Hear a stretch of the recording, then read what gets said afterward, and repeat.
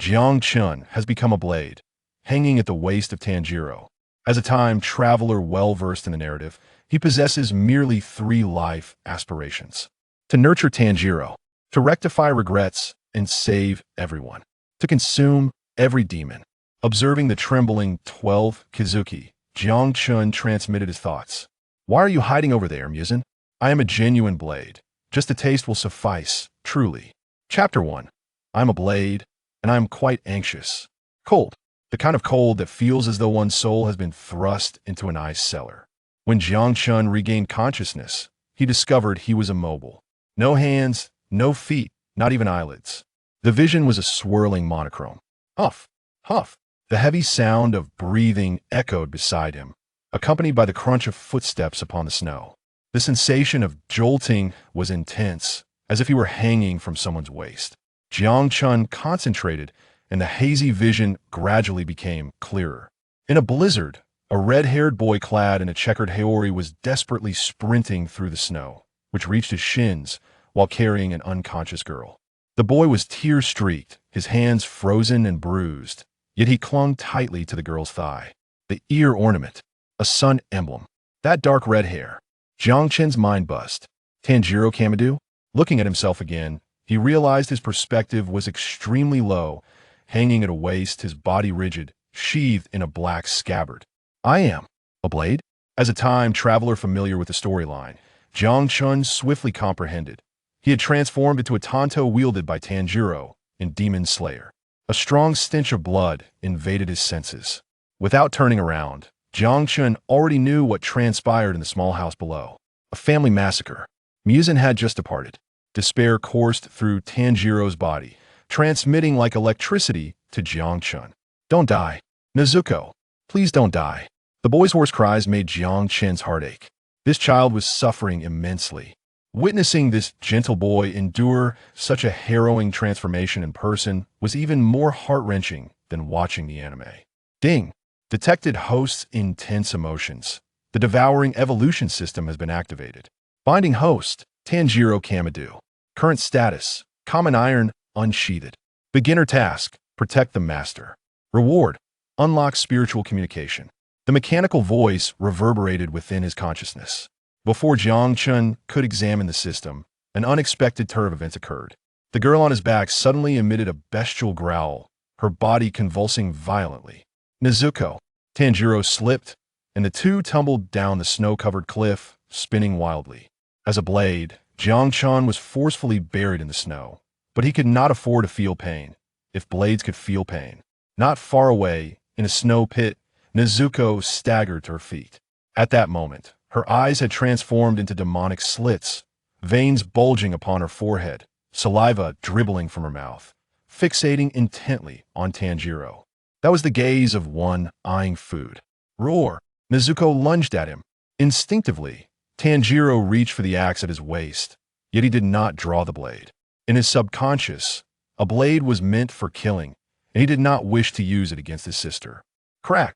The axe handle became lodged in Nezuko's mouth.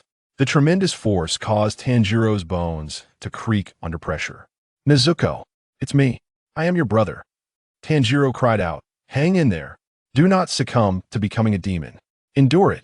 Scalding tears fell upon Nezuko's face. Perhaps awakening the remnants of her humanity, her ferocious movements began to slow, and large tears cascaded from her demon eyes. In this poignant moment of sibling affection, Jiang Chen's sword sense suddenly erupted. A bone-chilling aura of murderous intent surged towards them from the right at a terrifying speed. It was the presence of a Hashira. Dod! Jiang Chen wished to shout, but no sound escaped his lips. Boom! A fierce wind swept up the snowflakes in an explosion. Tanjiro reacted swiftly, rolling in the snow with Nezuko in his arms, narrowly avoiding that deadly strike. As the wind and snow cleared, a young man with a stern visage, clad in a half-tortoise-shell patterned haori, stood before them. The Nichiren blade in his hand bore the inscription, Demon Slayer. Water Hashira, Ju Tomioka. The oppressive aura emanating from him seemed to solidify the air itself. Why do you protect a demon? Ju's voice was as frigid as ice. She is my sister. Tanjiro shielded Nezuko. She has not harmed anyone. Ju's gaze remained indifferent. That is a demon. Swish. No one could discern how he moved. In the next instant, Ju had seized Nezuko, the blade's tip poised against her throat. No! Tanjiro shattered, kneeling in the snow, desperately bowing before Ju. I beg you, spare her. I implore you. His forehead struck the frozen ground, blood pooling beneath him. I will heal her. I will never allow her to harm anyone. Please do not kill her. Humble and helpless. In this cruel world, the tears of the weak are the most worthless of commodities. Jiang Chen, hanging from Tanjiro's waist, beheld this scene as the blade within its sheath quivered slightly. It was trembling with rage. He recognized this as part of the original plot, understanding Ju's intent to provoke Tanjiro. Yet witnessing this kind-hearted boy having his dignity trampled into the mud ignited a fire within Jiang Chen. Do not relinquish the power of life and death to others. Ju erupted in fury, his voice a harsh roar. Will kneeling in despair resolve anything? If you could, your family would not have perished. The weak possess no rights, no choices. They can only be trampled by the powerful. If you do not wish for her to die, then take up your weapon and fight. What good is crying? This fierce reprimand roused both Tanjiro and Jiang Chen from their stupor. Indeed, what use is there in weeping? Tanjiro ceased his bowing, gripping a nearby stone. He was searching for an opportunity. Even when confronted by an adversary as formidable as a monster, he was resolved to fight to the death. Ah! Tanjiro bellowed as he charged forward, flinging the stone as a feint, using the tree trunk for cover while hurling his axe. A flicker of disdain crossed Ju's eyes as he lifted the hilt of his sword, preparing to knock out this foolish youth. Now is the moment. In the instant Tanjiro surged forth, Jiang Chen felt the unwavering resolve of life and death. Since I am your blade, how could I remain indifferent while you fight with all your might? This time, I will not be a mere spectator.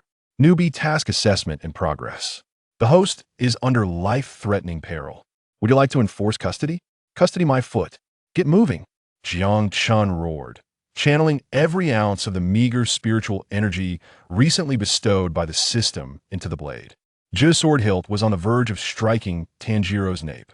According to the narrative, Tanjiro would faint. But this time it cannot be allowed.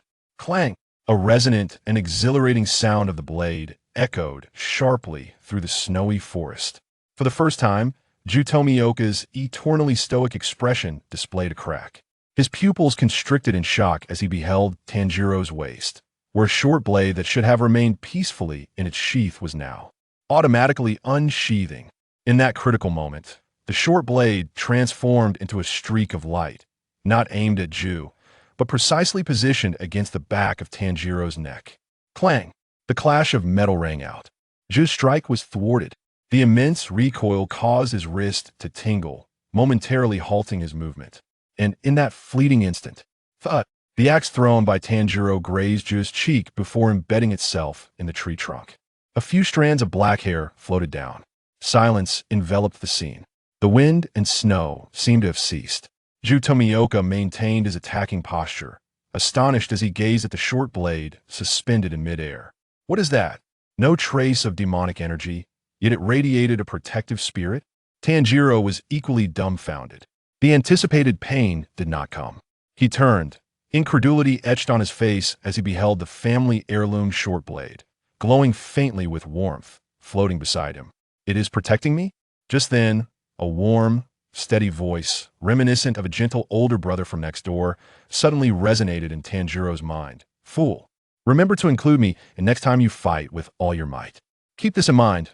My name is Jiang Chen.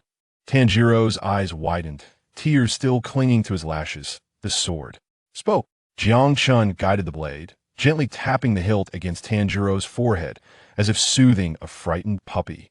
Do not fear. From this day forth, whether it be demons or Hashira, should they wish to lay a hand on you or Nezuko.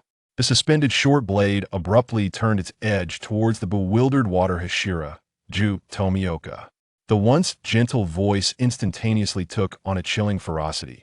First, they must inquire whether I shall permit it. Chapter 2. Do not fear, I am here. Ju Tomioka, whose expression rarely wavered, was now etched with astonishment. His grip on the blade tightened instinctively. As the water Hashira of the Demon Slayer Corps, he had slain countless demons. having encountered creatures with 8 arms, those capable of burrowing into the earth, and even those with dislocating heads. Yet, a weapon that flew unaided to intercept blows. Such a phenomenon was utterly unheard of. Even more astonishing was the fact that this blade bore no hint of the foul stench associated with demons. Instead, it exuded a serene and righteous spirit. The short blade quivered slightly in midair, its tip unwaveringly aimed at Ju, standing resolute as if to protect the young boy nearby. Tanjiro remained kneeling in the snow, his mind a blank canvas. Before him stood a cold-faced swordsman intent on harming his sister, and beside him was a talking heirloom dagger that had taken flight. The events of the day had shattered the worldview of a mere 13-year-old boy. Release her. Jiang Chen's voice resonated once more in Tanjiro's mind, calm yet undeniably assertive. Jiang Chen himself felt a twinge of trepidation. The earlier display, though impressive, had drained the scant energy he had just managed to muster. He was now a mere facade. A single serious strike from Ju could effortlessly cleave him in two. He was gambling, betting on the kindness hidden beneath Ju's frigid exterior. Seizing the moment of distraction, Nezuko, whom he held tightly, suddenly unleashed a tremendous force, breaking free from her restraints. Nezuko, Tanjiro gasped. Yet, no gruesome scene unfolded. Nezuko did not lunge toward Ju, whose flesh bore the tantalizing scent of blood, nor did she assault her unsuspecting brother. Instead, she turned, arms outstretched, resolutely shielding Tanjiro with her body. Though her form trembled and a low growl of warning emanated from her throat, she did not retreat an inch. The wind howled through the snow. The sister who had transformed into a demon now stood guard over her human brother. A sentient blade defended the bond between this brother and sister. Ju gradually withdrew his offensive stance, observing the illogical tableau before him, a ripple of emotion surfacing in his deep blue eyes. This was a first for him. Ju sheathed his sword, his tone remaining stern, yet the palpable aura of menace dissipated. That wound she did not consume a human. Rather, she is protecting you. His gaze flickered to the floating dagger. And this peculiar blade, since it remains unmoved and the demon has not harmed anyone, I deduce there is no immediate threat. Though I cannot fathom why, it appears you are indeed different. Upon hearing this, Jiang Chen exhaled in relief. Thank heavens, he had won the gamble. Had a confrontation ensued, he would have had no choice but to clash with Ju's Nichiren blade, a fatal prospect. With a soft thud, Jiang Chen's suspended state faltered, and he fell to the ground, embedding himself in the snow. His moment of grace lasted but 3 seconds. Tanjiro hastily crawled over, positioning Nezuko behind him, and carefully extracted Jiang Chen from the snow, cradling the blade in his palms. Whether it was an illusion or not, the instant he grasped the hilt, a wave of warmth coursed through him, dispelling the biting cold of the snow. Ju approached the edge of a nearby bamboo grove, deftly severing a section of bamboo to fashion a makeshift muzzle. He returned and tossed the bamboo contraption to Tanjiro. Put this on her. In a flurry, Tanjiro managed to secure the muzzle onto Nezuko. Although she continued to make muffled sounds, she offered no resistance. Ju regarded Tanjiro with a penetrating gaze. At the foot of the misty mountain, seek an elder by the name of Sakanji Urokadaki. Inform him that Ju Tomioka sent you. It is not yet clear, so ensure your sister is not exposed to sunlight.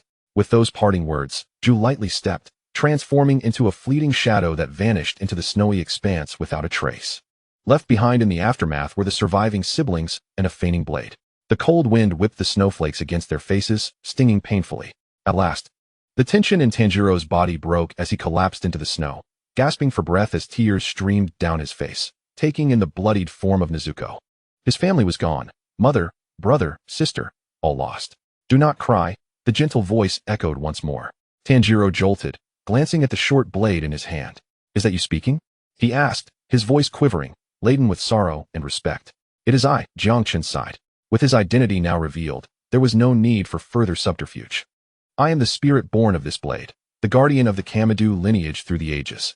Jiang Chen concocted an identity, deeming it simpler to invoke ancestral spirits rather than explain concepts of time travel or systems to such an innocent child.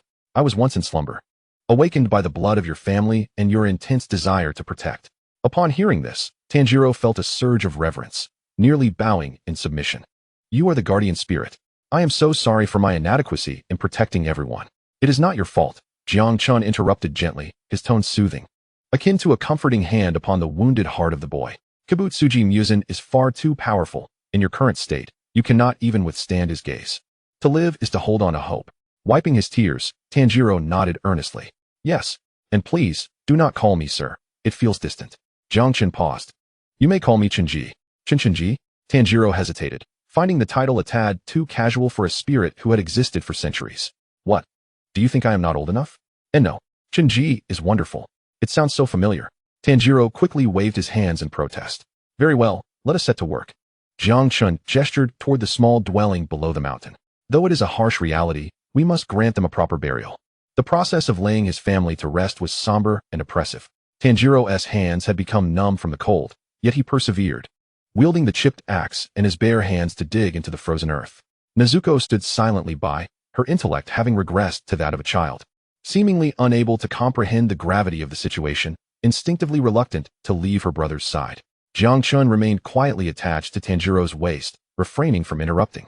In such moments, any words of comfort felt woefully inadequate.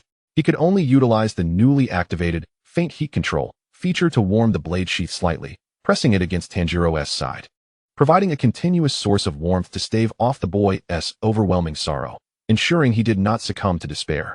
Finally, with the last shovelful of earth laid to rest, Tanjiro knelt before the modest grave, his forehead pressed to the ground, lingering in silence. His shoulders trembled violently as muffled sobs escaped him. Jiang Chen felt a pang of sorrow. This was merely a 13-year-old boy, one who in modern times would still be in middle school, worrying over homework, yet now he bore the weight of his family's blood feud. After what felt like an eternity, Tanjiro lifted his head, his gaze transformed. It embodied the resilience forged through brushes with death and despair. Shinji, yes? I shall hunt down the demons. I wish to restore Nezuko to her human form. I understand. Will you assist me? Nonsense. Jiang Chen chuckled, though no one was there to witness it. I have declared that in times of desperation, I am in. Do not speak of demons, even that wretched demon King Muzan. Should you wield your blade, I shall take it upon myself to sever his head. This is not merely a promise, but also Jiang Chen's aspiration, transcending into a blade. If I do not upend this cursed world, would I merely exist as an ornament? Beep. Beginner's quest completed. Reward summary. Basic spirit enhancement, blade hardness elevated to steel grade, skill extraction once. Would you like to extract now? I shall save it. Jiang Chen silently mused. This is not the moment for a lottery. Tanjiro rose, brushing the snow from his knees. He turned to behold Nezuko, who had been patiently waiting by his side, and offered a tender smile that was more painful than tears. Nezuko, let us depart. To the misty mountains. Nezuko tilted her head, seemingly understanding, and obediently followed. At this moment, the sun had completely set. The cold moon hung high. One person, one demon, and one blade traversed the thick snow, leaving behind a trail of varying depths, heading towards the unknown. Brother Chun, what is it now? Are you cold hanging at my waist? Would you like me to tuck you inside my clothing? I am a blade. I fear not the cold. Oh, then, Brother Chun, are you hungry? I have half a rice ball left. I do not consume that. I feast on demons. Huh, feast on demons? But demons taste dreadful, reeking of blood. Enough chatter, let us hasten.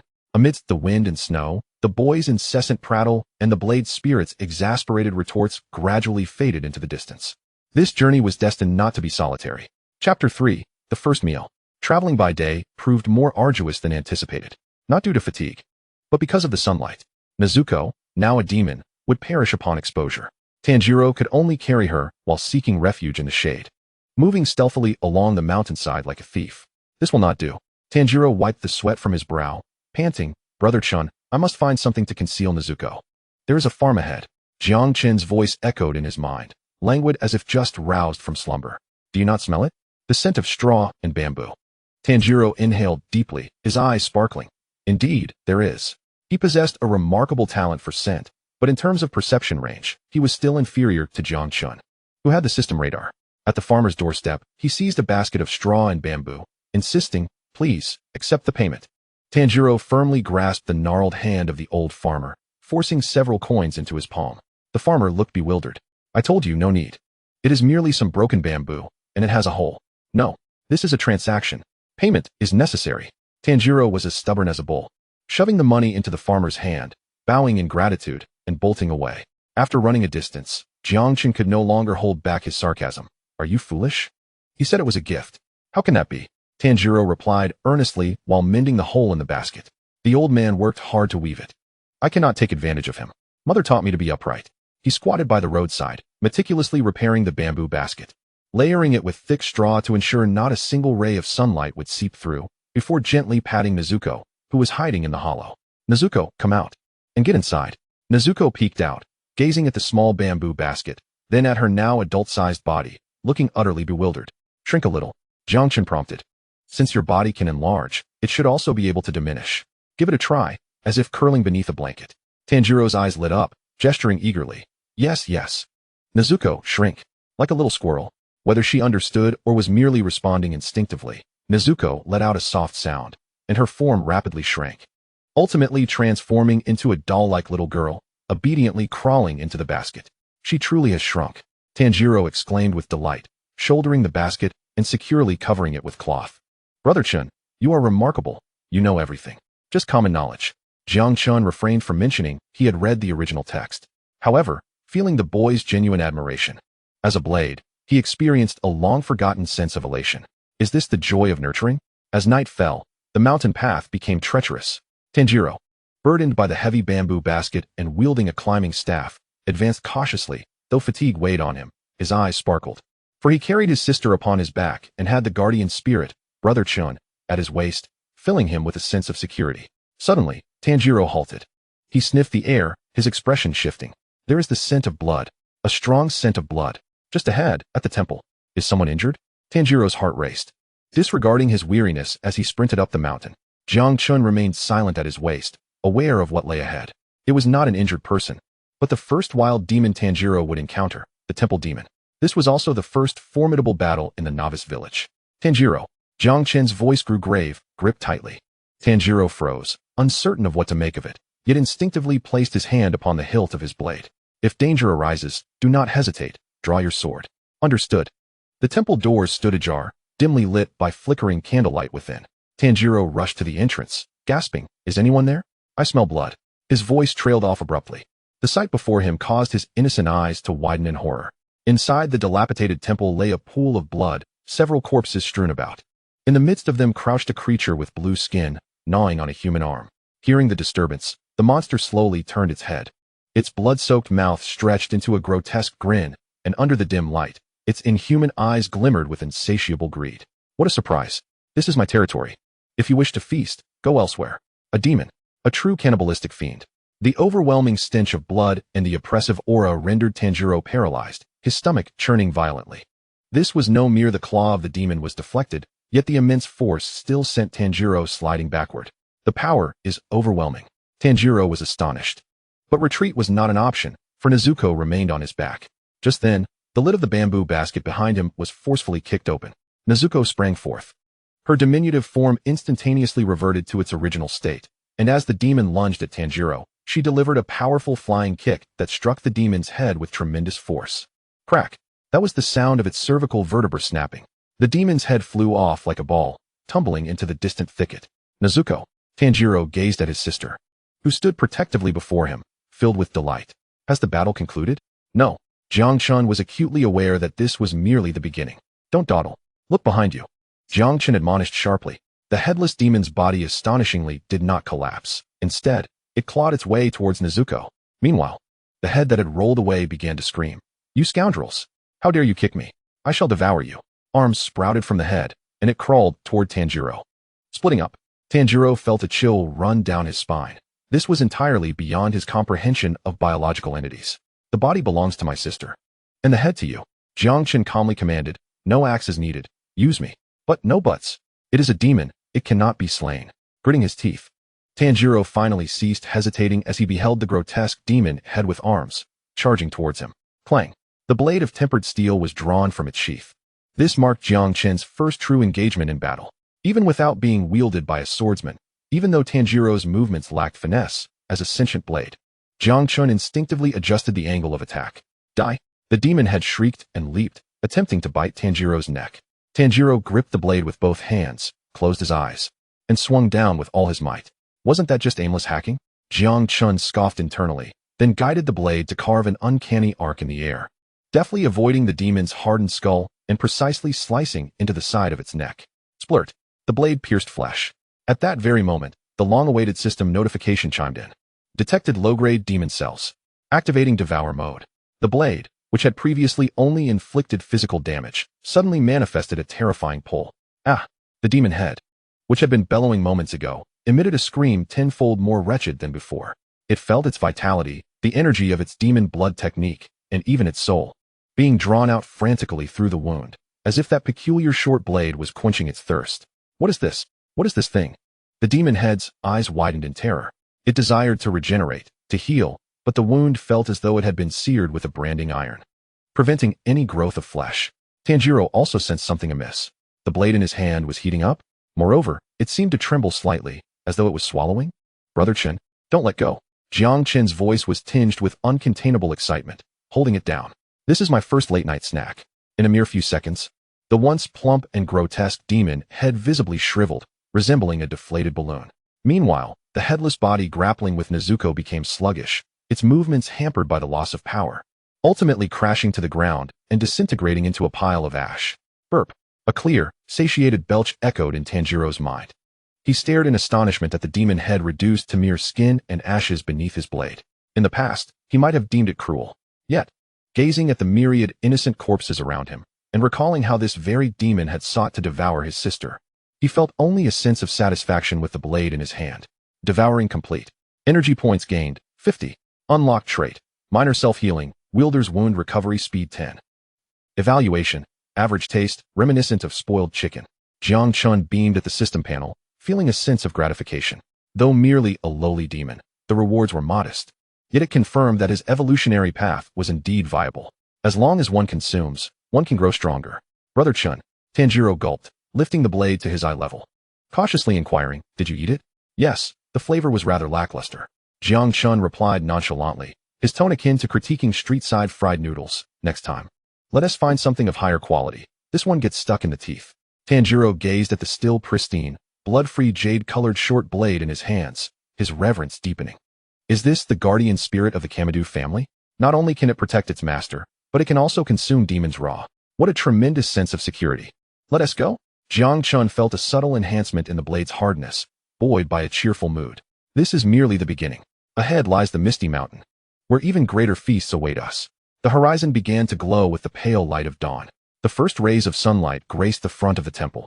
Tanjiro hastily stowed Nezuko back into the basket. He gazed at the rising sun, gripping the blade tightly. He had taken the first step towards becoming stronger. Chapter 4. The Tengu Mask and a Harsh Lesson. The sun had fully risen. The stench of blood before the temple was partially dispersed by the morning breeze. Tanjiro was laboriously digging a pit.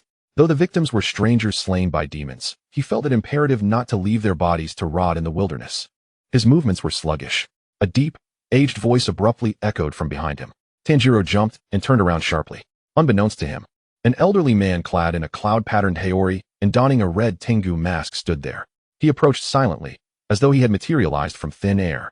Sakanji Urokadaki, the former water Hashira, also the mentor introduced by Jutomioka. Jiang Chen silently sensed the old man from within the sheath. He was formidable, his presence as steady as a mountain. Despite his age, the latent sharpness within him commanded respect. You are, Tanjiro began to speak. The pit is too shallow. Wild dogs will unearth the bodies. Urokadaki did not look at him, but walked directly toward the corpses inside the temple, speaking in a flat tone. If you are to bury them, do so deeply. Half an hour later, several neat mounds of earth stood behind the temple. Tanjiro clasped his hands together in silent prayer. Nezuko remained quietly hidden in the bamboo basket behind him. Urokadaki turned, his eyes scrutinizing Tanjiro from behind the mask. Were you introduced by Jutomioka? Yes. Tanjiro quickly bowed. I am Kamadu Tanjiro. This is my sister Nezuko. That demon, was it you who killed it? Urokadaki pointed to the remnants of the scuffle on the ground. Tanjiro hesitated, instinctively reaching for Jiang Chen at his waist. It was my blade and I together. Urokadaki's gaze lingered on Jiang Chen for 2 seconds before he said nothing. However, his next question pierced Tanjiro's heart like a dagger. Tanjiro, if your sister were to consume a human, what would you do? Tanjiro froze. The question was too sudden, too brutal. He gazed at the box behind him, his mind consumed by Nezuko's gentle smile, utterly unable to fathom the image of her devouring a human. In that fleeting moment of hesitation, a sharp crack echoed through the air. With astonishing swiftness, Sakanji Urokadaki delivered a resounding slap to Tanjiro's face, leaving him momentarily dazed and his cheek ablaze with pain. Too slow. Urokadaki's voice thundered with a severity that resonated like a storm. Is there still room for hesitation in such matters? If your sister resorts to cannibalism, there are but 2 actions you must take. First, eliminate her. Second, take your own life as atonement. The elder pointed accusatorily at Tanjiro, each word striking the ground like a nail. To walk alongside demons, one must possess this resolve. Your indecision could spell doom for both yourself and the innocent. Tanjiro clutched his face, his pupils trembling. He had never contemplated such depths. All he wished was to save his sister, yet he had not considered the cost of failure. The atmosphere grew unbearably oppressive. At that moment, a voice resonated in Tanjiro's mind, that of Kamado Kanjuro. Unlike his usual teasing tone, it was imbued with rare seriousness. Though the words were harsh, they bore truth. Tanjiro, your gentleness is your virtue, yet in the face of a potential threat of cannibalism, such gentleness becomes a weakness. Remember this slap. It serves to ensure you never afford Nezuko the opportunity to harm others. Drawing a deep breath, Tanjiro's gaze shifted from confusion to steadfast determination. He straightened his posture and bowed deeply to Urokodaki. I have learned. Observing the change in the young man's eyes, Urokodaki's lips curled slightly beneath his mask, though his voice remained unyieldingly stern. Follow me. If you can keep pace with my steps, I shall accept you. With that, the elder turned and sprinted away, moving like a gust of wind. Wait. Tanjiro hoisted the heavy Nezuko onto his back, gritting his teeth as he pursued. This run lasted an entire day. From dawn until dusk, Urokodaki moved through the forest as if unencumbered, while Tanjiro felt as though his lungs might burst. His legs felt leaden, and his throat was filled with the metallic taste of blood. Yet he fixated on the silhouette ahead, daring not to pause. Breath became ragged. Kanjuro reminded him. Don't focus solely on running. Adjust your breathing rhythm. Inhale deeply, exhale slowly. With Kanjuro's guidance, despite his exhaustion, Tanjiro managed to keep up until the end. As evening fell, they finally arrived at the foot of a mist-shrouded mountain, the narrow Mist Mountain. Urokodaki halted, glancing back at the panting Tanjiro.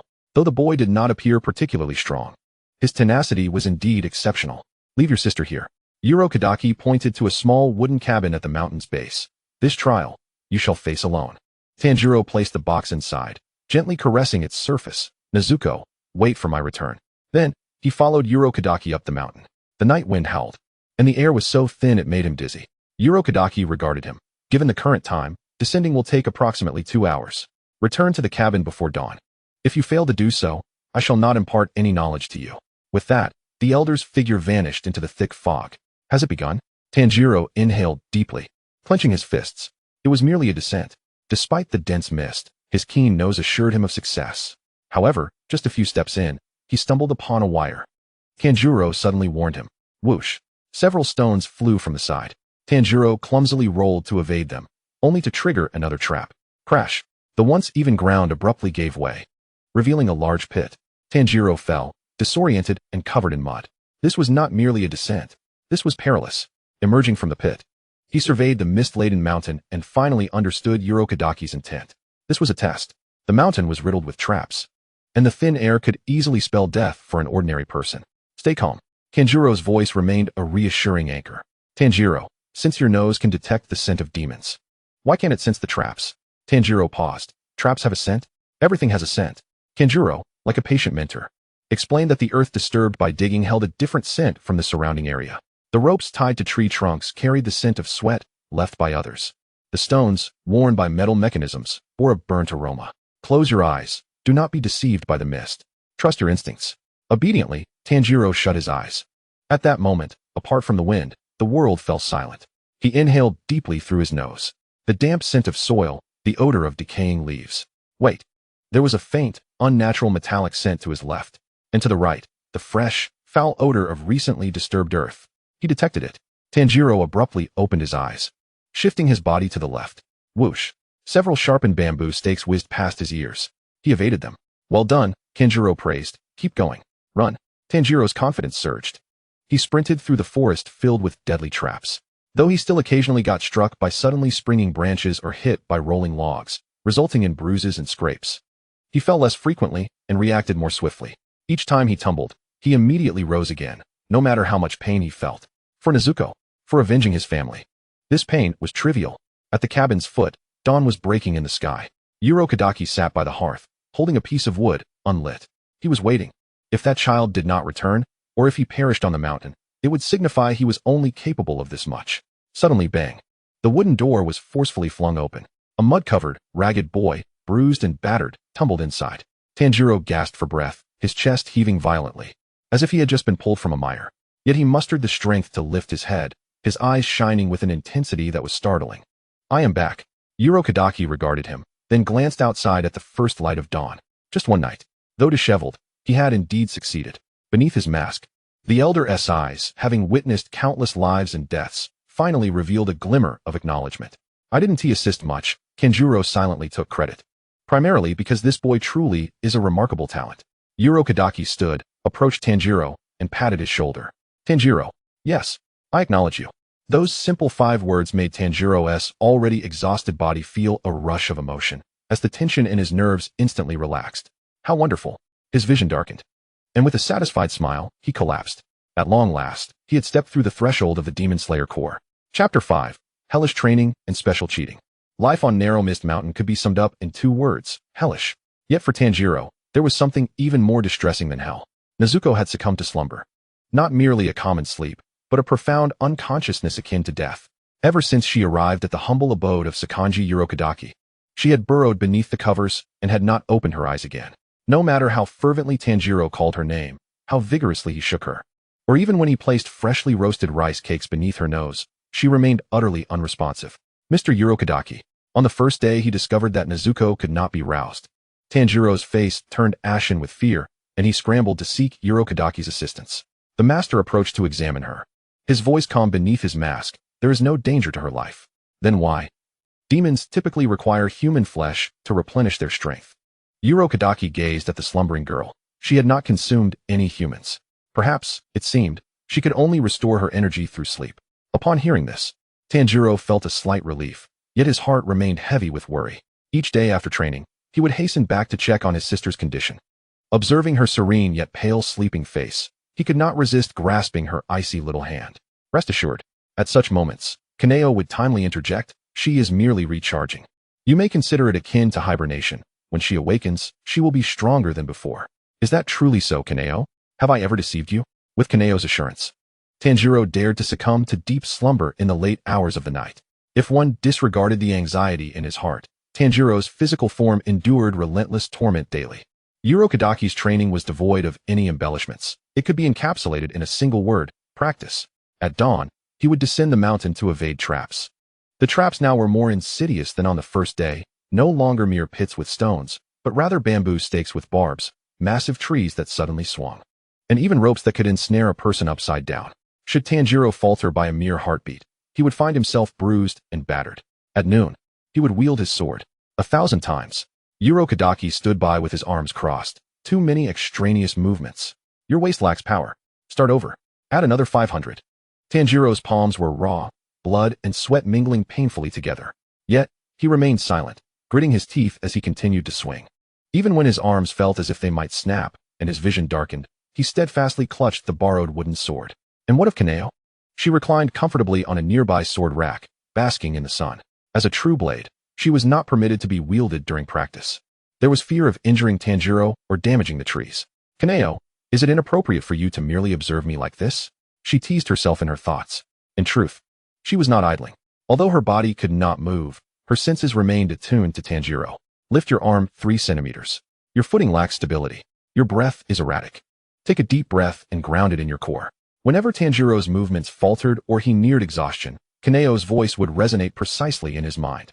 It was akin to having an elite personal trainer. Kadaki could only point out errors, whereas Kaneo was able to instruct him on how to amend them.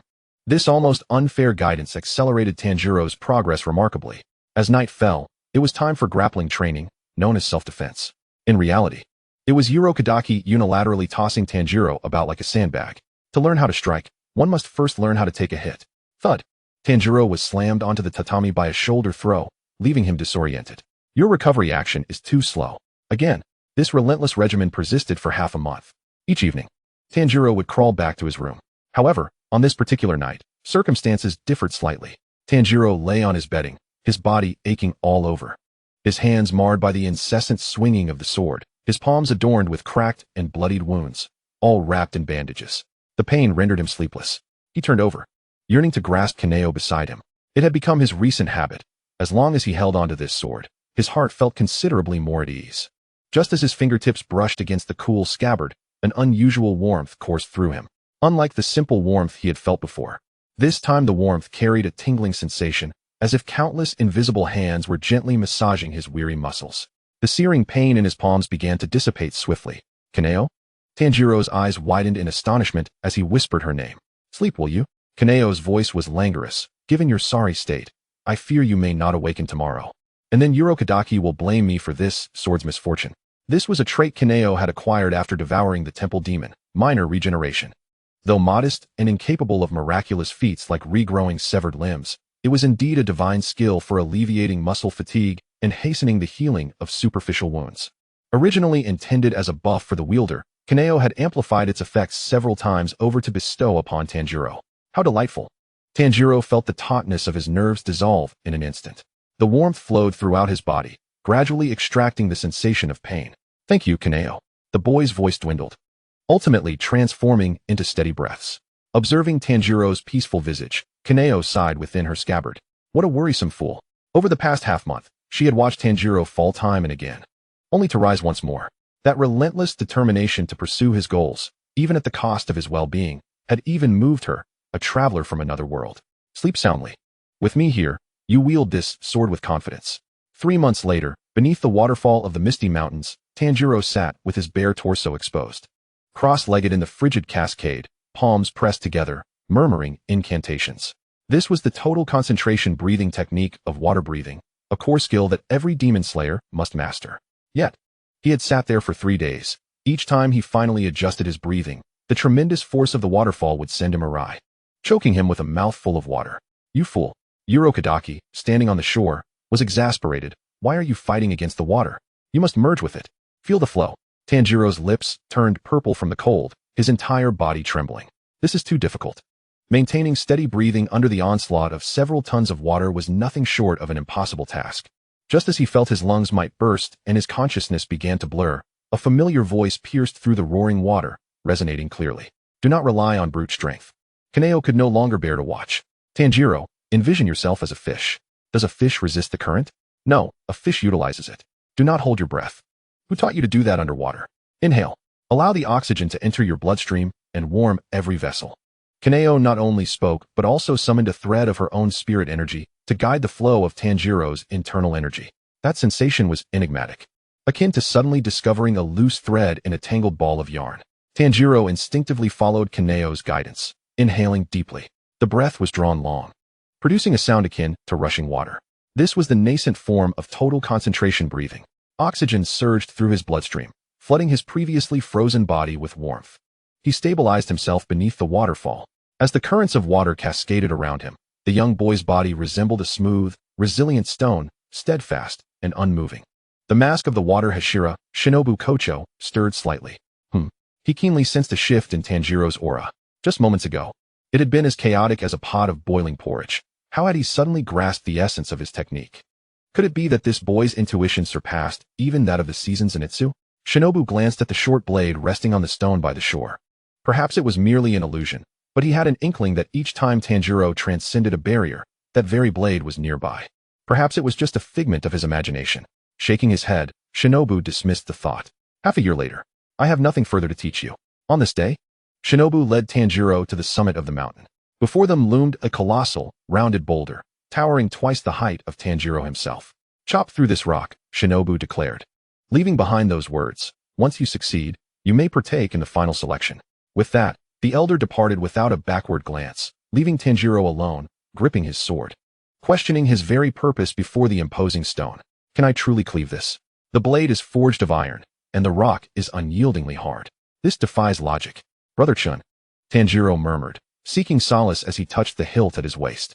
Do not look to me for aid, Jiang Chen replied, determined to let Tanjiro face this challenge alone.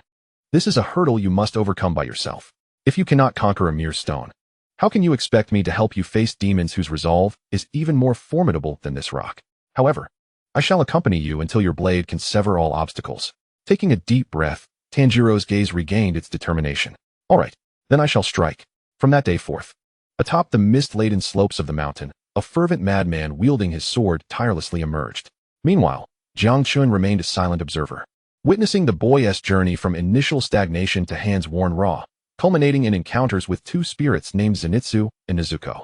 Thus began his true metamorphosis. Chapter 6. The Fox Mask and the Cleaved Rock. Time slipped away like grains of sand between fingers. The tighter one grasped, the faster it flowed. Before long, 6 months had passed since Shinobu had left that boulder.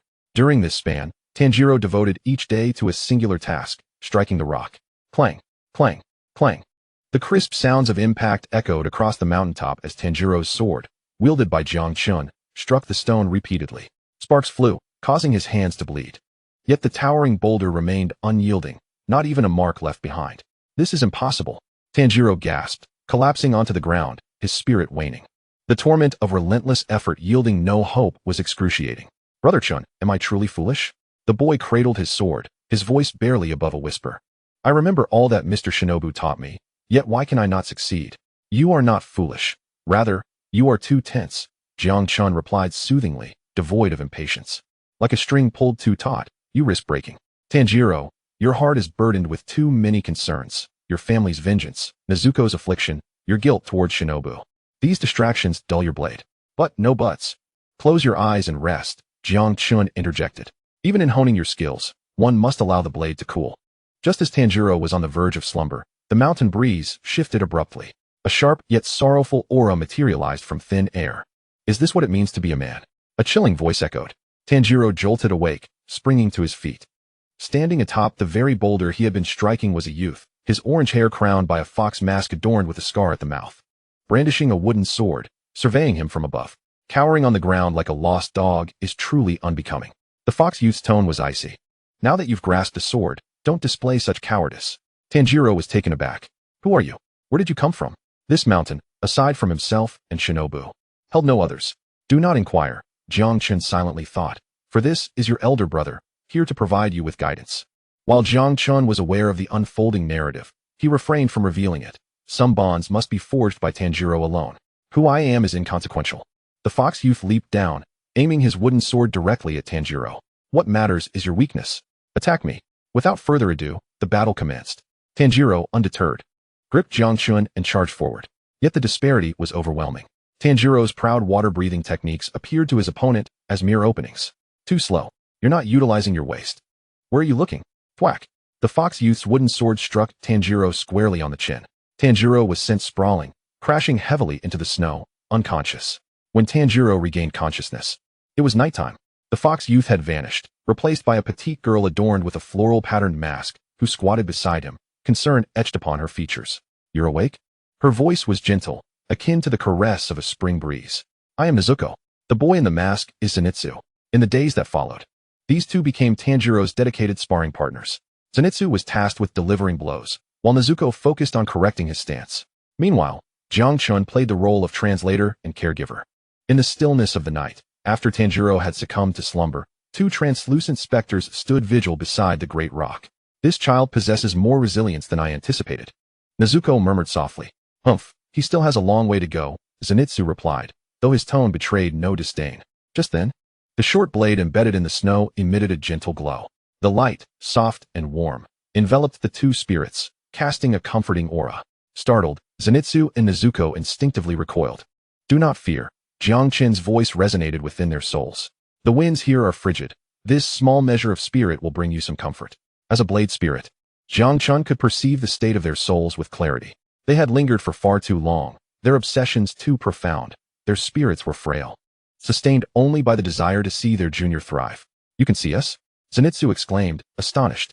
After years of wandering this mountain, this was the first time he encountered a sword that could communicate with spirits. I am the guardian spirit of the Kamadu family. Hence, I can indeed see you.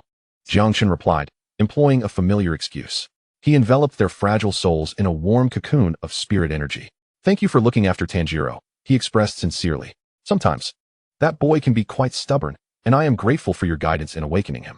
As the warmth penetrated their souls, Nezuko gasped in astonishment. Her hand covering her mouth. The chill that had long accompanied the spirits dissipated. How warm, she beamed, her eyes sparkling even beneath her mask, conveying her delight. You are a gentle blade. After a moment of silence, Zenitsu slightly nodded towards Tanjiro. We will watch him until he surpasses us. Please. Another half year has passed. Winter has come and gone, the snow melting and accumulating once more. Tanjiro's gaze has transformed. No longer lost, no longer restless. His hair has grown long, tousled behind him. The lines on his face have become resolute, and the hand that grips his sword is steady as a rock. On this day, amidst swirling snowflakes, Tanjiro stands before a colossal boulder, holding the blade known as Kamado Tanjiro. Zenitsu stands opposite him, this time wielding a real sword. This is the final lesson. Zenitsu declares, Tanjiro, allow me to witness the fruits of your labor over the past 6 months. No superfluous words are exchanged. Both move simultaneously. Total concentration, water breathing. Their figures intertwine in the snowy expanse. Swiftly. So swiftly that the snowflakes scarcely have time to touch the ground. The outcome hangs in a fleeting moment. Tanjiro maintains the posture of his strike, his eyes as clear as the sky above. Brother, I see it. He whispers to himself, that line. In that fleeting instant, he perceives a momentary flaw along Zenitsu's neck. Tanjiro smiles. Well done. Crack. A soft sound echoes as Zenitsu's mask shatters into two, falling to the ground. Beneath the mask reveals a handsome and refined face. The boy who always reprimanded him now bears a smile that is both comforting and tinged with sorrow. Tanjiro, you have won. Go forth, sever the chains of sorrow. With that, Zenitsu and Shinobu's figures dissolve into motes of light, gradually vanishing into the storm.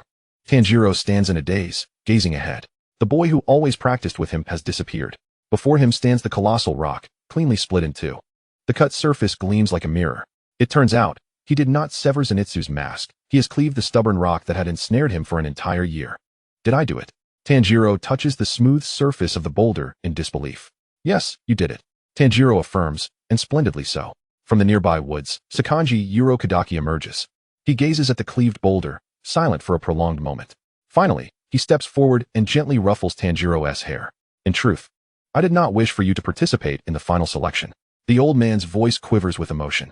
For I do not want to witness my child march towards death again. Yet, you have done remarkably well. Tanjiro, you are an extraordinary child.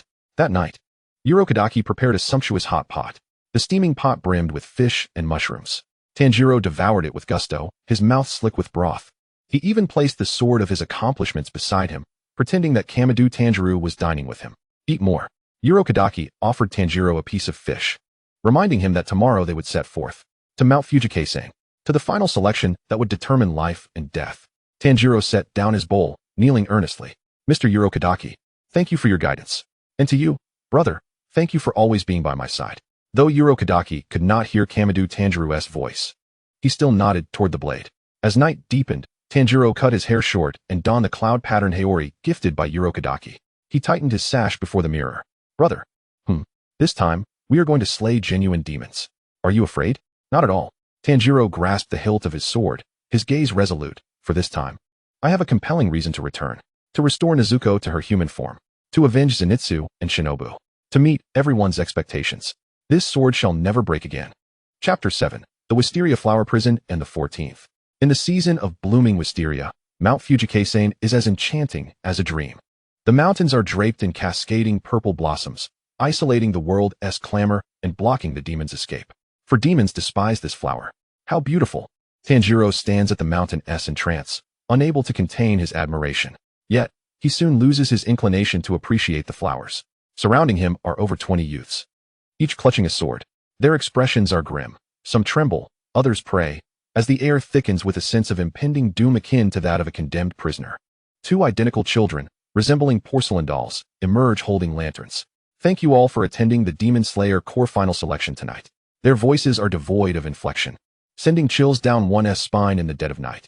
The rules are simple. Survive for 7 days in this mountain that confines countless malevolent demons. No examiners. No rescue. To live is to pass. To die is to become fertilizer. May fortune favor you all. With a bow, the selection officially begins. Tanjiro inhales deeply and steps into the unfathomable darkness of the forest. The moment he enters the Wisteria's embrace, the air shifts. The sweet fragrance vanishes, replaced by a nauseating stench of decay. Do not panic. Kamado Tanjiro's voice resonates reassuringly. Keep your hands relaxed. A stiff grip will slow your strikes. Yes. Tanjiro nods, forcing his shoulders to loosen. This is a scene he has never encountered in the Mist Hashira's territory. All around, he feels countless eyes watching him from the shadows, as if the darkness itself is alive with hungry gazes fixated on fresh prey. Suddenly, a sharp cackle pierces the air from above. It seems luck is on our side tonight. A tender morsel has arrived. Tanjiro looks up abruptly. Before he can comprehend, the ground erupts, and another demon bursts forth. Get lost. This prey is mine. 2 demons emerge, one leaping from the trees, the other burrowing from the earth. They are grotesque, their bodies a sickly hue, claws as long as daggers. Before they even reach Tanjiro, they begin to bicker amongst themselves. I found it first. Whoever gets it first keeps it. Startled by the unexpected ambush, Tanjiro instinctively steps back. Retreat? Kamado Tanjiro scoffs. These lowly creatures do not even deserve to test your breathing technique. Observe their movements closely. In this moment, you are faster than they are. These words serve as an anchor for Tanjiro. His eyes sharpen instantly. He recalls the thousands of strikes he has executed over the past year. The sensation of cleaving the rock. That was the line of opportunity. Even with two demons attacking simultaneously, to Tanjiro, their movements are riddled with flaws. He can even smell the repugnant odor emanating from them, a scent that must be severed. Total concentration, water breathing. Tanjiro tightens his grip on Kamado Tanjiro, lowering his stance as the fallen leaves swirl around him in the wake of his power. Fourth form, striking tide. The blade flows like water, carving a smooth ripple through the air. There is no obstruction. It is as effortless as slicing through tofu. The two demons, still squabbling, suddenly freeze in their tracks. In the next instant, two grotesque heads simultaneously soared into the air, rolling to the ground. What? How could it happen so swiftly? The two demons scarcely had time to register their demise before their bodies began to disintegrate into black ash. Ding! Low-level demon energy detected. Devouring initiated. Tanjiro felt a slight warmth emanating from the blade in his hand, as if an invisible maw had opened wide. Even before the dissipating shadows reached the earth, their essence was absorbed completely. The taste was somewhat woody, Jiang Chen remarked, but even mosquito legs count as meat. Let me enhance your agility a bit. A light, ethereal presence flowed back into Tanjiro through the hilt, rendering his body feeling a touch lighter. Remarkable. Tanjiro gazed at the sword in his grasp, then at the ashes strewn upon the ground. This was his first time slaying a demon through his own strength. There was no grueling battle as he had envisioned, only the muscle memory cultivated through relentless training. Do not let your guard down. Jiang Chen interrupted his self-congratulation. This is merely an appetizer. The real adversary awaits you. Tanjiro collected his thoughts and ventured deeper. The further he progressed, the more pungent the stench of decay became, even to the point of causing a sharp sting in his nostrils. How foul! Tanjiro pinched his nose, his brows knitting together. This odor resembled that of several hundred corpses buried beneath the earth. Suddenly, the ground trembled. Thud! Thud! Heavy footsteps echoed, accompanied by the cracking sound of trees being crushed. Emanating from the depths of darkness, a colossal shadow obscured the moonlight. It was a creature that would haunt one's nightmares upon a mere glance. Its body resembled a small mountain of flesh, densely covered in thick arms that writhed and twisted, as if each limb possessed its own will. Hand Demon. The nightmare that devoured the 13 disciples of Sakanji Urokodaki. Here it comes again. The creature emitted a garbled sound, reminiscent of phlegm caught in its throat. Oh, that detestable little fox. It had spotted the disaster relief mask adorning Tanjiro's head. That was a parting gift from Sakanji, meant to ensure his safety. Little did he know. In the eyes of this monster, the mask served as a dinner bell. Hey, little demon. The Hand Demon extended a large hand, covered in green fur, pointing at Tanjiro with a mocking tone. What is the current era? Tanjiro paused. Though fear gripped him, he answered truthfully. It is the Taisho era. Taisho. The Hand Demon faltered momentarily. Then, it suddenly went berserk. Ah, Taisho. It has actually turned to Taisho. It frantically clawed at its own body, tearing its skin to ribbons, and howled in a frenzy. The era has changed. I am still trapped in this damned wisteria cage. Unforgivable. Sakanji. That accursed Sakanji. If that is the case, I shall consume one of his disciples to vent my fury. Hearing Sakanji's name, Tanjiro's entire body trembled. You know Mr. Sakanji? Of course. The Hand Demon split its mouth filled with jagged teeth, grinning maliciously. It was he who captured me. That was 47 years ago. For these 47 years, I have specifically feasted upon his disciples as retribution. The Hand Demon extended its fingers, beginning to count. Let me see, you are the 14th. There are two whom I remember most vividly. One was a boy with hair like orange flames, the strongest, yet he still lost, his head crushed by my grip. The other was a girl donned in floral attire. While she lacked strength, her movements were agile, and in the end, I severed her limbs. Boom. Tanjiro's mind went blank. Orange hair, floral attire. Those two individuals who had spent the past 6 months training with him in the mountains, encouraging him, awakening him. Kaneo, Zenitsu. They had perished long ago. They had been consumed by this monster. An infinite rage and sorrow erupted within him like a volcano. You bastard. Tanjiro's eyes instantly filled with blood, his reason consumed by fury. He roared, recklessly charging at the colossal beast. Openings, breathing techniques, all forgotten. His sole desire was to shatter this monster into countless pieces.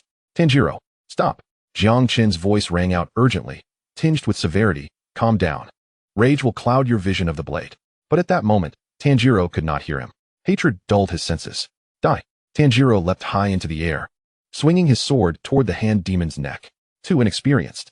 The hand demon sneered coldly. From its back, numerous massive arms lunged forth like serpents, their speed astonishing. Bang!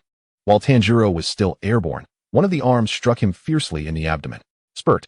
A mouthful of blood erupted forth. Tanjiro was sent crashing into a large tree. Losing consciousness on impact, a fragment of his mask shattered and fell to the ground. No match.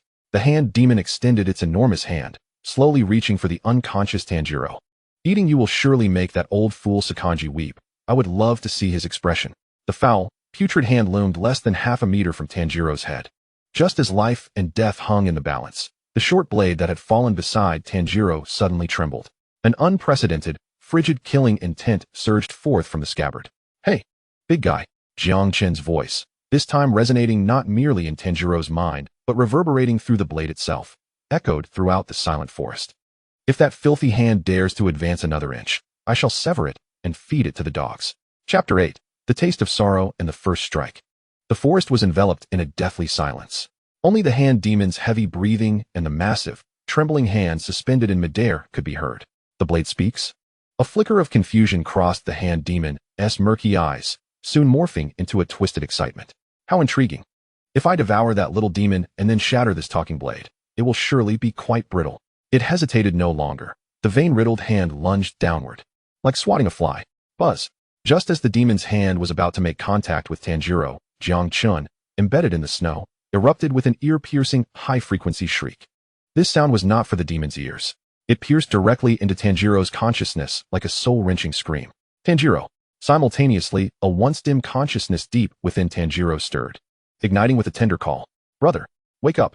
It was the voice of his deceased younger brother, Shigeru. Tanjiro's eyes shot open. In his field of vision, the enormous demon hand loomed menacingly, filling the sky.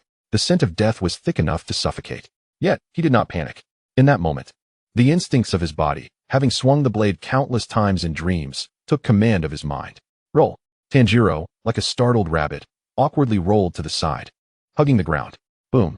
A thunderous roar erupted. The massive tree against which he had just leaned was shattered into splinters by a single strike from the hand demon. Earth flew up, striking Tanjiro's face with a stinging pain. He gasped for breath, his heart racing, yet his gaze was clearer than ever. Forgive me, Brother Chen. Tanjiro gripped the blade in his hand, his voice trembling, though no longer out of fear. I was momentarily blinded by rage. If Kaneo and Zenitsu had seen me like that, they would surely be disappointed.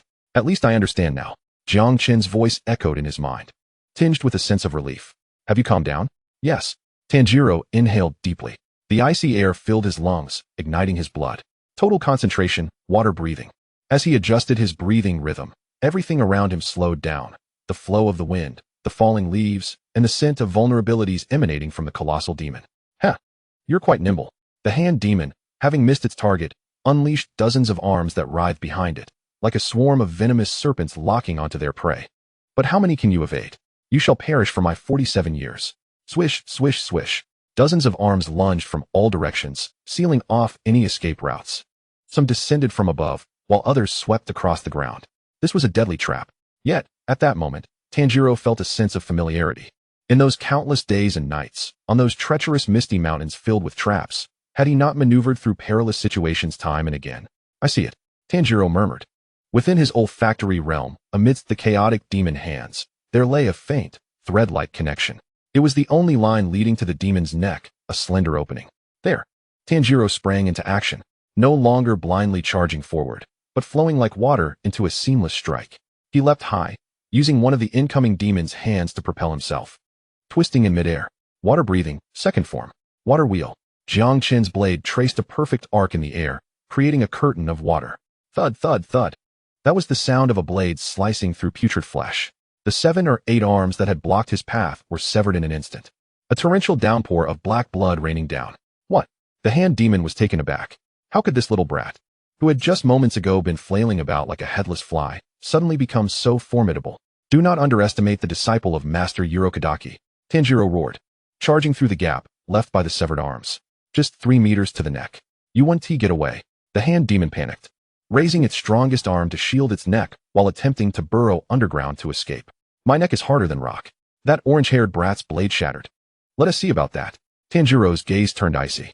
Had it been 6 months ago, he might have shattered his blade. But now, he had cleaved through stones tougher than a demon's neck. Moreover, do not compare a mere katana with me. Jiang Chen raged within. I am a transcendent. Hardening ability. Fully activated. Jiang Chen willingly channeled all his accumulated energy into the blade. The jade-colored blade glimmered with a chilling light. Total concentration, water-breathing, first form. Tanjiro gripped the sword with both hands, concentrating all his strength into a single point. It was the culmination of countless days and nights spent under the waterfall. Surface slash. The blade swept across, like a still lake, calm and undisturbed, yet harboring the sharpness to cleave through all. Zing. A soft sound echoed. There was no harsh clang of metal, only the smoothness of silk tearing apart. The hand demon's once proud, hardened arm, along with its robust neck, crumbled before this strike. As fragile as tofu, the immense head flew into the air, its murky eyes still reflecting disbelief and terror. The outcome was clear. The massive demon body collapsed with a thunderous crash, beginning to disintegrate like burning paper. We won. Tanjiro landed without a cheer. He simply sheathed his sword, gazing at the dissipating demon. Ding. Detected high concentration of anomalous energy, abnormal demon. A feast awaits. Jiang Chen was far from idle. The moment the demon's head hit the ground, the devouring system unleashed its full might. An unprecedented surge of energy flooded through the blade. This demon, having lived for 47 years and consumed 50 souls, was akin to a treasure trove of experience. Devouring complete. Gained energy points, 500. Evolution level increased. Acquired new trait. Basic toughness, blade hardness elevated to the limit of jade steel, highly resistant to breakage. Acquired skill fragment. Limb manipulation, unlocked, requires completion. Exhilarating. Jiang Chen felt his blade brimming with power, no longer bearing that brittle sensation. If he encountered threads of that caliber again, he could undoubtedly withstand them. Meanwhile, the hand demon, now merely a head, was shedding tears. So dark, so frightening. I want to hold my brother's hand. As it dissipated, it recalled its memories from when it was still human. In those times, it had been just a child, trembling in fear at night. Tanjiro sensed it. As the overwhelming stench dissipated, what remained was a scent of sorrow. He did not trample upon its head for having killed Kaneo. Tanjiro stepped forward, grasping the hand demon's still-forming hand. His warm palm met the coldness of the demon's hand. God. Tanjiro closed his eyes and softly prayed. Please let this soul be reborn and never become a demon again. The hand demon froze. Tears welled from its large eyes. In that warm touch, it felt as though it was once again holding its brother's hand. Thank you. It smiled as it turned to ashes. Jiang Chen quietly observed this scene. Though he was a soulless devouring system, he did not disdain Tanjiro's almost saintly kindness. This is how it should be. This is Tanjiro. If one were to become cold-hearted and ruthless to slay demons, how would that differ from the demons themselves? Let us go, Brother Chun. Tanjiro rose, brushing off the ashes from his hands. 6 days remain. For the next 6 days, while it would be hell for the other candidates, for Tanjiro and Jiang Chen, it would be a buffet. After defeating the mightiest hand demon, the remaining lesser demons posed no threat whatsoever. Tanjiro practiced his swordsmanship by hunting demons, while Jiang Chen took charge of navigation, locating enemies, and devouring. The synergy between the two, one man and one sword, grew increasingly harmonious. At times, even before Tanjiro could send a demon, Jiang Chen had already marked their positions in his mind. To the right, behind a tree, 2 of them. To the left, 1 hiding in the ground. This was no examination. It was akin to a max-level character returning to the novice village with a cheat to dominate the weak. On the morning of the 7th day, as the first ray of sunlight pierced through the wisteria blossoms, Tanjiro emerged from the forest. His clothes were tattered, his face smeared with dirt, yet his eyes sparkled with an intimidating brightness. At the exit, originally, the 20 or so individuals who entered have now dwindled to a mere 4. Among them is a muddy-haired youth, trembling uncontrollably, Zenitsu Agitsuma, alongside a girl lost in thought. Clutching a butterfly, Kanawa Tutsui. There is also a fierce-looking boy, scarred and brimming with rage, Jinya Shinazugawa. And then there is Tanjiro.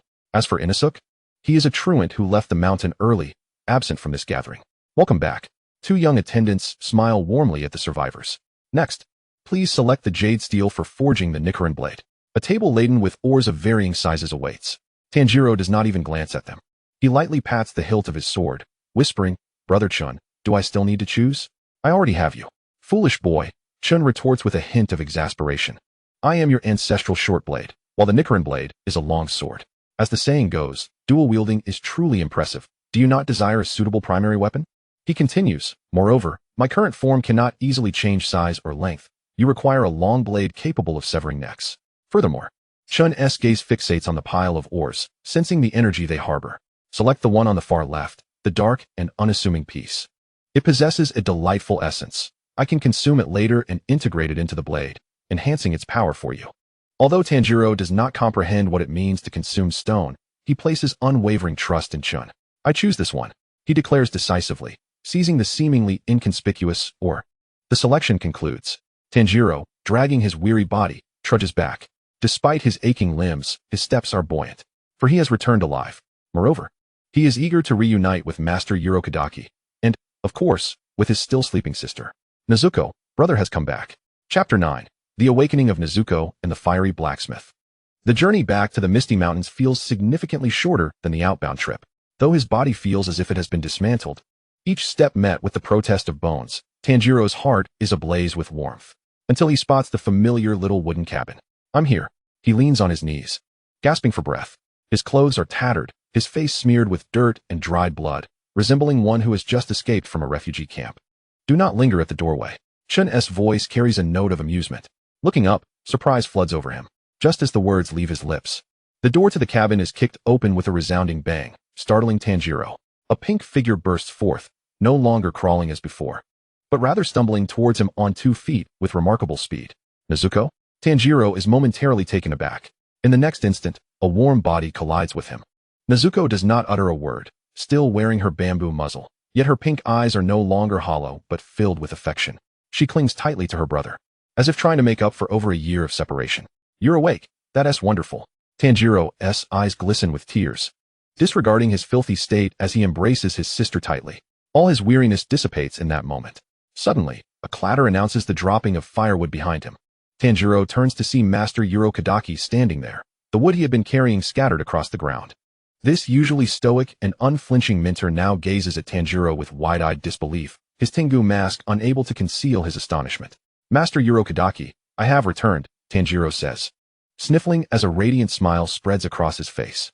I have survived. Urokodaki remains silent, walking towards him with heavy steps. Then, his weathered hands open, enveloping both siblings in a warm embrace. Beneath the mask, muffled sobs escape him. It is good that you are back. Truly, it is good. Only he understands that when he sent this child away, he had prepared himself for the grim task of collecting remains once more. Yet this child has shattered the curse known as 14. I told you so, Chen muses, hanging at Tanjiro's waist, feeling warmth at the sight of this family embracing in tears. As long as one is alive, no obstacle is insurmountable. The following half-month is a rare respite for Tanjiro. His injuries sustained during the final selection require time to heal, and the forging of the Nichiren blade will also take its due time. During this period, Nezuko, though still unable to speak, has become significantly more cheerful. Even after becoming a demon, she retains human habits, most notably her tendency to cling to Tanjiro like a little tail, or curiously observe the blade. Chun, it seems she has taken quite a liking to you. Tanjiro sits in the sun on the porch, watching as Nezuko carefully pokes at Chin's scabbard with her finger. That is, Chin replies proudly, recalling the moment he heroically rescued her in the snow. The little girl has good taste. Yes, brother Chun is the most handsome, Tanjiro agrees with a smile. After this time spent together, he has grown accustomed to the peculiar routine of conversing with the sword. Occasionally, when Urokodaki passes by and sees Tanjiro grinning at thin air, he merely shakes his head and walks away, thinking it to be a lingering effect of overwhelming stress. On the 15th day, the sound of wind chimes fills the air. Dingling. A man wearing a fireman mask, a whimsical clown mask, and a floral-patterned haori appears at the corner, carrying a massive package upon his back, resembling a ghost. He walks slowly, each step accompanied by the clear sound of the chimes. Excuse me, is this the home of Tanjiro Kamado? The man does not even glance at Tanjiro, instead addressing the air. Ah, that's me. Tanjiro quickly stands and bows. The man ignores him, seated himself, and begins to unravel the package from his back. I am Steel Hashira, and I have come to deliver a sword. This is the Nichiren blade I forged. Thank you for your hard work. Please come in for a cup of tea. Tanjiro warmly invites. I shall not partake. Steel Hashira still does not look at him, instead producing a long blade yet to be fitted with a scabbard from the package, his tone suddenly transforming into one of fervor. This is the Nichiren blade, forged from the sun's closest material, the scarlet iron and scarlet ore. This metal absorbs the sun's brilliance, specifically designed to slay demons. He suddenly leans closer to Tanjiro, his mask almost touching Tanjiro's nose. You are the child of the red sun, correct? With your red hair and crimson eyes. It is said that the child of the red sun wields a blade that turns red. That is an auspicious sign, a harbinger of great fortune. Steel Hashira exclaims excitedly, practically dancing with glee. Quick, draw it for me to see. I must see the red blade. What a strange person. Tanjiro glances at Shin for assistance. Don't look at me, draw it. Shin yawns, though I doubt it will be red. Under the eager gaze of Steel Hashira, Tanjiro takes a deep breath and grips the hilt of the sword. Clang. The long blade is drawn from its sheath. The originally silver blade begins to change color the moment it meets the air. It is neither red, nor blue, nor green.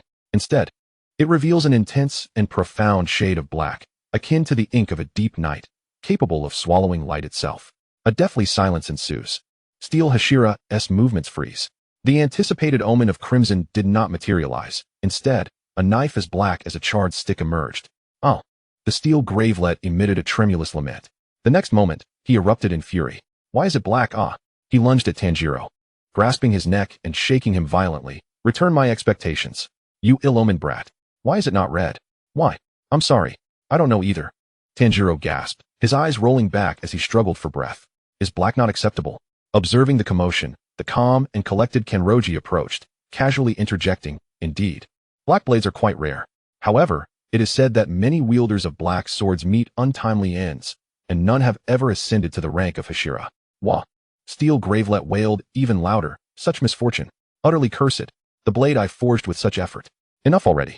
Just as chaos reigned, the distinctive, languid voice of Kamado echoed in Tanjiro's mind. Tanjiro, tell that masked fiend. Black is the strongest color. With great effort, Tanjiro freed himself from the vice-like grip. Clutching his neck as he coughed, Brother Chun said it's the strongest color. Huh. Steel Gravelet ceased his rampage, regarding Tanjiro with suspicion. Who said that? My other blade. Tanjiro gestured towards the short sword at his waist. Kamado. Steel Gravelet finally noticed the blade that had been hanging at Tanjiro's side all along. As an experienced swordsmith, he possessed an innate sensitivity towards blades. While he had been preoccupied with the Nichiren blade, his expression shifted upon closer inspection.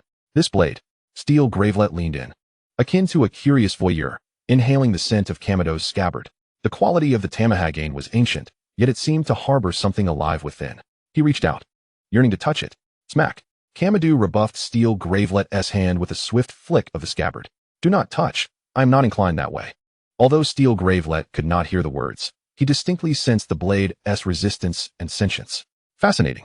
A fervor rekindled in Steel Gravelet's gaze. This short sword possessed a spirit, and a formidable one at that. No wonder this lad could return alive. With the blade's spirit as his endorsement, Steel Gravelet abandoned his fixation on the color. He fitted the sword guard onto the blade, fuming as he thrust it into Tanjiro's hands. Take it. If you dare break it, I shall kill you. I absolutely want tea, Tanjiro assured him. Just then, an unpleasant cacophony of cawing filled the air. Caw, caw. A messenger crow dressed in a little vest flew in, perching itself upon Tanjiro's shoulder. Tanjiro Kamado. Mission, mission. The crow squawked, its voice grating like a broken gong. Northwest. In that town, a girl is disappearing. Every night, a girl vanishes. Go slay the demon. Depart immediately. Having just acquired a new blade, the task arrived with alarming speed. So soon? Tanjiro was taken aback. The Demon Slayer Corps is no place for idleness, Kamado reminded him. Besides, I'm rather hungry. We must test this new blade on a demon. Tanjiro's expression hardened. He donned the Demon Slayer uniform with the character Killer emblazoned on the back. Layered beneath a checkered haori, he secured the brand new black Nichiren blade at his left hip and Kamado's short sword at his right. Strapped to his back was Nezuko's specially crafted box made of cloud spruce. Fully equipped, he declared, Mr. Kenroji, I am leaving. Tanjiro stood at the doorway, bowing deeply. Kenroji, lingering in the shadows, nodded. Go. Always remain calm. There was one thing he did not say. Make sure to return alive. Straightening up, Tanjiro gazed into the distance. His eyes no longer held the naivety of 6 months prior. They now reflected the sharpness befitting a true demon hunter. Brother Chen, what are we facing this time? Probably a perverse color demon, Kamado replied casually, the type that specifically targets young girls. What, are you afraid? Not at all. Tanjiro grasped the hilt of his blade, a slight smile playing at the corners of his mouth. As long as Brother Chun is with me, I would dare to face even the upper moons. Heh, quite the bold claim, Kamado chuckled. Then let us proceed.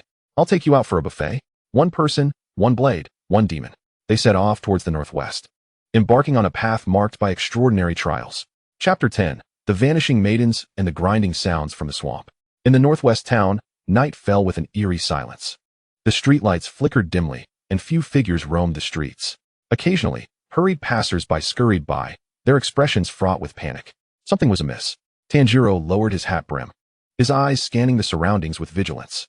Possessing an acute sense of smell, he detected an unsettling odor upon entering the town. It wasn't merely the scent of blood. It carried a fetid, earthy stench, reminiscent of a decaying rat in a gutter. Do you smell it? Kamado's voice echoed in his mind, tinged with disgust. This demon scent is even worse than hand demon. Yes. Tanjiro pinched his nose, noting that the odor came in fits and starts, as if it suddenly appeared and then vanished. Just then, he caught snippets of a conversation ahead. How tragic. Indeed, his fiancée vanished without a trace. He must be utterly distraught. Rumor has it she eloped with someone? Shoo, don't spread rumors. That night, I heard nothing. She just vanished into thin air. Amidst the hushed whispers of the onlookers, Tanjiro spotted a young man, Kazumi. He was clad in a wrinkled suit, his hair disheveled, his complexion pale as paper, and his eye socket sunken. He stood dazed at the mouth of a narrow alley, the very spot where his fiancée, Riko, had disappeared. In recent days, he had combed the area frantically, speaking to the police, to neighbors, but no one believed him. Everyone insisted Riko had run off with another man. How could she run away? Kazumi mumbled, his fist striking the wall, drawing blood. She loved me so dearly. We were to be wed. Despair. The sensation of being abandoned by the entire world, isolated and helpless, was one Tanjiro knew all too well. It was the same feeling he had when he carried Nezuko through the snow, pleading for help. Without hesitation, Tanjiro strode toward him. I believe you. The simple 4 words sent a jolt through Kazumi.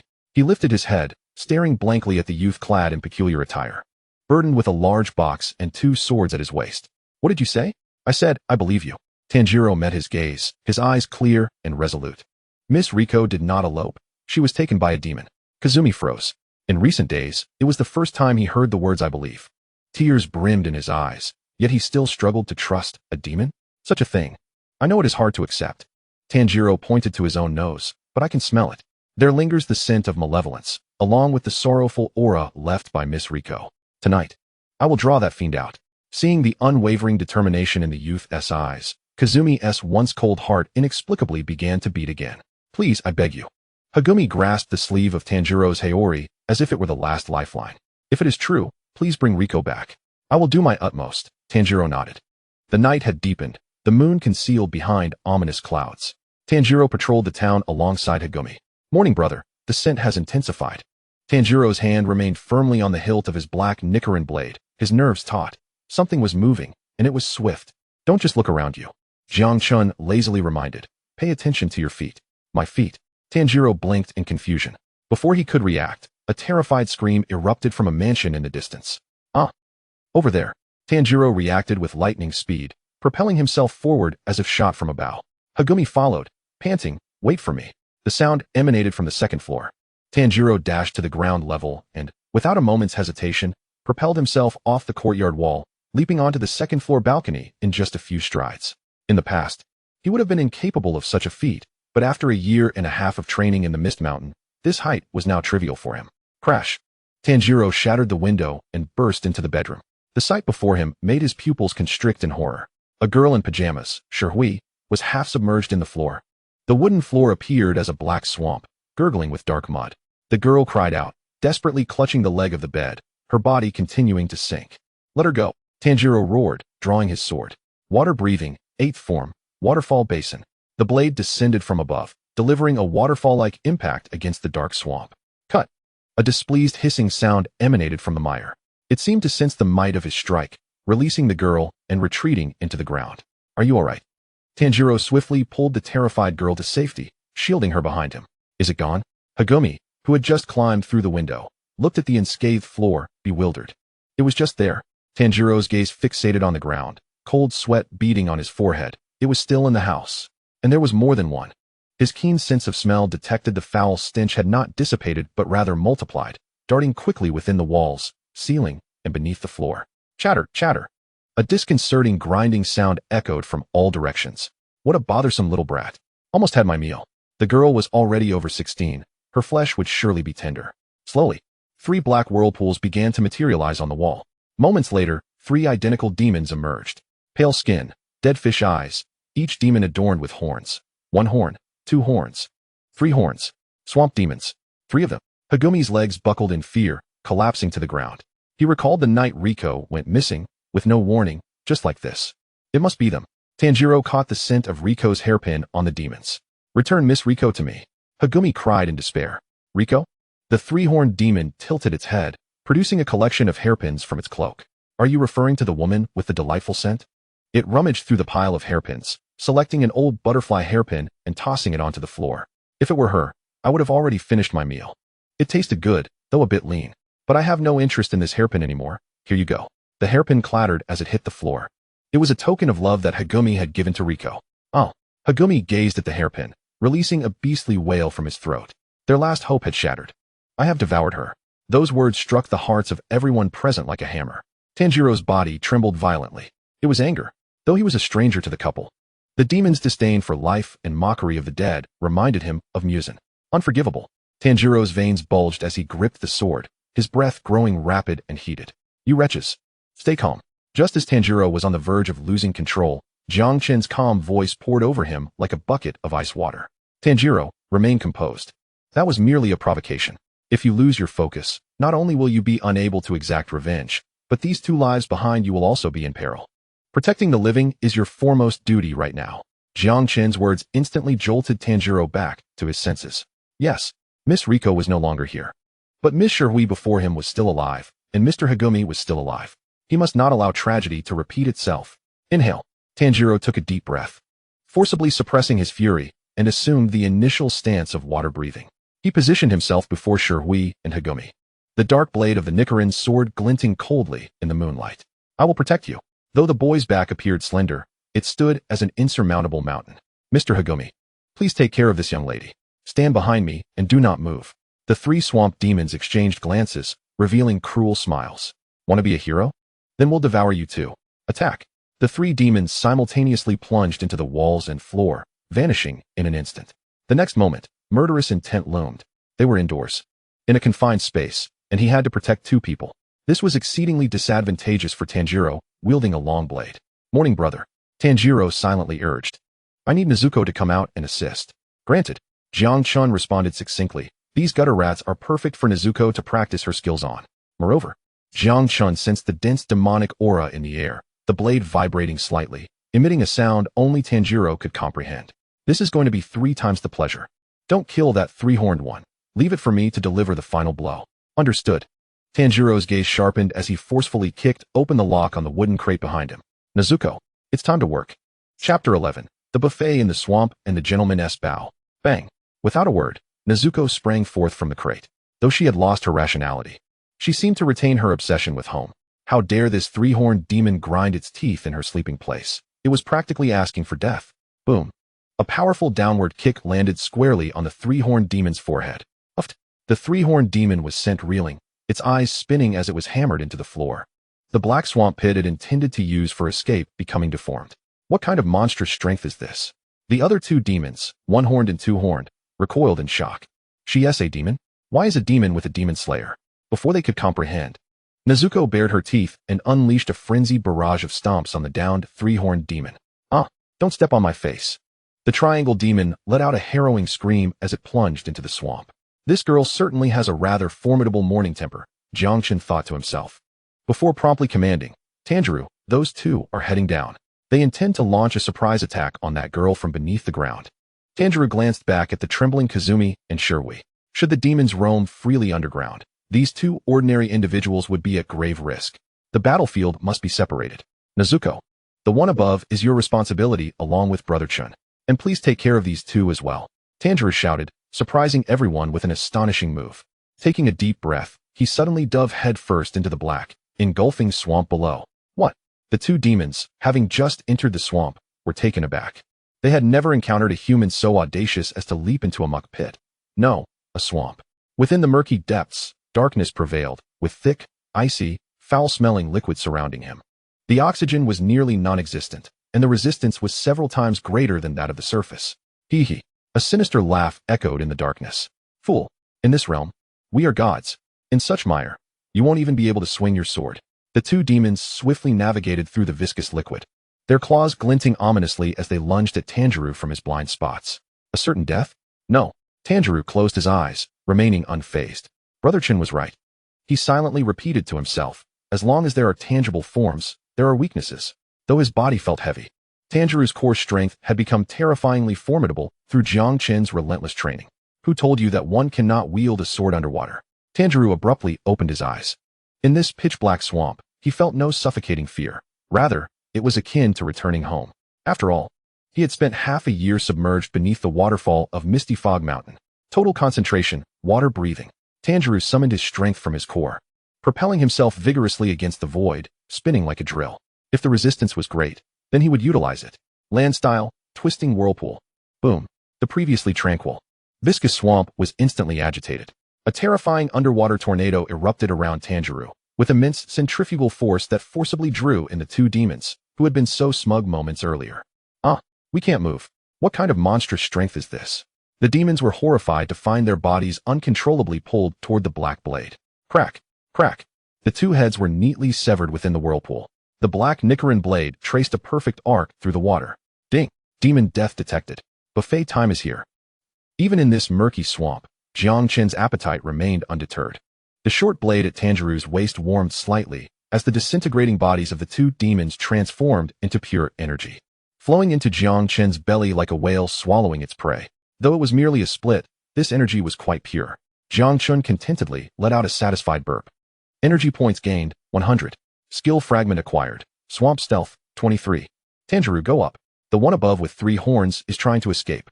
On the surface, the battle was nearing its conclusion.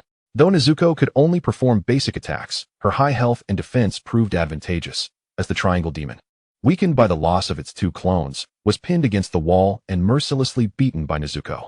Damn, why hasn't that little demon died yet? The triangle demon, bloodied and battered, was preparing for a desperate final stand. Suddenly, the shadow beneath its feet began to writhe. With a crash, a figure burst forth from the earth. Covered in black muck and exuding a murderous aura, Tanjiro emerged like a vengeful spirit returned from the depths of hell. Where are my 2 clones? The triangle demon stammered. They've been consumed, Tanjiro replied coldly. Though it was Jiang Chen who had consumed them, phrasing it this way certainly amplified its intimidating effect. They've been eaten? This human devoured demons. Monsters. You are the true monsters. The triangle demon's composure shattered, and it turned to flee into the crevice of the wall. Brother Chen. Tanjiro did not draw his long sword. Instead, he swiftly unsheathed the short blade at his waist with his left hand. Here it comes. Jiang Chen instantly took control of the blade. Want to run? Have you consulted my appetite? Tanjiro hurled the short blade with all his might. Whoosh! Jiang Chen transformed into a streak of light, striking precisely at the triangle demon's collar, pinning it firmly against the wall. Let me go. The triangle demon struggled desperately, but the seemingly ordinary jade short blade bore an unimaginable weight, rendering it immobile. Tanjiro approached step by step, his figure drenched, his gaze icy. Tell me. Tanjiro pressed the long blade against the demon's neck. How much do you know about Muzan Kibutsuji? Upon hearing that name, the triangle demon, who had been struggling, suddenly froze as if struck by lightning. The sheer terror caused its pupils to constrict to mere pinpoints, and its body trembled uncontrollably. I cannot speak. If I do, I will be killed. That great one is watching me. It would rather perish than utter even a syllable of that name. The curse of Muzan was etched into the very despair of every demon's cell. Since he refused to speak, Tanjiro sighed, the chill in his eyes receding, leaving only a trace of sympathy. Then let this end. With a swift motion, the blade fell. The final demon's head rolled to the ground. Ding! Devouring complete. Skill fragment acquired. Swamp stealth, 33. Congratulations, new skill unlocked. Shadow stealth. The host may linger briefly in shadows. Jiang Chen contentedly withdrew his power. This meal was thoroughly satisfying. As the demon perished, the pile of butterfly hairpins in Kazumi's embrace lost their luster, scattering across the ground. They were the remnants of other victims. Tanjiro sheathed his blade and approached Kazumi. Kazumi knelt on the ground, tightly clutching the hairpin belonging to Riko, as if his very soul had been drained. Riko was truly gone, though he had long suspected it. The reality laid bare before him still pierced his heart like a dagger, leaving him breathless. Mr. Kazumi. Tanjiro crouched down, wishing to console him. Don't touch me. Kazumi violently swatted Tanjiro's hand away, shouting hoarsely, what do you understand? What could a child like you possibly comprehend? What does it matter that you can kill demons? Can you bring Riko back? You have no idea of the pain of losing a loved one. His furious roar echoed in the empty room. Sure, gasped and covered her mouth in fright. Tanjiro's hand froze in midair. His gaze dimmed. Yet, he felt no anger, nor did he seek to argue. He merely gazed silently at Kazumi, offering a smile imbued with bitterness yet warmth. How could he not understand? On that blood-soaked snowy day, that frigid morning, he had lost all his family save for his sister. But he said nothing. He merely rose to his feet, retrieving a pristine handkerchief from his pocket and offering it to Waki. Subsequently, he turned to gather the scattered hairpins. Mr. Waki, Tanjiro's voice, calm yet heart-wrenching, resonated as he faced away from him. No matter how excruciating the pain or how desolate the despair, one must persist in life. Even if one's heart is shattered, one must grit their teeth and take each step forward. After uttering these words, he hoisted the wooden box containing Nezuko onto his back once more, grasped Waki's hand, and gently placed the collected hairpins in his palm. In that moment, Waki encountered hands that were calloused and exceedingly rough. Those were not the hands of a child. They were marred with scars, thickened with calluses. Waki abruptly lifted his gaze, observing the youthful figure depart. Though not tall, that silhouette radiated an indescribable sense of weariness and solitude. I'm sorry. Waki covered his face, weeping uncontrollably. I said something incredibly hurtful to you. I apologize. Tanjiro halted his steps. He did not turn back, but merely waved his hand. It's all right. Upon reaching the doorway, Tanjiro suddenly turned around, deeply bowing to the still sobbing Waki. It was both a tribute to the departed and a blessing for the living. Brother Chun, let us depart. Jiang Chen, unusually devoid of witty remarks, quietly activated mild self-healing to tend to the abrasions on Tanjiro's arm sustained in the marsh. Tenderness is not synonymous with weakness. True gentleness is the choice to embrace the world, even after witnessing its cruel realities. This is Tanjiro Kamado, and it is the reason Jiang Chen is willing to risk his life to protect this foolish boy. Where is our next mission? Asakusa. Jiang Chen's voice carried an unprecedented gravity. Tanjiro, brace yourself. That is the most bustling area in Tokyo, and it is where we shall encounter the final boss. Chapter 12. The dizziness of the metropolis and the nightmarish scent. Tokyo, Asakusa. For Tanjiro, who had grown up in the remote mountains, this place felt like an entirely different dimension. Despite the late hour, the streets shone as brightly as day, not from the moonlight, but from rows of glaring bulbs. The thoroughfare was teeming with individuals clad in suits, sporting trendy hairstyles, alongside the monstrous, rumbling machines, trains, that thundered along the tracks. Where are we going? What is this place? Why are there so many people at night? Tanjiro, cradling the box containing Nezuko, felt disoriented, swept along by the throngs. His complexion turned pale, resembling that of someone suffering from motion sickness. I want to return to the mountains. Tanjiro sought refuge in the shadow of a narrow alley, clutching his chest, appearing on the verge of asphyxiation. What a disappointment. Jiang Chen's voice carried a hint of exasperation. You're already dizzy? What would happen if you had to fly in an airplane? What is an airplane? A large iron bird that can soar. Enough of this. Jiang Chen scanned the surroundings, spotting a less crowded stall selling udon noodles. Let us grab a bite and allow your sister some fresh air. At the mention of food, Tanjiro's stomach responded with a rumble. The noodle stall was modest, situated by the roadside. The proprietor, a bald man, skillfully scooped up noodles. Sir, one bowl of yam puree udon, please. Tanjiro chose a corner seat, finally feeling alive as he held the steaming bowl of noodles. Brother Chun, would you like to savor the aroma? Tanjiro raised a pair of chopsticks, subtly bringing the handle closer. No need. Jiang Chen languidly declined. Such mundane fare is of no use to me. I prefer something with a bit more chew. Like demons. Tanjiro chuckled softly, bowing his head to indulge in his meal. Slurp. Just as the noodles entered his mouth, he had yet to chew when, crash, the chopsticks slipped from Tanjiro's fingers, followed by the bowl of steaming soup, which tumbled from his rigid grasp. Smash. The bowl shattered, and the broth splattered across the ground, staining his cloth shoes. Hey, what are you doing, customer? The startled proprietor shouted in ire. Yet, Tanjiro seemed oblivious. His entire being felt as if struck by lightning, fixated on a particular direction down the street. What is that scent? Amidst the aromas of cosmetics, street food, and automobile fumes, there lingered an exceedingly faint yet unforgettable scent that pierced through his nostrils like a venomous thorn. It was reminiscent of that snowy morning. The scent of blood that had soaked the ground at home. The scent of the enemy. Muzan Kabutsuji. The moment that name detonated in his mind, Tanjiro sprang into action. I'm sorry. He cast aside his disjointed apology, neglecting to retrieve the scarf that had fallen, and like a frenzied beast, he charged into the bustling crowd. Hey, you haven't paid yet. The proprietor shouted, waving a ladle in protest. Tanjiro, calm down. Jiang Chen's voice turned stern. Don't charge in recklessly. Though he was aware of the narrative and knew Tanjiro would soon encounter the ultimate villain, he did not anticipate such an intense reaction from him.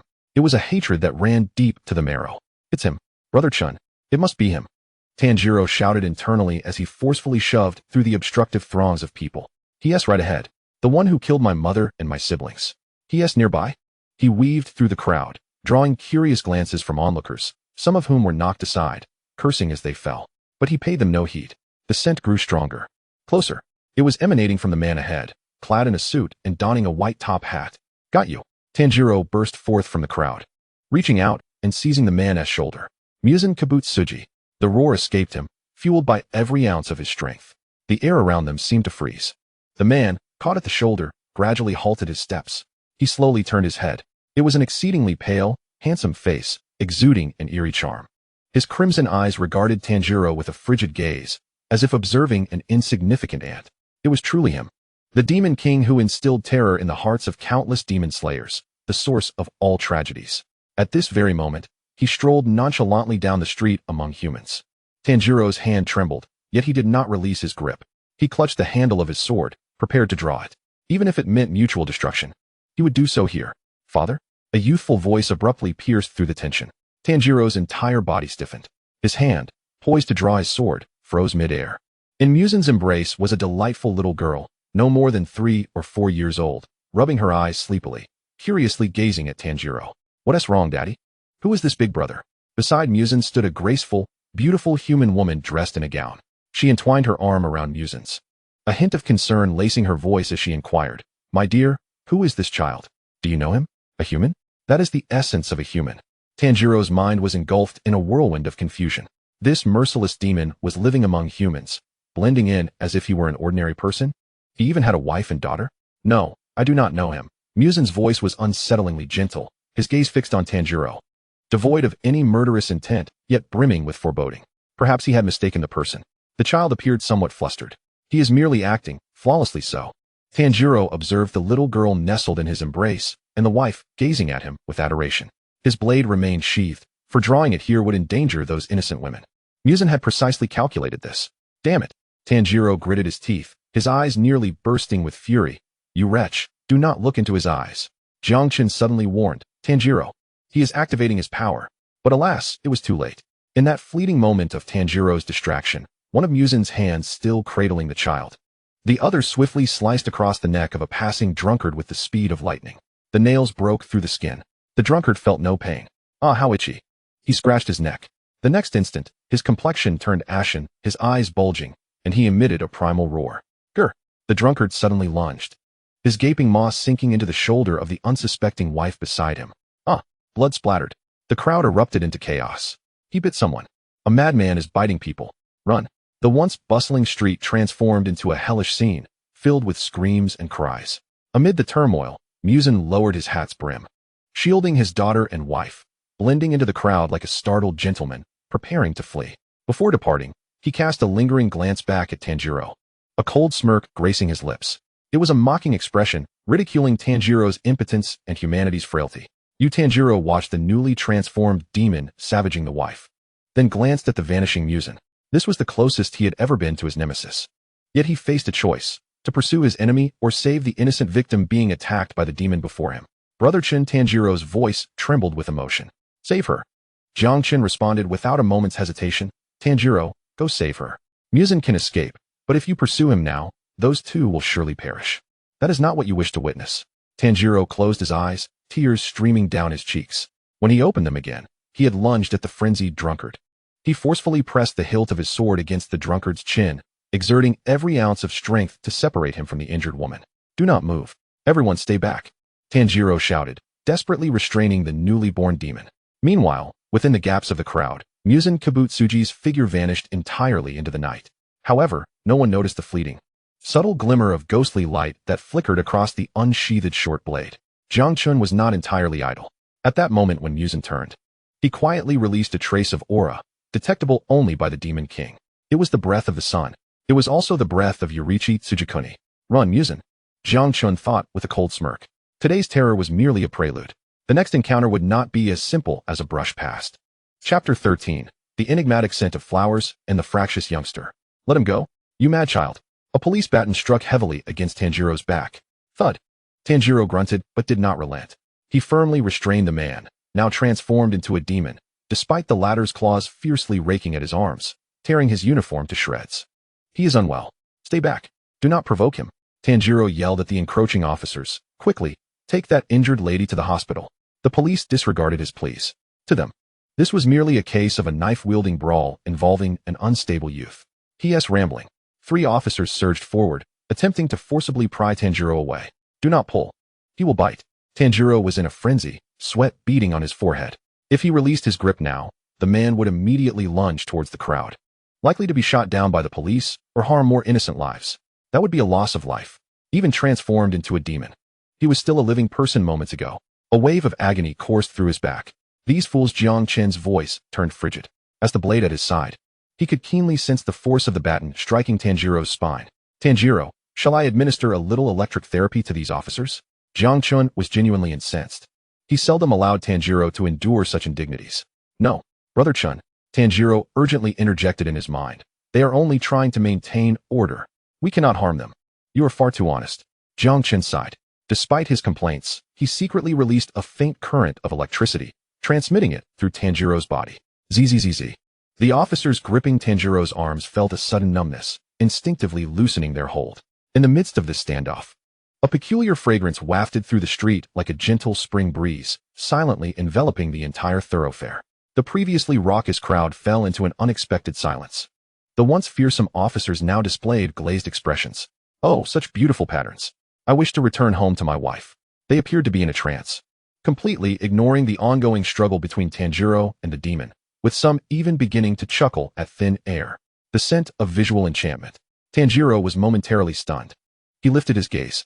Amidst the chaotic glow of neon lights, a woman donned in a simple yet elegant kimono stood serenely.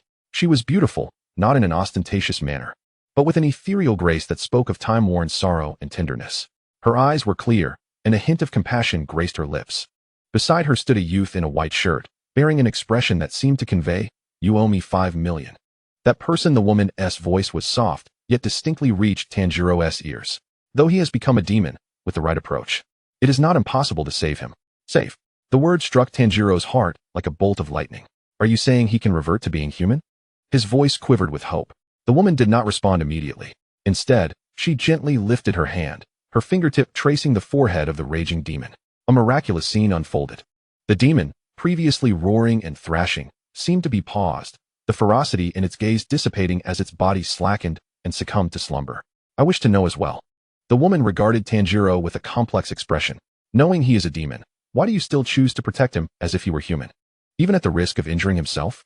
Tanjiro gazed at the man in his arms, who had fallen silent, wiping the blood from his face.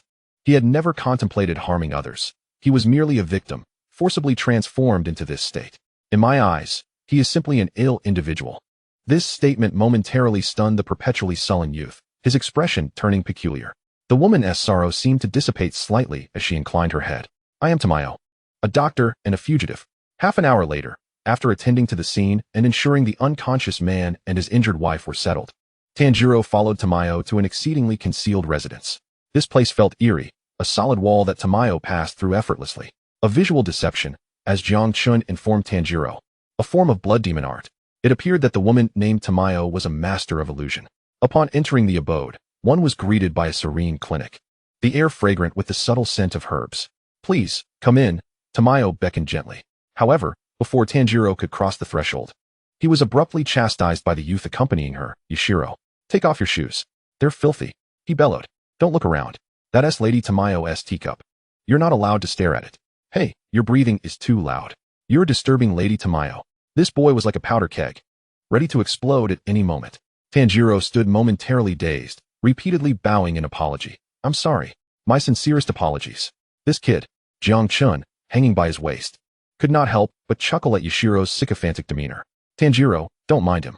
He's a typical fanboy. To him, everyone except Tamayo is merely bacteria. In the room, the three settled down. Nezuko emerged from the box, not darting about as usual, but instead lying obediently on the tatami mat, rolling around. Tamayo regarded Nezuko with a tender gaze. How rare, she mused. Despite being a demon, she retains her rationality in this state.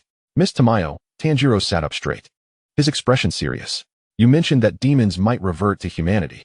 Is that truly possible? This was his utmost concern, the very essence of why he wielded his sword. Tamayo set down her teacup, her demeanor growing solemn. Until today, I could not guarantee it. However, if it pertains to Muzan, the source of humanity's transformation into demons, perhaps within his blood lies the key to reversal. At the mention of Muzan, the air in the room chilled. Yashiro cast a wary glance outside. I have a favor to ask of you. Tamayo regarded Tanjiro earnestly. I wish to research this antidote, but I require two things. First, your sister Nezuko's blood. Her constitution is quite unique and may serve as a breakthrough. Second, the blood of a demon with a high concentration of Muzan's blood, specifically, one of the 12 Kizuki.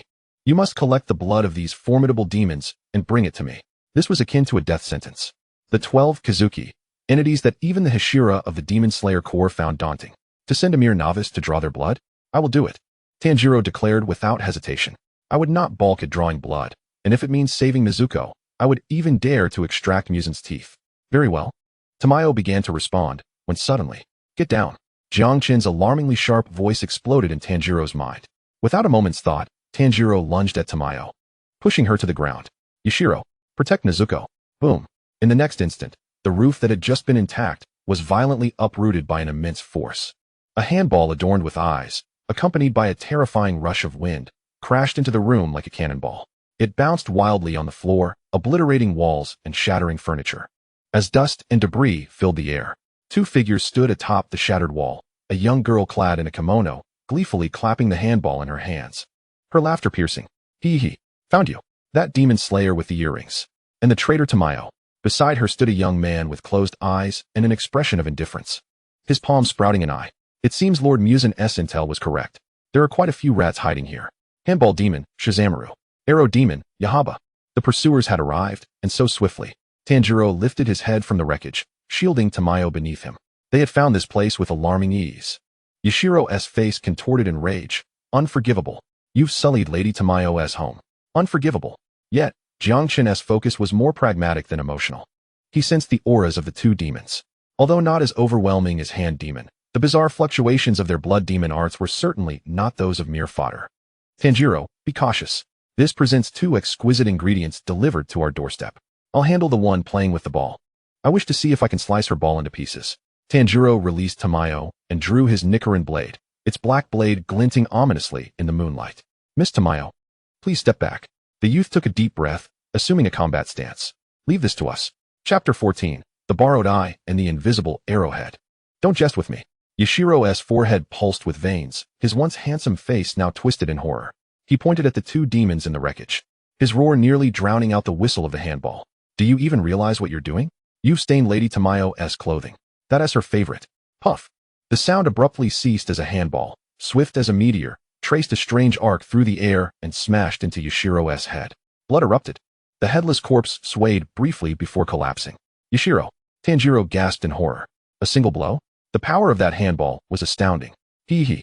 One dead, Shizamaru exclaimed, catching the returning handball, her laughter ringing with delight. So weak. Is this the so-called traitor? Don't let your guard down. The arrow demon, Yahaba, remained with eyes closed. His disdain evident. That demon slayer's movements are bothersome. Kill him first. Of course. Shizamaru swung her arm, 6 arms simultaneously springing to life.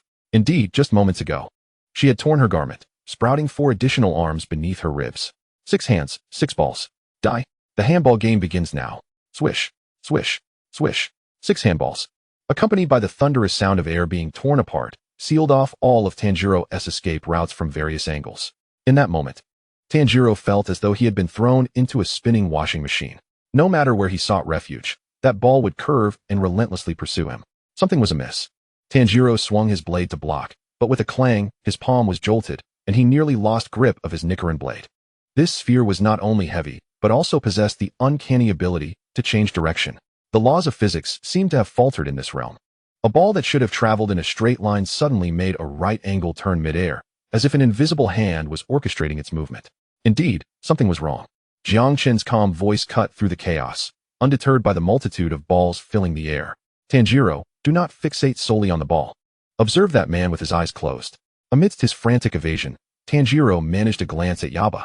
The man stood aloft, his fingers gesturing incessantly, akin to a clumsy conductor. Those spheres were not moving of their own accord. They were being propelled by the arrows he commanded. Jiang Chen elucidated. That is his blood demon art, manipulating vectors. You cannot see the arrows, which is why you perceive the balls as erratic. But how am I to defend against the unseen? Tanjiro was drenched in sweat, panic gnawing at him. It felt like battling a specter. Just then, as Tanjiro was cornered, a pink figure dashed towards him. Nezuko. She aimed a flying kick at a handball hurtling towards Tanjiro's head. Nezuko, don't kick that. Tanjiro's warning came too late. Crack.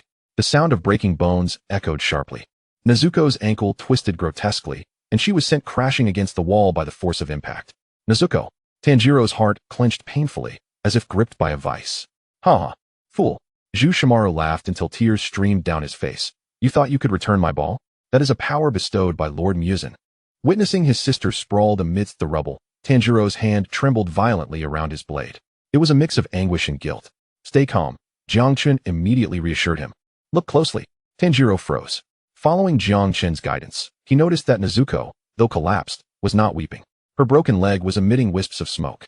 In merely 2 seconds, the twisted bone repositioned itself, and the torn muscle began to mend. Nezuko rose to her feet, even playfully stamping her foot, letting out a defiant growl towards Jushimaru. This. Tanjiro was dumbfounded. I told you she's a demon. Jiang Chen sighed. Her regeneration is far swifter than you can fathom. You should be more concerned about yourself. Just then, a frantic voice came from behind. That idiot over there. The previously decapitated Yashiro now sat on the ground, completely unharmed. Not only had his head reformed, but his hairstyle remained immaculate. His expression, however, was sour as if he had just ingested a fly. How dare you make me look foolish in front of Lady Tamayo? Yashiro seethed, retrieving a talisman adorned with an eye motif from his robe. Now, he hurled the talisman at Tanjiro. If you wish to live, stick it on your forehead. I would rather not assist a dim-witted demon slayer if it were not for Lady Tamayo. Tanjiro clumsily caught the talisman. Stick it on. Yes. Jiang Chen urged succinctly. With a slap, the talisman adhered to his forehead. Instantly, the previously dim and chaotic view transformed into exquisite clarity. More importantly, around the 6 flying handballs appeared countless red arrows. These arrows served as signposts, clearly indicating the direction of force, flight trajectories, and even the angles at which they would turn. I see it. Tanjiro exclaimed with excitement. Is this Yashiro's blood demon art? How impressive. Humph. Yashiro huffed in a haughty manner, turning his head away. Stop fawning and get to work. With newfound clarity, the tide of battle shifted dramatically. Now that he could perceive the arrows, matters became manageable. Jiang Chen sensed Tanjiro's breath stabilizing, and the blade quivered slightly. Tanjiro, do not strike the balls. They are too hard. Excessive hacking will dull your blade. Aim for those arrows. Tanjiro understood. Water breathing, third form, flowing dance. In that instant, his movements became as fluid as water. He navigated through the dense web of balls, wielding his Nichiren blade not in brute force, but in accordance with the red arrows. Swish, swish, swish. The blade sliced through the air. Although the arrows were intangible energy forms, under the might of his Nichiren blade, the forces controlling the handballs were severed. Devoid of power, the spheres floundered like headless flies, ultimately collapsing helplessly to the ground. What? From his elevated position, Yaba finally opened his eyes. Shock evident in the irises embedded in his palms. That little brat actually severed my red arrow. Not only that, Tanjiro erupted from the swirling dust. His black blade aimed directly at Yaba. Next, I will sever your neck. Arrogant. Yaba seethed with fury. He clasped his hands together, and the eyes in his palms brimmed with blood vessels. Blood demon art. Red arrow surrounded. Numerous red arrows materialized, not to push the balls, but to directly assail Tanjiro, attempting to tear his body apart in 4 directions. Do you wish to dismember me? Tanjiro felt a tremendous pull on his limbs, his bones creaking under the strain. Had this been a previous time, he might have perished. But now, he did not bear mere iron at his waist. Break free. Tanjiro roared, his muscles tensed, and he forcibly twisted his body midair. Concurrently, Jiang Chen activated the dual modes of hardening and devouring. You want to pull my host? You must first ask if my blade consents. The blade erupted with a brilliant black light. Harnessing this power, Tanjiro spun like a top. Water breathing. 6th form, twisting vortex flow. This was a hybrid technique, utilizing the centrifugal force of the vortex combined with the flowing dance of movement. On this terrestrial ground, he conjured a black water tornado. Crash, crash, crash. The red arrows entwined around him were mercilessly shredded by the overwhelming force of rotation. Impossible. Yaba recoiled in terror. He sensed the energy he had released being consumed by the very vortex he had conjured. Indeed, Jiang Chen relished this moment. The essence of this vector bore a resemblance to pop rocks. Jiang Chen mused internally. Tanjiro, seize the moment. That closed-eyed freak is flustered. Understood. Tanjiro surged forth from the vortex, closing the distance to Yaba to less than 3 meters. Protect me. Zhu Shimaru. Yaba screamed in panic. Utterly useless. Though Zhu Shimaru feigned disdain, he hurled all the handballs in an attempt to obstruct Tanjiro. However, in this moment, Tanjiro was an unstoppable force. Too slow. In the moonlight, Tanjiro's silhouette carved out a fleeting shadow. With a swift motion, his blade descended, not aimed at the formidable Shizuka Maru, but rather relentlessly focused on the troublesome control-type demon, Yahaba. It was over. The blade grazed Yahaba's neck, and that piercing sensation confirmed Tanjiro's conviction. This strike would secure victory. However, just as the blade was about to sever the neck, Yahaba's face twisted in a frenzied declaration of mutual destruction. Not yet, little brat. The final vector of the crimson arrow. Boom. A terrifying force, potent enough to uproot the entire building, surged upwards, impacting directly upon Tanjiro's sword and his very being. Yahaba intended to launch Tanjiro into the stratosphere. I want to soar with you. Crisis. Tanjiro felt his body grow weightless, uncontrollably ascending towards the heavens. Should he rise, the fall would surely reduce him to mere pulp. You wish to take me flying? Jiang Chen scoffed. You should consider the weight of my blade. Gravity anchor initiated, cost 500 energy points. This was Jiang Chen's trump card, which he had hesitated to employ.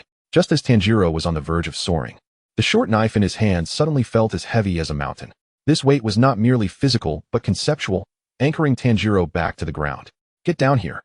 Harnessing this downward momentum, Tanjiro's long blade surged with renewed ferocity. With a swift thrust, a head, adorned with eyes, soared into the sky in bewilderment. Yahaba was vanquished. Chapter 15. The Cursed Name and the Illusory 12 Kizuki. Yahaba's severed head tumbled to the ground, its palm-embedded eyes still madly fixated on Tanjiro. Unforgivable. You have sullied my face. Even in dismemberment, this tormented demon refused to dissipate.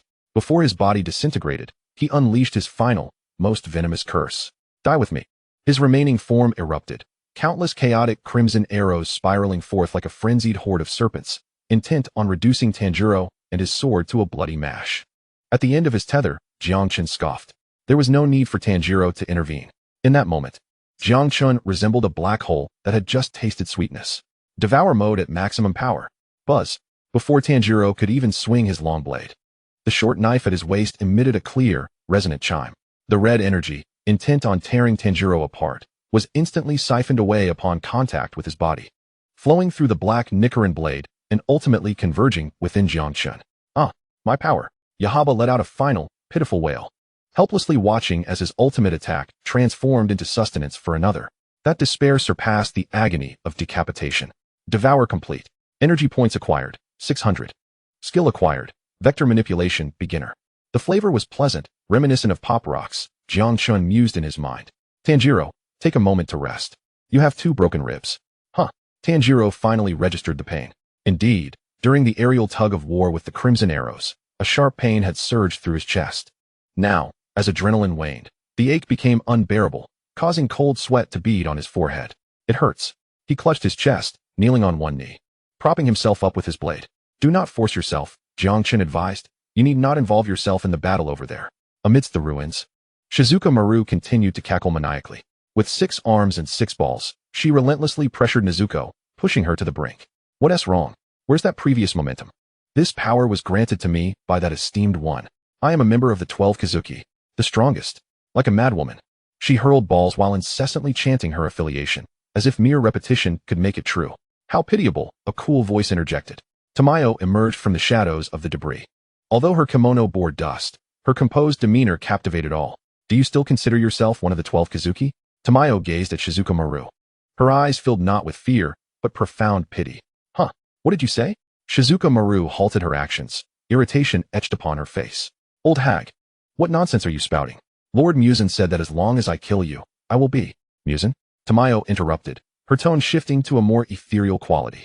The air thickened with a peculiar floral fragrance, growing more intense. It was Tamayo's blood demon art, blood-infused visionary dream fragrance.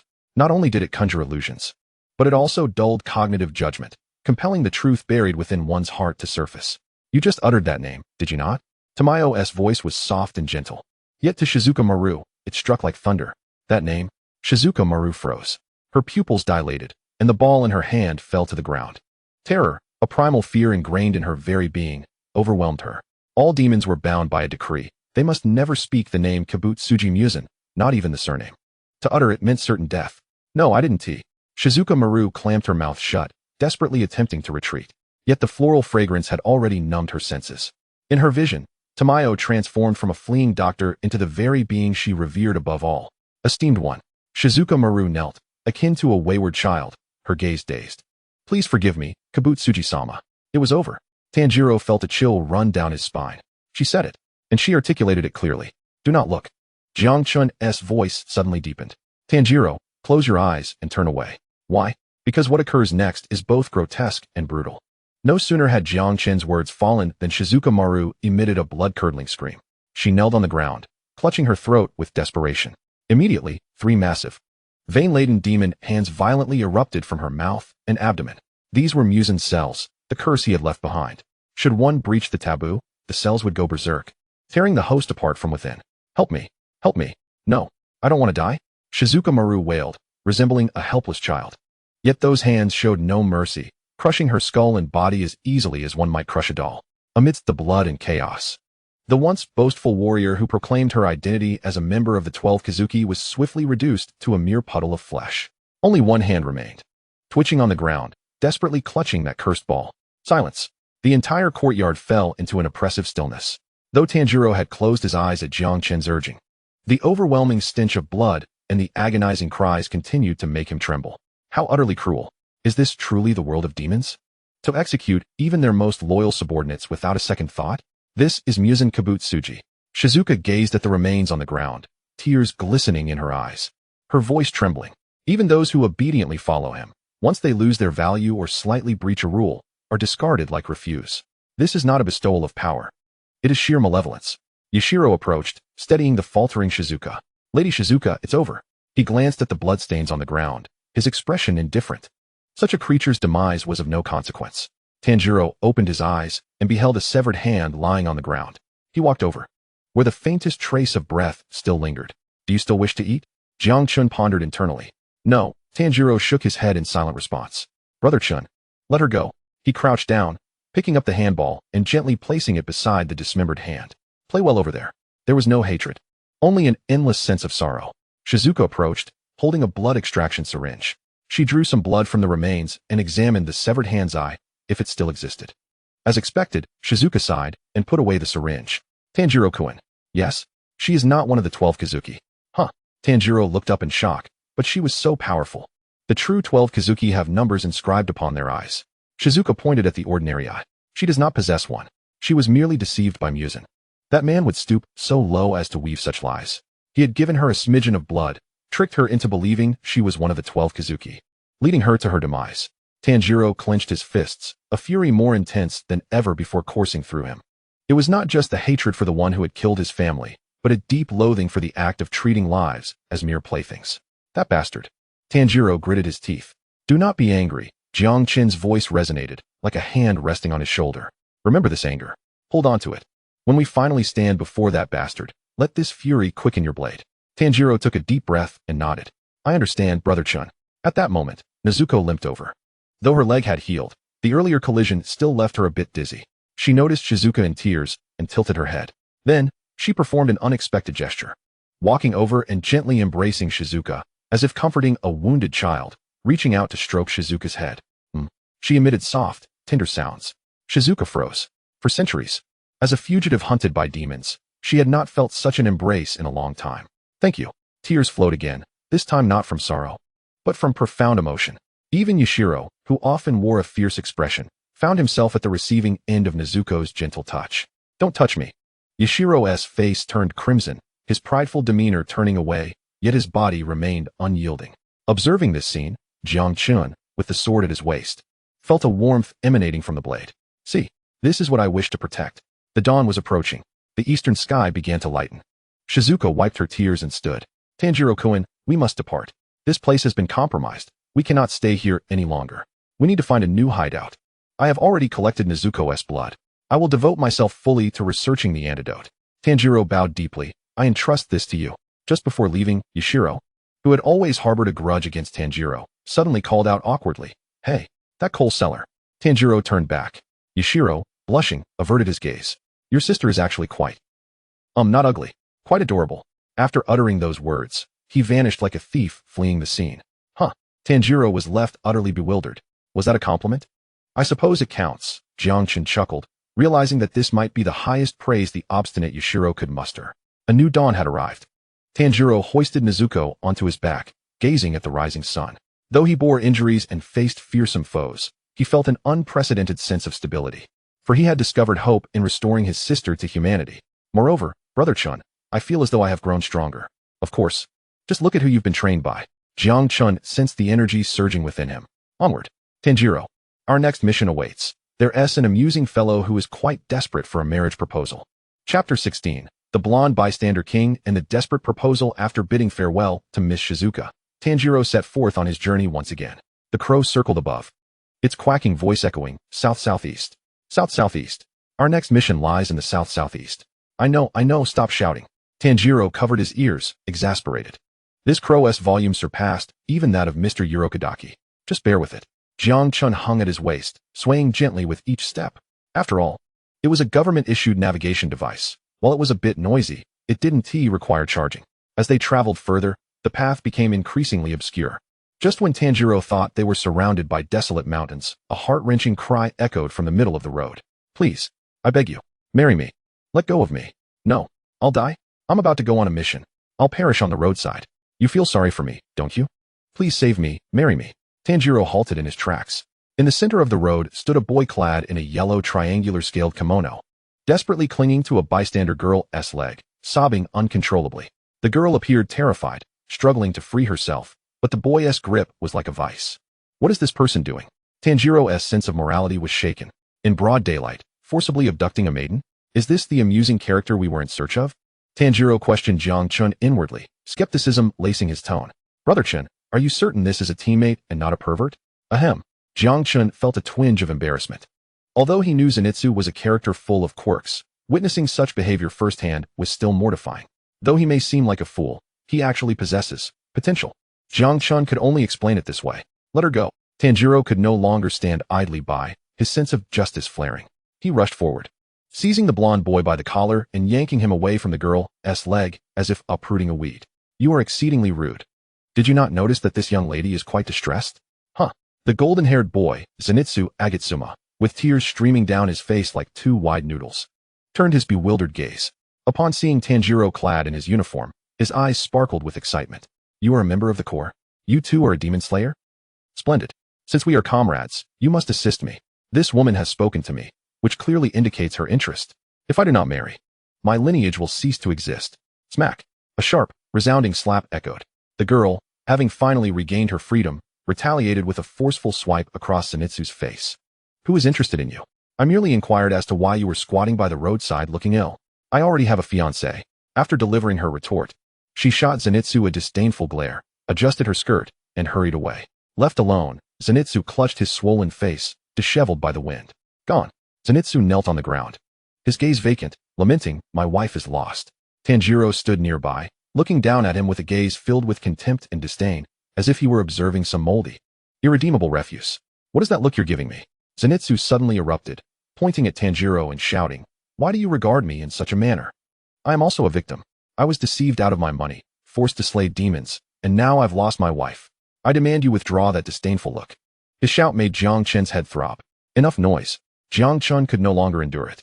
Tanjiro placed his hand on the hilt of his sword. Huh. Are you going to strike him? Brother Chun, that may not be appropriate. Although Tanjiro found Zenitsu bothersome, he had not yet reached the point of wishing to kill a comrade. Do not strike, just intimidate him. Tanjiro complied and gripped the hilt firmly. A low hum resonated as Jiang Chen controlled the blade, releasing a faint yet chilling aura of malice. The accumulated dread, akin to the essence of having consumed hundreds of demons, enveloped the air. Zenitsu, who had been rolling on the ground in a fit, suddenly froze. With his acute sense of hearing, he perceived a sound of death, akin to a cold blade pressed against the carotid artery of his neck. How terrifying that sound was. Zenitsu trembled, immediately silencing himself and curling into a quivering ball. At last, tranquility returned. Jiang Chen, satisfied, retracted his aura. At that moment, a plump little sparrow fluttered down, landing in Zenitsu's palm, chirping incessantly and pecking his hand in indignation. Cheap, cheap, cheap. You pathetic creature. Get up and work. Don't disgrace yourself. Ah, even the sparrow is bullying me. Zenitsu wept more sorrowfully. Tanjiro glanced at the sparrow in Zenitsu's palm, then at the forlorn figure on the ground, and sighed. Since they were comrades, they might as well journey together. Half an hour later, on the mountain path. I am truly going to die. I absolutely will perish. Zenitsu muttered incessantly, as if reciting a prayer. I am exceedingly weak. My survival in the final selection was purely due to luck. I do not wish to die. I wish to marry, to savor warm miso soup. Tanjiro walked ahead, carrying a box, his brow furrowed. This fellow complains far too much. Since earlier. His mouth has hardly paused. I'm so hungry. Suddenly, Zenitsu plopped down on the ground, declaring he could go no further, exhausted. I might as well die here. Tanjiro, with a sigh of resignation, halted. He pulled out a still warm rice ball and offered it. Here you go. Huh. Zenitsu paused, gazing at the rice ball, swallowing hard. What about you? I have another. Tanjiro told a kind-hearted lie. Zenitsu snatched the rice ball and devoured it ravenously. Delicious. Absolutely delightful. Observing Zenitsu's face adorned with grains of rice, Tanjiro's initial disdain began to dissipate somewhat. This guy, in truth, is rather pitiable, he mused. Pity my foot. Jiang Chen scoffed internally. He hasn't even awakened yet. Once he falls asleep, you'll be startled. Fall asleep? Tanjiro was perplexed. Must one sleep to fight? Just then, the woods ahead grew ominous. A massive, peculiar mansion emerged at the end of the path. Even before approaching, a strong stench of blood wafted toward them. In the bushes at the mansion's entrance, two trembling children, a boy and a girl, clung to each other, their eyes brimming with terror. Children, what is the matter? Tanjiro approached, squatting to offer a gentle smile. Fear not, I am a demon slayer. The little boy looked up, pointing at the eerie mansion. My brother was taken by a monster. We followed the blood trail here, but dared not enter. No sooner had he spoken than a dull thud echoed from deep within the mansion. The sound was soft yet struck like a hammer against the heart. Then, suddenly, a figure was hurled from the second-floor window. It was a bloodied man. Dead. Tanjiro's expression shifted, and he instinctively moved to catch him, but the distance was too great. The man crashed to the ground, devoid of life. Zenitsu, witnessing the corpse, screamed in terror, diving behind Tanjiro. A dead person. A real dead person. I knew someone would die. I refuse to go in. Not even if you kill me. Tanjiro ignored Zenitsu's cries, his gaze sharpening as he regarded the deceased man. Brother Chun, this demon is formidable. Jiang Chen's voice took on an unusual seriousness. Lower Moon 6, Hyogai. His ability is to alter space through the beating of drums. Tanjiro, this is your first encounter with a true Lower Moon. Jiang Chen sensed the unique energy emanating from the mansion. It was the scent of rare blood. The child who had been taken bears rare blood, which is invaluable to demons. Consuming one is equivalent to feasting upon 100 ordinary humans. No wonder multiple demons are congregating here. Zenitsu, stay outside and protect these two children. Tanjiro placed the box on the ground. Nezuko, you two remain and safeguard them. I refuse. I want to stay with you. This place is unsafe. Zenitsu clung desperately to Tanjiro's leg, refusing to let go. Thud. Another drumbeat resounded. This one even more eerie. Tanjiro felt the ground tremble beneath him. There was no time to dawdle. He gently kicked Zenitsu away. If you wish to live, stay close to me. He drew his black Nichiren blade, pressed Nezuko against his waist, and strode toward the ominous open door. Wait for me. Zenitsu cried, though terrified. He felt safer following this reliable comrade than being left alone outside. The four, Tanjiro, Zenitsu, and the two children, rushed into the mansion. The door slammed shut behind them. Light vanished. In the darkness, only the chilling sound of the drums echoed, once, then again. Thud. Welcome to my labyrinth. Chapter 17. Headlong charge in the upside-down world. The air inside the mansion was so thick it felt like it could drip, rather than quiet. It was more like the deathly stillness before a storm. The only sound echoing in the enclosed space was Zenitsu's teeth chattering, a clacking noise that made people restless. We're going to die? We're definitely going to die? Zenitsu clutched tightly at the hem of Tanjiro's haori, his face smeared with tears and snot. Tanjiro, you'll protect me, right? You will protect me, won't you? Tanjiro sighed and pulled the two children behind him, Teruko and Shoichi, into the middle. Zenitsu, don't be so loud. Tanjiro lowered his voice. Demons have very sharp hearing. If you keep this up, you'll attract them. Eek. Zenitsu let out a short chicken-like squeak in fright, covering his mouth with both hands. His eyes bulged like copper bells as he shook his head desperately. There's a smell ahead. Jiang Chen's voice sounded in Tanjiro's mind. Not the drum-beating one from earlier. This is another scent, very savage. Savage? Tanjiro was stunned. Before he could react, boom. A dull drumbeat sounded. Without any warning, the world flipped upside down. The floor beneath their feet instantly turned into a wall. The corridor that had been on the left suddenly became a bottomless abyss. A powerful sense of weightlessness struck. Wah! Zenitsu screamed as he, along with the boy Shoichi, slid directly down the tilted ground. Zenitsu, grab my hand. Tanjiro reacted quickly and thrust out his hand. Their fingertips brushed. He missed. Tanjiro, save me. Accompanied by a miserable wail, Zenitsu and Shoichi fell straight into a suddenly opened door. Then with a bang, the door slammed shut and vanished into the wall, as if it had never existed. Only Tanjiro and the little girl Teruko remained, sitting on the ceiling, staring at each other. They'd been separated. Jiang Chen analyzed calmly. This demon's blood demon art controls space. As long as it beats the drum, it can change the direction and position of the rooms. What a troublesome ability. Tanjiro helped the frightened Teruko up. Don't be afraid. I'll protect you. Let us go find your brother first. Though he comforted her verbally, Tanjiro felt uncertain. In a maze-like environment like this, even with a keen nose, it would be difficult to lock onto a target. Just then, headlong charge. Headlong charge. A wild roar accompanied by the loud crash of splintering wood came from the neighboring room. Boom. The exquisite paper door shattered instantly, amid flying wood chips. A strange figure burst in like a cannonball, a man with a bare upper body, wearing a boar's head mask and wielding two chipped dual swords. His muscles were tense all over his body, rough breaths blasting from his nostrils. He didn't care whether there was a path ahead or not. He simply charged forward recklessly. What is that thing? Tanjiro was dumbfounded. A demon? Or a human? If he is human, why is he wearing a boar's head? If he is a demon, why is he holding Nichiren swords? Ha ha ha. Where's the demon? Where's the demon? The boar-headed man swung his twin blades, his voice rough. My blades are already starving. He completely ignored Tanjiro. The eyes hidden beneath the boar mask seemed to lock onto something as he charged toward the end of the corridor. That direction. Oh no. That's where Miss Teruko is. Tanjiro was shocked. The boar-headed man didn't even look at his feet. He was about to step directly on the little girl trembling in the corner. Stop! Tanjiro roared and rushed forward without thinking. He couldn't draw his sword. That was a human. Tanjiro gripped the scabbard with his left hand and slammed the hilt hard into the boar-headed man's waist. Bang! The boar-headed man staggered from the hit, his footing slipping as he nearly fell. But he reacted extremely quickly, twisting his body in midair in a strange motion and landing steadily. Huh. The boar mask turned toward Tanjiro, its two dark nostrils facing him. You want to fight, huh? Killing intent. Pure battle intent without any reason whatsoever. This guy was practically a beast wearing human skin. You almost stepped on that child. Tanjiro spread his arms and stood in front of Teruko, speaking righteously. You're a demon slayer, right? So am I. Since we're companions, why are you being so rough? Companions? The boar-headed man sounded like he heard a joke. Can you eat that? There's only one thing I need to do. Be stronger than everyone. Kill all the demons. And beat you down. With that. He raised the jagged twin blades and swung them toward Tanjiro. Completely unreasonable. Does this guy have something wrong with his brain? Jiang Chen couldn't help complaining from Tanjiro's waist. Tanjiro, don't reason with him. When dealing with beasts, you can only be fiercer than them. But Brother Chun, boom. Before the two could start fighting, the drum sounded again. The world spun. This time, the entire room rotated 90 degrees. Wah! Tanjiro quickly hugged Teruko and stabbed his sword into the tatami to steady himself. Meanwhile, the boar-headed man bounced around the room like a rubber ball, shouting excitedly, Fun. This is so fun. Headlong charge. Using the force of the rotation, he kicked off the ceiling, smashed through another door, and disappeared into the darkness. What was that guy even here for? Tanjiro wiped cold sweat from his forehead. Ignore that wild boar. Jiang Chen's voice turned serious. The real one is here. As the room stopped rotating, an overwhelming smell of blood mixed with the scent of old ink rushed toward them. Tanjiro looked up.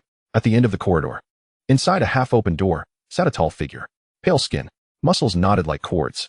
Strange hand drums were embedded in his shoulders, chest, and thighs. And in his right eye was carved a kanji, lower 6. Although the character had a large cross drawn over it. The oppressive aura still made Tanjiro's hand gripping the sword sweat slightly. This was the real 12 Kizuki, though he had been fired. Kyogai. He sat there holding a brush, seemingly writing something. Countless manuscript pages were scattered across the floor. Hearing the noise, Kyogai slowly raised his head. In those lifeless eyes there was neither anger nor joy, only deep numbness and irritation at being disturbed. Insects. Kyogai muttered softly. These tasteless insects again, barging into my mansion. The rare blood brat is one thing, but why do ordinary trash like you dare disturb me as well? He raised his hand and lightly struck the drum on his shoulder. Boom. Without any warning. 3 invisible claw-like slashes cut through the air like blades, heading straight for Tanjiro's face. Fast. Even faster than the handballs from earlier. And the attack was invisible. Only the sound of wind. Right side. Duck. Jiang Chen's warning arrived a step before the attack. Tanjiro instinctively crouched down with his head covered. Swish. 3 deep claw marks suddenly appeared on the wall where he had just stood, unfathomably deep. Had he hesitated for even half a second longer, Tanjiro's head would have been severed. What a close call. Tanjiro gazed at the terrifying claw marks, his heart racing. Is this the blood demon art? A lethal attack from a distance, impossible to defend against. He managed to evade it? Kyogai seemed somewhat surprised. In that case, he struck the drum on his thigh once more. Boom. The room abruptly tilted, transforming into a vertical state. Tanjiro and Teruko lost their footing and plummeted downwards. But that was not the end. Kyogai, with an expressionless face, struck the drum on his chest. Again, 3 claw strikes were unleashed, anticipating Tanjiro's descent. This was a continuous combo, a spatial control remote attack. Within this mansion, he was the absolute deity. There was no way out. Suspended in midair, with no leverage to exploit, Tanjiro looked at the terrified girl in his arms, his gaze instantly turning resolute. Brother Chun, lend me some strength. Already prepared, Jiang Chen responded. The black Nichiren blade was drawn in an instant, not for the purpose of attacking, but for the 8th form of water-breathing, waterfall basin. Tanjiro forcefully twisted his body in midair, bringing the blade down with great force. Utilizing the reaction force of this strike, he abruptly halted his descent, clinging to the wall like a gecko. Clang, clang, clang. The 3 claw strikes grazed the soles of his feet, severing a lock of his hair. Touchdown. Tanjiro placed Teruko in a corner. Stay hidden. He stood up, the black Nichiren blade held horizontally before his chest, staring defiantly at the towering demon. Kyogai. Tanjiro called out the adversary's name. You, who so casually trample on the lives of others and treat them as mere food. I do not care whether you are one of the 12 Kizuki. Today, I shall sever your drum along with your head right here. Kyogai narrowed his eyes. Arrogant little brat. You will become the latest fertilizer in my abode. 1 human, 1 demon. In this perpetually spinning, inverted room, the intent to kill surged. Meanwhile, Jiang Chen, hanging at Tanjiro's waist, was fixated on the scattered manuscript papers on the floor. He knew that those papers were the key to defeating this demon, and the only regret of this fiend. Chapter 18. The acknowledged text and the 9th form of water. Cough, cough, cough. Tanjiro knelt on one knee, coughing up a mouthful of blood. The pain of broken ribs felt like a saw tearing through his chest. With each breath, his lungs felt as if they were ablaze. Do not cease your breathing. Jiang Chen's voice resonated steadily and powerfully in the depths of Tanjiro's consciousness. Total concentration, constant. If you stop, your body will collapse in an instant. I understand. Tanjiro gritted his teeth, forcing himself to adjust the rhythm of his breathing. Boom. Another drumbeat echoed. The room spun again. This time, it tilted 90 degrees to the right. The bookshelf, the vase, and the scattered manuscripts all tumbled down in a chaotic cascade. Tanjiro was compelled to release his grip on the edge of the floor, his body weightless in midair. Whoosh, whoosh, whoosh. Kyogai's claw strikes followed closely behind. 3 invisible blades sealed off Tanjiro's landing point. No way to evade. No. Tanjiro caught sight of the descending manuscript papers. He could have used those papers to leap, as they represented his only foothold.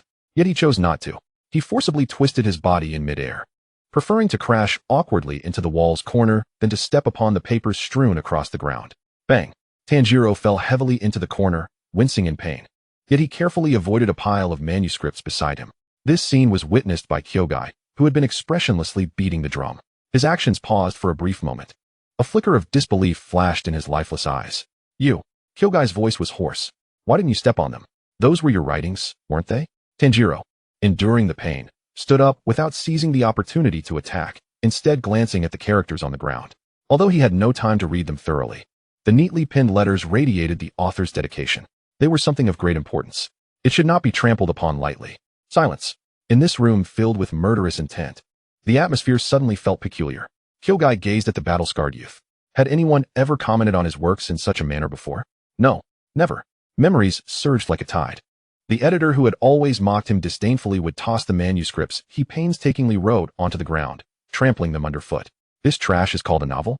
You can only beat drums with your tedious tricks, possessing no talent for writing at all. Stop writing, it's disgusting. Denial. Throughout his life, he had only encountered rejection, whether as a human with words or as a demon employing blood demon arts. Even Muzan had stripped him of his rank among the 12 Kizuki, declaring he could no longer grow stronger. But now, this demon slayer, a mere child, not even his opponent, was carefully avoiding the remnants of his dedication in the heat of battle. Oh, Kyogai lowered his head. Tears streamed from the eye marked with the crossed numbers. But this did not signify that he would relent. On the contrary, An unprecedented ferocious aura erupted from within him. Good. Very well. Kyogai raised both hands, embodying the last vestige of his dignity as a warrior. Since you acknowledge my words, I shall bury you with all my might. Boom, boom, boom, boom, boom. The drumbeat surged. No longer a singular strike, but a torrential downpour of beats like a storm. The room began to spin wildly. Up, down, left, right, forward, backward. The space was utterly chaotic. Accompanying the rotation were dozens of dense claw strikes, filling the entire space like a meat grinder. This was the final blow. Jiang Chen instantly assessed the situation. Tanjiro, do not resist the gravity. Imagine yourself as water. Water flows in any vessel, surges under any gravity. Understood. Tanjiro closed his eyes. In that moment, he forgot about his footing, forgot the distinction between ceiling and floor. In the spiraling world, he transformed himself into a droplet of water. His senses heightened. The thread connecting to Kyogai's neck remained visible amidst the chaotic storm. He saw it. Tanjiro's eyes snapped open. This technique was specifically devised for combat in unstable environments. It minimizes landing time to the utmost, moving with the grace and frenzy of splashing water. Puff, puff, puff. The claws tore through his haori, slicing into his skin, yet they did not reach the bone. Closer now. Sounding Kai gazed at the youth who swam against the tempest, the rhythm in his hands quickening. But Tanjiro was swifter still. It is over. Tanjiro charged before Sounding Kai. The black Nichiren blade, imbued with an indomitable spirit, severed the drum beats and the claw strikes. Swish. The blade flashed. Sounding Kai's head soared high. The drumming ceased abruptly. The room halted its whirl. The furniture and scattered papers that had once floated in the air began to descend. Tanjiro landed steadily, sheathing his sword. He gasped for breath, blood trickling down his forehead, yet he paid it no mind. He gazed at the demon's head that had rolled onto the ground. Sounding Kai was not yet entirely dead. Tears streamed down his face. Little demon. Sounding Kai's voice was frail to the extreme. Is my blood demon art impressive? This was the final question from a soul that had been denied throughout its life, dissipating before the end. Tanjiro looked at him. There was no hatred, no pretense. The youth knelt, his gaze clear and sincere. It is indeed impressive. Though it caused me much suffering, it is truly remarkable. Upon hearing these words, Sounding Kai was momentarily taken aback. Then, he closed his eyes, a faint smile of relief gracing his lips. Is that so? So my actions were not entirely meaningless. With that sigh, Sounding Kai's massive form began to disintegrate. No regrets remained. At least in his final moments, someone acknowledged his talent. Ding.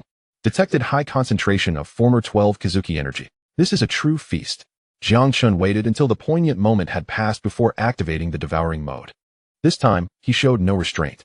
Buzz. Tanjiro felt the short blade at his waist grow scorching hot. A power more immense and pure than any prior surged through the air into the blade. It was the strength of rare blood. A culmination of centuries from the former Lower Moon 6. Devouring complete. Energy points gained, 2,000. Evolution rate significantly increased. Blade reforging progress, 30. Skill acquired, spatial awareness, intermediate. Trait gained, blood demon art resistance, minor. Jiang Chen couldn't help but exclaim in his heart. This was a genuine upgrade. Compared to the energy of this caliber, those previous small fry were mere trifles.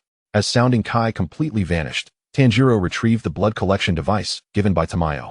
He extracted blood from the remnants of Sounding Kai's clothing.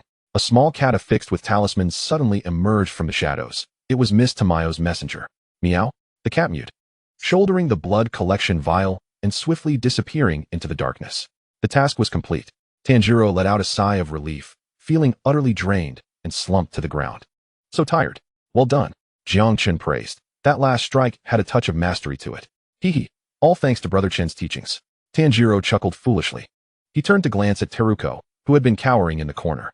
The little girl was utterly stunned, but upon seeing the demon's demise, she finally burst into tears and threw herself into Tanjiro's embrace. Brother, it's all right. Tanjiro gently patted her back. Just then, Jingy. A voice called from outside the door. It was the other boy who had vanished with Zenitsu. It seemed everyone was safe. Tanjiro took Teruko's hand and exited the room. Outside the mansion, the sunlight was just right. The once eerie atmosphere dissipated completely. Just as Tanjiro stepped through the door, eager to enjoy the fresh air, he heard that infuriating voice. Stop hitting me. I'll die. I really will die. Pighead. You madman. That's Tanjiro's box. You can't touch it. On the grass, Zenitsu, bloodied, was clinging desperately to the wooden box containing Nezuko, curled up into a ball. Before him, a figure donned in a boar's head was wildly brandishing dual blades, kicking Zenitsu mercilessly. Get away, you weakling. There's a demon scent in that box. I'm going to chop it up. Move aside, or I'll chop you too. I won't let you." Despite being battered, Zenitsu cried and clung to the box as if his life depended on it. This is Tanjiro's most important possession. He had vowed that it was more important than his own life. If it's something so significant, I will never let you touch it. Even if he was terrified to death, even if he knew a demon was inside the box. He remembered the gentleness of Tanjiro when he shared rice balls. Remembered the faith in Tanjiro's eyes when he said, "I believe in you." Thus, even if it meant being beaten to death, he would protect his friend's treasure. Witnessing this scene, Tanjiro's pupils constricted sharply. A fury more intense than when facing a malevolent demon ignited his reason in an instant. "Stop it!" With a roar, Tanjiro cast aside his sword and charged at the boar-headed assailant like a raging bull. "You bastard, stay away from that box." Chapter 19. A skull harder than a wild boar S. Get away. With that roar, Tanjiro's fist struck solidly against the ribs of the boar-headed youth. Crack. The sound of bones fracturing rang clear. Not with the Nichiren blade, but with his fist. As a demon slayer, the rules strictly prohibited private fights, and one could never draw a blade against a human. Thus, even in his utmost fury, Tanjiro refrained from using the two blades hanging at his waist. Yet this punch, fueled by rage and bolstered by the formidable strength honed in the Mist Mountain, sent the arrogant boar-headed fiend flying. Bang! The boar-headed fiend crashed against a tree trunk like a ragged sack and slid down. "Are you all right, Zenitsu?" Tanjiro hurriedly ignored the boar and rushed to aid the bloodied Zenitsu. Zenitsu was on the verge of losing consciousness, tears streaming down his face, yet his hands remained white-knuckled, clinging to the box with all his might, refusing to budge. Tanjiro, seeing the familiar figure, Zenitsu's taut string finally snapped, and he sobbed. That madman was going to chop the box. I protected it. I really protected it. Witnessing Zenitsu in such a pitiful state, Tanjiro's heart ached as if pricked by 1,000 needles. Clearly, he had been terrified. Clearly, he had been shouting to flee. Yet, at a critical moment, for the sake of a friend's words, he endured such a beating without letting go. "Thank you, Zenitsu."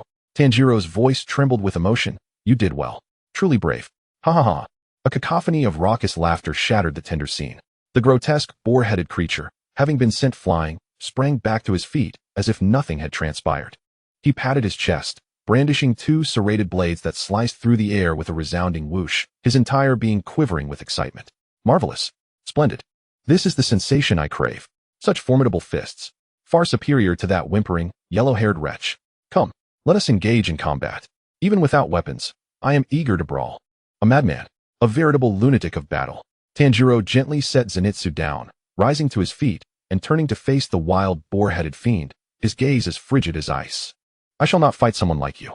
Suppressing his fury, Tanjiro inquired, "Aren't you a demon slayer as well? If we are comrades, why would you turn against a fellow fighter? Why assault the box?" "Huh, comrades." The boar-headed creature contorted his body into an exceptionally bizarre posture, bending at an impossible angle, appearing utterly boneless. "Who cares about such trivialities? I only desire strength, stronger than anyone else. Whether demon or human, victory makes one the leader." With that declaration, he propelled himself forward, skimming the ground like a projectile. A reckless charge. His speed was blinding, and his movements utterly unpredictable. "Tanjiro, stay alert," came the warning from Jiang Chen. "This fellow's joints are loose. He can strike from any blind spot." Indeed, in a split second, as the boar-headed creature approached, he faced Tanjiro directly, yet his leg whipped around from behind like a whip, aimed squarely at the back of Tanjiro's head. Is this the beast-breathing technique? Although Tanjiro's ribs were fractured, causing cold sweat to pour from him, his reflexes had been sharpened to their utmost limit after his previous battle with Hyoka. He pivoted, dodging the incoming attack. "You wish to avoid using blades? Then let us wrestle." Seizing the opportunity, Tanjiro grasped the incoming leg, attempting to leverage his strength to throw the creature off balance. However, the creature was far too slippery. With an astonishing flexibility, the moment Tanjiro caught his leg, he swiftly ensnared Tanjiro's neck with his other foot. In an instant, the two were entangled, rolling together in a whirlwind of dust and chaos. "Let go. No. If you have the skill, bite me. Don't pull my hair." The scene devolved into utter mayhem, devoid of any breathing techniques or grandiose moves. Merely a primal exchange of blows. Brother Chun, Zenitsu, lying nearby, gaped in astonishment, unable to suppress his thoughts. "Aren't you going to help Tanjiro?" Jiang Chun's sword lay quietly aside, having been removed by Tanjiro to prevent harm during the altercation. "Help? What nonsense," Jiang Chen replied languidly. "When children fight, what business is it of their parents? Moreover, while that boar-headed fiend is a rogue, He bears no murderous intent. He simply wishes to prove his strength. Besides, you know how tough Tanjiro's head is. At the heart of the battlefield, their struggle had reached a fever pitch. Although the boar-headed creature was agile, he soon discovered that the red-haired boy possessed an astonishing strength and remarkable resilience. How infuriating! The boar-headed creature roared. Can't you just let me land a single strike? No, Tanjiro retorted fiercely. He gripped the sides of the boar mask with all his might. You fool who cannot comprehend human speech. Since reason fails to penetrate your mind, and fists cannot persuade you, then let us resort to this technique. Tanjiro inhaled deeply, channeling his energy, his gaze sharpening to an acute intensity. A look reserved for the hardest of stones. Wake up! Boom! A thunderous sound erupted, 10 times louder than the previous cracking of bones. It was as though 2 iron spheres collided at full speed. Tanjiro's forehead, as hard as iron, struck mercilessly against the boar-headed creature's face. The world fell silent. The air felt as if it had solidified for 2 heartbeats. Thud! The boar-headed creature released his grip, swaying unsteadily. Then, the mask he had worn, which had covered his head, slowly slipped off and fell to the ground, revealing his true visage. What a visage it was! With short black hair, exquisite features, long eyelashes, and skin as porcelain-like as a doll. Were it not for the scars adorning his muscular body, one could easily mistake him for an enchanting beauty. Huh, Zenitsu, momentarily forgetting his pain, sprang upright, pointing at the young man with a shout. A girl? So beautiful. Why such a personality? What a waste. Even Tanjiro was taken aback. He had not anticipated such a face hidden beneath that brutish mask. However, the beautiful youth paid no heed to the astonished onlookers. His eyes rolled back, froth spilling from his lips, his body stiffening as he collapsed backward. Thud. Unconscious. He even began to convulse. A concussion, Jiang Chen declared mercilessly. With such a headbutt, even a real boar would be knocked out. Tanjiro's iron-headed technique had indeed been honed. The brawl concluded. Rubbing his own forehead, which felt a bit dazed, Tanjiro approached the unconscious youth and picked up the boar mask. Regardless of the circumstances, this fellow had been quite reckless. Subsequently, along with the now-awakened Zenitsu and the 2 children, began to carry the bodies of the victims from the mansion outside to bury them in a grave. By the time the beautiful youth regained consciousness, it was already dusk. The youth shot upright, letting out a strange cry. I refuse. Again, a duel. He immediately spotted Tanjiro, who was offering flowers at the grave, and snatched the twin blades from the ground, charging forward. We're not finished yet. That was a sneak attack. This time, I will. Wait, you're awake? Tanjiro turned, his face adorned with a gentle smile, entirely devoid of the ferocity from their earlier confrontation. Your name is Inosuke Hashibara, isn't it? I saw those characters written on your loincloth. Huh. Inosuke froze. It was the first time someone had addressed him so calmly. Come, you must be hungry, Tanjiro said. Producing the last piece of tempura, procured from Zenitsu, from his breast pocket and extending it toward him. Eat. Inosuke gazed at the golden, crispy morsel, then glanced at Tanjiro's unguarded smile. As a wild child raised in the mountains, his worldview revolved solely around taking and being taken from. This act of giving rendered his simple-minded brain momentarily incapacitated. What do you want? Inosuke retreated warily, suspecting poison. It's not poisoned, it's very delicious. Tanjiro pressed the tempura into his hands and turned back to continue arranging the grave. We need to descend the mountain. It's unsafe here. Inosuke stood frozen. Clutching the tempura, he took a bite. Crunch. How crispy. How fragrant. An unfamiliar sensation washed over him, like feathers tickling his heart. What is this feeling? Soft and fluffy. On Inosuke's head blossomed a multitude of pink flowers. Hey, that's Zenitsu. Inosuke shouted at Tanjiro while munching on tempura. I'm not Zenitsu. I am Inosuke. Hashibara Inosuke. All right. Inosuke, Tanjiro replied with a smile. I am Kamadu Tanjiro. And you there, with the mop of blonde hair. Who are you calling mophead? Zenitsu bellowed. You better introduce yourself too. I, the great Inosuke, shall defeat you all in the future. Thus, despite the chaos filled with violence, misunderstandings, and concussions, these 3 boys, each with their own distinct personalities and entirely different aesthetics, found themselves together at last. Let us go? At that moment, the katana, Jiang Chen, had been reattached to Tanjiro's waist. He observed the trio of raucous companions, the blade trembling slightly. The true Demon Slayer core had finally assembled. However, sensing the broken ribs within Tanjiro's body, as well as Zenitsu's myriad of injuries, Jiang Chen realized they must first seek a place to recuperate before heading to their next battlefield. At that precise moment, the crow descended, releasing a bookmark adorned with wisteria flowers. Ga. Rest. Rest. Proceed to the wisteria manor. There will be special hospitality. Special hospitality. Upon hearing the word rest, Zenitsu sprang to life. Is there a soft, fluffy blanket? Is there good food? Are there beautiful women? Let us go, Tanjiro, hurry. What if we arrive late and miss our spots? Under the setting sun, Tanjiro, carrying a box and dragging the still bellowing Inosuke, was pulled along by Zenitsu as they made their way towards the town below, their shadows elongated behind them. Though the path ahead remained rife with bloodshed and demons, at least for tonight, they could enjoy a peaceful slumber.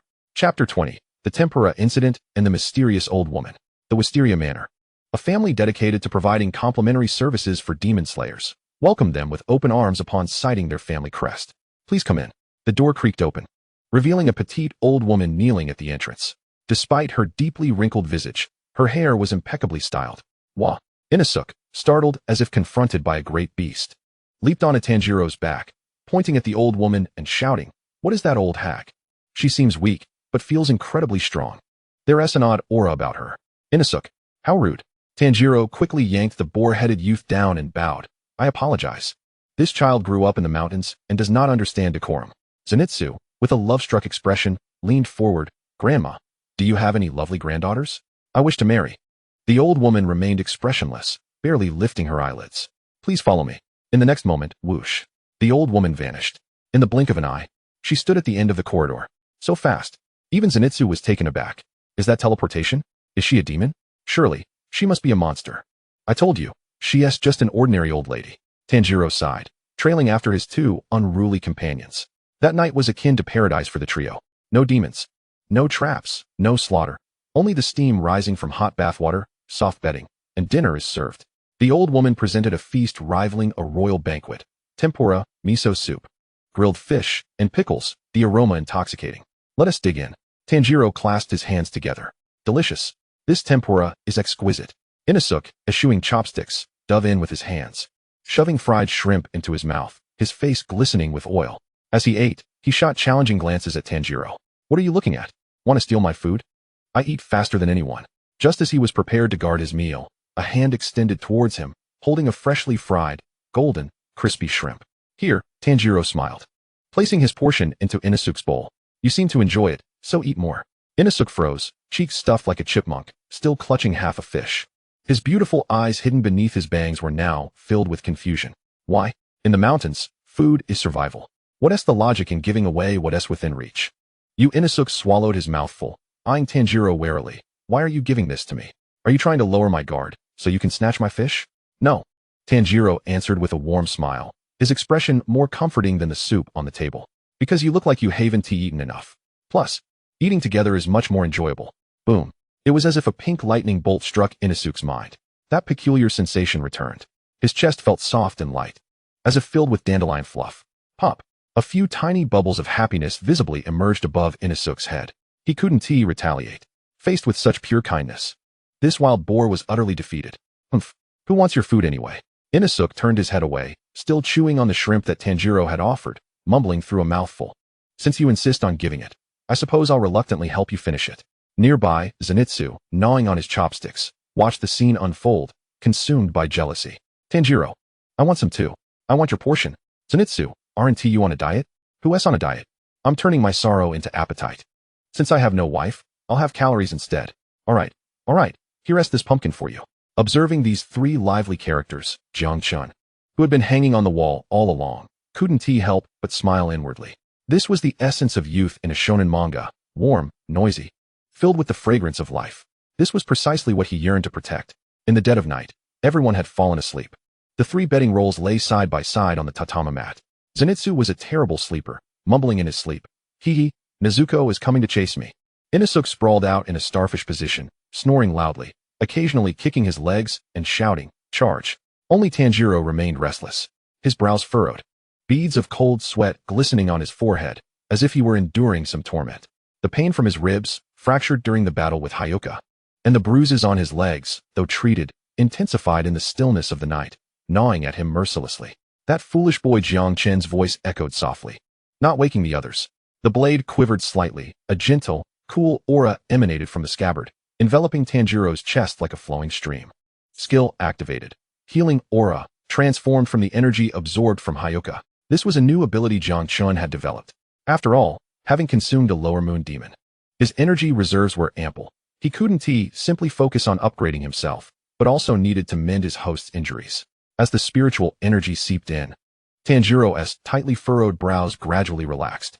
The fractured bones, nourished by spiritual energy, healed at an accelerated pace. The bruising faded, and the pain transformed into a gentle tingling sensation. Brother Chun, Tanjiro murmured sleepily, turning over to embrace the blanket beside him, a faint smile of reassurance gracing his lips. Go to sleep.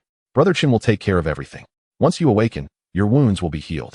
As a blade, he required no slumber. In the tranquility of the night, he stood guard over the three youths and the girl concealed within the box. This sensation was unexpectedly pleasant. However, joyous moments are always fleeting. With wounds nearly mended and their bellies full, the irritating voice returned. Ka, rise and shine. Get up. Your injuries have healed. We must depart for the Mount Nadagomo immediately. Time is of the essence. The crow, Sumi, swooped into the room, landing squarely on Zenitsu's rear, pecking him sharply. Ouch. That hurts. Zenitsu yelped, springing up. Why only peck me? Why not that pig-headed guy? Mount Nadagomo? Tanjiro sat up, touching his chest. It no longer hurt. In fact, he felt lighter than before, as if his lung capacity had increased. Instinctively, he glanced at Brother Chun, whose blade glimmered with a profound aura in the morning light. Thank you, Brother Chun, Tanjiro silently expressed in his heart. That place is far from peaceful. Brother Chun spoke seriously. Tanjiro, this mission is more perilous than any we have faced before. Mount Nadagomo is the true territory of the 12 Kizuki, and it is a den. Tanjiro's expression hardened. He swiftly donned his uniform, tightened his belt, and equipped Brother Chun and his Nichiren blade with precision. Everyone, we are setting off. At the entrance, an elderly woman struck flint against the three's backs, producing sparks. May your martial fortunes flourish. Always strive to live with courage. Tanjiro bowed deeply. Thank you for your hospitality. The trio embarked on their journey towards Mount Nadagomo. Upon reaching the mountain's base, a nauseating stench, mingled with the acrid scent of some insect, assaulted their senses. The entire mountain was shrouded in an eerie white mist, adorned with sticky spiderwebs. I refuse to go. Zenitsu plopped down on the ground, cradling his head and weeping. The smell from that mountain is wrong. We'll surely die if we enter. I don't want to go to my doom. Such terrifying sounds. There are dreadful noises coming from within. Inosuke, usually the boisterous one, did not mock him this time. The beastly boy, who often charged head first, now halted, his body tense beneath his animalistic guise. This aura. Inosuke gripped his dual blades, every hair on his body standing on end. Tanjiro gazed at the ominous mountain, unconsciously tightening his grip on Brother Chun's hilt. Brother Chun, yes, I have a feeling that if we do not venture inside, we shall regret it for the rest of our lives. Then let us proceed. Brother Chin's voice bore a chilling resolve. Whether it be a spider demon or a den of horrors, since we have arrived, we shall cleanse it with fire. Move. Tanjiro's eyes gleamed with determination as he stepped boldly into the mist. Hey, wait for me. Don't leave me behind. Zenitsu cried, scrambling to his feet. Though his legs trembled, he hurried after them. You scoundrel, Tanjiro. I am going too. I will be the leader. Inosuke declared defiantly, charging forward. The mist enveloped their figures. The arc of the Mount Nadagomo saga officially commenced. Chapter 21, The Puppet and the Bystander. The air around Mount Nadagomo was thick with a cloying, sweet stench. I refuse to go. No amount of coercion will persuade me. Zenitsu clutched his knees, seated on the roadside at the mountain's foot, burying his head in his arms like a petulant child. The sounds emanating from that mountain are not mere ghostly wails. They are from the depths of hell. Entering would surely spell doom. Tanjiro turned to glance at him, letting out a sigh. Zenitsu, if you are so frightened, then stay here. With that, he directed his attention to the restless boar-headed Inosuke. Inosuke, we shall proceed. Humph, we should have left long ago. Inosuke snorted, exhaling white mist. I'm going to drag that foul creature out and tear it limb from limb. The two plunged into the fog-laden forest. The deeper they ventured, the thicker the mist became. Visibility dwindled to less than 5 meters, surrounded by dead trees whose branches clawed at the sky like ghostly talons. This place feels ominous. The blade of Brother Chun hung at Tanjiro's waist, his senses alert. This was no ordinary fog. It was laced with subtle demonic energy that interfered with perception. Tanjiro, do not rely solely on your sense of smell, Brother Chun advised. Listen to the sounds around you and be aware of the sensations on your skin. Understood. Tanjiro lowered his center of gravity, his hand resting firmly on the hilt of his blade. Suddenly, a faint cry for help pierced the air. Help me. A young man clad in the Demon Slayer uniform stumbled from the mist, bloodied and terrified, as if something loomed behind him. It's a fellow member. Tanjiro rushed forward. Are you all right? I am the Mizunoto rank Tanjiro Kamadu, here to provide assistance. The young man, upon seeing Tanjiro, did not exhibit relief. Instead, he screamed in terror. Don't come any closer. Run. Call the Hashira. Hurry, summon the Hashira. Before his words could settle, several nearly invisible threads ensnared the youth's back. He cried out in anguish, his body yanked violently backward, vanishing into the mist once more. What was that? Inosuke unsheathed his dual blades, ready to pursue. Wait. Tanjiro halted him. There are many people ahead. As anticipated, from the depths of the fog emerged several figures, swaying unsteadily. All were dressed in the uniforms of demon slayers. Yet their postures were grotesquely distorted. Some had arms twisted behind their backs, others had necks bent at unnatural angles, and some had shattered knees. Yet they were forced onward like marionettes. Kill me, please. The foremost slayer, tears and snot streaming down his face, raised his blade. For the love of all that is holy, end my suffering. I cannot control my body. His trembling hands swung the weapon toward the nearest companion without hesitation. Thud. Blood splattered. This was no battle. It was self-destruction. What in the world are they doing? Dancing? Inosuke was bewildered. If they want to fight, then let us just annihilate them. As he spoke, the boar-headed youth charged forth to unleash chaos. Stop, Inosuke! Tanjiro bellowed, grabbing the beast's headpiece. They are still alive. They are human. We cannot harm them. What a hassle. Inosuke seethed, brandishing his blades. They're coming at us. Should we just wait to be slaughtered? Indeed. Though the controlled slayers cried out in despair, their movements were alarmingly swift. The silken threads violently tugged at their muscles, compelling them to summon a strength that transcended their limits, persisting even in the face of broken bones. Just as several Nichiren blades were about to strike Tanjiro's head, clang, clang. He parried the blows with the back of his sword, striving to avoid injuring his assailants.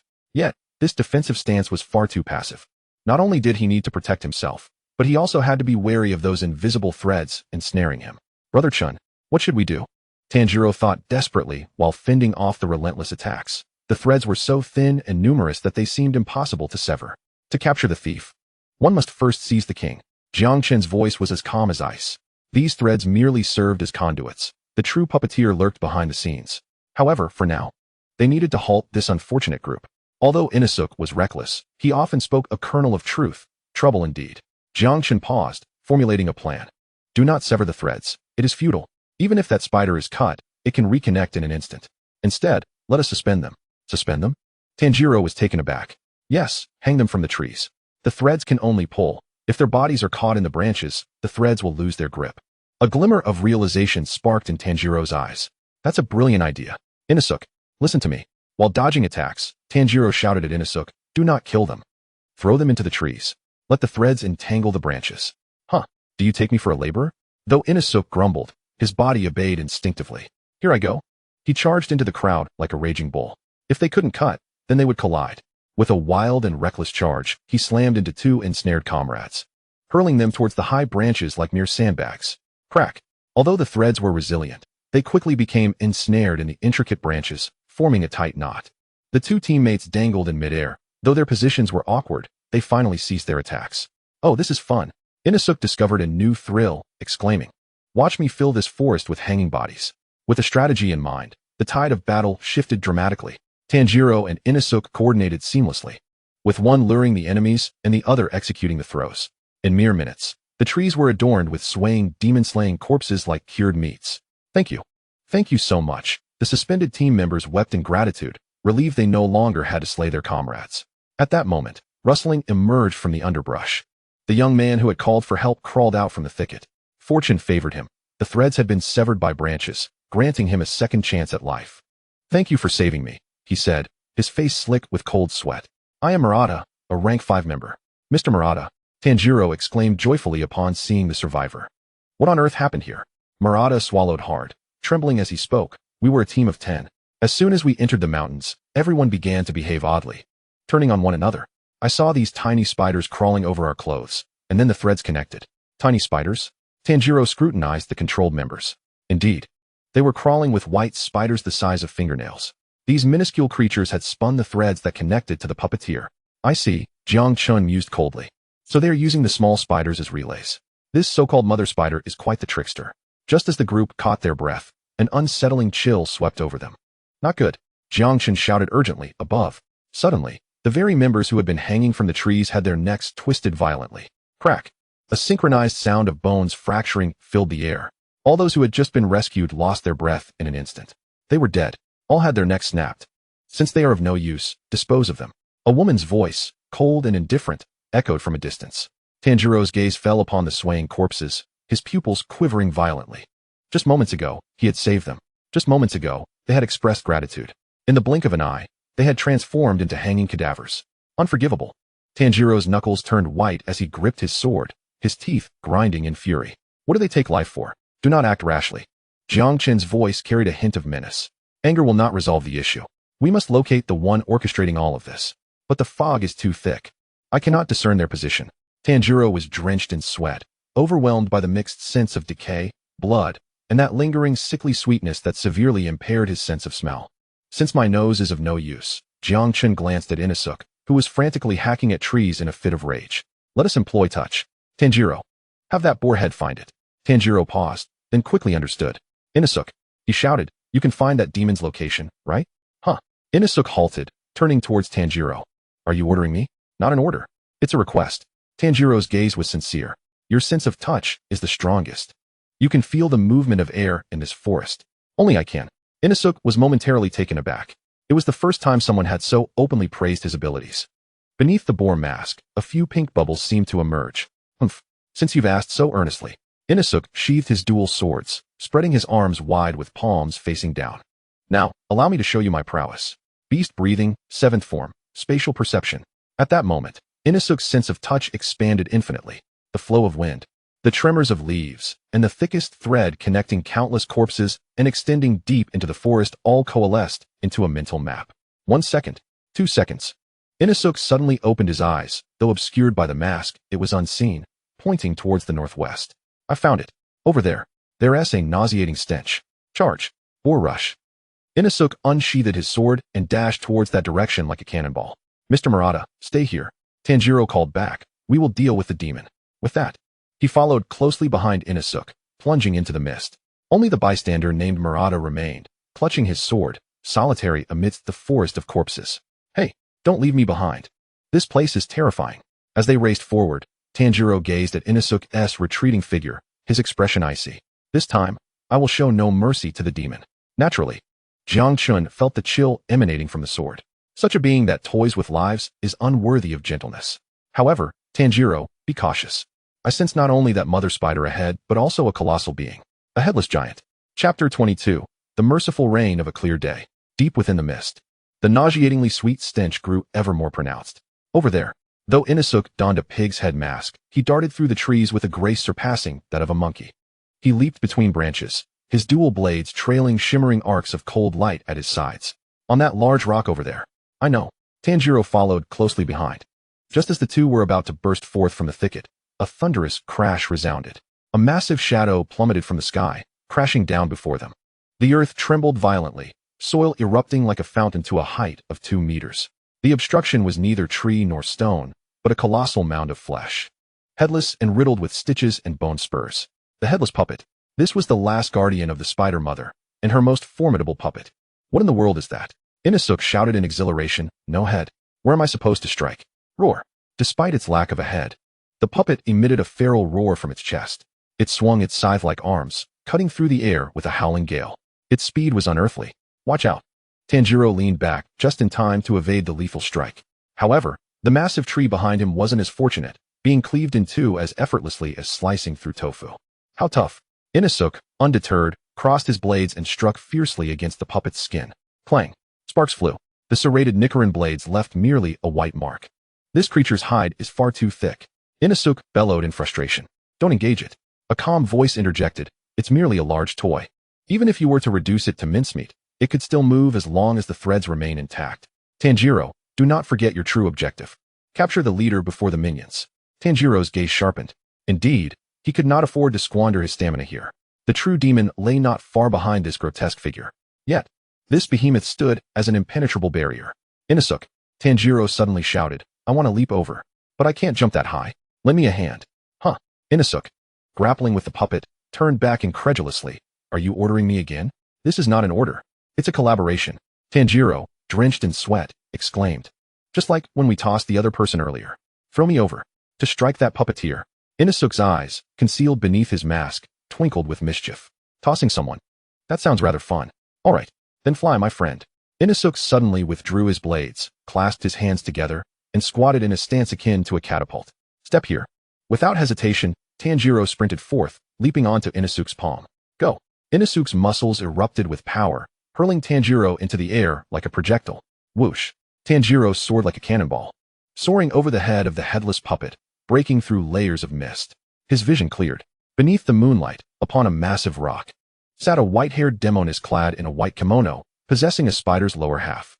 She was gripping countless threads, her face a mask of terror as she beheld the descending Tanjiro. Impossible. The spider mother panicked. She had not anticipated that the headless puppet would be breached so swiftly. I don't want to die. I don't want to die. She trembled, attempting to pull the threads to retaliate. Yet, an ominous figure suddenly loomed in her mind. Exhausted, the child, who wielded the power of life and death. What would happen to me if I were to fail as well? Would I be flayed? Hung from a tree to dry, subjected to endless torment? That was a fear more terrifying than death itself. Gazing at the boy in midair, wielding a black blade with piercing eyes, the spider mother's hand, which had sought to resist, abruptly stilled. If I were to be slain by the demon slayer, would that not grant me liberation? Would I no longer have to suffer? She relinquished the threads in her grasp. In that fleeting moment, she opened her arms wide. It was a posture embracing death. Closing her eyes, she awaited her end. In the air, Tanjiro had positioned himself for a water surface slash. With this strike, even the toughest neck could be severed. However, Brother Chun, Tanjiro whispered inwardly. He perceived it. Jiang Chen sighed, as the blade that shared a symbiotic bond with Tanjiro. How could he not sense the shift in his host's intent? The demoness bore no murderous intent. Instead, her being was filled with a heart-wrenching desire for liberation. This foolish child. Jiang Chen refrained from intervening, instead willingly adjusting the blade's spiritual energy to soften its ferocity. The previously sharp and violent killing intent instantaneously transformed into a gentle flow. Since you seek tenderness, let us embody it wholly. Tanjiro forcibly altered his technique midair.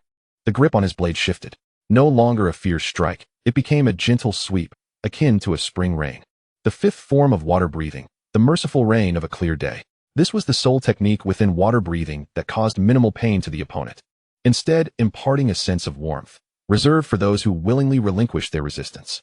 Swish. The black Nicaran blade glided softly across the demoness' neck. There was no sound of flesh tearing, only a faint, delicate sound reminiscent of raindrops falling upon water's surface. The spider mother was momentarily stunned.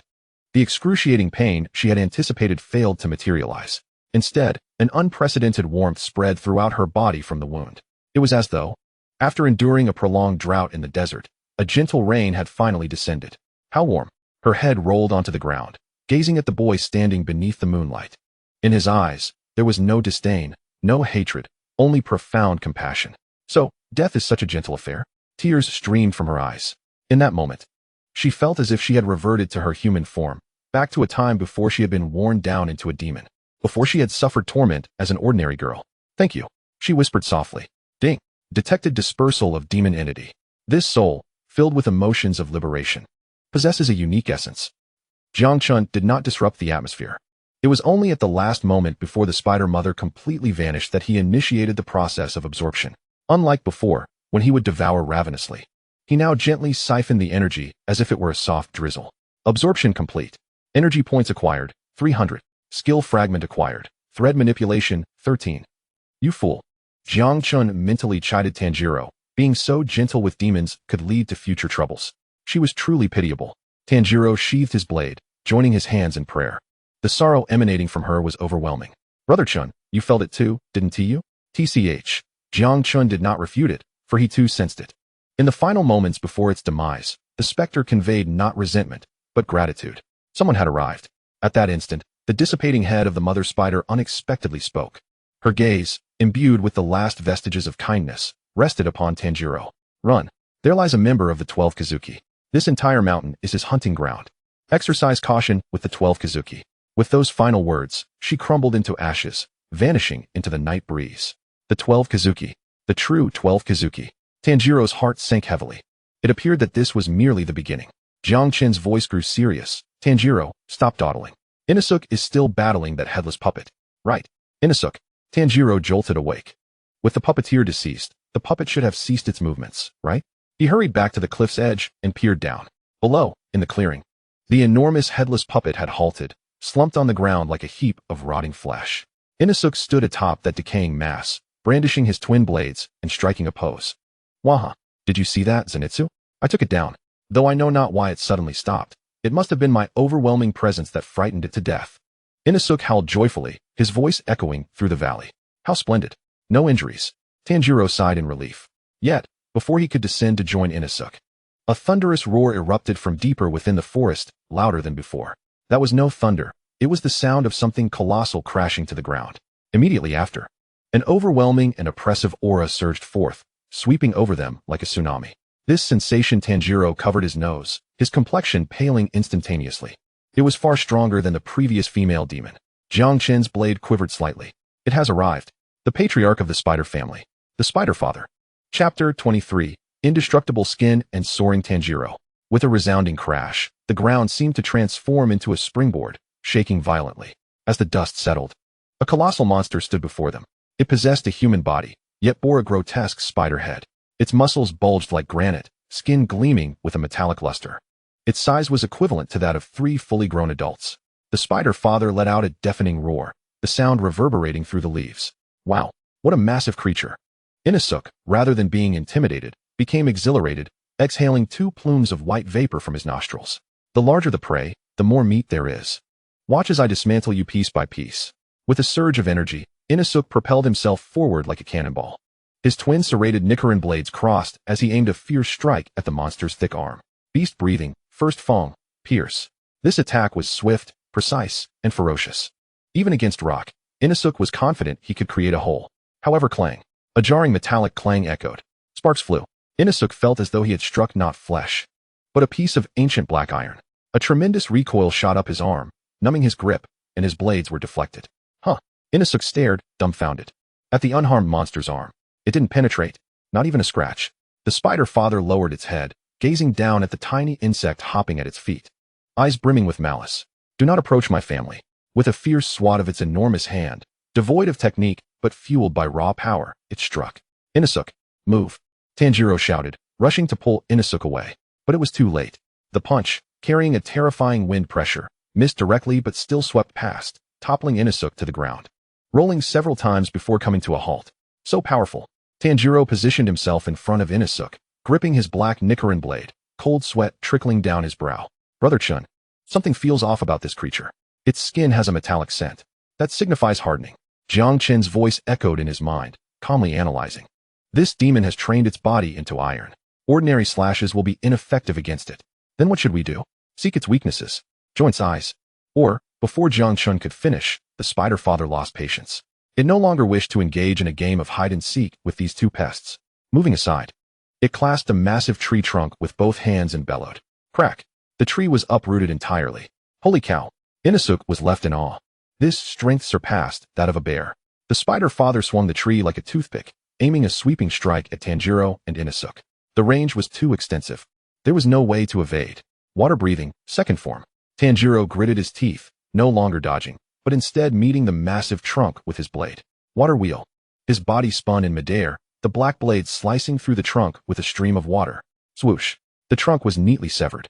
However, the terrifying momentum contained within the trunk did not dissipate.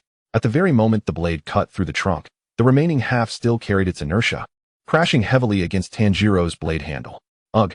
Tanjiro felt an overwhelming force surge through him. He was sent soaring into the sky like a baseball struck from a bat.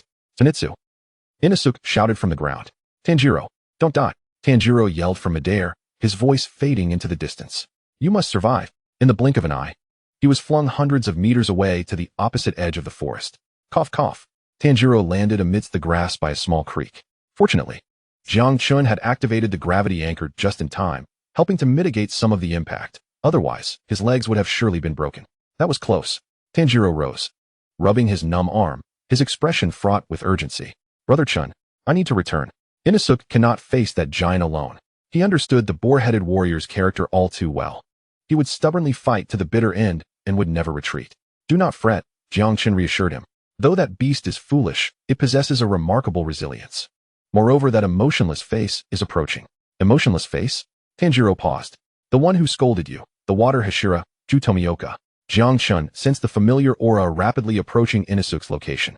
With a Hashira present, that boar will not perish. However, Jiang Chen's tone shifted gravely. Tanjiro, do not look back. There is something ahead. Tanjiro froze. a chilling sensation creeping down his spine from the riverbank ahead. Slowly, he raised his gaze. In the moonlight, a small-statured white-haired boy stood on the opposite bank of the river. His skin was as pale as parchment, adorned with crimson dots, with one eye concealed by his hair. At this moment, the youth coldly regarded Tanjiro. Beside him knelt a wounded female demon, the Spider Sister.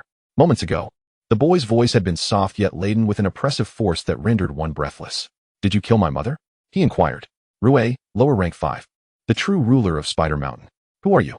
Tanjiro tightened his grip on his blade, adopting a defensive stance.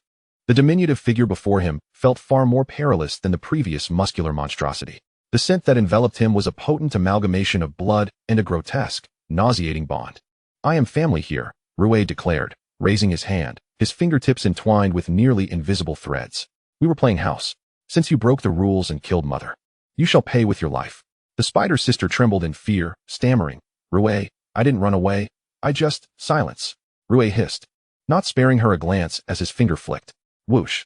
A thread sliced through the air, leaving a deep gash on the Spider Sister's cheek, revealing bone beneath. "Do you wish to be remade?"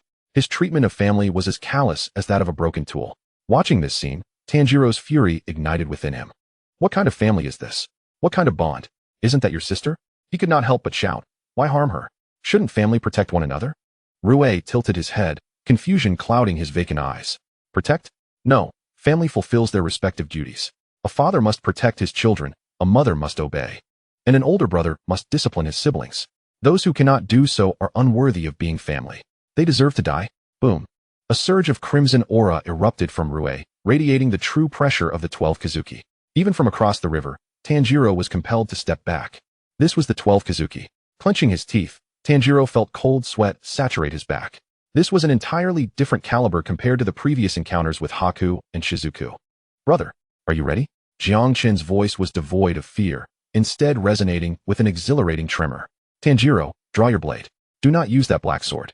Its current hardness cannot withstand his threads. Use mine." Clang. Without hesitation, Tanjiro sheathed the black sword at his waist and swiftly drew the jade-colored short blade that had always hung by his side. Jiang Chen emerged from its sheath, the blade shimmering with a gentle luster, yet exuding a ferocity surpassing that of demons. "Want to play with threads? Let's see whose is stronger," Jiang Chen challenged, as the blade sang in anticipation. Chapter 24. The Curse of Familial Bonds and the Plundered Connection. The moonlight was a ghostly pallor. The river flowed quietly, reflecting the eerie silhouette of the white-haired boy, reminiscent of a spider. Rue lifted his hand, curling his fingers slightly. It would be best for meddlesome individuals to vanish. Whoosh! The sound of slicing wind was sharp, as if it had cut through the eardrum. Several nearly invisible threads glimmered with a chilling gleam in the moonlight, weaving into a web of death that ensnared Tanjiro's entire being. Their hardness could slice through rock as if it were tofu. Had he wielded the black Nichiren blade, his only fate would have been annihilation. But he held Jiang Chen. "Do not falter." Jiang Chen's voice erupted in his mind. These threads only appeared daunting. Strike. Armament hockey wrapped, weak. Devouring property hardened to full. The surface of the jade short blade instantly became coated in a layer of darkness as deep as ink. Tanjiro's gaze sharpened, his feet pounding the ground, unleashing the breath of water. Water breathing, first form. Water surface slash. Clang, clang, clang. A series of crisp metallic clashes echoed along the riverbank. Sparks flew. The threads, which should have severed the blade, snapped like taut strings of a violin when they met Jiang Chen's obsidian blade. What? A crack finally marred Rue's otherwise impassive face. His threads had been severed? They were supposed to be harder than steel. That blade. Rue's gaze fixated on the short sword in Tanjiro's grip. Not only had it cut through the threads, but he also sensed a portion of his demon power dissipating along the severed strands. Interesting. Rue narrowed his eyes. "It seems your blade is harder than your life." "Come again." Rue's demeanor shifted. He opened his hands, fingers dancing in unison. Blood demon art, thread prison. This time, it was not just a few strands but dozens. They surged forth like living entities, attacking from the front and enveloping Tanjiro from all angles, intending to confine him within this prison and shred him into pieces. Too fast. Tanjiro gritted his teeth. Although the blade could sever the threads, his speed could not match their quantity. Swoosh! A stray thread grazed his cheek, instantly drawing blood. Just a fraction deeper, and he would have lost an eye. "Left! Duck!" Jiang Chen frantically warned. "Right foot! Lift it!" Tanjiro teetered on the brink of death, akin to a dancer on the edge of a blade, each evasion a brush with the Grim Reaper. "Futile," Rue observed coldly, You resemble a trapped insect. Your struggles will only lead to a more painful demise. With a fierce tightening of his fingers, the web of threads rapidly constricted. There was no escape. Just as the situation seemed dire, bang. The wooden door behind Tanjiro was suddenly kicked open. A petite figure burst forth without hesitation, positioning herself directly in front of Tanjiro. Nezuko! Tanjiro cried out in terror. Thud! Thud! The sound of blades piercing flesh filled the air. Nezuko, with her own body, bore the brunt of the constricting threads. Blood splattered, staining her pink kimono. Her arms and thighs were cut to the bone, with even half of her palm severed, falling to the grass. Yet, she uttered not a word. Instead, she lifted her bloodied face, unleashing a furious roar at Rue. Roar! Even as her body bled. She fiercely shielded her brother behind her, her eyes fierce as a lioness protecting her cubs. This scene left Rue, poised to deliver the final blow, utterly stunned.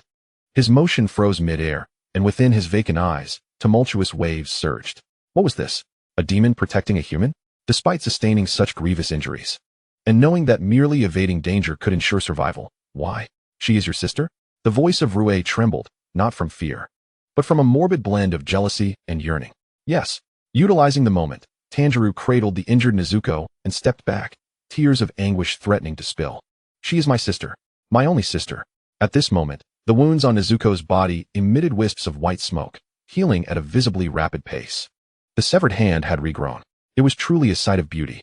Rue gazed upon this scene, his eyes becoming entranced. This is the bond one desire. Even transformed into a demon, she fiercely protects her brother. This is true family. He abruptly pointed at Tanjiro, his tone turning cold and avaricious. Hey, human. Hand over your sister to me. What did you say? Tanjiro thought he misheard. I said give her to me. Rue stated matter-of-factly.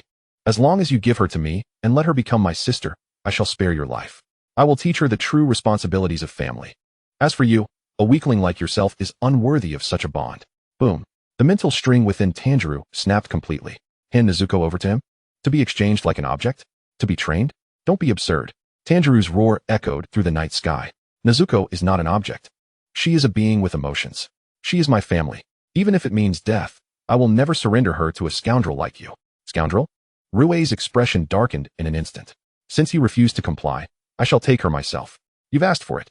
With a flick of his finger, whoosh. Before Tanjiro could react, Nezuko was suddenly yanked from his arms by an overwhelming force. Nezuko.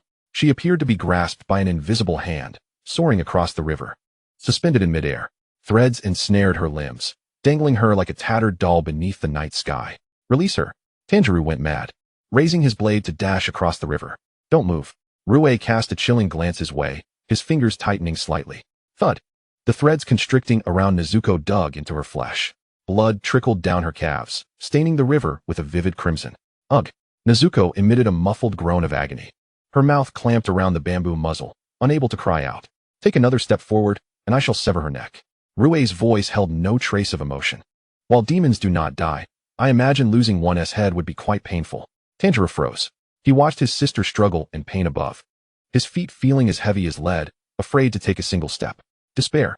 An overwhelming sense of helplessness. Right before him, yet he could not rescue her. What should I do, brother? Tanjiro's grip on the blade trembled violently, tears mingling with blood. I am too weak. Drawing a deep breath, Jiang Chen's voice, devoid of previous teasing, resonated with unprecedented steadiness. Tanjiro, look at me. Your sword is still in your hand, and your life remains intact. This demon is formidable, unreasonably so. Yet, he has made a fatal error. What? He has provoked our wrath. Jiang Chen sensed the simmering fury within Tanjiro, a fire originating from the depths of his bloodline. A flame as radiant as the sun, inherited from the coal-selling family. Tanjiro, do you remember the scene you witnessed in the lanterns? Jiang Chen guided him. The one where, even in the biting cold of winter, one must dance the kagura all night long, despite the risk of frostbite to the lungs. That is the kagura of the god of flames. Tanjiro's pupils gradually unfocused, then refocused. His father's figure materialized in his mind. Tanjiro, breathe. Even in the frigid winter. Let your body burn like a furnace. Water breathing cannot defeat him. Jiang Chen's voice resonated like a great bell. Then let us switch to a different breathing style. With your blood, with your rage, ignite this blade. This strike will not sever the water flow. We shall cut the thread of this cursed fate. On the opposite bank. Rue scrutinized the suddenly quiet Tanjiro, his brow furrowing. Has he given up? If so, then perish. He raised his hand, preparing to deliver the final blow to this bothersome human. However, in that fleeting moment, An intense heat, so scorching it warped the air, erupted from the boy. Tanjiro did not retreat. He grasped the jade-hued short blade, assuming a stance never before seen. The black aura enveloping the blade began to shimmer with a dark red glow. Let us go mad together just this once. More than willing, Jiang Chen replied. Energy at full throttle. Transformation mode, fire attribute. Boom. Under Rue's astonished gaze. The boy, who had previously used water-breathing techniques, now ignited a roaring flame upon his blade. It was not an illusion. It was real fire. The Kagura of the god of flames. Tanjiro stepped forward, the grass beneath his feet instantly blackening. Round Dance. Chapter 25. The Burning Bond and the Illusionary Lantern. Flames. On this frigid moonlit night, above the river stained with blood, a conflagration suddenly erupted. The jade-hued short blade in Tanjiro's grasp seemed to transform into a searing iron brand. It was no longer the gentle touch of water but the ferocity of the blazing sun. Sever. Tanjiro roared, the blade slicing through. Crash. The strongest thread, which had withstood the Nichiren blade, snapped instantly upon contact with this fiery strike, as if it were singed hair. How is this possible? Rue's pupils constricted to the size of pinpricks. The hardness he took pride in, the threads infused with the blood of the 12 Kizuki, were severed? And it was fire? Rue was bewildered. Just moments ago, it was water-breathing. Why did it suddenly transform into fire? How could a human body endure such a rapid shift in breathing styles? It was a suicidal act that could rupture the lungs. Indeed, Tanjiro was not faring well, forcing a transition from water to fire. Even with the Kagura of the god of flames, placed a devastating burden on his body. With every breath, he felt as though he were swallowing molten lava, his chest threatening to tear apart. Do not stop. Jiang Chen's voice roared within his mind, this time without reservation. Energy unleashed to the fullest. Protective spirit energy forcibly locks blood.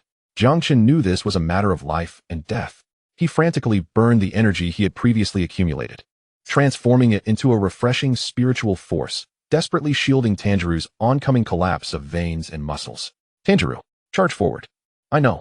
Tanjiro's eyes were crimson, filled with blood and determination. He did not hesitate. As he severed the first thread, it was as if he had opened the floodgates. Keep moving. Do not look back. The dance of the god of fire. He twirled in the air, the blade in his hand tracing a perfect ring of flames. Bang, bang, bang.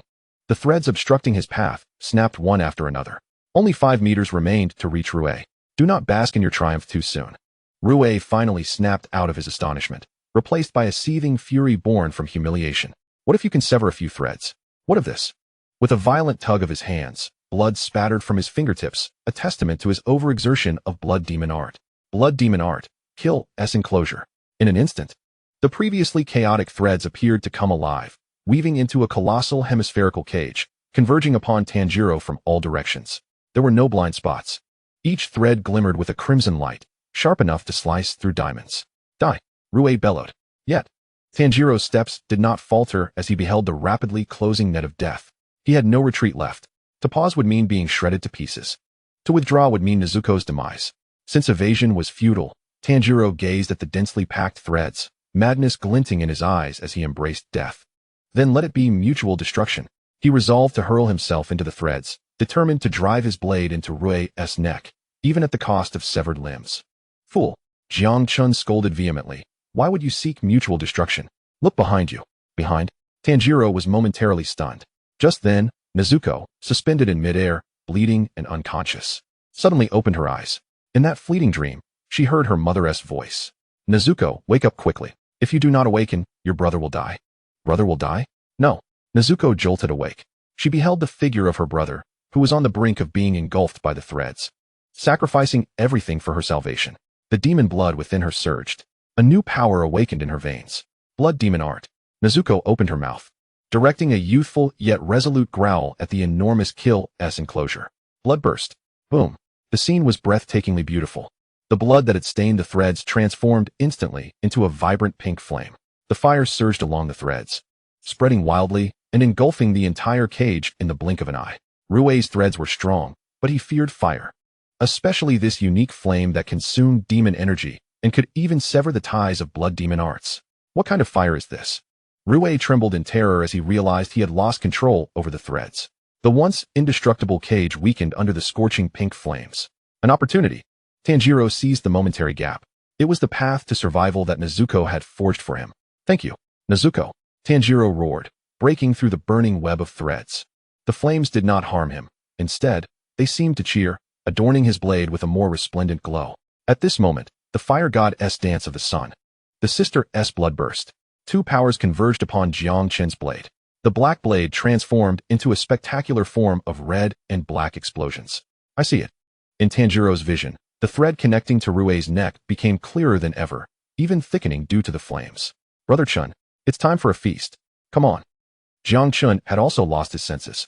He poured every last ounce of energy into the blade's tip. This strike was for all the ties you trampled upon.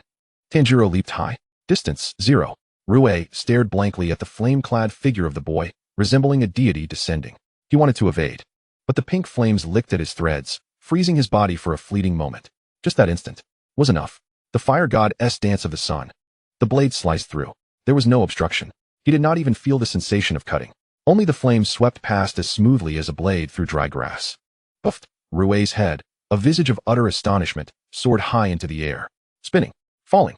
The small, headless body remained in a pose of outstretched arms, before collapsing weakly to the ground. As the flames dissipated, Tanjiro crashed heavily onto the ground. He gasped for breath, his lungs sounding like a broken bellows, wheezing loudly. His muscles twitched, even his fingers were immobile. Did we win? Tanjiro struggled to lift his head, gazing at the decapitated demon's head rolling on the ground. Well done. Jiang Chen's voice also sounded weak. That previous surge had nearly depleted his energy reserves. Is it truly over now? Tanjiro looked towards Nezuko, who had already fallen. A weary smile gracing his face. He began to crawl slowly towards Nezuko. Thank goodness, Nezuko is safe. However, just as his fingertips were about to graze the hem of Nezuko's garment, a chilling dread enveloped him once more. It was a deathly aura more despairing than before. Over? Who told you it was over? A cold voice emanated from the direction of the headless corpse. Tanjiro's body went rigid as he turned back. To his disbelief, Rue, who had seemingly perished, wobbled back to his feet. He held his severed head in hand, then, expressionless, placed it back onto his neck as if donning a hat. Crack. Reattached. How is this possible? Tanjiro's pupils quaked violently. He had severed it. He had undoubtedly severed the neck. Why is he not dead? You wish to know why, don't you? Rue flexed his neck, mockery gleaming in his eyes. Before you struck me, I severed my own neck with my threads. Since it was not severed by the Nichiren blade, I naturally do not die. Despair. True despair. Tanjiro's previous strike had already drained his life force, combined with Nezuko's miraculous blow. Now, he lacked even the strength to grip his blade. Yet Rue remained unscathed. You have angered me greatly. Rue approached step by step, each stride crushing Tanjiro's hope. I am truly furious. Since you two siblings share such a bond, I shall break this blade before your eyes, rip your sister apart, and then consume you. This is the consequence of inciting my wrath. Rue raised his hand. Countless threads coalesced once more. This time, there was no blood burst. No dance of the sun. Only death. Move, move. Tanjiro desperately attempted to rise, but his body refused to obey. As the crimson threads descended, clang. A crisp sound of a blade echoed. There was no splatter of blood. A figure clad in a half-shell patterned Haori unexpectedly appeared before Tanjiro. With a single hand gripping his blade, a mere casual swing was sufficient to sever the deadly blood demon art unleashed by Rue. The disparity in strength was unmistakable. Well done. The newcomer did not turn around, his voice retaining its icy demeanor. Yet, to Tanjiro's ears, it resounded like celestial music. Leave the rest to me. Ju Tomioka. The water Hashira has finally arrived. Rue regarded this suddenly emerged man with a grave expression. Another fool seeking death? Blood demon art. Kill sight trap. He unleashed his most formidable attack once more. However, Ju merely stood there, inhaling deeply, as if the very air around them had solidified, even the wind had stilled. 12 forms of water breathing, calm. This was Ju's unique technique. Within the arc of his blade, all assaults became illusions. The once ferocious threads dissipated silently upon entering his vicinity, like snow melting under the blazing sun. What? Rue had yet to grasp the gravity of the situation when Ju's form vanished. When he reappeared, he stood behind Rue, sheathing his blade with a soft click. This time, he did not afford Rue the chance to sever his own throat. The demon's head fell, truly severed, so swiftly that the sensation of pain did not even reach his nerves. This was a Hashira. This was the pinnacle of the Demon Slayer core. Tanjiro lay on the ground, gazing at the imposing silhouette, his heart filled solely with awe. So powerful. Saved at last. The tension within him finally relaxed. As darkness enveloped his vision, he succumbed to unconsciousness. In the fleeting moment before oblivion, he heard a faint murmur in his mind. T-Sich. Is this what version T0 is like? Quite adept at claiming lives. Chapter 26. the unpopular water Hashira, and the descending butterfly. Rue's body began to disintegrate. Even with his head severed, an all-consuming sorrow lingered, unyielding. Tanjiro, paralyzed on the ground, mustered the strength to extend a hand, gently resting it upon Rue's fading back. There. He sensed an overwhelming essence of loneliness. Oh God. Tanjiro's voice was hoarse yet gentle, akin to a soft breeze. Please let this person be reborn without becoming a demon. In that warm touch, Rue's lifeless eyes seemed to perceive, for the first time in ages, the outstretched hands of his long-lost parents. I'm sorry. The final whisper faded into the night wind, leaving behind only an empty kimono on the ground. Excessive pity. Ju stepped forward, placing his foot on the discarded garment, his expression impassive as he regarded Tanjiro. This was a demon that has claimed countless lives. Do not harbor sympathy for such a creature, one that knows only slaughter. No. Tanjiro lifted his head, his gaze resolute. Demons were once humans. They too have sorrowful pasts. They are not monsters. They are empty beings. They are sorrowful beings. Ju paused momentarily, observing the bruised youth who still defended demons. A flicker of imperceptible emotion crossed his deep blue eyes. In the past, he might have deemed this boy naive. But now, it was truly a poignant reunion. A soft, sweet, yet slightly mocking voice unexpectedly floated down from the treetops. But, Mr. Tomioka, while I do not wish to interrupt your reminiscing, have you forgotten our mission? Under the moonlight, countless luminescent butterflies danced gracefully. A petite girl adorned in a haori patterned with butterfly wings alighted delicately in midair. Her face wore an emblematic gentle smile. Yet the slender sword in her hand radiated a perilous aura. Insect Hashira, Shinobu Kocho. Oh my, is that not the one who travels with a demon? Shinobu's gaze fell upon Nezuko, who was in the midst of self-repair, not far away. Her smile deepened, yet it sent chills down one's spine. How brazen to protect a demon. That is a grave transgression against our core. Before her words could finish, her figure vanished in an instant. Swift, even faster than Rue. It was an entirely different dimension of speed, as light as teleportation. Nezuko, Tanjiro shouted in terror. Yet, he was immobilized. Forced to watch as the slender Nichiren blade aimed for Nezuko's throat. Clang. A sharp sound of metal clashing echoed. Water splashed. Ju had positioned himself in front of Nezuko, his blue blade firmly intercepting Shinobu's strike. Oh dear? Shinobu maintained her smile, though a vein throbbed on her forehead. Mr. Tomioka, what are you doing? Why obstruct my attempt to slay a demon? Ju remained silent for 2 seconds before managing to utter, that is this child's sister. Is that so? Shinobu's smile twisted slightly, her tone dripping with mock sympathy. In that case, please step aside. I shall administer a gentle poison, allowing her to pass without suffering. Ju remained unmoving. No.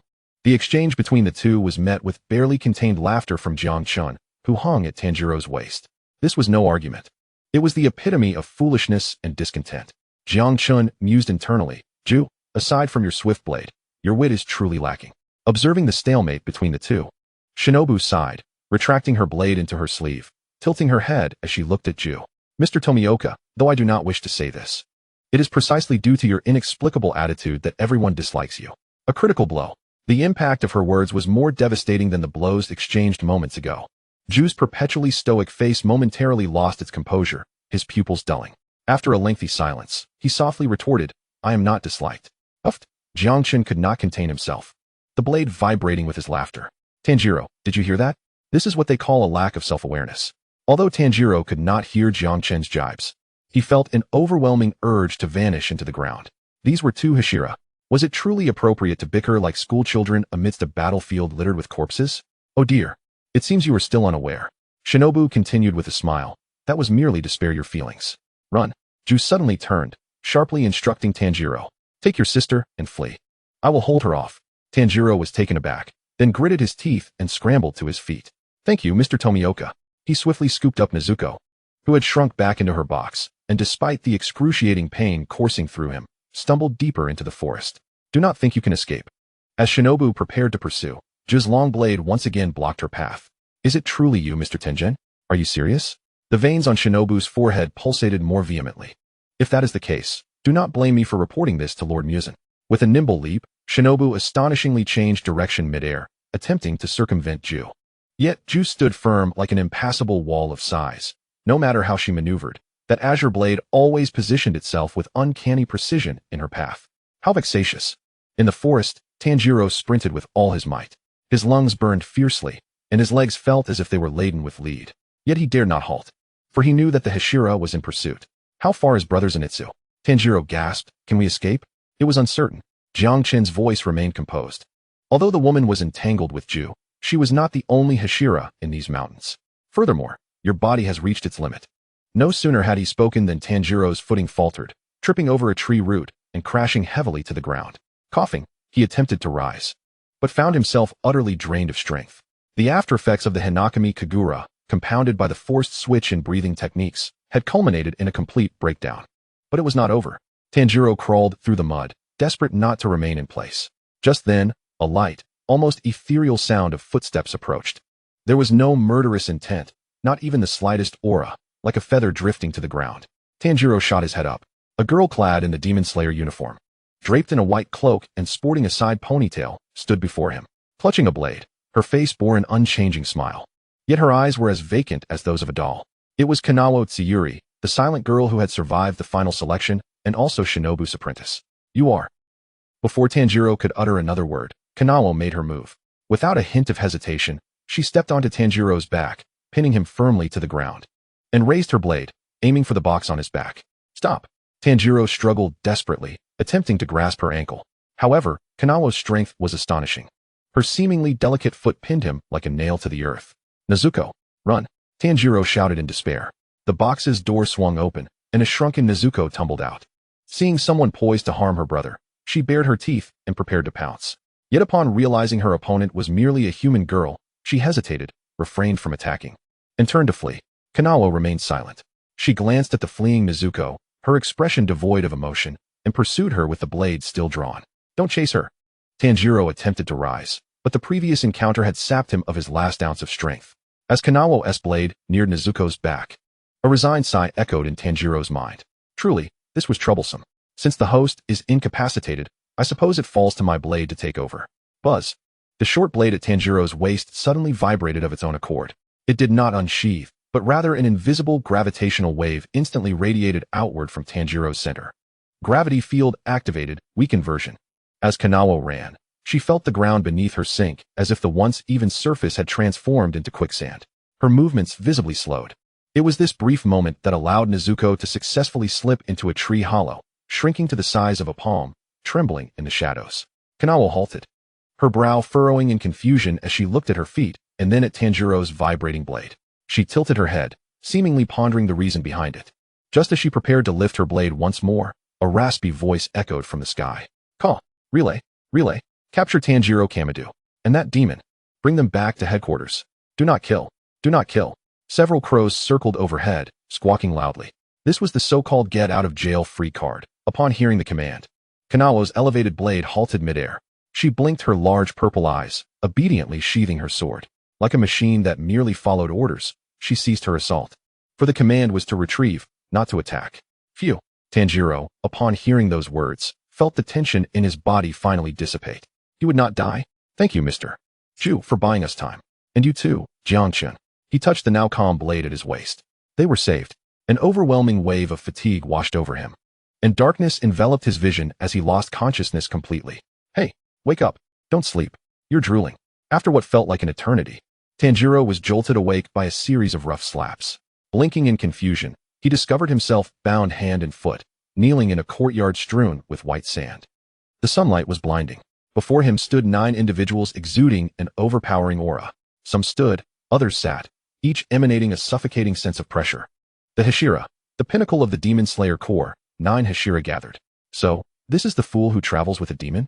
A scarred, fierce-eyed, white-haired man, whined Hashira, sneered. And he still dares to call for a trial? In my opinion, we should simply turn this rule-breaking brat and that demon into mincemeat. The atmosphere brimmed with murderous intent. And Tanjiro snapped to attention. He surveyed his surroundings. Mr. Ju stood at the edge, gazing coldly elsewhere. Shinobu smiled at him, while a giant, stone Hashira, wept. A boy with serpentine eyes, Serpent Hashira, held a snake, and a dazed youth, Mist Hashira, stood nearby. This assembly, Jiang Chen quipped within Tanjiro's mind. His tone tinged with eagerness. Tanjiro, do not cower. Though it appears to be a courtroom of sorts, this is also the beginning of our true rise within the Demon Slayer Corps. Chapter 27. The Hashira Meeting and the Hardest Headbutt. The white sand in the courtyard grew scorching under the sun. Tanjiro, with his hands bound behind him, was pressed to the ground. The wound on his back split open, causing cold sweat to pour down him, yet his gaze remained fixed ahead. The scarred, fierce-eyed wind Hashira, Sanemi Shinazugawa, held the wooden box that was more precious to Tanjiro than his own life. Is this the fool who travels with a demon? Sanemi shook the box contemptuously, his tone dripping with disdain and cruelty. You've brought shame upon the Demon Slayer Corps. The surrounding Hashira reacted in various ways. Umitba, what a pitiful child. Better to just kill him. Stone Hashira, Jiomi Himejima, weeping. Let us execute him in a grand manner. Sound Hashira, Tenjin Yuzui. That demon inside the box feels a bit different. Love Hashira, Mitsuri Kanroji, blushing. Ju Tomioka stood at a distance. Silent, yet with his hand firmly resting on the hilt of his blade, evidently poised for action at any moment. Return the box to me. Tanjiro struggled to rise, only to be firmly restrained by the logistics personnel behind him. Stay still. These are the Hashira. Return it to you. Mitsuri let out a cruel laugh, drawing forth the Nichiren blade from his waist. The green blade glimmered ominously under the sunlight. How could a demon possibly refrain from devouring humans? You claim she is your sister? Do not jest. Without any warning, Mitsuri's blade plunged viciously into the wooden box. Ugh! A muffled cry of agony escaped Nezuko from within. In that instant, something within Tanjiro snapped. Rationality? Fear? In the face of his sister's torment, none of that mattered. You bastard. Tanjiro's eyes turned crimson, fueled by an overwhelming rage. Regardless of their status as Hashira, no one was permitted to harm his sister. With a thunderous roar, Tanjiro unleashed an incredible surge of strength, toppling the individual restraining him. He surged forward like a cannonball, heedless of the consequences, charging at Mitsuri. You're asking for death. Mitsuri's gaze turned icy as he swung his blade towards Tanjiro's neck. Stop, Mitsuri! Ju shouted urgently. Yet, the distance was too great, it was too late. At that critical moment, a voice echoed in Tanjiro's mind. Jump! It was Jiang Chen, filled with a mix of frustration and determination. Do not use your blade. Use your hardest part. Tanjiro did not require Jiang Chen's reminder. With his hands bound, his only weapon was his head. As Mitsuri swung his blade, Tanjiro leapt with an astonishing height and angle, completely surpassing Mitsuri's expectations. The blade missed its target. Tanjiro's forehead collided with Mitsuri's. Apologize to me. A resounding thud reverberated, enough to make every onlooker wince. It was akin to two slabs of granite colliding. The air seemed to freeze for a moment. Then, the once mighty wind Hashira, a slayer of countless demons, rolled his eyes back, blood gushing from his nose, and toppled backward with a thud. Mitsuri lay on the ground, his head buzzing. Meanwhile, Tanjiro, though dazed, managed to land steadily, shielding the wooden box with his body. Silence enveloped the scene. All the Hashira stood frozen in disbelief.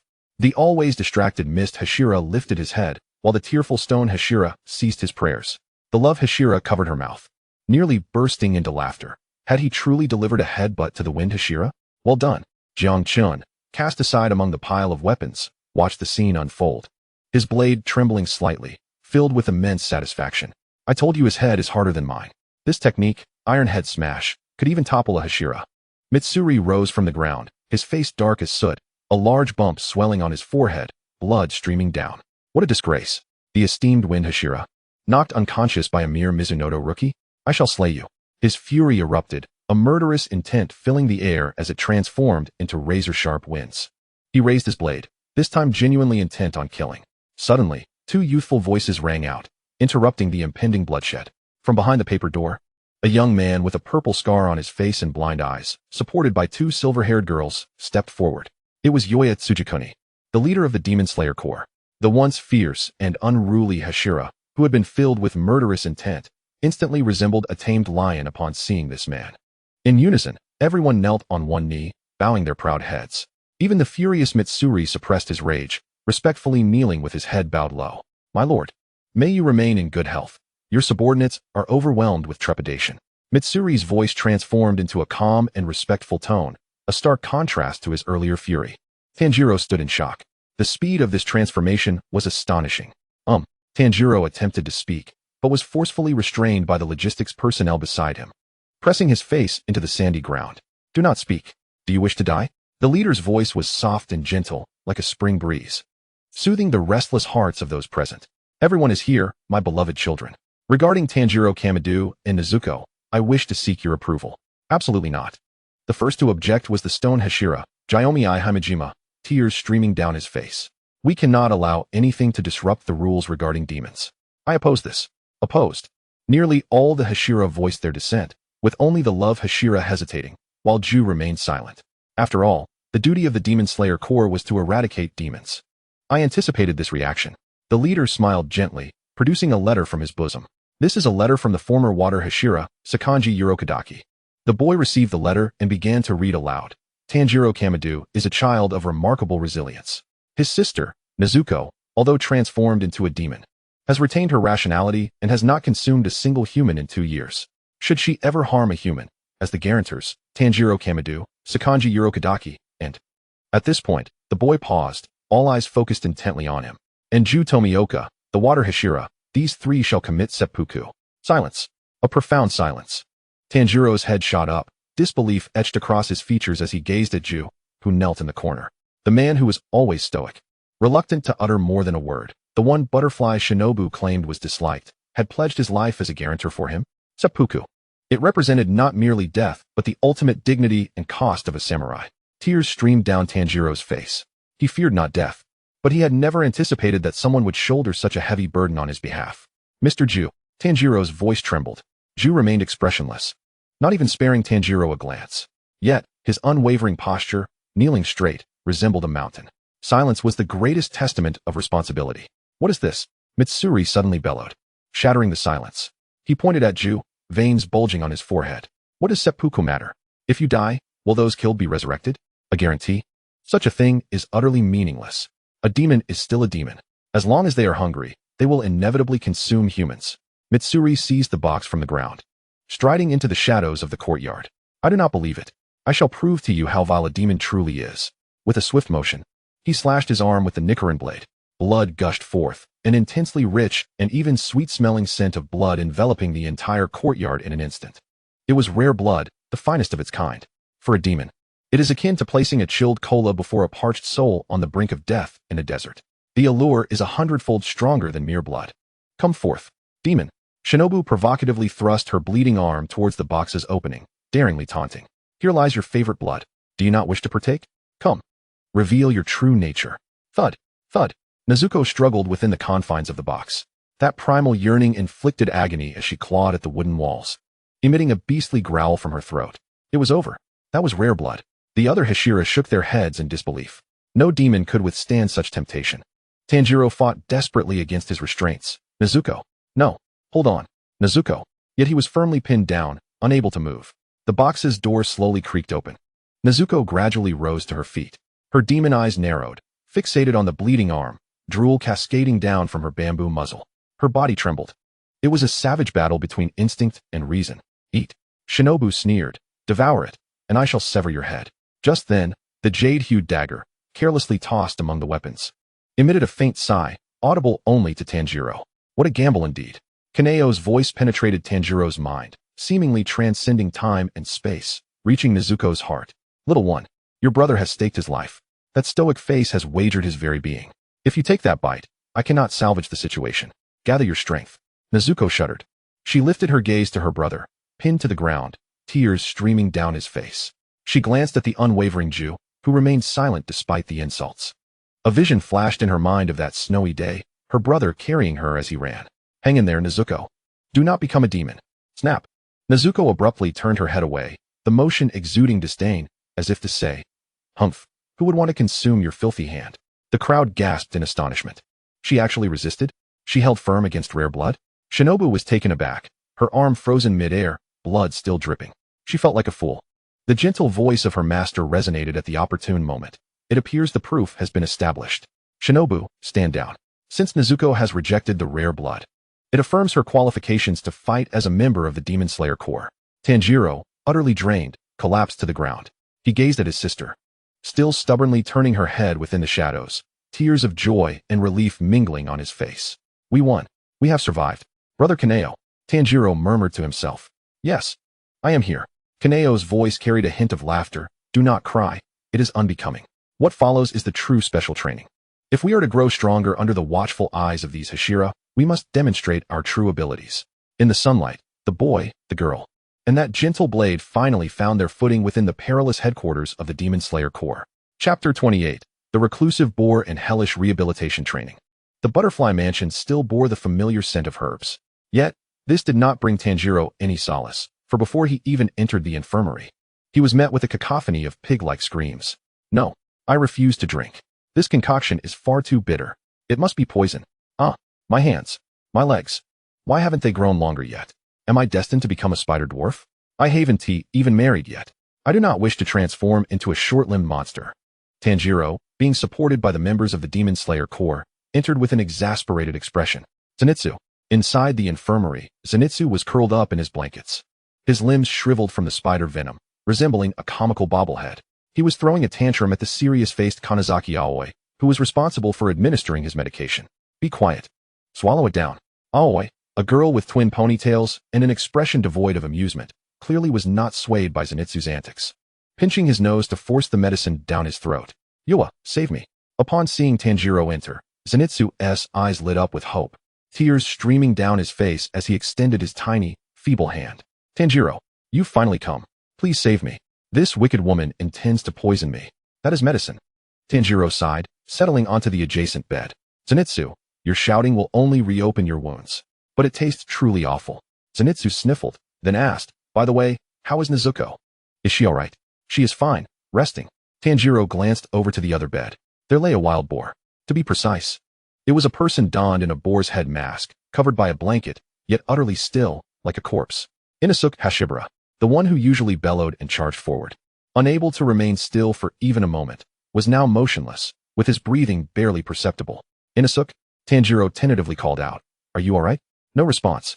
After several seconds, a raspy voice emerged from beneath the boar mask, as if it had been scraped by sandpaper. I'm sorry. Huh. Tanjiro was taken aback. I am weak.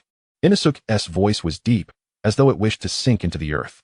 Though reluctant to admit it, I truly am weak. I was utterly powerless against that giant spider. Had it not been for that water Hashira in the floral attire, I would have perished. Do not concern yourself with me. I am a failure. The air grew heavy with silence. Tanjiro and Zenitsu exchanged glances. Is this truly the once invincible boar? It resembled a frostbitten eggplant. It appeared he had been deeply affected. Kaneo, resting upon the bedside, conveyed to Tanjiro, that spider certainly taught him a lesson, coupled with Ju's overwhelming strength. This boy's pride has been shattered. What should we do? Brother Kaneo? Tanjiro inquired with concern. Do not bother with him. Kaneo replied coolly. Comforting such a wild creature is futile. Let him heal on his own. He will regain his spirit when hunger strikes. Life at the Butterfly Mansion was not without its trials. Though they were spared from slaying demons, the torment here was no less severe. The first challenge was functional recovery training. After half a month, the injuries of the three had mostly healed. Today's training focused on stretching. Aoi stood with her hands on her hips, directing the three patients. I'm going to break.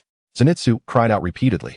His body was as rigid as a plank, emitting painful cracking sounds as Aoi forced him down. Inosuke, despite his inherent flexibility, after all, he could fit his head between his legs, remained despondent, allowing himself to be manipulated like a lifeless pig, mumbling to himself about being weak. Only Tanjiro persevered, even as sweat poured down his forehead from the pain. Brother Kaneo, I feel as if my body has rusted. As he stretched, Tanjiro mused internally, despite having healed. Why did he feel weaker than before? Because your rhythm has been disrupted. Jiang Chen's words cut to the quick. Previously, it had been a life and death struggle, exhausting potential to its limits. Now, with a moment's relaxation, the repercussions emerged. To grow stronger. Mere foundational training is insufficient. You must learn that. Tanjiro questioned, bewildered. Look over there. Jiang Chen gestured towards the corner of the courtyard. There. Kanawa Tsuyuri was holding a gourd, puffing her cheeks as she blew into it. What is she doing? Blowing the gourd, Jiang Chen elucidated. But this is no ordinary gourd. It is a specially crafted hard gourd. Only with a lung capacity that far exceeds that of an average person can one burst it. To achieve this, one must master a particular skill, total concentration constant. Tanjiro was taken aback. I know about total concentration, but what is constant? It means maintaining the state of total concentration breathing for 24 hours, even while eating, sleeping, or using the restroom. Jiang Chen's tone turned grave. As you are now, you can only concentrate fully at the moment of striking. The instant you relax, you revert to your former self. However, the Hashira are in a perpetual state of total concentration. This is the seemingly insurmountable chasm between you and the Hashira. Tanjiro gazed at the gourd in Kanawa's hands, which was larger than a human head, deep in thought. 24 hours of total concentration? It sounded utterly fantastical. Wouldn't the lungs burst? That had been a nightmarish fortnight of training with the medicinal soup. Tanjiro, Zenitsu, and Inosuke took turns battling Kanawa. The rules were simple. Seize the cup of medicinal soup from the table. Whoever grabbed it first would douse the other with it. The results were catastrophic. Uffed. Zenitsu was splattered with the foul-smelling soup, crying as he ran away, exclaiming, "I'm done. That girl is impossible to read. Is she a monster?" Inosuke, too, was drenched and began to question his existence, his already fragile self-esteem further shattered, retreating into the blankets each day. Only Tanjiro remained. Time and again, he was drenched, his clothes stained with medicine. Yet he did not falter. Even at night, he would sit alone on the rooftop, gazing at the moon, desperately maintaining his breathing rhythm. Inhale, exhale, cough, cough, cough. The moment he lost focus, his lungs would constrict violently, forcing him to cough as if his heart were being torn apart. "Don't rush," Jiang Chen said, the sword resting on his knee, accompanying him in the cold wind. "Draw the air into your dantian. Envision your blood igniting, but do it gently. It must not be an explosive fire. Brother Chung, is this truly achievable?" Tanjiro wiped the blood from the corner of his mouth, his eyes clouded with confusion. "Do I have to breathe even while sleeping? Wouldn't that mean I can't sleep at all?" "You will adjust," Jiang Chen reassured. "It's akin to how your heart beats. Do you consciously control it? Make it an instinct." Moreover, Jiang Chen paused, softening his tone. "Aren't you still seeking a cure for Nezuko? Don't you wish to avenge your family? If you cannot endure this little hardship, the next time you encounter an upper moon, you will perish. Even I will be unable to save you." Upon hearing the term upper moon, Tanjiro's expression shifted dramatically. It embodied the helplessness experienced in the face of despair, witnessing his sister in peril and feeling utterly powerless. "I do not wish to experience that feeling again." Tanjiro clenched his fists. "I will train, even if my lungs burst. I will succeed." In the days that followed, Tanjiro transformed into a peculiar figure within the butterfly mansion. He practiced deep breathing while eating, continued it while walking, and even made strange hissing noises while using the restroom. Has he gone mad? Zenitsu peered from a corner, terror-stricken, wondering if Tanjiro had been excessively stimulated. Though Inosuke remained withdrawn, the eyes hidden beneath his hood occasionally stole glances at Tanjiro. Why was that red-haired fellow so relentless? He had already been drenched in medicinal soup hundreds of times. He couldn't even touch the hem of Kanawa's clothing. Yet he continued to smile, repeatedly challenging himself. "Brother Chung, I can feel it." One evening, Tanjiro dashed back to his room, exuberantly shaking Jiang Chen. "Just now, I managed to blow that little gourd. Though it was merely the smallest size and only produced a crack, it signified a qualitative leap." Well done," Jiang Chen said, slightly dizzy from the shaking. "Stop it. If you keep shaking, the sheath will fall apart. However, this is merely the beginning. You won't have truly entered the realm until you can burst that gourd as tall as a person." Tanjiro was not disheartened. Instead, he felt invigorated. "I will strive for it." Observing the spirited figure of Tanjiro, Inosuke, lying in bed, finally stirred. He turned over, gazing at his hands, which had grown somewhat pale from lack of sword practice. "Total concentration constant?" Inosuke murmured softly. "How could I possibly lose to a guy like Tanjiro? If I were to lose to him, I would be inferior to my own subordinates." That night, a new figure was seen stealthily running in the backyard of the butterfly mansion, though he could only manage a few steps before stopping to catch his breath. Muttering curses under his breath, the wild boar had finally crawled out of the mire. Chapter 29. The bursting gourd and the ticket for the infinity train. Inhale. In the courtyard of the butterfly mansion, Tanjiro sat cross-legged, clutching a hard gourd that was 2 sizes larger than his head. His face turned a deep shade of purple, veins bulging on his forehead like worms ready to burst. "Steady yourself." Jiang Chen's voice echoed in his mind, calm and unhurried, instructing him not to let his breath become erratic. "Expand every corner of your lungs. Imagine your bones being pushed apart by the air." Tanjiro gritted his teeth, exerting himself so forcefully that tears of exertion brimmed in the corners of his eyes. This was the final step. If he could burst this enormous gourd, he would have mastered total concentration constant entirely. Not far away, Zenitsu and Inosuke were hiding behind a pillar, watching in disbelief. "Is he insane?" Zenitsu trembled, forgetting the bun in his hand. "That gourd is as hard as stone. I can't even cut it with a knife, and he thinks he can blow it apart? Is that even human?" Inosuke remained silent, but the eyes beneath his hood were fixed intently on Tanjiro. In that red-haired youth, he perceived a force that both irked him and evoked admiration. It was the essence of perseverance. "Break it, Tanjiro let out a roar that erupted from deep within his throat. Bang! With a tremendous sound, the extraordinarily hard gourd shattered into pieces under the terrifying pressure of his lungs. Fragments flew everywhere. Tanjiro fell backward, gasping for air, his chest heaving violently. He had succeeded. Gazing at the scattered gourd fragments, a silly grin spread across his face. "Well done." Jiang Chen's voice rang with amusement. "Now, your foundational attributes have finally caught up to the taillights of those monstrous Hashira." This was far more than simply blowing a gourd. This signifies that Tanjiro's fundamental physical abilities, endurance, and explosive power have multiplied several times over. Hey, you two over there. Kanazaki Aoi suddenly appeared behind Zenitsu and Inosuke, hands on her hips. Her expression one of exasperation. Tanjiro has already accomplished it. How long do you intend to continue slacking off? I can't do it. Zenitsu wailed, I'm going to die. I really will die? Is that so? Kochu Shinobu had approached unbeknownst to them. Her face bore that signature gentle smile as she crouched in front of Zenitsu. Speaking in a tone akin to that used to comfort a child. It's understandable if you can't do it. After all, Zenitsu-kun has been trying very hard. This advanced technique might be too challenging for you. It's all right, I will protect you. Boom.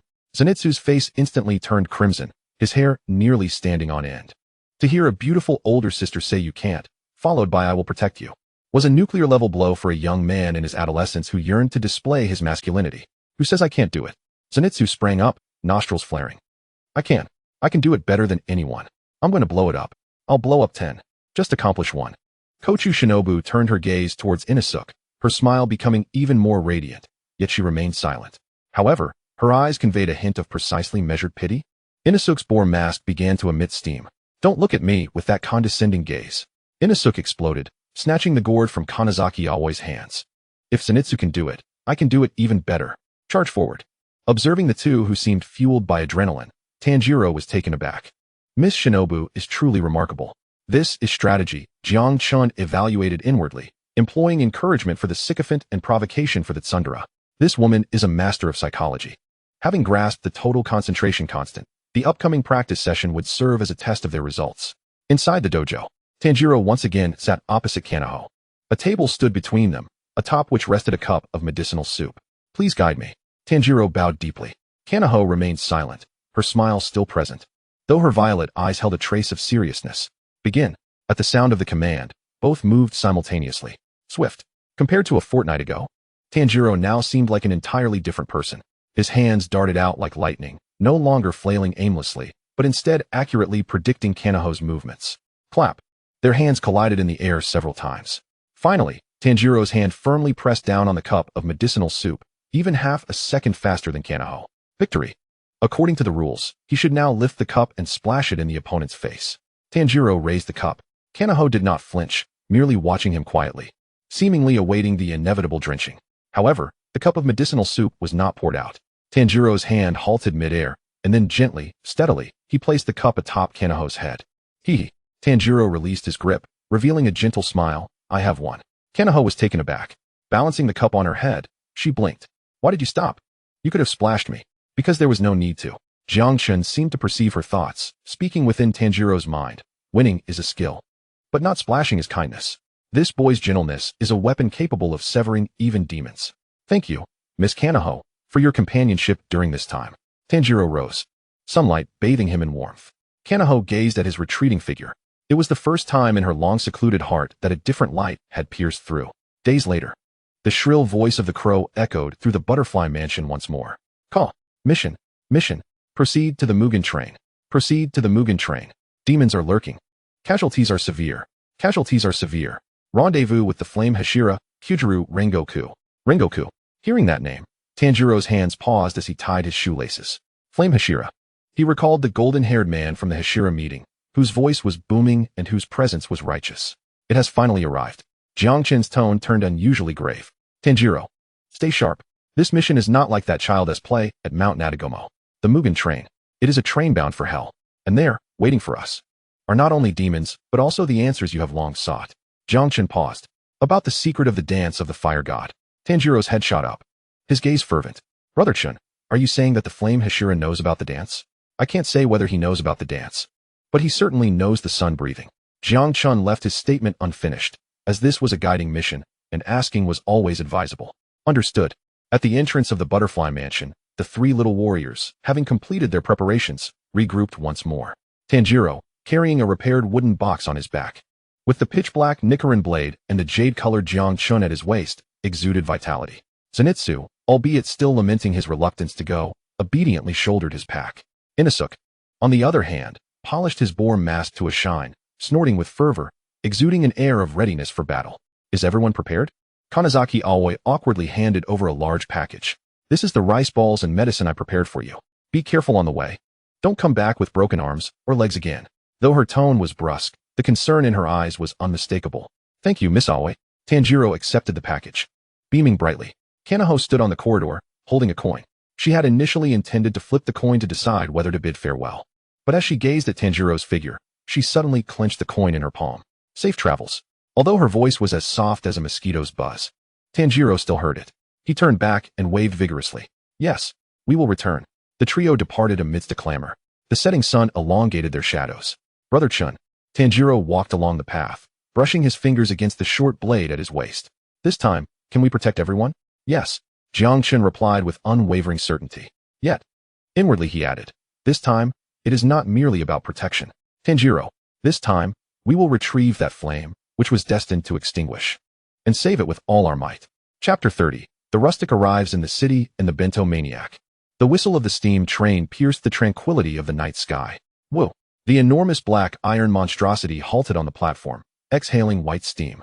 For Tanjiro and Inosuke, who had lived in the depths of the mountains, the visual impact of this contraption was akin to encountering a colossal demon. "What is this creature?" Inosuke abruptly halted, his muscles tense, the two Nicaran blades drawn in an instant. He fixed his gaze on the train before him, nostrils flaring as he emitted heavy breaths, his voice trembling with trepidation. "Its aura is so powerful. Is it the ruler of this land? So long. And that jetting nose. Is it trying to intimidate me?" "Inosuke, be cautious." Tanjiro wore a serious expression, even positioning himself protectively behind Inosuke, his hand resting on the hilt of his blade. "This must be the fabled guardian deity. Just look at its form. It resembles a colossal iron insect, doesn't it? I shall challenge it. If I defeat it, I shall be the new king of this land." With that declaration, Inosuke prepared to charge headlong towards the train carriage. "You two fools, cease this madness at once." Zenitsu, unable to bear it any longer, cried out in desperation. "That is a train, a steam locomotive, a mode of transportation. It is not alive, not a demon, certainly not a guardian deity. Don't you know? We are in the Taisho era now. Trains have been in operation for many years." Zenitsu felt utterly drained. Taking these two ignorant companions out was more exhausting than slaying demons. "A train?" Inosuke halted, suspicion clouding his gaze as he regarded the dark behemoth. "Can it be eaten?" "Not at all. It is for people to ride." "What a disgrace."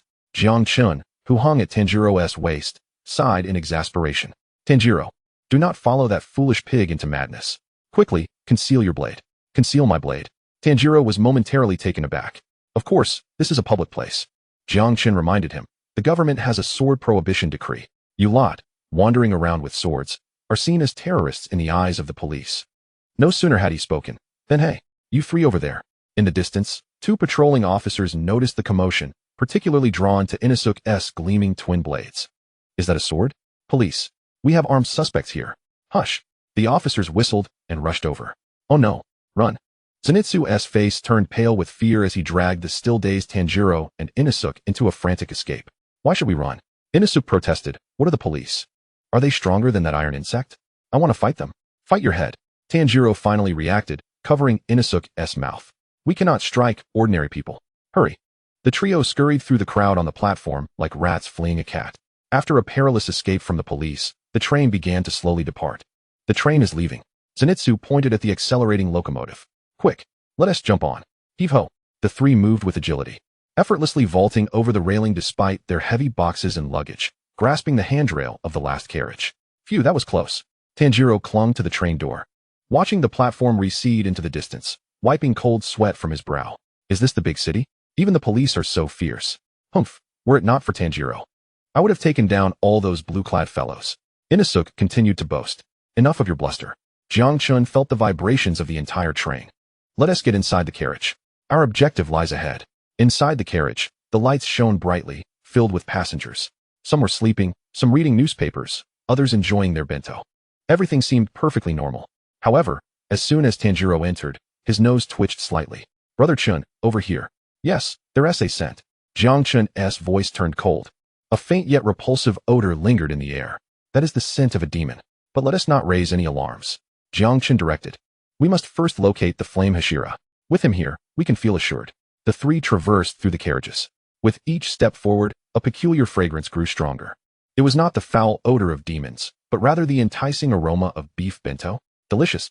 Suddenly, a resounding shout startled the surrounding passengers. "Delicious." Another exclamation followed. Up ahead, in the seats, a man with long golden hair, the tips tinged in red, donned in a flame-patterned haori, was voraciously devouring a bento while loudly praising it. His eyes sparkled with intensity, his eyebrows thick and arched, embodying a living flame that exuded an undeniable heat. At his feet lay a heap of empty bento boxes. "Delicious," he shouted once more. "That person," Zenitsu whispered, hiding behind Tanjiro. "Is that the flame Hashira? He seem quite normal, does he? A true foodie, perhaps? Nevertheless, the aroma is quite enticing." Tanjiro sniffed the air. There was a strong, righteous scent emanating from him. Tanjiro approached, greeting him politely. "Excuse me, is that delicious?" The flame Hashira, Kaijiro Rengoku, abruptly turned his head, mouth stuffed with beef, and boomed at Tanjiro. Tanjiro stumbled back, overwhelmed by his presence. "Ah, I see, it truly looks delicious."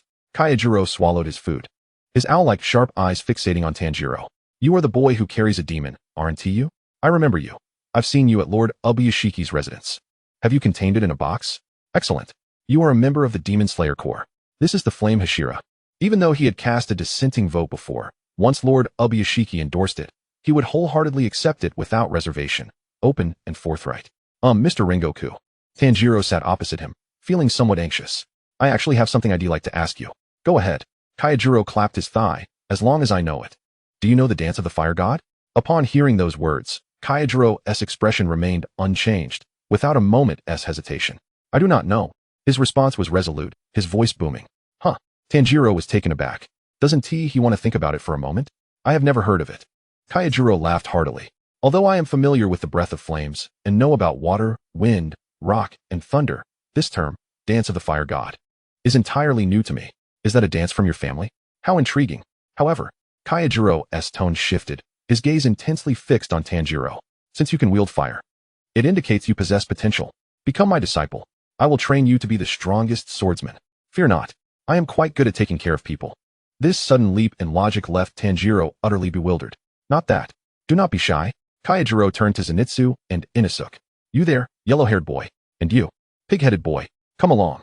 I will train all of you into fine material." Inosuke, inspired by Kaijiro's enthusiasm, leaned forward. "This guy seems incredible. I want to fight him." "Don't be ridiculous." Zenitsu clung tightly to Inosuke. "We'll be killed. That man's aura is far too overwhelming." Gazing at this radiant man who shone like the sun, Jiang Chen, hanging at Tanjiro's waist, fell into silence. He could sense the vigorous life force within Kaijiro, akin to blazing fire, along with a combat spirit honed through countless trials. He was a man who etched protection into his very soul. Furthermore, he was a poignant reminder of the unresolved emotions surrounding this battle in the original tale. Kaijiro Rengoku. Jiang Chen silently recited this name in his heart. "This time, I shall not allow you to extinguish the flame. Over there, the blade." Suddenly, Kaijiro Rengoku's gaze fell upon the jade-hued short sword at Tanjiro's waist. His eyes deepened with intensity.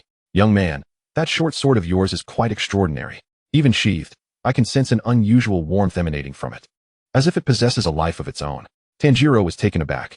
Truly, as expected of a Hashira, his perception is remarkably keen.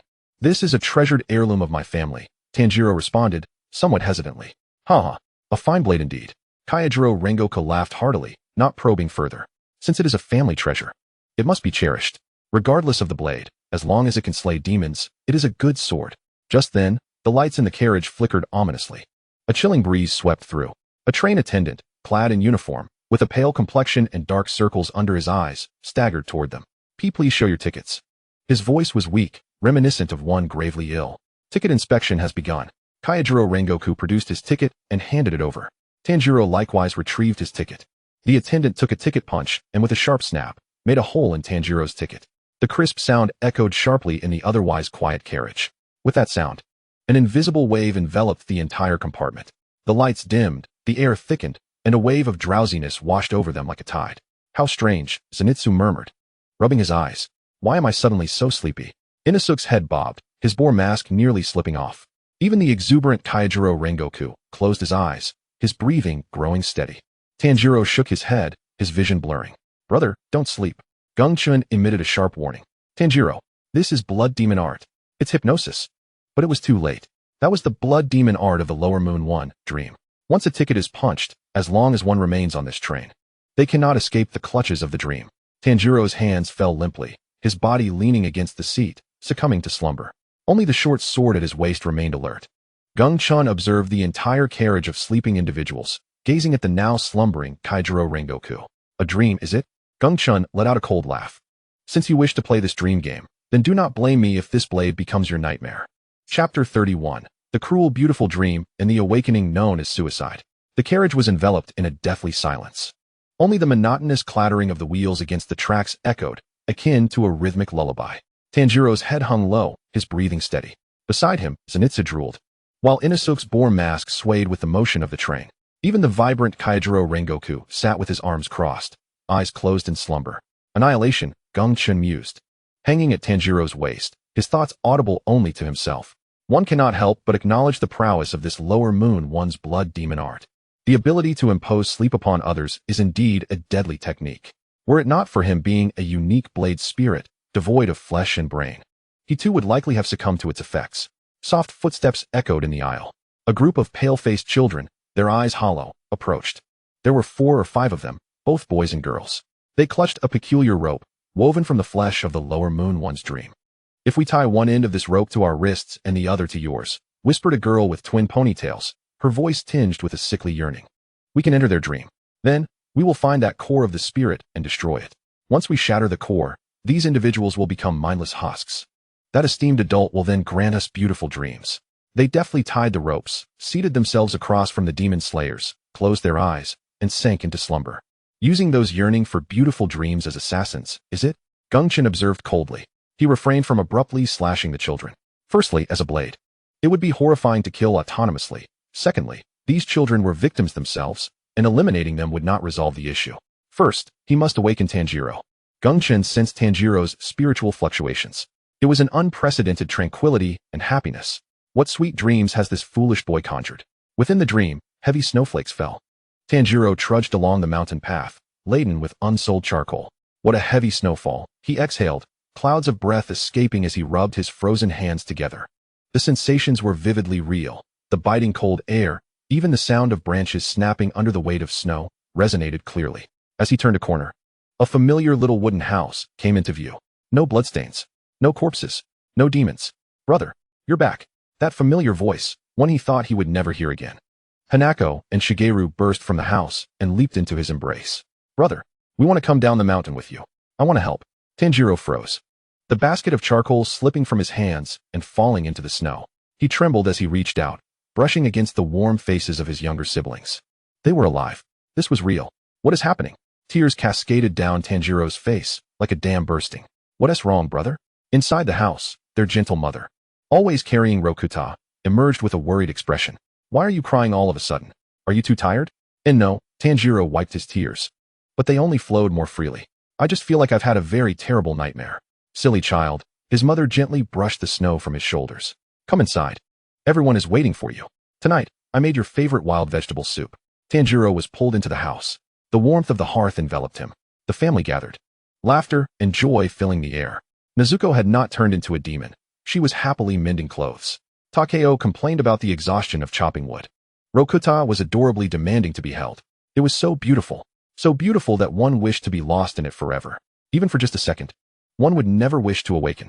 This trick is quite treacherous. Jiang Chen's voice abruptly pierced through the warmth of the dream, resonating in Tanjiro's mind. Tanjiro, it is time to awaken. As Tanjiro sipped his soup, his hand trembled, spilling the broth. Who? He glanced around. His family continued to laugh, seemingly unaware of the voice. Stop looking around. I am at your waist, Jiang Chen sighed. Look at your waist. What should be hanging there? Tanjiro instinctively reached for his waist. It was empty. The black Nichiren blade was gone, as was the jade-hued short sword that always seemed to criticize him. Moreover, the wooden box he carried everywhere, the one containing Nezuko, was also missing. Tanjiro cast his gaze upon Nezuko, who sat opposite him, diligently sewing. She appeared in her human form. No, this was not right. Tanjiro rose abruptly. His complexion pale. Something was amiss. What is it, Tanjiro? His mother inquired, concern etched upon her face. I'm sorry, mother. Tanjiro clenched his fists, his nails digging painfully into his flesh. This was not reality. I must leave. Upon hearing those words, the once warm scene transformed. His younger siblings clutched at the hem of his garment, crying out, Brother, don't go. Are you abandoning us? His mother's eyes, too, filled with sorrow. Tanjiro, where do you intend to go? This is your home. It felt as though his heart was being slowly torn asunder. Each plea, every wail, pierced his heart like a dagger. Were he an ordinary person, he might have wished never to awaken. Jiang Chen's voice dripped with pity. But Tanjiro, you know the truth. The real them are no longer here. If you linger in this illusion, the Nezuko in reality, along with the 200 passengers in the vehicle, will perish. I know. Tanjiro shouted, tears streaming down his face. He forcefully wrenched himself from the grasp of his family. I'm sorry. I'm sorry. I must go. I must save Nezuko. I must slay the demons. He burst out of the warm cottage and into the swirling snowstorm. Yet, dreams have no end. No matter how fervently he ran, he found himself surrounded by an endless expanse of white. He could not escape. Tanjiro sprinted through the snow, gasping for breath. Where's the exit? Desire to escape? Jiang Chen guided him. Since this is a dream, one cannot apply logic. To awaken from this slumber, there exists but one method. What? To die here, once. Die? Tanjiro halted in his tracks. You mean? Indeed, Jiang Chen's voice was cold and resolute. Draw your sword and sever your own neck. Only through the intense stimulus of death can one forcibly break free from this dream. However, Tanjiro, you must discern clearly. Should you miscalculate, and this realm is indeed reality, then you would be committing true suicide. It is a gamble. You must believe, amidst the overwhelming authenticity of your senses, that this place is false, and act against yourself. What courage this demands. Tanjiro gazed at the Nichiren blade that had materialized in his hand. Snowflakes kissed his face, icy and piercing. The sensations of pain, smell, sound, all were terrifyingly real. If this is a dream, if this is indeed a dream. Tanjiro shut his eyes, recalling Nezuko's suffering in reality, remembering those devoured by demons. I must awaken. Without a shred of hesitation, Tanjiro reversed his grip on the hilt, driving the sharp blade fiercely toward his neck. Farewell, my illusory dream. With a sickening sound, blood splattered. His vision was instantly drenched in crimson, the world collapsing around him. In the reality of the train compartment, Tanjiro jolted awake, gasping as though he had been rescued from drowning. He sprang from his seat, drenched in cold sweat, still feeling the phantom pain of a severed neck. Awakened? Jiang Chen's voice sounded relaxed. Well done, quite ruthless. Tanjiro panted heavily, feeling his unscathed neck. It was indeed a dream. He turned to see the rope tied around his wrist and the girl sitting across from him, wearing a shocked expression. Tears streamed down her face, for she had witnessed the unconscious realm within Tanjiro's dream. There were no monsters, no traps, only an expansive, warm blue sky, akin to a spring day, with several glowing orbs like little suns, spiritual cores. It was so warm, it compelled her, a would-be destroyer, to kneel and weep. Awakened? How is that possible? The girl gazed at Tanjiro, who had severed the rope on his own, disbelief etched across her features, for the core had not yet been destroyed. Was it you who did this? Tanjiro drew his black Nichiren blade, preparing to cut the ropes binding the others. However, the ropes were peculiar. They could not be severed directly with a blade, but rather needed to be burned. Nezuko sensed her brother's fury from within the box and emerged. Ugh! Upon seeing the ropes, Nezuko unleashed her blood demon art, exploding with blood. The pink flames instantaneously severed the bindings of Rengoku, Zenitsu, and Inosuke. Why help the demons? Tanjiro regarded the children with sorrowful eyes. Because that adult said, as long as we assist him, we can have beautiful dreams. My life is too painful. I do not wish to live in reality. The children cried out, some even brandishing a sharp object, intent on attacking Tanjiro. Do not interfere. Let me dream. I want to dream. Observing these souls crushed by reality, willingly sinking into false dreams, Tanjiro did not raise his blade. He merely used the edge of his hand to gently knock them unconscious. I'm sorry. Tanjiro placed them back in their seats. But I cannot allow you to continue down this misguided path. Those who do not wish to awaken are the most pitiable. At that moment, a nauseating laughter echoed from the ceiling of the compartment. Hee, how impressive. To awaken through suicide. And that expression of yours, it's simply infuriatingly pure. A gust of wind swept through, and the door at the end of the carriage slowly creaked open. A man, clad in a suit and standing atop the roof, gazed down at Tanjiro with an air of superiority. It was one of the lower moons, Inmu. Good evening. Inmu smiled, his eyes, marked with lower one, glimmering with mockery. Now that you are awake, let me grant you a nightmare. Perhaps a dream where your family rises from the dead only to devour you? Such twisted humor. Such a manipulative attitude. Tanjiro gripped his blade tightly, fury surging within him. You shall not insult my family. Brother, Jiang Chen exclaimed. He is here. This fellow's true form is not present. This is merely a projection. But since he has presented himself, let us first tear his foul mouth asunder. Chapter 32. The Madman's Awakening and the Monster That Became a Train. The air in the carriage was frigid. Inmu stood at the edge of the roof, his coat billowing in the wind. A sickly hue adorned his pale face, his eyes filled with ecstasy. Why not simply sleep peacefully? How blissful it is to die in a dream. You need not confront the painful reality, nor ponder the departed family. Just fall asleep, and you can be with them forever. Each of his words was akin to pouring salt on the scars of Tanjiro's heart. Clutching his black Nichiren blade, Tanjiro's knuckles whitened. Stop your self-indulgent monologue. Tanjiro roared. I have no desire for happiness built on evasion. If it is false, I shall sever it time and again. What a stubborn child. Enmu sighed, raising his hand. A mouth manifested upon that hand, addressing Tanjiro with a low, sinister tone. Then let me force you into slumber. The whispered incantation of the blood demon art invokes an irresistible drowsiness. Buzz. A wave of overwhelming sleepiness instantaneously pierces through Tanjiro's mind. His vision dims, and his body weakens. In the next moment, Tanjiro finds himself once more standing in that snowy expanse. This is a dream. Wake up. Without a hint of hesitation, Tanjiro raises his blade and brings it down fiercely against his own neck. Thud. In reality, just as Tanjiro had closed his eyes, he abruptly opens them wide. And with the momentum of his awakening, he swings his Nichiren blade towards the neck of the dream demon. Water breathing, first form, water surface slash. A water dragon howls forth. Oh, the dream demon, startled, dodges. He woke up so quickly? Sleep again. The mouth on his hand opens and closes once more. Tanjiro falls asleep again. In the dream, it is that snowy day once more. Die. Tanjiro once again swings his blade in a desperate self-termination. Awakening, striking, slashing. In a mere few seconds, this scene repeats over a dozen times. Sleeping, suicide, awakening, assault, sleeping, suicide, awakening, assault. This is a form of mental torment unimaginable to the average person. Each act of self-termination requires overcoming the instinct for survival. Each awakening entails enduring the risk of madness. Even the dream demon is left dumbfounded. Is this boy insane? Can he truly not distinguish between dream and reality? What if he mistakenly slits his throat in the real world? Fear not. Jiang Chen's voice resonates in Tanjiro's mind, laced with a hint of arrogance. With me here, you shall find it difficult to die. Tanjiro, do not fear making a mistake. If this were reality, I would bind your blade. Go ahead and go mad. With Jiang Chen's assurance against self-harm, Tanjiro becomes even more reckless. His gaze sharpens, and his strikes quicken, since allowing you to indulge in sweet dreams proves futile. The dream demon, pressed for time, decides to conjure a nightmare instead.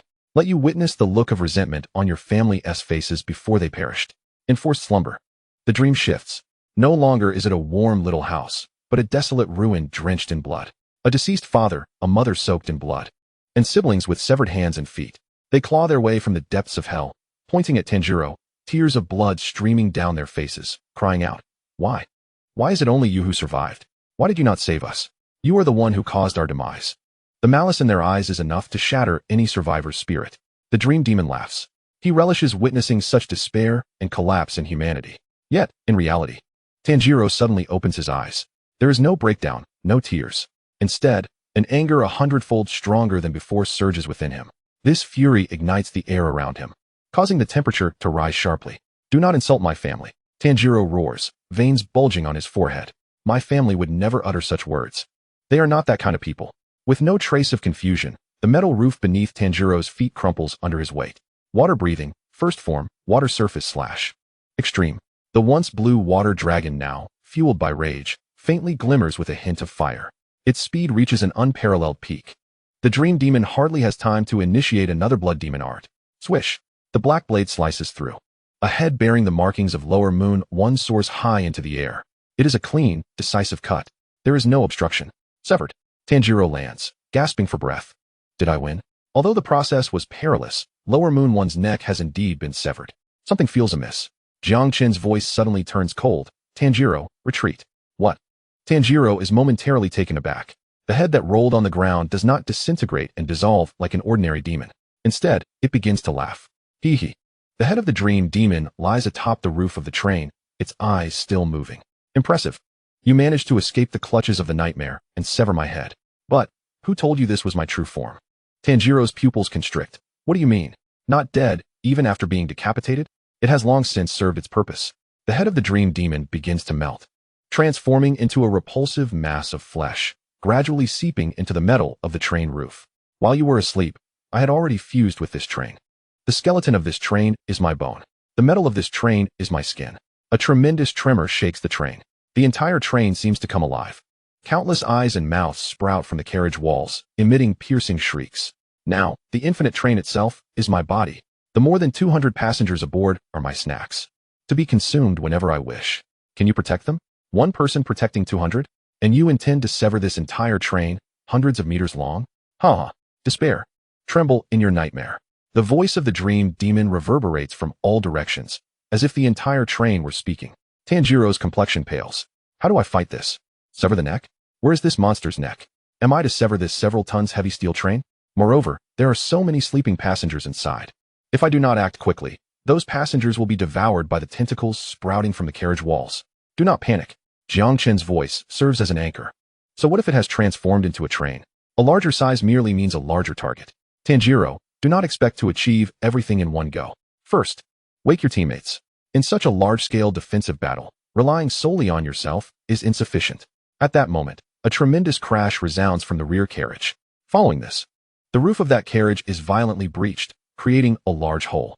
A figure donning a wild boar mask, accompanied by flying metal scraps, bursts forth from within. Charge! Inosuke.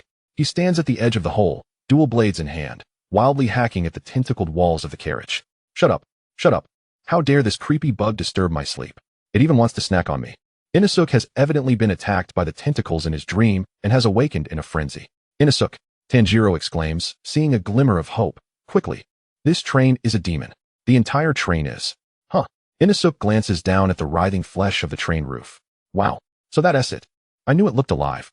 Does that mean I can chop down this whole train? Rather than being afraid, Inosuke becomes excited. How wonderful. This is an enormous prey. Beast breathing, fifth fong, crazy mountain splitter. Inosuke charges into the carriage like a whirlwind, shredding apart the tentacles that attempt to attack the passengers. Tanjiro.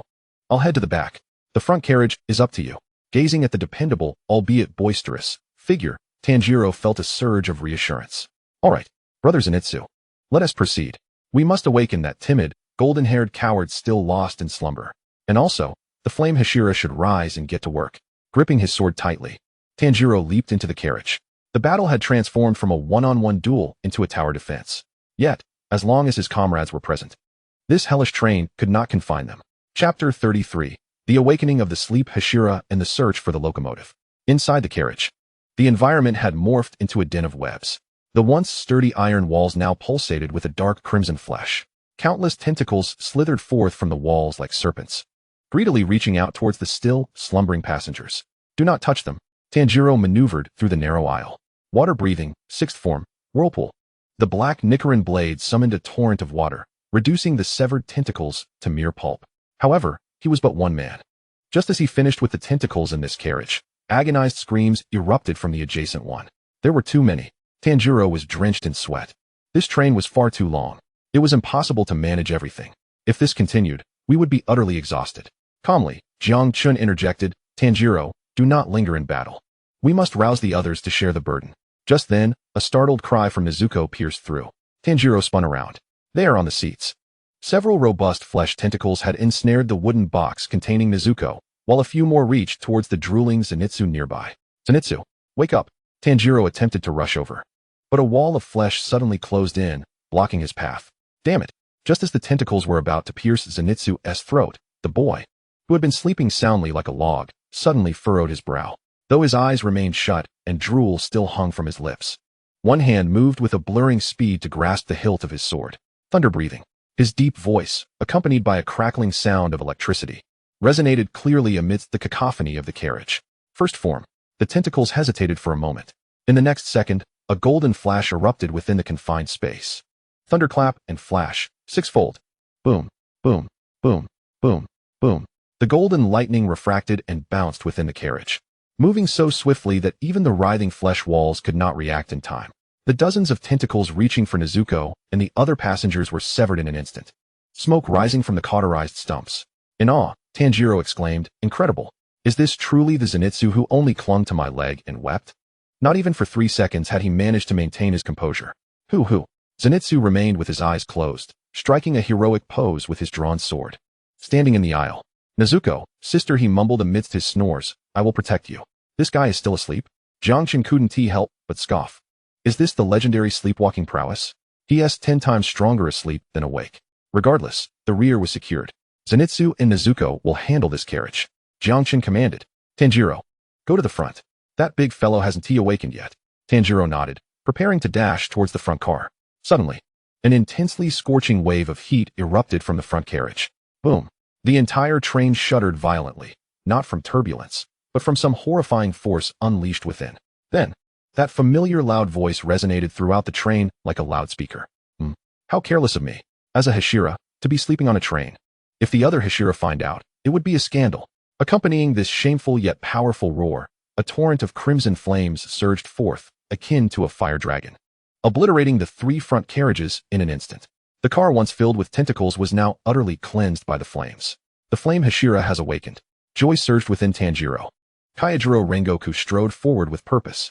His flame-patterned Haori billowed dramatically, and the fierce determination blazing in his eyes was palpable. Spotting Tanjiro, he burst into hearty laughter. Kamadu boy, are you unharmed? Mr. Rengoku, this train I know. This train has turned into a demon. Kyojuro interrupted, speaking rapidly with an air of authority. I have grasped the situation. This train has 8 carriages.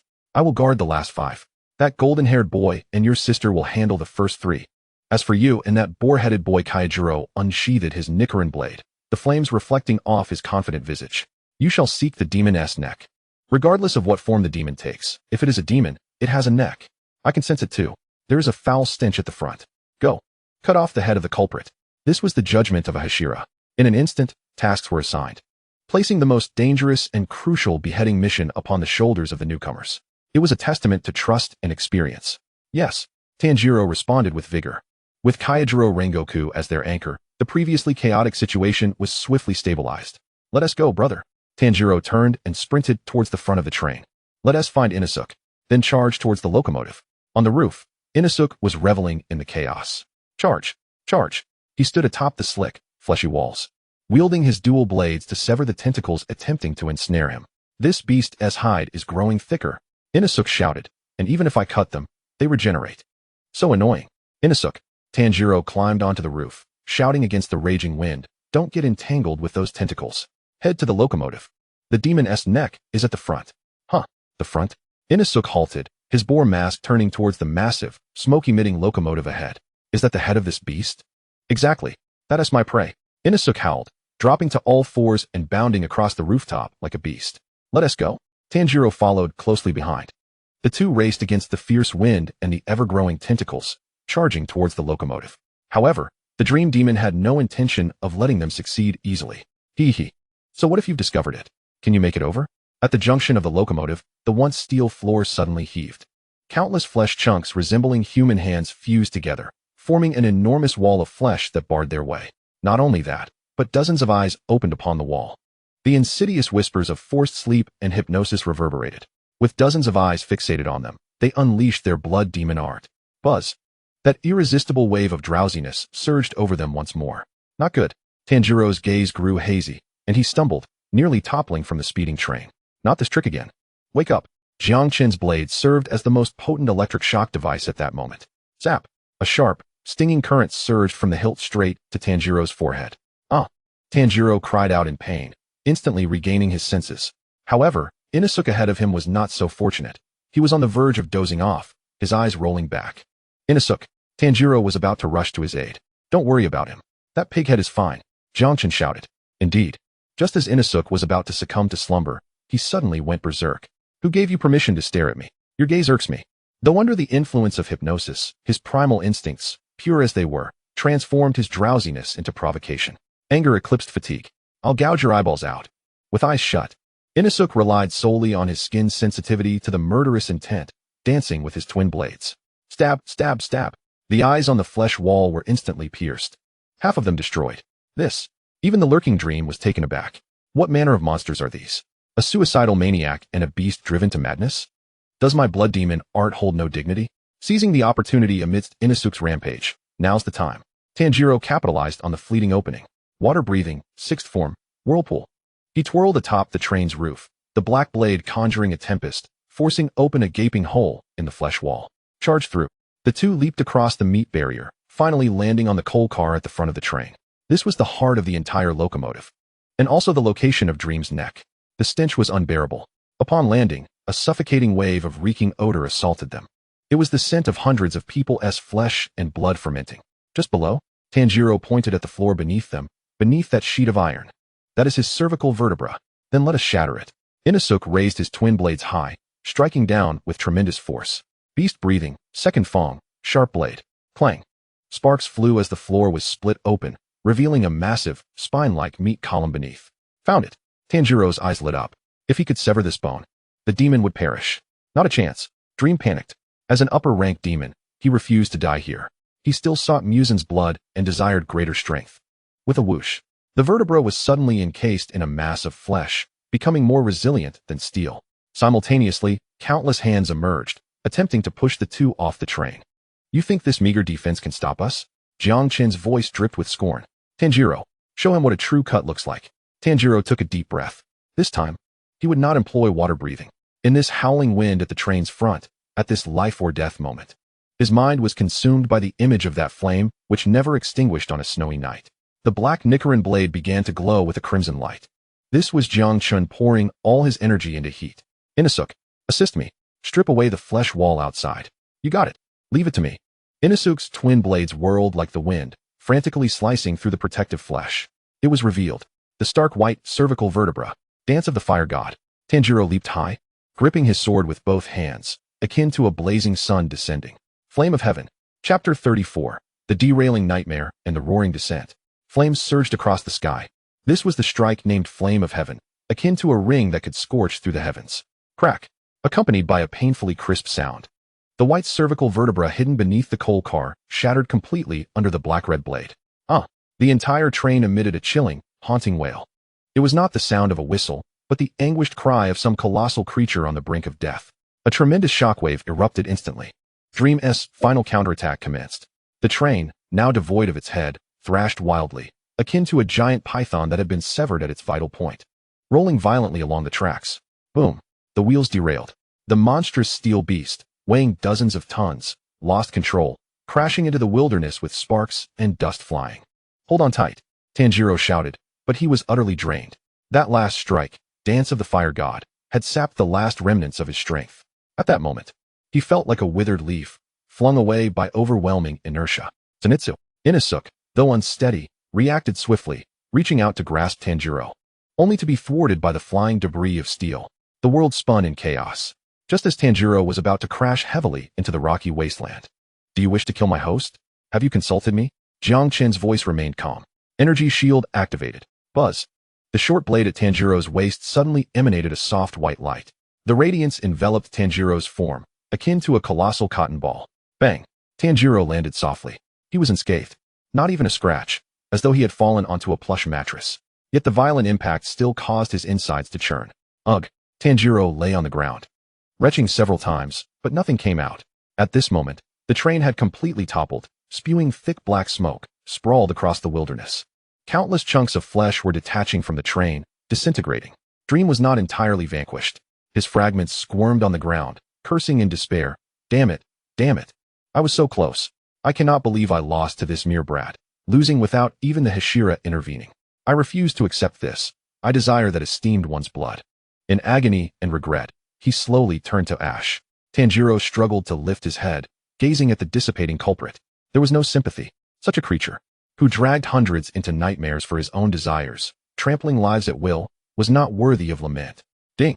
High concentration of lower-rank demon energy detected, giant. Buffet time. Jiang Chen would not squander this opportunity. Though Dream was a pervert, his energy was undeniably real. A colossal pull erupted from the blade. Dream, still muttering, suddenly felt his soul ensnared by an irresistible force. What is this blade? No, that is my power. Whoosh. Without granting him a chance to struggle, the entirety of lower rank 1's demonic energy transformed into a torrent, devoured by Jiang Chen. Devouring complete. Energy points gained, 5,000. Evolution degree skyrockets. Unlocking features, mental resistance, intermediate, flesh disguise, beginner. Sated. Jiang Chen let out a satisfied belch. This feeling of fullness instilled him with newfound courage to confront the monstrous adversary ahead. Is everyone all right? Tanjiro struggled to rise, but his legs faltered, causing him to tumble back down. Don't move. A robust voice resonated. Rengoku Kyujuru materialized beside Tanjiro, as if by teleportation. The flame-patterned Haori draped over him remained immaculate. as if the earlier catastrophic mishap had merely been a frivolous amusement ride for him. Kamadu boy, you performed admirably. Rengoku crouched to examine Tanjiro's injuries. The wound on his abdomen had reopened. We must staunch the bleeding immediately. Listen closely. Focus your mind. Adjust your breathing to its utmost. Seek out the damaged blood vessel. And employ your breathing techniques to control your muscles, forcefully applying pressure to halt the bleeding. This is also an advanced application of total concentration breathing. Tanjiro was momentarily taken aback, then gritted his teeth and closed his eyes. Inhale. Following Rengoku's guidance, he plunged his consciousness into his body. Found it. The blood vessel in his abdomen was leaking. Stop. Muscles contracted. The bleeding indeed ceased. Excellent. Rengoku Kyujuru beamed with approval. Your comprehension is remarkable. If you can maintain this state, you will inevitably become a Hashira. Everyone is safe. Although the passengers sustained some injuries, none are in life-threatening danger. Your friends are unharmed. Upon hearing this, Tanjiro finally exhaled in relief. Splendid. The tense nerves began to relax, and an overwhelming fatigue washed over him, just as he prepared to close his eyes for a brief respite. Rengoku Kyujuru suddenly stood upright, the smile vanishing from his face. He turned to gaze into the pitch-black wilderness behind them. Simultaneously, Jiang Chen's blade emitted a piercing hum. Warning! Warning! Extreme danger response. Approaching. Tanjiro, do not fall asleep. Jiang Chen's voice was unprecedentedly stern, tinged with a hint of tremor. Stand up. Grip your sword tightly. The true hell is only just beginning. Tanjiro was startled by this sudden shift, forcing his eyes open. What's wrong, Brother Chen? Boom. A thunderous sound echoed, akin to a meteorite crashing down. On the nearby ground, a cloud of dust erupted. A suffocating, blood-soaked aura, brimming with ferocious intent, enveloped the entire area in an instant. The pressure was more than tenfold that of the lower moon one. If Yum was a venomous serpent lurking in a gutter, then the entity before them was a beast from the primordial chaos. As the dust settled, a figure emerged slowly. With short pink hair and pale skin adorned with deep blue tattoos, he donned a purplish-red short shirt, prayer beads dangling from his ankles. In his golden eyes were inscribed 3 despair-inducing words for all Demon Slayer Corps swordsmen. Upper Moon, 3. Akaza, one of the most formidable beings at the pinnacle of demonkind. Such splendid fighting spirit. Akaza gazed at Rengoku Kyujuru, an excited smile spreading across his face, as if eyeing a coveted prey. That fighting spirit, forged through countless trials, approached the realm of the sublime. He disregarded the prostrate Tanjiro, his focus solely on Rengoku. You are the Hashira, correct? I am Akaza. Why does a demon appear here? Rengoku Kyujuru gripped his Nichiren blade, his expression grave beyond measure. In that fleeting moment, he sensed the unfathomable strength emanating from his opponent. I am here to seek out strong adversaries. Akaza chuckled, raising a hand to gesture towards Rengoku, and to eliminate trash. No sooner had the words left his lips than his figure vanished, moving so swiftly that the eye could scarcely follow. In the next instant, he materialized before the prostrate Tanjiro. Such a weakling has no reason to exist. His fist raised, enveloped in blue destructive energy. He aimed a devastating blow at Tanjiro's head. Die. Simple, direct, devoid of any embellishment. Tanjiro barely had time to react, merely able to watch in horror as the fist descended. Breath of flames, second form, rising flame. Clang. In a moment of dire peril, a crimson blade arced upward, precisely severing Akaza's wrist. The strike cleaved through his arm, forcing him back. Rengoku Kyujuru stood protectively before Tanjiro. I will not allow this. Rengoku's voice was deep and authoritative, a promise made as an elder brother. You shall not harm this injured boy. Akaza stepped back a few paces, observing his regenerating arm, his smile widening. A fine blade indeed. Quick reflexes. Hey, I've taken a liking to you. Akaza extended his hand, offering a devilish invitation to Rengoku. Join me as a demon, Kyujuru. By becoming a demon, you could attain eternal life, honing your martial prowess for hundreds, even thousands of years. Humans have limits. You will age and perish. What a pity that would be. I refuse. Rengoku Kyujuru replied decisively, without a hint of hesitation. The beauty of humanity lies precisely in its fleeting nature. It is their transience that makes them precious and admirable. Our values differ, no matter the reason. I will never become a demon. His words resonated with conviction. Tanjiro, lying behind, gazed at the upright figure like a flame, his eyes misty. Brother, what a pity. Akaza's smile faded, replaced by a chilling, murderous intent. Since you refuse to become a demon, I shall now kill you to prevent your perfect fighting spirit from deteriorating with age. Boom. The ground beneath Akaza shattered, revealing a massive snowflake-shaped formation. The technique activated. Destructive kill, the needle. The battle was about to commence. Meanwhile, Jiang Chen, still hanging at Tanjiro's waist, was fervently mobilizing all the energy he had just consumed. Well said, brother. Jiang Chen's blade began to heat up, a harbinger of impending explosion. You wish to be a hero, to protect everyone. Then this time, let this blade protect you, the hero. System operating at full power. Target, Upper Moon 3. Victory probability analysis, 0. Adjusted victory probability. As long as you dare to fight with all your might, it is 100. Chapter 35. The Clash of Supreme Realms and the Blade That Flies. Boom, boom, boom. The air exploded. This is not a mere description. It is an explosion in the physical sense. The figures of Rengoku, Kyujiro, and Akaza had vanished, leaving only two chaotic, colliding bursts of light, one a blazing crimson flame, the other an icy blue destructive force. With each collision, visible shockwaves erupted, stripping away layers of the ground beneath. Invisibility cloaked the true nature of the battle. Inosuke lay prone, his body trembling, not from fear, but from the primal instinct of survival. The speed was overwhelming, utterly beyond comprehension. That peculiar creature with mismatched eyes was a force to be reckoned with, a veritable beast. Yet, astonishingly, he had yet to unleash his full power. Meanwhile, the formidable Rengoku, though undeniably strong, bore the marks of injury. Yes, Rengoku was wounded. His spirit remained unyielding. Yet the frailty of the human form was undeniable. In their recent exchanges, Akaza's fierce punches had grazed Rengoku's forehead, causing blood to flow into his eyes and obscure his vision. Several ribs might have been fractured, each breath accompanied by a painful cough. In contrast, Akaza, even with an arm severed by flames, could regenerate in the blink of an eye. A wound to his shoulder healed instantaneously. This stark disparity in resilience was a chasm of despair between the upper moons and the Hashira. Have you not made your decision yet, Kyujiro? Akaza cackled, swinging his fist. Air style. He unleashed a punch that, even from several meters away, barreled toward Rengoku's face. Flame breathing, fourth form, Flame Tiger. Rengoku countered, slashing his blade to conjure a swirling vortex of fire that intercepted the blow. Nevertheless, the sheer force propelled him, skidding across the ground for several meters. Gasping for breath, Rengoku could barely open his left eye, blood streaming down his cheek. No matter how powerful one might be, as long as they are human, they will be vulnerable. They will be weary. Akaza paused, feigning sympathy. Stop struggling. Embrace your fate, and become a demon. Just nod, and you shall be reborn. I refuse. Rengoku re-established his stance, the fire in his remaining eye unwavering. No matter how agonizing, no matter how hopeless, I shall die as a human. That is the pride of the Demon Slayer core. He inhaled deeply, the temperature around him surging, even the pebbles on the ground beginning to glow faintly red. Tanjiro. A voice echoed in Tanjiro's mind, urgent, cold, tinged with madness. Listen carefully, and do not question why. Discard the black blade in your hand. Grasp me. Though racked with pain, Tanjiro hesitated not for a moment. Understood. He relinquished the Nichiren blade and firmly grasped the jade-colored dagger at his waist. Next, I need you to muster your remaining strength. The voice trembled, signaling an overload of energy. Do you see the two of them? They will collide in a moment. At that instant, launch me forward. Use me as your fire god Kagura. Tanjiro's pupils dilated. Toss me. Stand between those two monsters? If he failed to act, Rengoku would perish. The clock ticked down, and Akaza's fist would pierce his heart. This was the destined outcome. If you wish to save him, trust me. I believe. Tanjiro roared, disregarding the pain that threatened to fracture his body, disregarding the ribs that might puncture his lungs. He forcibly summoned the entirety of his concentration, channeling his blood into his arms. Flame-breathing ultimate art. At the heart of the battlefield, Rengoku Kyujiro raised his Nichiren blade, all his energy converging into a singular point.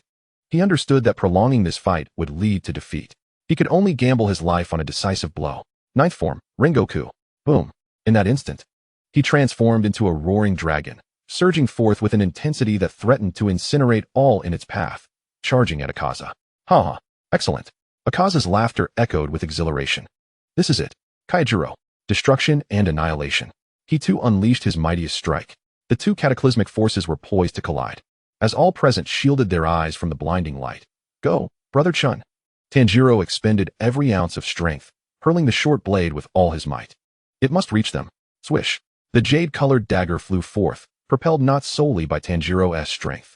Chun himself activated vector manipulation and gravity acceleration, transforming into a streak of light faster than lightning, piercing through the heart of the impending storm. Time appeared to slow. Rengoku's blade aimed for Akaza's neck, while Akaza's fist thundered towards Rengoku's heart. It was a fatal gambit. Barring unforeseen circumstances, Rengoku would cleave through half of Akaza's neck, yet his heart would be shattered. However, an unforeseen event transpired. In the mere microsecond before Akaza's fist, enveloped in a blue technique, made contact with Rengoku's chest, a short blade interjected. Unassuming, it seemed almost diminutive. Yet, it stood resolutely in the path of the inevitable strike. What is this? Akaza barely had time to ponder the thought. Bang! A deafening roar resonated across the wilderness, dust and debris obscuring all sight. Inosuke and Zenitsu were swept away by the shockwave. Tanjiro's heart raced as he focused intently on the center of the dust cloud. What had transpired? Moments later, as the dust began to settle, the scene before them left all present, save for Chun, in sheer disbelief. Rengoku Kaijiro stood firm, his blade embedded in Akaza's shoulder, lodged against his collarbone. Yet, Akaza's lethal fist halted mere centimeters from Rengoku's chest, for it had struck against the blade, a jade-colored dagger suspended in midair. It had neither been deflected nor shattered. At that moment, the blade transformed into an inky black, enveloped in an eerie crimson light, standing as an unyielding barrier that absorbed the full force of the upper moon strike. Moreover, what was this? Akaza attempted to retract his hand, only to be gripped by panic as he discovered he could not move. His fist felt as though it was glued to the blade. A terrifying suction coursed through the contact point, siphoning his strength. Devour mode hyper-frequency activated. Target, upper moon 3, arm. Analyzing destruction technique. Not bad. Little brother. Chen's voice vibrated through the air, reaching Akaza's ears with a hint of swagger and provocation. That punch was quite heavy, nearly broke my back. Now that you're here, how about leaving a little toll for the passage? Buzz. The crimson light surged from the blade. Akaza felt his demon blood uncontrollably draining from his body. Get away. Panic set in. This unknown force instilled a deep-seated fear within him. He strained with all his might, attempting to dislodge the blade. Don't let him escape. Rengoku-sensei, Tanjiro cried from a distance. Though Rengoku Kaijiro remained in a state of shock, his battle instincts remained intact. Since he was still alive, with divine weapons at our disposal, let us strike. Oh. Rengoku's sword, the Nichiren blade, which had been lodged in his collarbone, surged with renewed vigor, attempting to sever Akaza's head. Damn it! Akaza sensed the imminent threat of death. In front of him loomed the pillar intent on decapitating him, while beside him was a blade that yearned to drain his very essence. If this continued, he would truly perish. Destructive killing, flying star thousand wheels. With no other choice, Akaza severed his own arm. With a sharp pull, he forcibly tore off the right arm ensnared by Jiang Chen, simultaneously kicking Rengoku in the abdomen to propel himself backward. Thinking of escaping, Jiang Chen, savoring the severed limb, pivoted his blade and pursued him through the air. I am still not sated. However, Akaza, being the third upper moon, demonstrated remarkable regenerative prowess once distance was established. Flesh began to writhe at the sight of the severed arm, and a new limb was swiftly sprouting. He stood several meters away, panting heavily, the calm smile on his face replaced by a deep-seated wariness. He fixed his gaze on Jiang Chen, who hovered beside Rengoku. That blade, is it alive? Or is it some form of blood demon art? Rengoku Kaijiro, clutching his wounded abdomen, having taken a blow, though not to a vital area, erupted into laughter. Ha. It seems even the heavens do not wish for my demise. He cast a grateful glance at Jiang Chen, filled with appreciation. Thank you for the rescue. No need for thanks, Jiang Chen replied, hovering in the air. Can you still fight, dear pillar? Although Rengoku could not hear him, he seemed to grasp the intent of the blade. Of course. Rengoku lifted his sword once more, his fighting spirit reigniting. As long as the sun has not risen and the demons are not vanquished, I shall continue to fight. In the distance, the first light of dawn began to break. Akaza glanced at the sky, his expression shifting. He was a demon. He feared not the blade, but the sun. TCH. Gritting his teeth, Akaza muttered, today, luck is on your side. Kaijiro, when we meet again, I will surely kill you.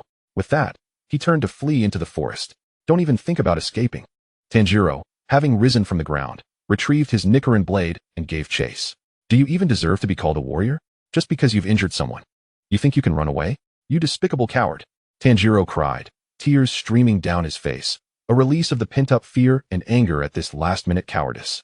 He hurled his Nichiren blade, embedding it in Akaza's back. Mr. Rengoku did not lose. He fought until the end. He protected everyone. The one who lost is you. Akaza, with the blade lodged in his back, did not look back as he dashed into the darkness. He refused to hear those words. All he knew was that if he did not flee, the sun would rise, and he would truly perish. Moreover, that strange short blade had drained a considerable amount of his strength, leaving him in a dire state. Damn that little demon. Damn that sword. Akaza's figure vanished. And with the first rays of sunlight gracing the earth, this brutal battle finally came to a close. Rengoku Kaijiro stood firm, swaying slightly, yet he did not collapse. He gazed at the rising sun, then at Tanjiro, who lay weeping on the ground, and bestowed upon him a gentle, radiant smile. Kamadu boy, hold your head high and live on. This time, there are no regrets. The flames continued to burn brightly. Chapter 36. The Surviving Sun and the Indigestion of the Blade. In the wilderness, the morning sun shone down. The golden rays dispelled the final remnants of darkness before dawn, utterly extinguishing the demon's hopes of retreat. Akaza fled. Despite the blade lodged in his back and the loss of an arm, he ultimately escaped. Panting, Rengoku Kaijiro knelt on one knee, propping himself up with his Nichiren blade. Blood dripped from his forehead, mouth, and abdomen, staining the gravel beneath him. His complexion was as pale as parchment, yet the fire in his eyes burned with unwavering intensity. Mr. Rengoku. Tanjiro scrambled toward him, frantically attempting to staunch the bleeding. Are you all right? How is the wound? Ha! Rengoku let out a hearty laugh, wincing slightly as the motion tugged at his wound, yet his voice remained robust. Do not fret, Kamadu boy. Though the abdominal injury appears severe, it has not compromised any vital organs. Thanks to your miraculous sword, it absorbed the most lethal impact. As long as my organs are intact, I can use the breathing technique to halt the bleeding. With that, he closed his eyes, veins bulging on his forehead. Total concentration, constant. Muscles contracted, and blood vessels closed. Astonishingly, the bleeding wound began to gradually cease. Incredible, Tanjiro marveled, speechless. This was the power of a pillar. A level of control over one's own body that transcended human limits. Wah! At that moment, Zenitsu finally dared to cry out, sobbing and sniffling. You scared me to death. That pink-haired monster was terrifying. I thought we were all going to die. Inosuke stood silently nearby, his body trembling slightly beneath his boar mask. The battle they had just witnessed, a clash of supreme realms, had profoundly shaken his wild heart. So powerful. Whether it was that demon or this individual who sought to protect everyone, strength was the only path to survival. Hey, boar-headed boy, Rengoku suddenly turned his gaze toward Inosuke. Chuckling, why the silence? Were you frightened? Not at all. Inosuke shot back, but his voice quivered with a hint of tears. I was not scared. I just had sand in my eyes. Ha, that's good to hear. Rengoku did not press the matter further. At that moment, Jiang Chen, who had been hovering in the air, finally exhausted the last vestiges of his energy used for showmanship. Clang. The jade-colored short blade lost its luster and fell straight to the ground, landing at Tanjiro's feet. I'm utterly spent. Jiang Chen's voice echoed in Tanjiro's mind. Imbued with an unprecedented weariness, as if he had just run a marathon and spent the day hauling bricks. Brother Chen. Tanjiro hastily picked up the blade, carefully wiping away the dust as if it were a treasured artifact. How are you? Is anything broken? Nothing's broken, just a bit overwhelmed. Jiang Chen huffed. That was a complete arm from the third upper moon. The energy contained within was akin to that of a nuclear bomb. I forcibly activated the overclocked devour, and while it felt exhilarating, now the blade feels as though a volcano is erupting within it. Don't draw it for a while, Jiang Chen instructed weakly. I need to meditate and digest. This was a bit too rich. I'm experiencing some indigestion. Understood. Please rest well. Tanjiro promptly secured Jiang Chen back at his waist, even thoughtfully covering the blade's hilt with his haori to shield it from the chill, though the blade was not susceptible to cold. Rengoku Kaijiro observed this scene, his gaze profound. Kamadu boy.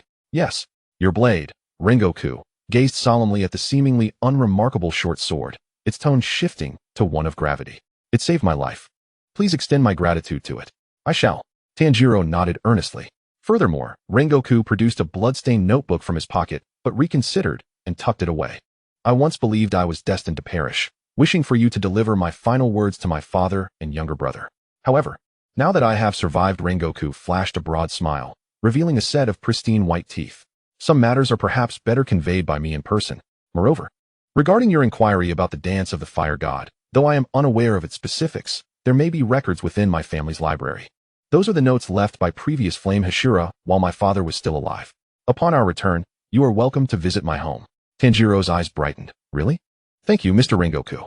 At that moment, a cacophony erupted from a distance. Over there. Hurry. The train has derailed. We found them. The Flame Hashira is over there. A throng of members from the Covert Corps, clad in black uniforms and masks, rushed to the scene, carrying medical kits and stretchers. Upon witnessing the chaos, the overturned train, and the figure standing resolute despite being drenched in blood, everyone exhaled in relief. Thank goodness, the Flame Hashira is still alive. Quickly, the stretcher, the hemostatic agent. The scene erupted into a flurry of activity.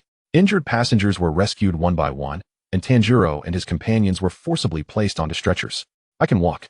I'm still able to walk. Inosuke struggled, insisting, let me go. I must pursue that striped demon. Enough of this. Your ribs are fractured. The members of the covert corps restrained him, urging him to be compliant. On the stretcher, Tanjiro turned his head to glance at Rengoku Kyutaro, who lay on the adjacent stretcher. Despite his grievous injuries and the lengthy recovery that lay ahead, he was alive. That warm-hearted elder brother, akin to the sun, had not been extinguished. Brother. Tanjiro touched the sword at his waist, whispering softly in his heart. Thank you. You're welcome. Jiang Chen's voice was drowsy, as if he were on the verge of slumber. Next time, for such perilous endeavors, add some compensation. Butterfly Mansion. Once again, the familiar ceiling greeted them, accompanied by the scent of medicinal concoctions. You lot, do you consider this place a hotel? Kanzaki Aoi glared at the three mummies being carried back, anger causing her to bend the tray in her hands. Just a few days out? Huh, merely a few days. Another fracture. Internal injuries. This time, even the flame Hashira has succumbed. I'm sorry. Tanjiro meekly apologized, while Zenitsu cowered beneath the blankets, too fearful to speak, and Inosuke had already fallen asleep. Although they faced a severe reprimand, the atmosphere this time lacked the heavy pall of life and death, for everyone was alive. Even the gravely injured Rengoku Kyutaro, after Butterfly Shinobu's emergency surgery, had escaped the clutches of death and was now in the adjacent intensive care unit, exclaiming how delicious the medicine was as he drank it. In the dead of night, the ward lay silent. Moonlight spilled onto the windowsill. Upon the wall, Jiang Chen's sword suddenly emanated a faint blue glow. It was the power belonging to Akaza. Digestion progress, 100. Energy fusion complete. Congratulations, host. Acquired a massive amount of energy points, 10,000 points. Acquired skill, destruction killing air style, transformed into sword energy version. Acquired trait, super speed regeneration. The blade can instantly repair damage. The wielder's recovery speed is increased by 200. Acquired special item, Blood of the Upper Moon, unrefined. A tremendous windfall. Jiang Chen's consciousness stirred, feeling the surging power within the blade. Now, should he encounter an upper moon, he could effectively eliminate them with a single strike. Even against an upper moon, he would no longer serve merely as a shield.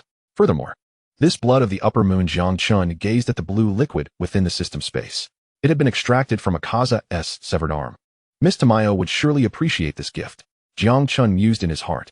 With this, Nezuko's hope of returning to humanity had grown yet stronger. Tanjiro. Jiang Chen softly called out. Tanjiro, on the hospital bed, turned over and rubbed his eyes. Brother Chen, you're awake? Indeed. Jiang Chen replied cheerfully. How is your body? I'm doing well.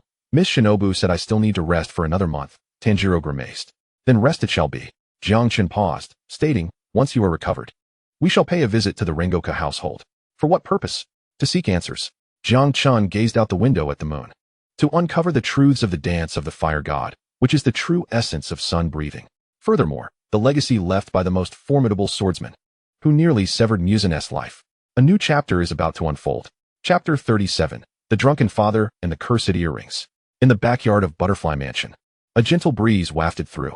A small calico kitten, bearing a specially designed blood sampling vial, brushed against Tanjiro's pant leg and mewed before nimbly vaulting over the wall, disappearing into the grass. That was Miss Tamayo's messenger. The vial contained high-concentration upper moon blood extracted from Akaza's severed arm. I hope it proves useful. Tanjiro observed the direction the kitten had departed, his gaze filled with hope. It will undoubtedly be of use. Jiang Chen lounged in the sun. The blood of the upper moon, 3 hanging at his waist, immensely stronger than that of the lower moon, who merely played with trains. If Tamayo cannot derive any insights from this, then her hundreds of years of existence would be in vain. Brother Chun, do not speak ill of Miss Tamayo. Tanjiro chuckled helplessly, tightening his uniform. His injuries had healed. Today marked the day of their visit to the Rengoku family. Zenitsu was still being stretched by Kanzaki Aoi, his screams audible from 2 streets away, while Inosuke was racing against an unknown beast in the back mountains, yet to return. Thus, this time, it was only Tanjiro, armed with a single blade. The Rengoku household was a traditional samurai residence, grand and solemn.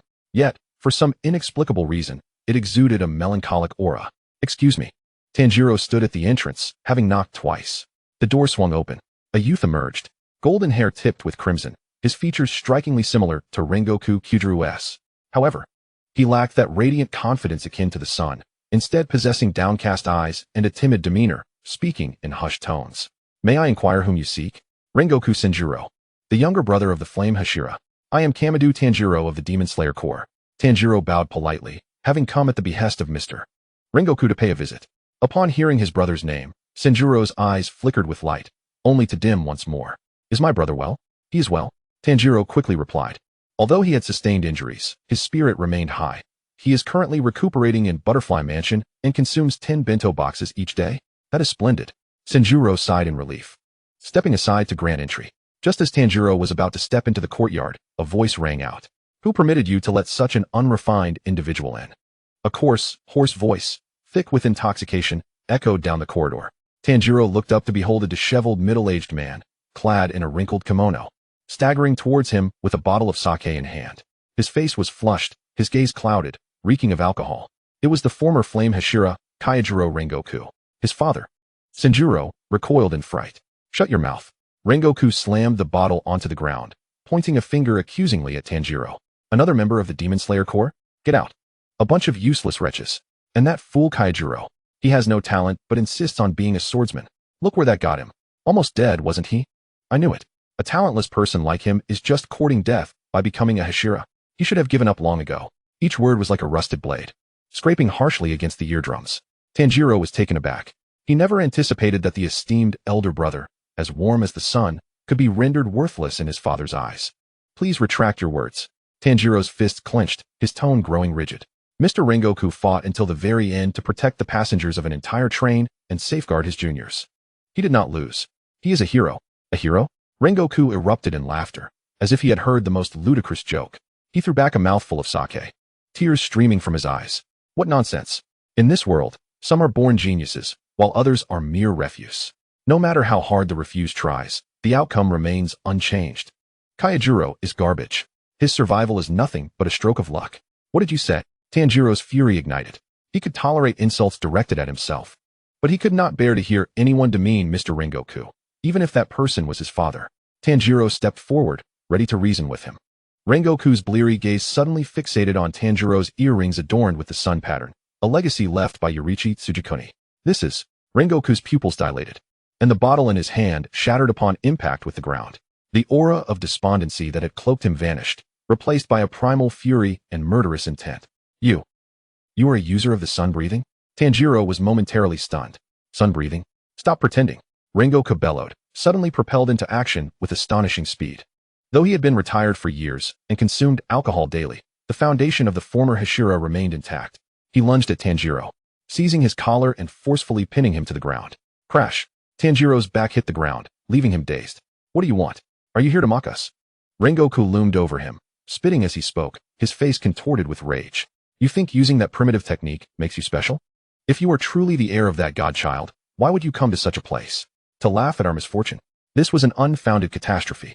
The old man was clearly driven mad by some deep-seated insecurity and fear. Tanjiro struggled, but Rengoku's grip was astonishingly tight, constricting around his neck. Let go, cough, cough. Tanjiro's face turned crimson. Father, stop. Sanjuro cried out, attempting to intervene, but Rengoku casually pushed him to the ground. Get lost. Useless scum. At that moment, the short sword hanging at Tanjiro's waist vibrated. Old fool, Jiang Chen's voice turned icy. He had been enduring this, considering it was the father of Kyojuro Rengoku, and causing a scene would be unacceptable. But now this old drunkard was not only insulting his son, but also attempting to strangle his host? That was intolerable. Tanjiro, Jiang Chen urged in his mind, do not use the sword. Use your head. Wake this drunkard up. Tanjiro's eyes sharpened. If reasoning fell on deaf ears, then a physical wake-up call was the only option. He inhaled deeply, no longer attempting to pry Rengoku's hand away, but rather, he contracted his abdominal muscles and propelled his upper body upwards like a spring. His target, Rengoku's nose. Enough already. Bam! A dull thud echoed, even louder than the last collision with the wind Hashira. Rengoku was momentarily blinded, as if struck by a mighty hammer. The bridge of his nose cried out under the strain, and blood gushed forth. The overwhelming force compelled him to release his grip, and he toppled backward, sprawled out on the ground, his eyes swirling with stars. Good hit, Jiang Chen silently commended, recognizing that Tanjiro's head but had reached a level of mastery. Tanjiro, clutching his forehead in pain, tears welling in his eyes, wobbled back to his feet. He looked down at Rengoku, who lay on the ground, and did not continue his assault, but instead shouted, no matter the breathing technique, no matter if one is a genius or not, as long as one wields a blade to protect others, none are worthless. Mr. Rengoku has always taken pride in you. You do not deserve to be his father. Rengoku lay on the ground, blood trickling into his mouth, salty and bitter. He gazed up at the blinding sun in the sky. That earlier blow seemed to have truly jolted him awake. Perhaps the light in that young man's eyes resembled Kaijuro's from days long past. TCH, Rengoku flipped over. Turning his back on Tanjiro, his voice hoarse and weary. The study is inside. If you wish to see something, go look for yourself. Do not bother me. With that, he curled up like a wounded dog. Chapter 38. The Shattered Legacy and the Resolve to No Longer Wield a Blade. The Rengoku family's study was expansive, imbued with the scent of aged paper and ink. Sunlight streamed through the paper windows, illuminating the towering bookshelves within. I am truly sorry. As soon as he entered, Sanjuro knelt on the ground, deeply bowing to Tanjiro, his forehead pressed against the tatami mat. His father's prior actions were inexcusable, as were the hurtful words spoken. The boy's voice trembled, laced with tears. He felt shame for his father's outburst and heartache for the insult directed at his brother. Tanjiro quickly knelt beside him, helping him up. It's all right, Sanjuro-kun. He rubbed his still aching forehead, offering a gentle smile. Besides, I did not come out unscathed either. That headbutt must have hurt your father more than me. Upon hearing this, Sanjuro paused for a moment before breaking into a smile. Mr. Kamadu is truly a kind person. Just call me Tanjiro. The two began rummaging through the bookshelves. According to Kaijiro Rengoku, the notes from past Flame Hashira should contain clues regarding the breath of fire or the sun breathing. Found it. Sanjuro stood on his tiptoes, retrieving a dusty wooden box from the top shelf. This is the book of the generations of Flame Hashira. Tanjiro's heart raced. Were they finally about to unveil the mystery? The truth about the dance of the fire god, about that dance which could burn even in the coldest winters. And why Muzan had sought to annihilate his ordinary charcoal-selling family. Morning, brother, I have a premonition that the answer lies within. Tanjiro cradled the book, his palms slick with perspiration. He opened it to take a look, but Jiang Chen's voice was far from optimistic. Do not harbor excessive hopes. As a time traveler well-versed in the plot, he understood all too well what lay within. Tanjiro inhaled deeply and turned to the cover. In the next instant, his expression froze. There were no densely packed characters, nor were there intricate diagrams of swordsmanship. What greeted his eyes was a heap of tattered scraps of paper. The entire book had been violently torn apart in the middle, its pages crumpled, ink blurred, with many crucial sections even gouged out. This. Tanjiro stared blankly at the worthless paper in his hands. Oh. Upon witnessing this scene, Sanjuro's face drained of color. How could this be? It must be his father. In this household, apart from that self-destructive father, no one dared to disturb these ancient texts that had been passed down for centuries. I'm so sorry. I'm so sorry. Tears streamed down Sanjuro's face once more, unable to believe that even this sole clue had been destroyed. Hope shattered. Tanjiro gazed at the fragments, feeling a profound sense of loss, yet more so an indescribable emotion. What kind of feelings did that once pillar father harbor when he personally tore apart the family's honor? Was it despair? Did he feel that regardless of his efforts, it was futile, having understood the strength of the original breath? It's all right. Tanjiro closed the book, his tone calm.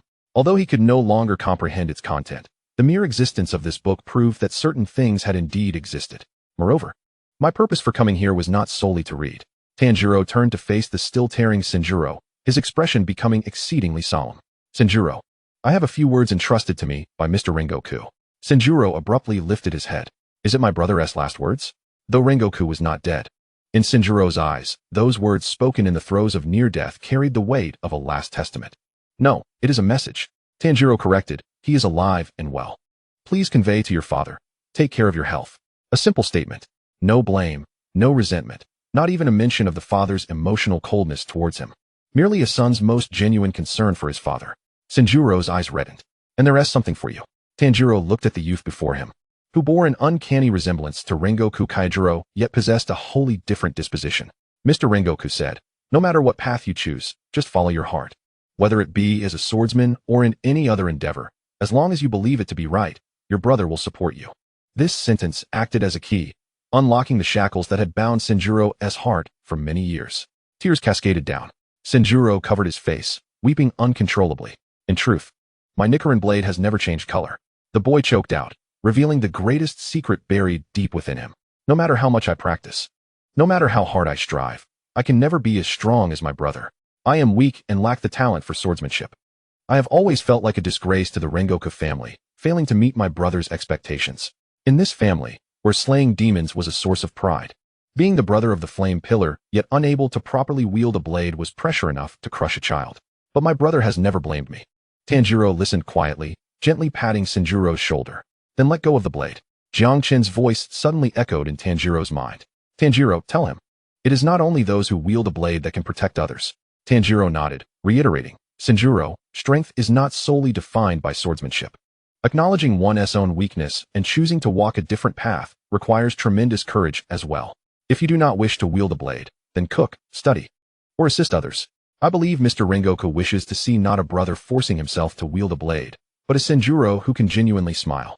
Sanjuro lifted his head, gazing at Tanjiro through tear-filled eyes. After a long moment, he dried his tears and nodded vigorously. I understand. I will give up on becoming a swordsman. However, I will support the Rengoku family, my brother, and demon slayers like you in other ways. For the first time, a glimmer of light shone in the boy's eyes. No longer confusion, but a sense of relief. By the time they left the Rengoku residence, dusk had already fallen. Sanjuro insisted on seeing Tanjiro to the door. Before parting, he presented a finely crafted wooden box, offering it to Tanjiro with both hands. What is this? Tanjiro was taken aback. This is the blade guard, Tachi, used by generations of flame pillars. Sanjuro opened the box. Inside lay a flame-shaped Tachi, its edges polished to a slight sheen, bearing the marks of time. Although the book was destroyed and could not be of help, please accept this Tachi. I believe it will continue to burn brightly on your blade.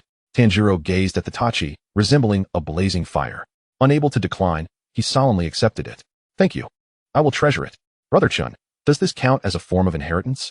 On his way back, Tanjiro touched the box in his arms, feeling its weight. Indeed, Jiang Chen's voice was somewhat languid, yet imbued with seriousness. Though you did not learn a new technique, you have gained a profound trust. Furthermore, Jiang Chen glanced at the distant Rengoku estate. In that room reeking of alcohol, the drunken father sprawled on the ground, weeping like a lost child upon hearing Sanjuro relay the message to take care of his health. Some wounds can only be healed with time. Jiang Chen sighed. Let us depart, Tanjiro, back to the butterfly mansion. Since the answer was not found in the book, we shall seek it in practice. Moreover, Jiang Chen sensed the untapped energy flowing within the blade, having been siphoned from Akaza. It is time I devise something new for you. Continuously headbutting people is effective. But what if you encounter a demon with a head harder than yours? Tanjiro touched his still-swollen forehead, chuckling foolishly. Surely, there is no head harder than mine, right? Under the setting sun, the silhouette of the boy stretched long. Though the road ahead remained shrouded in mist, the blade at his waist, the Tachi in his arms, and the fire within his heart would accompany him into the profound darkness ahead. Chapter 39. The Pursuit of Two Kitchen Knives and the Time-Traversing Tachi. The morning at the Butterfly Mansion was a rare tranquility. Apart from the sounds of Inosuke's wild charges against trees in the backyard and Zenitsu's pig-like cries as he was forced to take medicine, everything seemed serene. Just as Tanjiro stepped through the door, before he could even change his shoes, a chilling aura of murderous intent erupted unexpectedly from the shadows of the entrance. Colder than Lower Moon 1, more ferocious than Upper Moon 3. Brother Chun, Tanjiro's foot froze in midair, cold sweat instantly soaking his back. Did you sense something? Is there an enemy attack? Yes. Jiang Chen's voice carried a hint of schadenfreude, and the murderous intent was directed squarely at you. I strongly advise you to turn around and flee immediately. Huh. Tanjiro had yet to comprehend the situation. From the shadows emerged a figure donning a fire-themed mask, clad in an incongruous raincoat, wielding gleaming kitchen knives in each hand. It was Kanetetsu Higa, the very man who had forged Tanjiro's sword. Kanetetsu? Tanjiro gulped, forcing a smile that was more grotesque than sorrowful. It's been a while. How have you been? Been a while? Kanetetsu's voice was deep, reminiscent of a demon clawing its way out of hell. He advanced step by step, the knives clashing ominously, producing a chilling sound. I've heard about it, you know. I came all this way specifically because of what I heard. You little brat. Suddenly, Kanetetsu erupted, his knives twirling like a whirlwind, striking wildly at Tanjiro. You actually lost my sword. That was a Nichiren blade. My child. You dared to throw it away. Threw it away. I'm sorry. Tanjiro, terrified, bolted toward the courtyard, rolling and scrambling. It was to slay demons. I tossed it to pursue an upper rank. I want to listen. I want to listen. Kanetetsu pursued like a madman, each slash of the knives striking the ground just behind Tanjiro, sending sparks flying. Even if it's an upper rank, it doesn't matter. Since you threw it away, you'd better retrieve it, you bastard. 1,000 deaths. You owe me 1,000 deaths in apology. The courtyard descended into chaos. Aboy Kanzaki, who was sunning blankets, stared in disbelief. Inosuke, who had been running into a tree, halted, Zenitsu, just finished with his medicine, shrank back under the covers in fright. Has that guy been possessed by an evil spirit? Zenitsu trembled. No. Jiang Chen, hanging at Tanjiro's waist, swayed with his frantic pace, calmly delivering blows. A manifestation of the creator's wrath. Tanjiro, stop explaining and run. Getting hit will genuinely lead to death. They ran for a full half-hour. Until Tanjiro retrieved his ultimate weapon, several skewers of dango he had purchased from the roadside. Here, please have some dango. Seizing a moment while Kanatetsu caught his breath, Tanjiro shoved the dango into his mouth. Kanatetsu chewed a couple of times. The sweet, glutinous texture slightly calmed his frayed nerves. He plopped down on the corridor, huffing, removing his mask to reveal an unexpectedly handsome face, though contorted in annoyance. This time, I'll let it slide. As he munched on the dango, Kanatetsu produced a new Nichiren blade from behind him. This is new. If you dare lose it again, I'll turn you into minced meat for dango filling. Tanjiro, feeling as if he had been granted amnesty, accepted the new sword with both hands, bowing repeatedly. Thank you. I promise it won't happen again. This time, the person stays with the sword. Humph. Kanatetsu turned his head away, a hint of pride in his demeanor. What about the tsuba? I heard you brought back a new one. Ah, yes. Tanjiro hastily retrieved the small wooden box from his bosom, given to him by Senjuro.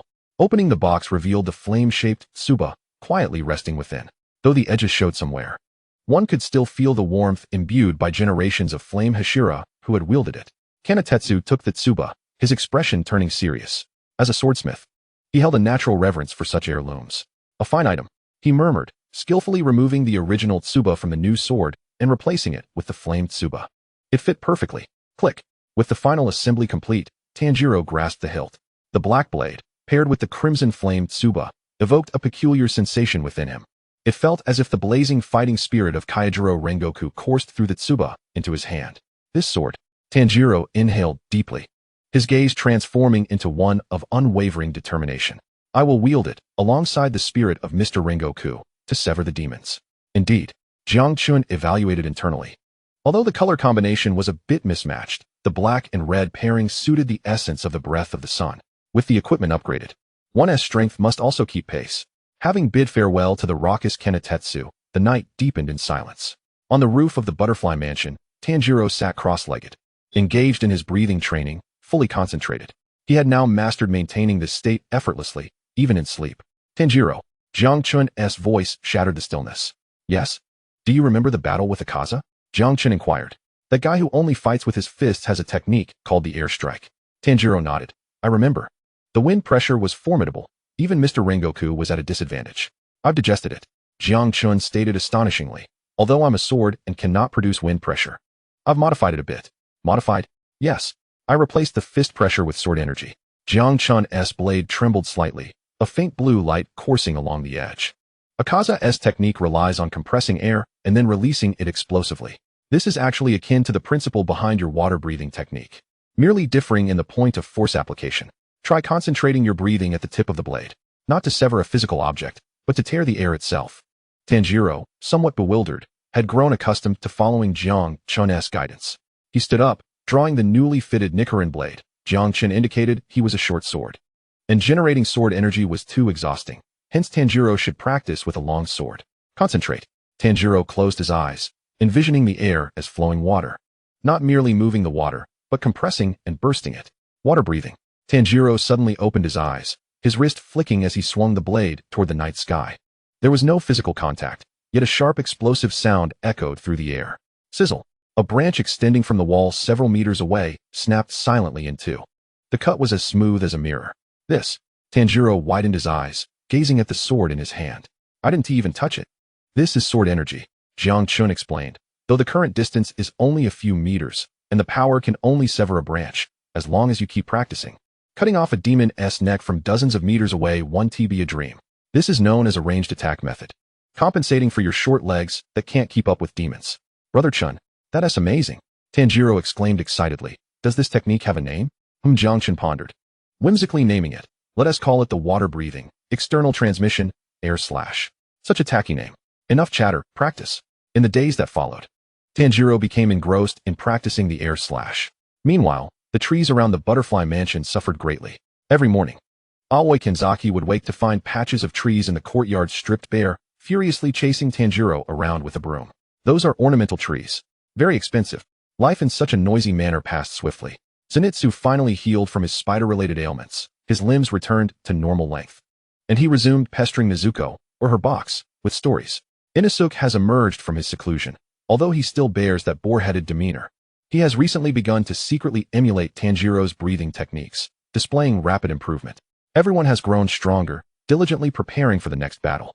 Until that fateful day, a tall man, adorned with a diamond-studded headscarf and flamboyant eye makeup, barged into the butterfly mansion like a brigand. "I am a god," he proclaimed, standing atop a wall, looking down upon the gathered individuals with a booming voice saturated with the essence of youthful bravado. "Since I am a god, I shall take these women." His finger pointed at Kanazaki Aoi and the 3 little girls in charge of logistics. "Come with me. We have a mission to execute." Refusal is tantamount to disobeying military orders. It was the sound Hashira, Yuzui Tenjin, the man who had previously bellowed during the Hashira meeting about flamboyantly obliterating demons. "Let them go." Tanjiro, having just finished his training, rushed forward upon witnessing the scene. "Who are you? Release Miss Aoi at once." "Huh?" Yuzui Tenjin glanced down at the boy who only knew how to charge head first. "Are you the fool accompanying the demons?" "Perfect." A playful smile crept across Yuzui's lips. "Since you don't want them to go, then you 3 shall take their place. Come with me to the most bustling and desire-laden place in all of Japan, the Yoshiwara Pleasure District." Chapter 40. The God of Festivals and the 3 Awkward Ones. Listen well. I am a god, the deity who presides over splendid festivals. Yuzui Tenjin stood upon a stone by the roadside, hands on his hips, striking an exceedingly extravagant pose in the sunset, pointing at the 3 youths below. "And you are mere refuse, buffoons who only wallow in filth. If you are to follow me, you must absolutely obey my commands. Even if it means acting like dogs, you shall wag your tails and bark. Do you understand?" An awkward silence ensued. Zenitsu curled up with his knees hugged tightly, his gaze vacant. Inosuke, digging in his nose, wore a look of utter bewilderment. Only Tanjiro, with utmost seriousness, raised his hand to inquire, "May I ask what exactly you preside over as a deity?" "Huh?" Yuzui Tenjin was momentarily taken aback. "Did I not say? The god of festivals. I govern grandeur and revelry. I am the king of the mountains." Inosuke interjected suddenly, pointing at himself. "If you are the god of festivals, then I am the king of the mountains, and I feel I am far stronger." "Stronger?" Yuzui Tengin's forehead twitched with irritation. "Do not dare to compare that rustic title with my divine self. And you," he pointed at Zenitsu, "what is with that expression as if your entire family has perished? If you do not wish to go, then get lost." "Who would want to go?" Zenitsu lifted his head, filled with resentment. "You just said we are going to the Yoshiwara Pleasure District, right? That is where men seek carnal pleasures, isn't it? To bring us, mere minors, to take the place of women. Your intentions are far from innocent. Enough chatter. Follow me." Yuzui Tenjin, uninterested in further explanation, turned and vanished into the distance like a fleeting shadow. He runs so fast. Tanjiro hoisted a box onto his back, dragging along his 2 reluctant companions as he hurried after him. Yoshiwara Pleasure District, the fabled city that never sleeps. When the 3 finally stood before the vibrant, neon-lit street, they were utterly astounded. The entire street glowed as brightly as day. Countless red lanterns hung high, and the air was thick with potent scents of perfume, tobacco, and an atmosphere that made one's cheeks flush and heart race. So many people. Tanjiro tightly guarded the box and the sword at his waist, feeling his eyes were insufficient to take it all in. Is this what a big city is like? Even more extravagant than Asakusa. This place was a veritable paradise for men. Yuzui Tenjin had changed out of his ninja attire into a simple kimono, despite removing his makeup. His towering height of nearly 2 meters and his excessively handsome face still drew the attention of passing courtesans. "Now, let me explain the mission." Yuzui Tenjin pulled the 3 into an alley, lowering his voice. "I have 3 wives." Silence fell. Zenitsu, who had been trembling, suddenly froze. "What did you say?" "I have 3 wives." Yuzui Tenjin stated matter-of-factly. "Suma, Makio, and Hinetsuru. They are all exceptional kunoichi who infiltrated the 3 most renowned brothels here, Jitokuya, Ajimotoya, and Kayagakiya, to assist me in gathering intelligence. However, they have recently gone missing.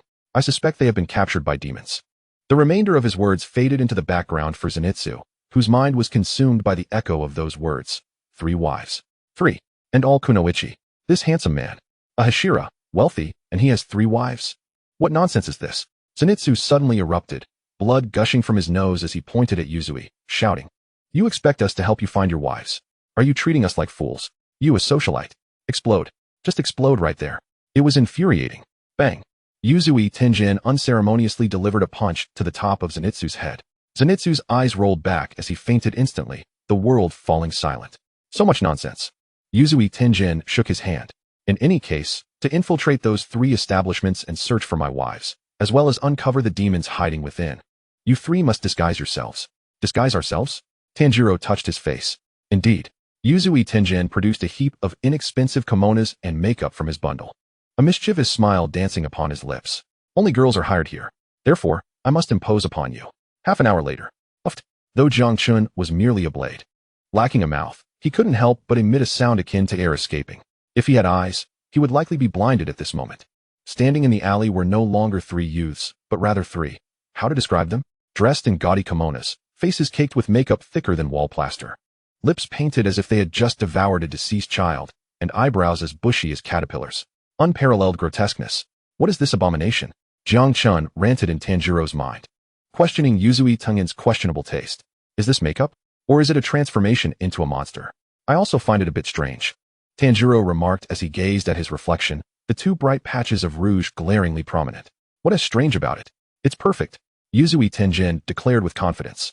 As long as you don't speak, no one will suspect a thing. I've even thought of names. Tanjiro shall be called Tanuko. Zenitsu shall be Zenko. Inosuke shall be called Inoko. Now come with me. We shall sell you. Sell us? Tanjiro exclaimed in shock. Of course. How else can we infiltrate? Thus, the 3 esteemed demon slayers of the core, alongside a sentient blade, embarked on their journey of selling themselves. Their first target, Jitokuya. Madam, come take a look. Yuzui Tenjin donned the guise of a peddler, gesturing towards the 3 grotesque figures behind him. Though they may not be the most pleasing to the eye, they are obedient and quite affordable. The proprietress of the establishment was a shrewd middle-aged woman, fanning herself as she cast a glance at the trio, nearly choking on her stale meal. Goodness, she exclaimed, her lips twitching. Are you jesting with me, young man? Such a ragtag bunch. Her gaze swept over the eye-rolling Zenitsu, then settled on the menacing Inosuke, before finally resting on Tanjiro. Despite his poorly applied makeup and the scar on his forehead, his eyes radiated clarity and sincerity, exuding an aura of diligence. I'll take the one with the scar on his forehead, she declared, pointing at Tanjiro. Really? Thank you so much. Tanjiro instinctively responded in a masculine voice. Cough. Jiang Chen mentally coughed. Use your falsetto. Thank you, madam. Tanjiro quickly adjusted, pinching his throat in a desperate attempt to salvage his blunder. Jiang Chen shivered at the sound. I shall take this child away now, the proprietress said as she paid a mere pittance. Tanjiro, come inside with me. Thus, Tanjiro was ushered into the establishment. Before departing, Yuzui Tenjin shot him a glance, urging him to locate his wife, Suma. Brother Chun, are we truly to become geishas here? Tanjiro pondered, feeling somewhat out of sorts as he walked through the perfumed corridor. He wasn't burdened by a large trunk, which Yuzui had strategically left at a safe house, as carrying such a conspicuous item would arouse suspicion. However, he did bring Jiang Chen along, concealed within his wide sash, pressed against his abdomen. When in Rome, do as the Romans do, Jiang Chen reassured him, and indeed, the air was thick with the scent of demons, intense, pungent, and powerful. Jiang Chen's senses expanded. This was unlike any demon he had encountered before. The presence melded seamlessly with the ambience of desire that permeated the establishment. She was here, reveling in luxury, indulging in the most exquisite of human offerings. Upper Moon 6. Jiang Chen silently mused. Daki, Tanjiro, what are you dawdling for? The proprietress called back. Once you enter our establishment, you must adhere to the rules. First, wash this pile of garments. Then, serve tea to the courtesan. Yes. Tanjiro rolled up his sleeves, revealing arms teeming with scars and muscle. The proprietress gasped, oh my. Are those hands accustomed to labor? Ah yes. I'm a farmer from the countryside. Tanjiro chuckled, throwing himself into his tasks, setting aside other considerations. When it came to physical labor, Tanjiro could easily outmatch 10 men. He lifted heavy objects, scrubbed the floors, and washed clothes. Within just an hour, his remarkable work ethic earned him the admiration of everyone in the building. That new girl is quite capable. Such strength. What an honest child. While Tanjiro diligently played the role of a hard-working maid, Jiang Chen quietly activated his spatial awareness within the confines of the sash. He was searching for Suma and for the unsettling source of the demonic presence. Suddenly, a piercing scream erupted from upstairs, followed by the sound of shattered porcelain. Lady Kiyo, are you all right? A commotion ensued. Tanjiro immediately dropped the cloth in his hand. Brother Chun, something feels off, Jiang Chen replied coldly. There's the scent of blood upstairs. Let us go serve tea. Tanjiro picked up the tray, striving to appear less like a swordsman prepared for battle and more like a humble tea server. He kept his head down, tiptoeing towards the perilous atmosphere of the second floor. The night in Yoshiwara was only just beginning, and the true hunt was about to commence. Chapter 41. Geisha Tanjiro and the Screams Next Door. The logistical duties at the establishment felt to Tanjiro like a different form of total concentration training. Tanjiro, move those futons to the sun. Tanjiro, the hallway on the second floor needs cleaning. Tanjiro, help me shift this cabinet. Right away, Tanjiro rolled up his sleeves. His face adorned with comical blushes, spinning around the building like an indefatigable top. He was strong, meticulous in his work, and possessed a pleasant disposition. No matter the weight of the burdens, he could lift them with one hand. No matter how filthy the floor, he could scrub it to a shine. In just half a day, he had become a favorite among all the courtesans at the establishment. Though he may be a bit unattractive, he is truly capable. Indeed, far better than those previous dainty girls. Listening to the praises, Tanjiro could only maintain an awkward yet polite smile. Ladies, may I inquire about something?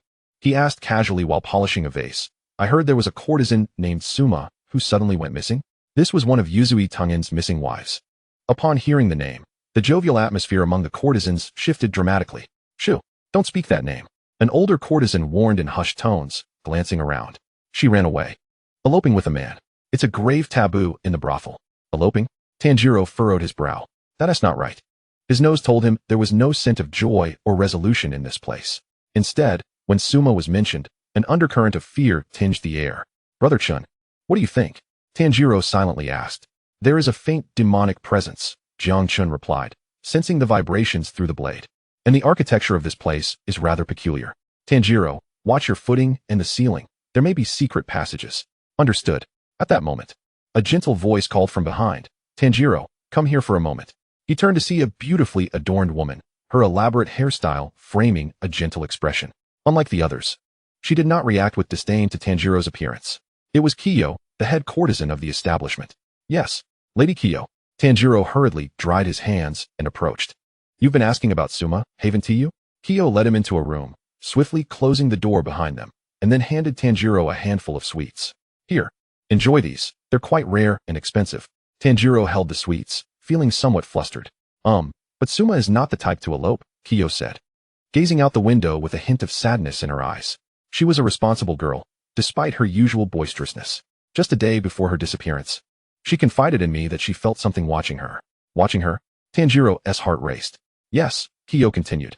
She claimed there were eyes in the ceiling and gazes from the walls. With a sigh, she added, everyone says she went mad from the pressure, but I believe her. Tanjiro, if you truly wish to find her, you must be cautious. This place can devour people. As he observed the concern in Kiyo's eyes, warmth surged within Tanjiro's heart. In this realm, rife with insincerity, there exist gentle souls like Miss Kiryu. Thank you, Miss Kiryu. Tanjiro solemnly stowed away the candy, assuring her that he would be cautious. Upon exiting the room, Jiang Chen's voice grew grave.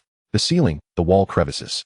Tanjiro, this resembles that Hyuka we encountered at the drum house. Or perhaps the swamp demon capable of stealth. Moreover, I just conducted a scan. There is indeed one less person in this building structure.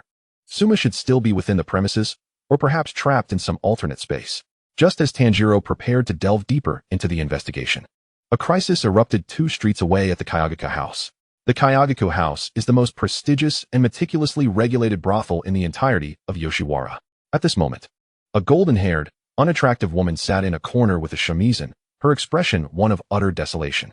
Zenitsu, or rather, Zensuk, felt utterly aggrieved. This is so unfair. I can't believe Tanjiro went to that kind, elder sister while Inosuk, despite his silence, is favored for his looks. Only I am here merely for my talent with the shamisen.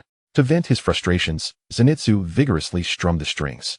The sound, imbued with resentment and fury, unexpectedly resonated beautifully, even captivating the passers-by. Amidst Zenitsu's immersion in his own tragic world, a wave of oppressive sobbing wafted through the corridor. His ears perked up. It was absolute pitch. He discerned that the cries were filled with sheer terror, akin to a frog ensnared by a serpent. Is there a girl crying? Although typically timid, Zenitsu's resolve surged when it involved a girl who was bullying someone. He set down the shamisen and followed the sound. He entered a disheveled room littered with torn kimono fragments and overturned cosmetics. A young courtesan knelt on the floor, trembling and sobbing as she attempted to gather her belongings.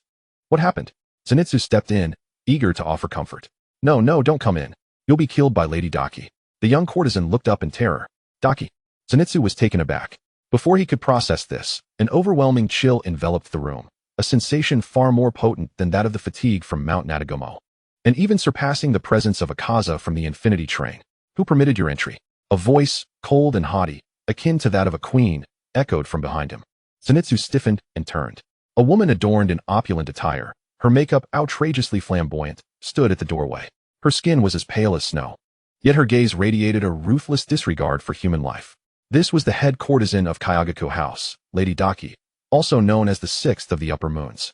How repulsive! Daki glanced at Zenitsu's heavily powdered face with disdain, her brows furrowing. Who let such an eyesore in? It sullies my vision.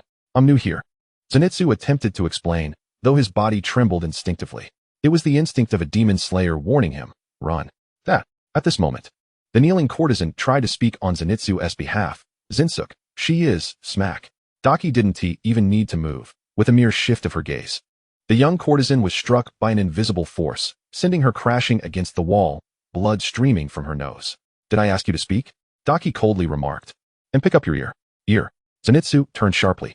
He saw, indeed, a bloodied ear on the ground. It belonged to the young courtesan, torn away in that instant. Oh. Zenitsu's pupils constricted. Anger eclipsed his fear. Though timid and covetous, he detested such bullying behavior above all else. Apologize to that child. Zenitsu straightened his posture, still trembling. But his voice was no longer that of a mere crybaby. Huh. Daki tilted her head slightly, as if hearing a jest. What did you say? Apologize to her. Zenitsu raised his head, his once timorous eyes now gleaming with a fierce light. Even a courtesan cannot harm others at will. Apologize? You expect me to apologize to this trash? Daki laughed, her laughter vibrant, yet laced with malice. Since you are so eager to act the hero, then you shall perish. Whoosh. A ribbon, sharp as a blade, shot forth from behind her, aimed directly at Zenitsu's neck, moving with lightning speed. It was over. Zenitsu had no chance to counter, for he bore no weapon, having concealed it elsewhere. He could only rely on instinct to evade. Bang! He was forcefully hurled aside, crashing through a paper door and landing in the corridor. Zensuk! The onlookers screamed in alarm. Daki leisurely stepped out, observing the fallen Zenitsu with a glimmer of confusion in her eyes. You managed to block it? This ugly wretch is not an ordinary person. She narrowed her eyes, adopting the demeanor of a hunter spotting its prey. So, it's a rat from the Demon Slayer Corps. Meanwhile, in the Shitenu house, Tanjiro, engaged in washing clothes, felt a sudden jolt at his waist. Jiang Chen issued a warning. Tanjiro, stop washing. The energy over there has erupted. That fool Zenitsu has stumbled into a predicament. Chapter 42. Am I the only one who finds Inosuke adorable? Chaos reigned at the Kayagaku house. The new, unattractive girl, Zinsuk, had vanished. Some claimed she fled in fear after crossing Lady Daki, while others spoke of seeing her shoes in the back alley, suggesting she had been dealt with. The proprietor, a balding middle-aged man, knelt before Daki's chamber door, trembling like a leaf. Lady Daki. His voice quavered with desperation. Though Zinsuk may not understand the rules, she was bought and paid for. Her sudden disappearance. Are you questioning me?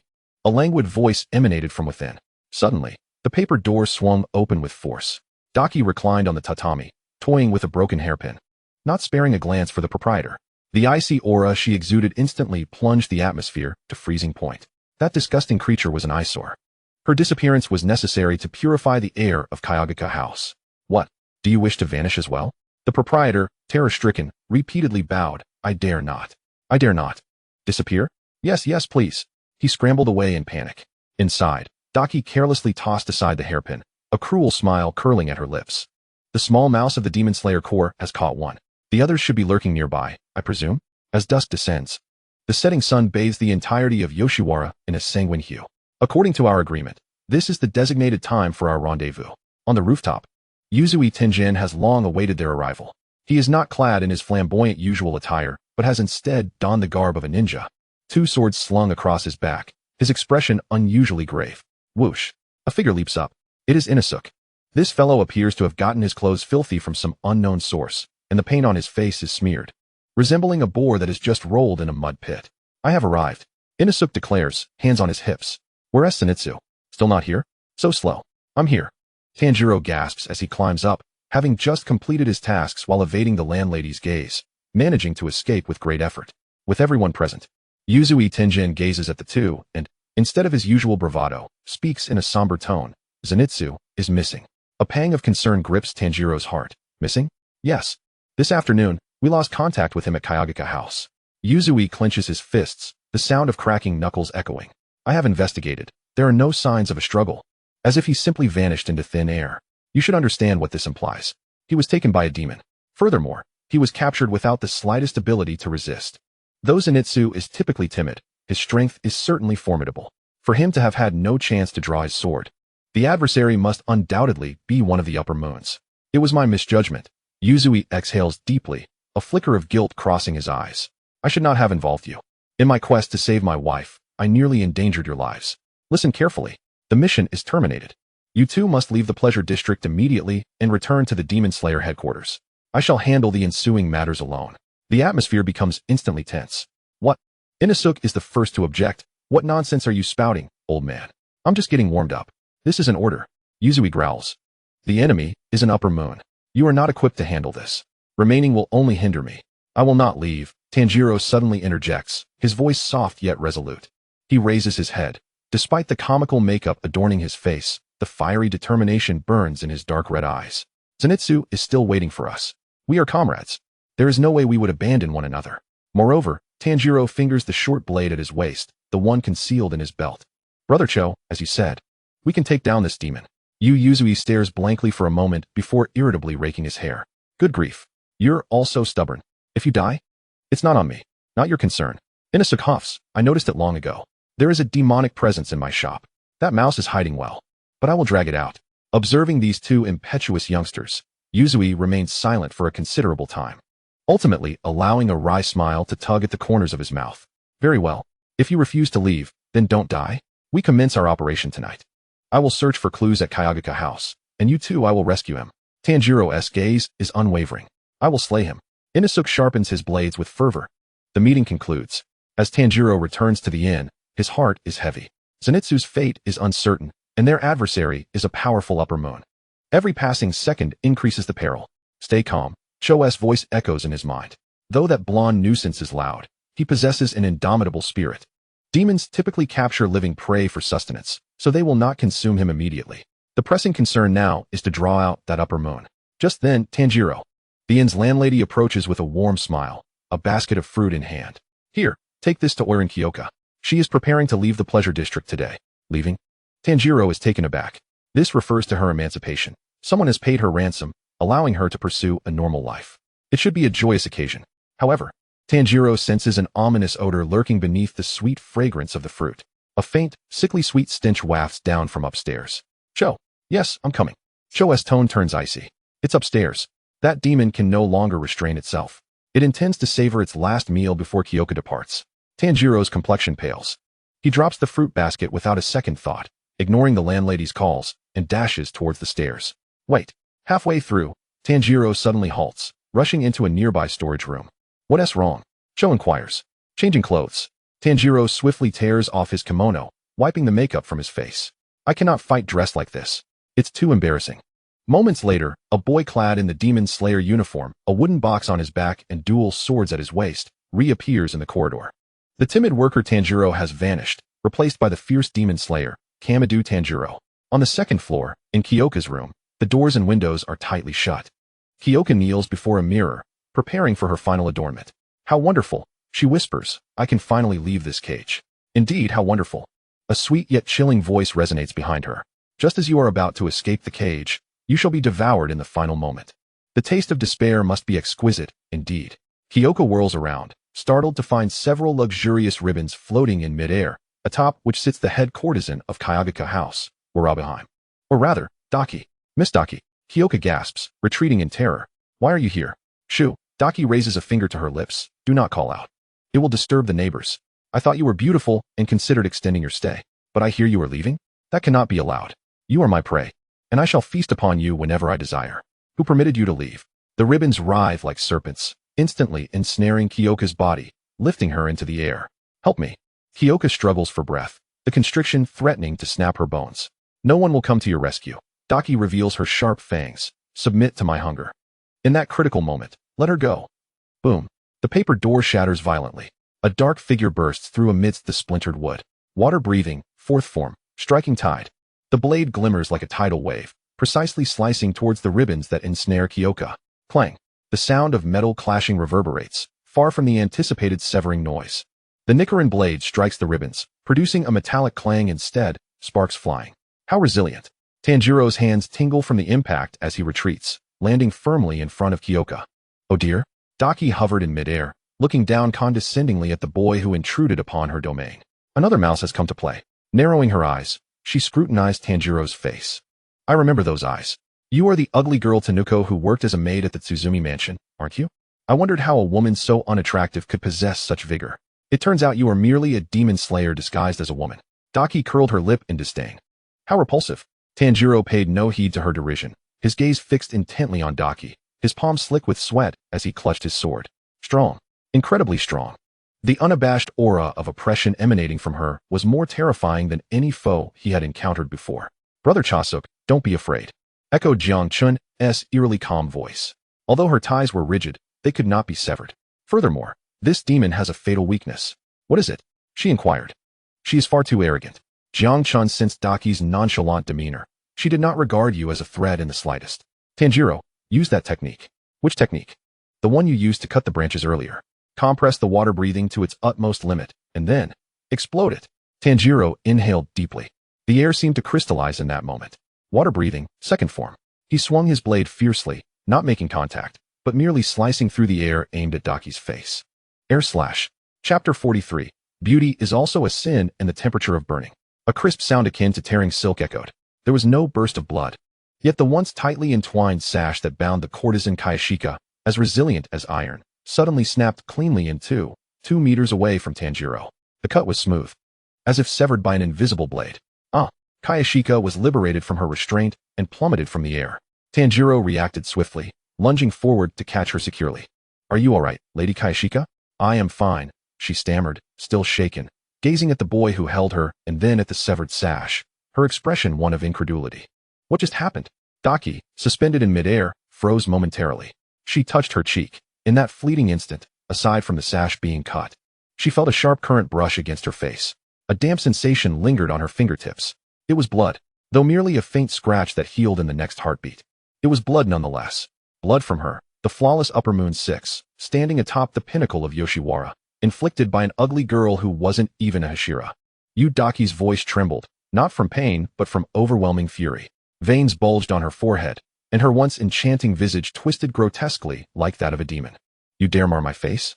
Do you have any idea how many lives I've consumed to maintain this beauty? Unforgivable. Absolutely unforgivable. Boom. The demonic energy erupted. The sashes behind Daki swelled violently, transforming into a dozen frenzied serpents that rampaged within the confines of the small room.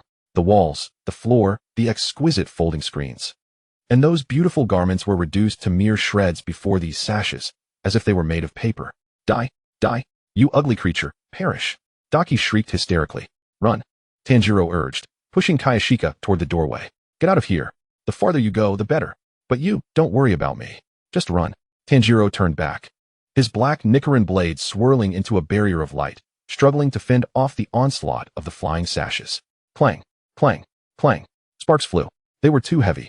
Each sash struck down like a massive hammer. Moreover, these sashes were exceedingly agile, a blend of softness and hardness.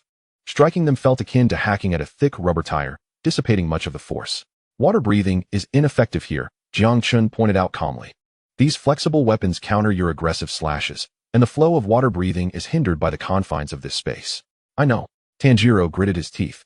Cornered against the wall, a sash cunningly lashed out from the side, striking toward his ribs. Bang. Though he managed to block it with the sheath, he was still flung backward, crashing through the wall and landing in the adjacent room. Dust swirled around him. Cough, cough. Tanjiro struggled to rise, a trickle of blood escaping the corner of his mouth. Still alive, are you? Daki floated through the gaping hole. At that moment, she was surrounded by countless sashes, exuding an oppressive aura that was suffocating. How tenacious, little mouse. However, it works out perfectly. Killing you outright would be too merciful. I shall slice your flesh piece by piece, and then crush your bones. Daki strode forward with an air of arrogance, her gaze contemptuously sweeping the surroundings. This was the second floor of Kayagika House. Due to the earlier commotion, terrified screams resonated from the neighboring rooms, both guests and courtesans. How annoying. Daki frowned. A bunch of squealing pigs. Swish. Several sashes suddenly pivoted, piercing through the wall of the adjacent room. The screams abruptly ceased. Those were innocent lives. Merely because they disturbed her, they were dispatched without a second thought. Stop! Tanjiro's pupils constricted to pinpricks. In that instant, the thread of reason in his mind snapped once more. It was not the explosive rage of before. This time, Tanjiro was eerily calm. He slowly straightened his posture, lowering his head, his bangs obscuring his eyes. Yet the atmosphere around him shifted. The once chilly winter night suddenly turned stifling hot. This heat did not emanate from flames, but from the boy's very body. He was burning with fever. Or rather, he was ablaze. What is this? Daki halted her movements, regarding the suddenly quiet boy with confusion. Had he been rendered speechless? Life, Tanjiro spoke softly, his voice hoarse and terrifying. What does life mean to you? Is it mere refuse to be trampled at will? Dust that can be casually wiped away because of noise? Huh, Daki laughed. What nonsense are you spouting? The strong deprive the weak. Is that not a given? Because I am beautiful, I am strong. Because I am strong, whatever I do is justifiable. This is the truth of our world, you ugly creature. Truth? Tanjiro lifted his head. His once gentle crimson eyes were now bloodshot, and the corners of his eyes appeared grotesque from the congestion. That was not the gaze of a human. It was the gaze of one intent on erasing this creature from existence. If this is your truth, then I shall sever this damned truth, along with your neck. He inhaled deeply. This time, there was no sound of flowing water. Instead, a booming noise akin to the pull of a bellows filled the air. Body temperature surged. 39 degrees, 40 degrees, 41 degrees. At such temperatures, an ordinary person would have already succumbed to unconsciousness. But for those deemed worthy of the breath of the sun, this was merely the commencement of their true state.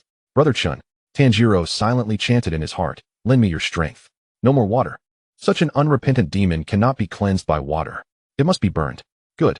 Jiang Chen sensed the resolute killing intent emanating from his host.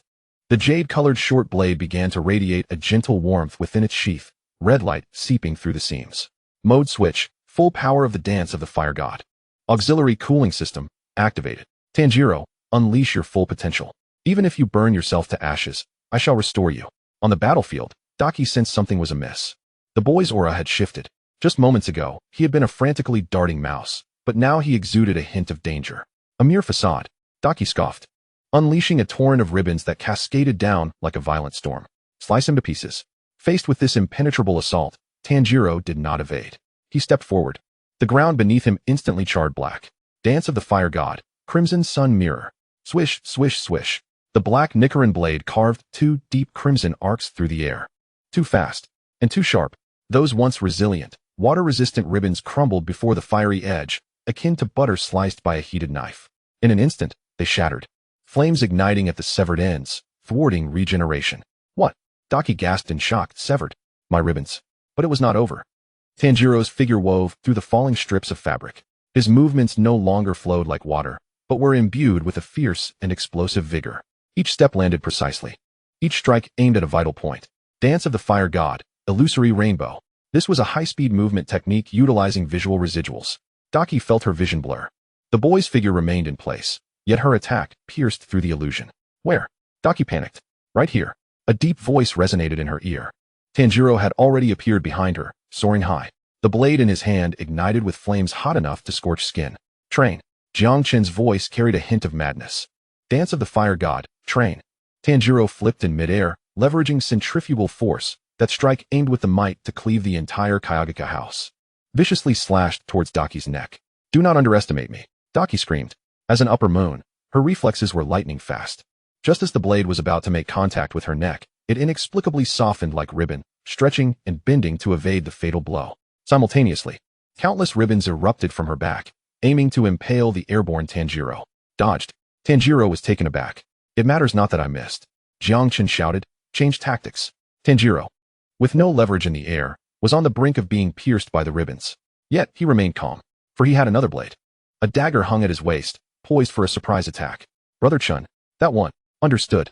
Jiang Chen instantly comprehended, just as Tanjiro's strength began to wane. The short blade at his waist erupted with a powerful gust, actually compressed air released by Jiang Chen. This thrust propelled Tanjiro higher in the air, allowing him to evade the ribbon's piercing assault. Simultaneously, it afforded Tanjiro a second opportunity to strike. Not done yet. Tanjiro adjusted his posture midair, executing a reverse hook. Dance of the fire god, flame dance. A two-part vertical slash. Daki had not anticipated that this human could perform a double jump in midair. Though her neck was soft, it too had its limits. With a sharp sound, the The red blade plunged deeply into her pliable neck. The searing pain elicited a piercing scream from Daki. Ah, it hurts. It burns. But just as the blade was about to sever her vertebrae, Tanjiro felt resistance. The upper moon's neck was harder than he had imagined. Moreover, she was wildly wrapping her ribbons around the blade, attempting to dislodge it. Break from me, Tanjiro roared, veins bulging with fury. Just as the two were locked in a stalemate, the outcome hanging by a thread, a thunderous crash resounded. The floor suddenly caved in. Not due to their battle, but from the ground below surged a far more ferocious and savage power. Countless ribbons burst forth from beneath the floor, obliterating the entire second floor. A figure clad in a boar's head emerged amidst the rubble and debris. Charge! I have finally found you. Worm Girl. Inosuke. He had emerged from some underground tunnel, colliding perfectly with the battlefield. Two-sword style, beast breathing, fifth Fong. Frenzied rip. Inosuke, like a lunatic, swung his dual blades as he charged into the fray. The tide of battle shifted in an instant. Chapter 44. The explosive boar head and overheated lungs. The floor erupted. Wood splintering. Inosuke, as if he had clawed his way out of hell, stood atop the debris, his two chipped Nichiren blades crossed over his chest. Visible steam billowing from his nostrils. Ha ha, Worm Girl. I dug 800 meters underground to find you. Inosuke bellowed, pointing at Daki, suspended in midair. His booming voice shaking the beams. My subordinates, the mice, informed me of the demons sent here. Furthermore, I rescued many from underground, including that Tsujikuni's wife. She is Mr. Yuzui's wife. Tanjiro, gasping for breath, corrected him, though it was not the time for such details. Yet, a great weight lifted from his heart. Miss Tamayo was rescued, and Zenitsu should be fine, though he had not seen him. Now he could fight without reservations. Another filthy creature has arrived. Daki scowled at the boar-headed man, her brow furrowing as though she could crush a fly. A mouse, a wild boar. Is your Demon Slayer Corps running a zoo? How annoying. I will slice you all to pieces. Boom. The ribbons behind Daki split again, now in greater number and swifter than before. Dozens of ribbons lashed out like frenzied whips, indiscriminately striking towards the two in the room. Ha ha. Come at me. Inosuke advanced rather than retreating. Beast breathing, sixth Fong. Raging stabs. He brandished his dual blades, movements chaotic, akin to a true beast tearing into its prey. Yet he consistently evades Daki's assaults with an extraordinarily peculiar angle. One that even defies the natural structure of human joints, before deftly severing the binding cord. How formidable. This cord is harder than tree bark. Inosuke strikes send sparks flying. Yet it matters not. My blade is crafted for sawing. With Inosuke sharing the burden of the onslaught, Tanjiro finally gains a fleeting moment to breathe. However, he is far from unscathed. Gasping, Tanjiro leans on his sword, his lungs feeling as if they have swallowed a glowing ember. The side effects of the dance of the fire god are manifesting. His body temperature is soaring, his heart racing, and his vision begins to blur. Tanjiro, cool down.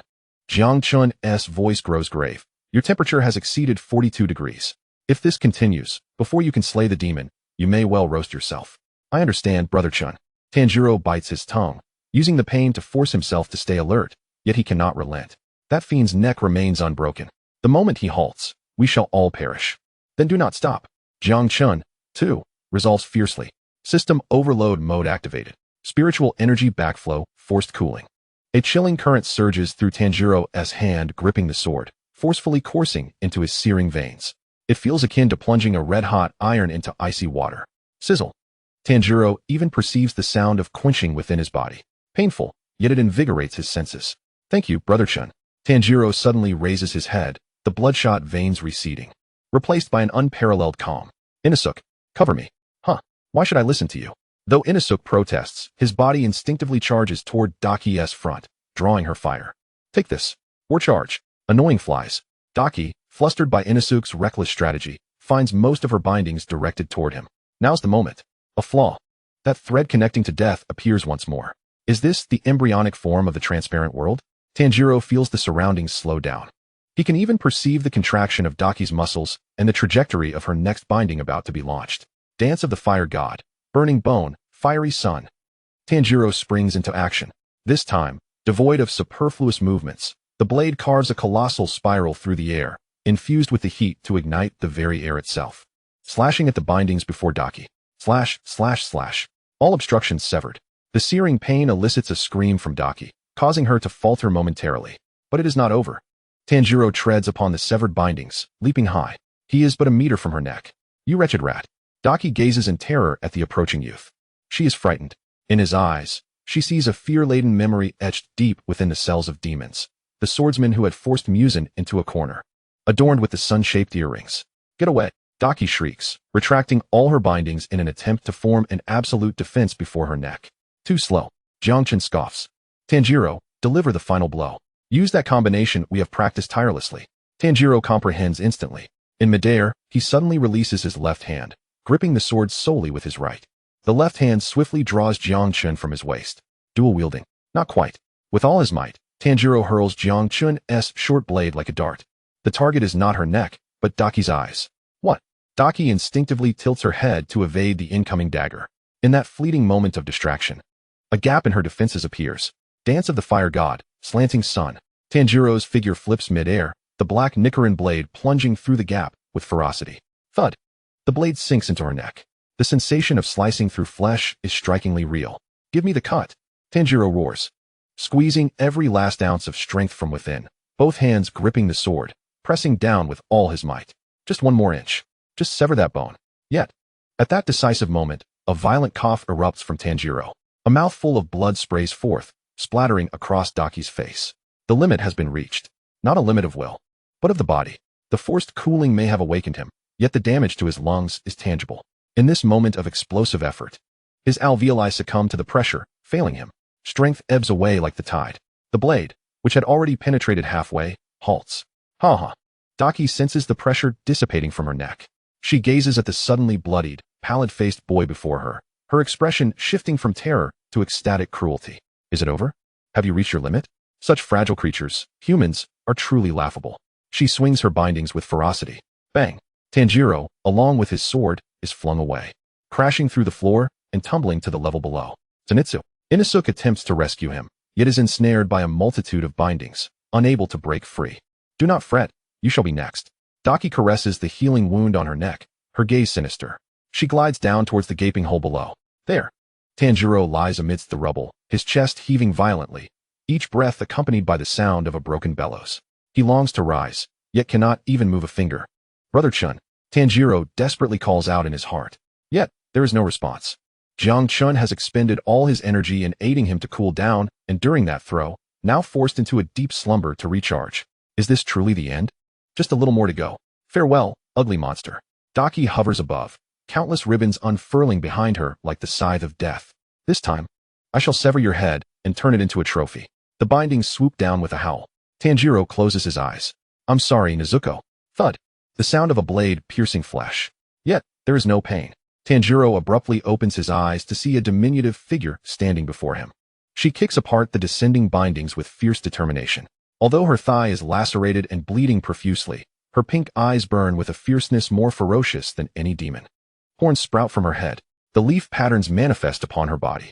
The once petite figure rapidly transforms into that of a fully grown woman. Nezuko. Complete demon transformation. Roar. She glances down at her gravely injured, nearly lifeless brother, then slowly turns her gaze toward Daki in the air. That look. It is no longer the naive protectiveness of before. Instead, it embodies Daki gazed at the sudden apparition of the female ghost, instinctively sensing an undercurrent of unease. Who are you? Nezuko remained silent. She merely parted her lips slightly, a wisp of white mist escaping. Then, she vanished, so swiftly that even Daki's heightened perception could not capture her motion. In the next heartbeat, Daki felt an overwhelming pressure descending upon her from above. Nezuko reappeared above her, her long leg raised high like a battle axe, aimed squarely at Daki's head. With a ferocious downward strike, she brought it crashing down. Boom. This kick seemed to shatter the very air of the street. Daki's head was driven into the floor, debris flying as the entire building groaned in agony. Before she could comprehend the situation, Nezuko's blood-soaked foot was lifted once more, delivering a brutal kick to her abdomen. Thud. Daki was sent sprawling like a ball, crashing through 3 layers of walls before landing violently in a heap of rubble. Dust billowed around her. Silence enveloped the scene. Onlookers, who had been hiding to witness the spectacle, were left in stunned disbelief. Was this truly the delicate younger sister? She resembled a monstrous humanoid tyrannosaurus. Nezuko stood her ground, exhaling hot white mist. The veins on her body writhed like serpents, her once pink pupils now transformed into eerie slits, brimming with a thirst for destruction. Regeneration. The grievous wound on her thigh, inflicted by a binding, was healing at a terrifyingly visible pace. Within seconds, not a scar remained. It hurts. came Daki's chilling voice from the ruins. It hurts. You vile demon. Boom. Countless ribbons erupted from the debris, instantly shredding the surrounding structures. Daki, her hair disheveled and half her face crushed, floated in the air, rapidly regenerating. Enraged, she seethed. As an upper moon. To be so mercilessly subdued by an unknown wild demon? I shall tear you to pieces. With a flurry, dozens of ribbons assaulted Nezuko, each capable of cleaving through rock. Yet, Nezuko did not evade. She merely raised her hands, allowing the ribbons to sever her arms and legs. Splatter. Limbs flew as Daki revealed a cruel smile. Let us see how you... Her words were abruptly cut off as her smile froze. For those severed limbs did not fall to the ground. Instead, in the instant of separation, the blood at the severed ends was forcefully drawn back, reattaching in an instant. The speed of regeneration surpassed even that of the upper moons. This is impossible, Daki screamed. How many humans have you consumed? This regeneration speed is beyond even the upper moons. Nezuko offered no reply. Instead, she simply bared her ivory fangs in a menacing grin. The very next moment, the figure that had just been afar now appeared directly before Daki. A single punch landed squarely on Daki's face, ignited with pink flames. Blood demon art, exploding blood. Boom. The flames erupted upon Daki's visage. This fire, designed specifically to incinerate demon energy, elicited a piercing scream from Daki. Ah, my face. It burns. She plummeted from the air, crashing hard into the ground and rolling about in agony. A complete domination. The rampaging Nezuko had utterly overpowered Daki in their one-on-one confrontation, though Daki had yet to merge with her true form. This was dire, lying amidst the ruins. Tanjiro observed this scene, his heart sinking to the depths of despair. Did you see, senpai? Yes, Jiang Chen replied, his voice heavy with concern. Nezuko has lost control. That regeneration speed, that strength, it's a result of forsaking her rationality. Her current state bears no distinction from those malevolent demons that know only to consume. Struggling to rise, Tanjiro caught sight of Nezuko standing before the still-burning Daki, not continuing her assault. She turned her gaze toward the distance, where an ordinary person, wounded and bleeding, was staring in terror. The scent of blood. To Nezuko in her current state, it was an irresistible temptation. Gulp. Nezuko swallowed hard, her eyes shifting. No longer were they filled with the ferocity directed at an enemy. Now, they gleamed with the greed of a predator eyeing its prey. She advanced step by step toward the injured individual. Stop. Tanjiro attempted to shout, but his throat was choked with blood, rendering him voiceless. Move. My body. If Nezuko consumed a human, she would truly be lost forever. Mr. Shinazugawa, Mr. Ubuyashiki, they would all have to commit seppuku for this. Despair gripped him as Nezuko's claws reached out toward the innocent victim. A sigh escaped his lips. A sudden, icy surge coursed through the hilt of his sword, sharply piercing Tanjiro's spine. System reserve energy forcibly injected. Adrenaline simulation activated. Tanjiro, Jiang Chen bellowed, get up now. That is your sister. If you don't stop her, who will? Boom. It was as if a dying engine was injected with high-octane fuel. Tanjiro's muscles, previously paralyzed, miraculously resumed function under the jolt of this electrical surge. Ah! Tanjiro roared, launching himself from the debris. He disregarded his fractured bones and torn lungs, hurtling like a meteor toward the girl teetering on the brink of abyss. Nezuko. In the instant Nezuko's claws were about to touch the person, Tanjiro seized her from behind. Stop. No. The immense inertia sent them rolling across the ground. Roar. Nezuko was in a frenzy. She could not recognize her brother. All she desired was flesh. All she craved was blood. She thrashed violently, her strength astonishing. Tanjiro felt as though he were grappling with an enraged grizzly bear. Let go of me. Though it was a roar, the meaning was unmistakable. I will not release you. Tanjiro clung tightly to her hands, forcing the scabbard into her mouth to prevent her from biting. I am your brother. Nezuko, you must hold on. You are not a demon. You are human. You are Kamadu Nezuko. But it was futile. The irrational Nezuko could not comprehend. She kicked at Tanjiro's wound, causing him to nearly lose consciousness from the pain. Damn it. Tanjiro was on the brink of surrender. Jiang Chen, please help me. I am helping. Jiang Chen was also not idle. As a blade, he was currently lodged in Nezuko's mouth. After all, Tanjiro had shoved both the sword and its sheath in. Little girl, you've got quite the bite. Jiang Chen felt the terrifying force of her jaws. Had he not upgraded his hardness, he would have been severed by now. Listen, Tanjiro. Jiang Chen's voice softened. Brute force will not suffice. She is now plagued by inner demons. Use your voice. In that voice she was most familiar with. How did her mother once lull her to sleep? Mother? Tanjiro was taken aback. Chaotic memories surged in his mind. That winter night, warmed by the flickering fire, his mother cradled the young Nezuko, gently patting her back while softly humming that ancient lullaby. Little bunny, hop and hop, over the hill and across the river. Tears streamed down Tanjiro's face. He no longer exerted force to restrain Nezuko, but embraced her tightly, resting his head upon her shoulder. Amidst the desolation and smoke of this battlefield, on the precipice between life and death, the boy's hoarse, tearful voice began to resonate softly. Where is the little bunny? On that little red hill. Suddenly, Nezuko, in her frenzied state, paused. A flicker of confusion crossed her slit pupils. This melody, so familiar, as if etched deep within her soul, radiating warmth. Why were her eyes so warm? Nezuko ceased her struggle. Large tears rolled down from her fearsome demon eyes. These were emotions belonging to humanity, breaking through the instincts of a demon. She whimpered, her mouth holding the scabbard, akin to a child wronged. Her body began to shrink. The grotesque veins faded, and her sharp claws retracted. The terrifying female demon vanished, replaced by a small girl of only a few years, sobbing uncontrollably. Nestled in her brother's embrace, drifting into a deep slumber, Tanjiro felt the strength within his arms dissipate, as if he had emerged from the depths of water, utterly exhausted. They had succeeded. How wonderful. He held the smaller Nezuko, tears flowing unabated. Well done. Jiang Chen breathed a sigh of relief. It was you. Otherwise another would have been torn apart by her. However, the crisis was not yet averted. What a touching display of sibling affection, a cold voice echoed from above. Daki had regained her strength. Though her face remained somewhat askew, her murderous intent had intensified. She hovered in the air, countless silk ribbons poised like venomous serpents, targeting the siblings below. Now that madwoman has fallen asleep, you shall both meet your demise. With a swish, a dozen ribbons simultaneously plunged downward. Tanjiro, cradling Nezuko, found himself devoid of the strength and space to evade. It was over. Chapter 46. The True Upper Moon and the Demon Emerging from the Back. As the dust settled, Yuzui Tenjin stood tall, his imposing figure akin to an iron tower. The two broad-bladed swords in his hands remained unsheathed, resting upon his shoulder. His gaze exuding an air of nonchalant arrogance. Honestly, he remarked, not even glancing at Daki in the air, but instead turning to face the prostrate Tanjiro.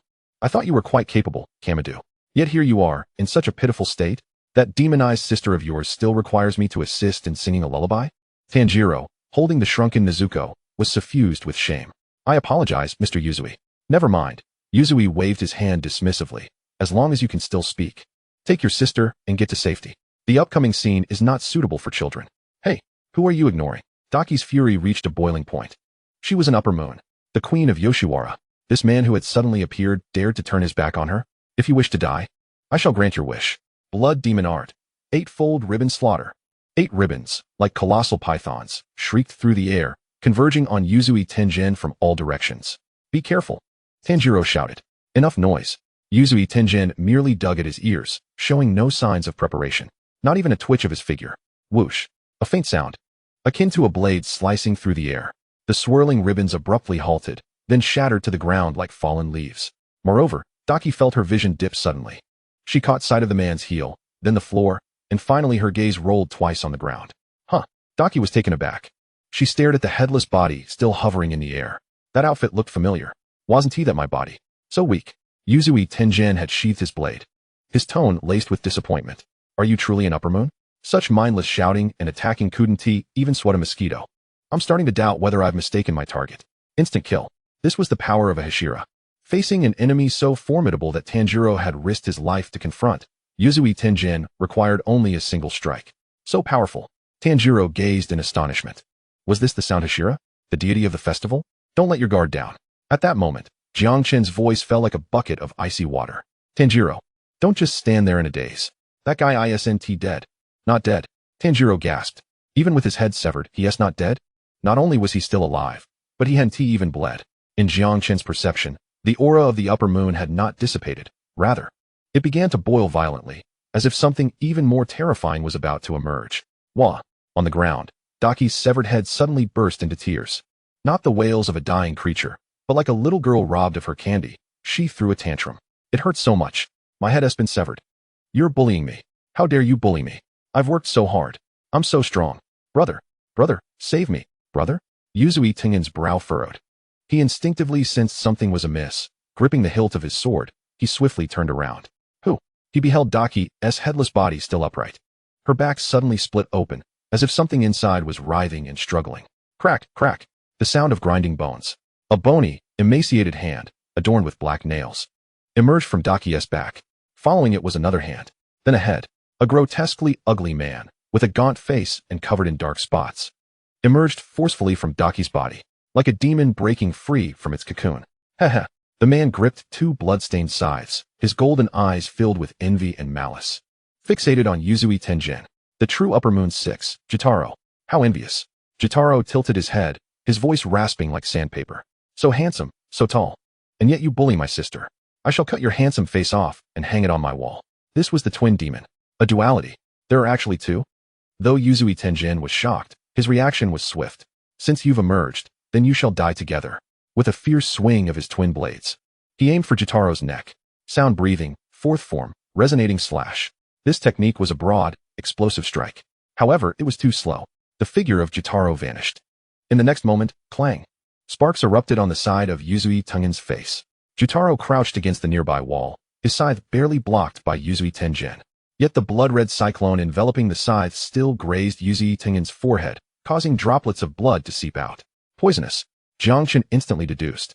The man's scythe was laced with deadly venom. A mere scratch could prove fatal for an ordinary person. However, as a Hashira with a ninja background, he should possess some resistance. The battlefield instantly reached a fever pitch. Jotaro's speed and strength were incomparably superior to that of Daki, that mere vase. Each of his strikes was cunning and vicious, aimed directly at fatal points and weak spots. Moreover, he occasionally hurled those spinning blood scythes, forcing Yuzui Tenjin to divide his attention in defense. Brother, kill him. Quickly. Daki, lying on the ground, reattached her head and shouted, he just severed my head. It hurts so much. Do not worry, Mei, Jotaro coldly reassured his sister while relentlessly attacking. Those who bully you shall perish. No one can escape. Tanjiro. Jiang Chen screamed in his mind, stop watching the show. Go assist. Although that male demon was strong, he had a fatal weakness. They were conjoined twins. To slay the upper six, both siblings' necks must be severed simultaneously. What? Tanjiro exclaimed in shock. Simultaneously severing their heads. Precisely. If one of them remains intact, the other can regenerate endlessly. Right now, the sound Hashira is entangled with that man, and the woman is still lurking nearby with her threads. You need to restrain her. Understood. Tanjiro took a deep breath, forcibly suppressing the agony within him. He placed the unconscious Nezuko into her box and strapped it to his back. Inosuke. Zenitsu. Tanjiro shouted at the ruins, stop playing dead. Come out. Snoring emerged from the rubble. Soon after, a flash of golden lightning erupted from the debris. Zenitsu stood up with his eyes closed, as if in a trance. First form, thunderclap, and flash. Meanwhile, Inosuke also emerged from beneath the ground, bloodied yet undeterred. Wah! Such a powerful aura. That skinny fellow looks formidable. I want to fight him. Don't go. Tanjiro blocked Inosuke. Leave that man to Mr. Yuzui. We must take on the woman. If we can create an opportunity to sever the female demon's head, then Mr. Yuzui can deal with the male demon. This is our only chance. TCH. What a hassle. Inosuke grumbled but understood the gravity of the situation. Then let's take down this weeping brat first. The trio swiftly regrouped. Let us go. Tanjiro charged forward, targeting Daki, who was still manipulating her threads to ambush Yuzui Tenjin. Third form, flowing dance. Eighth form, explosive rush. First form, thunderclap. The three figures, embodying three distinct breathing techniques, pierced through the chaotic battlefield like sharp blades. Not you pesky rats again. Daki shrieked in fury. Brother, they're back. Be quiet. Jotaro was engrossed in his fierce battle with Yuzui Tenjin, unable to spare a hand to deal with them. Can't you handle a few rats? Daki went berserk. Countless silk threads danced chaotically in the air, demolishing the surrounding structures. Yet, these three rats were too elusive.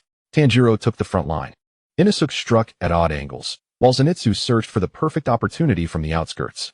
Their teamwork was seamless. Now's the chance.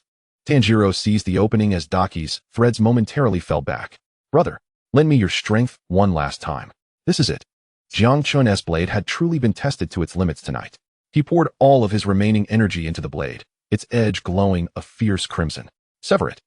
Tanjiro leapt off Inosuke's back, swinging his sword towards Daki's neck. Simultaneously, on the other side of the battlefield, Yuzui Tenjin seized the moment Jotaro was distracted. Fifth form, string performance. Two massive blades spun at high speed, creating a series of explosions within the confined space. Now, the blades from both sides converged on the demon's neck. The fate of the battle hinged on this single moment. Chapter 47, Melody completed in the flash of divine speed. Clang. The two sharp sounds rang out almost simultaneously. There was no anticipated sound of a severed head hitting the ground. In the final fleeting moment before the blades could sever his neck, Jutaro's emaciated body unleashed a desperate burst of reflexes. He twisted his neck with ferocious speed, using his venom-soaked, decayed teeth to firmly bite down on Yuzui Tengen's Nichiren blade. Ha ha! Jutaro croaked a murky laugh, his gaze venomous. Got you, handsome Hashira. Boom. Countless spinning blood scythes erupted from his body.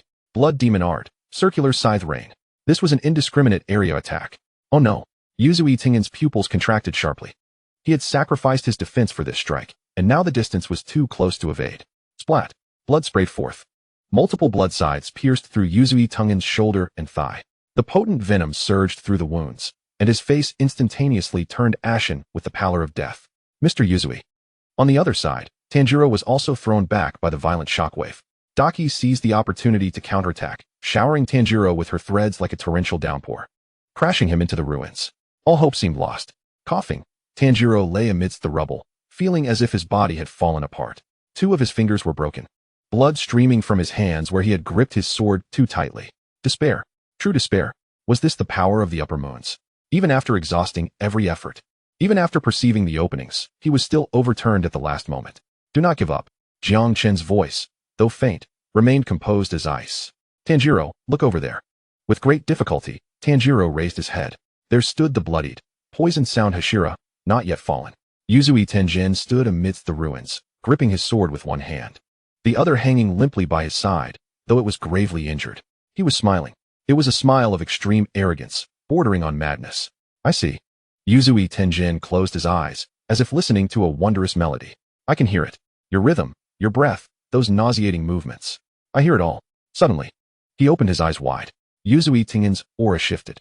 No longer was it the reckless charge from before, but rather a calmness that exuded control over the situation. The melody is complete. Melody? Jutaro cocked his head, disdain dripping from his expression. Spouting nonsense even as death approaches? So deep in poison, you can hardly steady your blade. Can you? Is that so? Yuzui Tengen's lips curled into a smirk. Then let us see if you can keep pace with me. Thud. He moved. This time, his actions were devoid of any unnecessary probing. As Kibutsuji Muzan swung his blade, Yuzui Tengen seemed to predict the future, deftly sidestepping while simultaneously delivering a swift strike to Kibutsuji's wrist. First movement. Kibutsuji retaliated with a kick, but Yuzui leapt, landing upon his knee. Second movement. It was akin to a rhythm game. Each strike, each defense, was perfectly synchronized with Kibutsuji's vulnerabilities and moments of fatigue. This was the ultimate technique of the sound Hashira. By analyzing the rhythm of the enemy's attacks, he transformed them into musical notes. Once the score was complete, there would be no attack he could not sever. Tanjiro. Yuzui Tengen shouted while restraining Kibutsuji. This is our final chance. I will carve a path for you. Go and behead that man. Tanjiro trembled.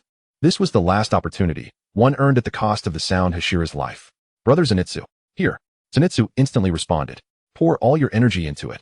Tanjiro gripped the black-red Nichiren blade, his leg muscles taut to the brink, even tearing and bleeding. Total concentration, fire god dance. He charged forward, aiming for Kibutsuji's throat. But in that moment, you won't get away. Daki shrieked from the air. She recognized her brother's peril, and countless ribbons surged toward Tanjiro, seeking to thwart his advance. Get away, you ugly creature. If those ribbons ensnared him, it would all be over. I've got this. A golden bolt of lightning tore through the night sky. Zenitsu, the boy who had remained with his eyes shut, as if in a dream. At this moment, he was enveloped in a terrifying golden lightning, even his hair standing on end. He crouched down, assuming that singular stance practiced countless times. Thunder breathing, first form. Due to his previous leg injury, he could only execute this technique twice. After that, his leg would break. But he cared not. Thunderclap and flash. Boom. In that instant, Zenitsu's speed eclipsed that of lightning. To the naked eye, it was imperceptible. Everyone merely perceived a blur before them. The myriad ribbons that had been aimed at Tanjiro were severed in an instant. Zenitsu's figure appeared directly before Daki, his blade pressed firmly against her soft yet resilient neck. So fast, Daki screamed in terror. Inosuke, help! Zenitsu bellowed, blood seeping from his mouth. I'm coming. Inosuke descended from the heavens, his dual blades crashing down upon Zenitsu's, combining their strength to drive the blade deep into Daki's neck. Sever her head. The obstacles were cleared. The path to Kibutsuji was unobstructed. Tanjiro surged forward. At that moment, Yuzui Tengen had just deflected Kibutsuji's blood sickle, creating a brief vacuum for Tanjiro. You little brat. Kibutsuji glared at the approaching Tanjiro, eyes filled with venomous hatred. You think you can behead me? He still had one hand. In that hand was the sickle. And with a mere flick, he could sever the head of this boy, already at his wit's end. Tanjiro gazed at the incoming sickle. There was no escaping. He had no strength left to evade. Then I shan't evade. Tanjiro's eyes hardened. He performed an action that took everyone by surprise. He lunged forward, striking his head against the sharp sickle. Clang! A resounding metallic crash echoed. The sickle was deflected. A blade capable of cleaving rock had been altered by a mere human skull? What? Kibutsuji was taken aback. Is this brat's head made of iron? Now's the time.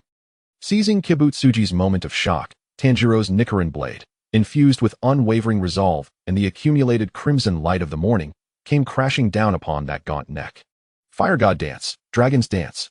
Simultaneously, on the other side, Zenitsu and Inosuke unleashed their final roars. Sever it. Squelch. Squelch. The sounds of flesh being sliced overlapped. The world seemed to freeze in that moment.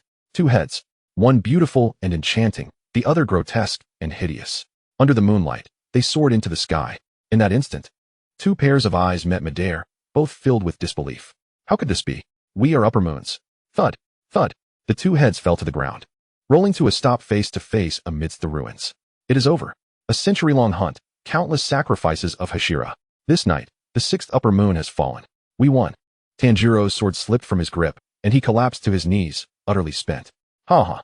Yuzui Tenjin lay amidst the wreckage not far off, gazing at the night sky, letting out a feeble laugh. Well done, you little brats. However, before anyone could rejoice, Tanjiro, run. Jiang Chen's anguished scream suddenly resonated in his mind. It's not over yet. That bastard is about to self-destruct. What? Tanjiro shot up. He saw the body of Kibutsuji, now headless, not dissipating. Instead, it began to swell violently like an inflated balloon, emanating a terrifying crimson glow. That was all the energy of his blood demon arts. Once it exploded, the entire Yoshiwara district would be reduced to rubble. Everyone, run. Tanjiro struggled to rise, but his legs had lost all sensation. There was no time. Jiang Chen's voice held a note of finality. Since we cannot evade, we shall endure it. Buzz. The jade-colored short blade lifted itself from the ground, hovering above Tanjiro's head. All energy released. Absolute defense. Gravitational field. Boom. A cataclysmic crimson tempest erupted, centered around Kibutsuji's body, obliterating everything in its wake. Chapter 48. The Final Quarrel and the Late-Tongued Serpent Hashira. Amidst the ruins, the dust settled. The once vibrant Yoshiwara district now resembled the impact site of a meteor, leaving behind a massive circular crater. Silence. Only the crackling of burning wood could be heard. Cough, cough. Tanjiro pushed aside the shattered wooden beams pinning him down and struggled to emerge. He had not met the anticipated fate of being reduced to fragments. Above him, the hovering jade-colored short blade had lost its luster, resembling a flashlight drained of battery, before falling into Tanjiro's embrace with a soft thud. Brother Chen. Tanjiro cautiously cradled the blade. Stop calling, I'm not dead. Jiang Chen's voice was frail, as if wafting from the distant horizon, intermittent and weak. This was a significant loss. The energy points he had painstakingly accumulated were entirely forfeited in an explosion of nuclear proportions. Thank you, Brother Chen. Tanjiro pressed his blade against his face, tears mingling with dust streaming down. Thank you for protecting everyone. Without that gravity shield just now, we would have been torn apart by the blood demon technique storm. Stop with the melodrama, Jiang Chen retorted. Hurry and check if the sound Hashira is dead. If you delay any longer, he will truly become the most flamboyant casualty. Tanjiro jolted awake. Right. The poison. Yuzui Tenjin was still afflicted by a deadly toxin. Not far away, amidst the ruins, Yuzui Tenjin lay on the ground. His complexion a sickly purple, breath shallow. His three wives, Samaire, Miku, and Hinetsuru, gathered around him, weeping inconsolably. Lord Tenjin, please don't die. What will we do if you leave us? Stop crying. You're being unbearable. Yuzui Tenjin weakly opened his eyes, a faint smile lingering on his lips. If I can defeat an upper moon, I suppose I have left something for the Demon Slayer Corps. The poison was already infiltrating his system. His tongue began to numb as he prepared to deliver his last words. Let me give it a try. Tanjiro, carrying the shrunken Nezuko, stumbled over. Nezuko. Explosive blood. Nezuko peeked out from her box, gazing at the man who was rapidly turning a purple hue, raising her small hand. Boom. A burst of pink flames instantly engulfed Yuzui Tenjin. What are you doing? Are you trying to burn Lord Tenjin alive? Samaire screamed in fright. Yet, in the next moment, a miracle unfolded. The flames dissipated, revealing that all the purple toxic marks on Yuzui Tenjin had vanished. Cough. Yuzui Tenjin sat up abruptly, feeling his face. The poison is gone. What kind of strange ability is this? He gazed in bewilderment at the little girl sprawled on the ground, yawning. This is truly magnificent.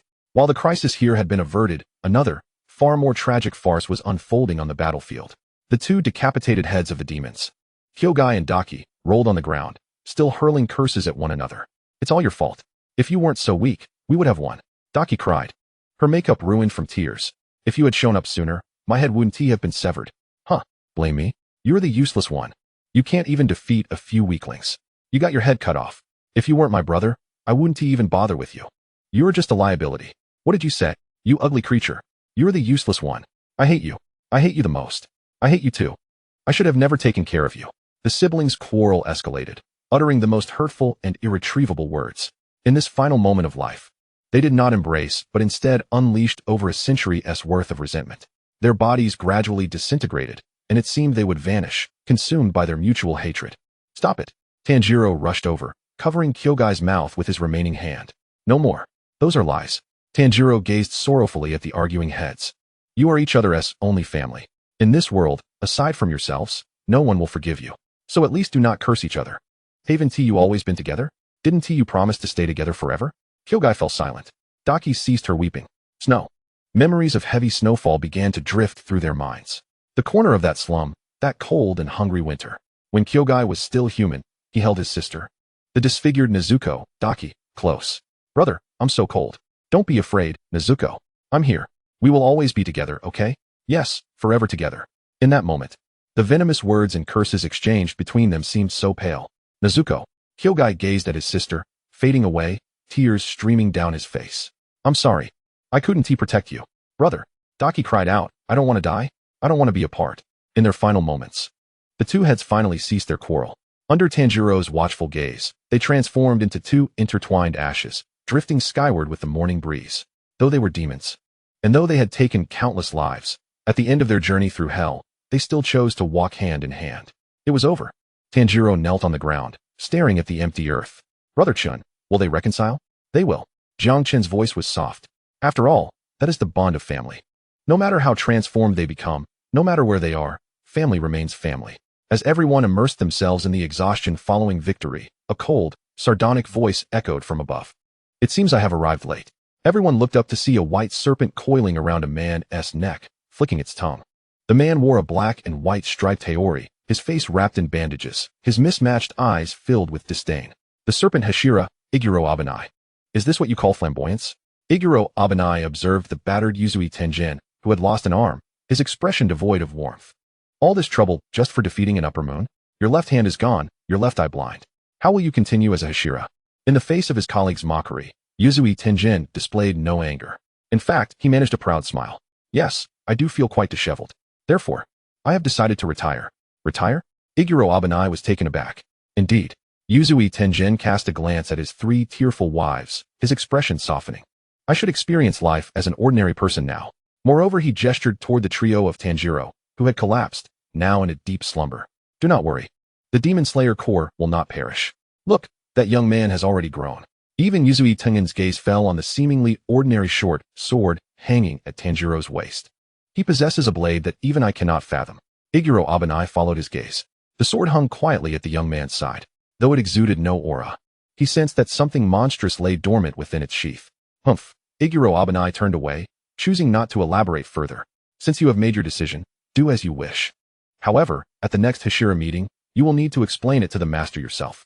The battle had come to a complete end. The members of the covert corps busied themselves once more, transporting the injured and clearing the debris.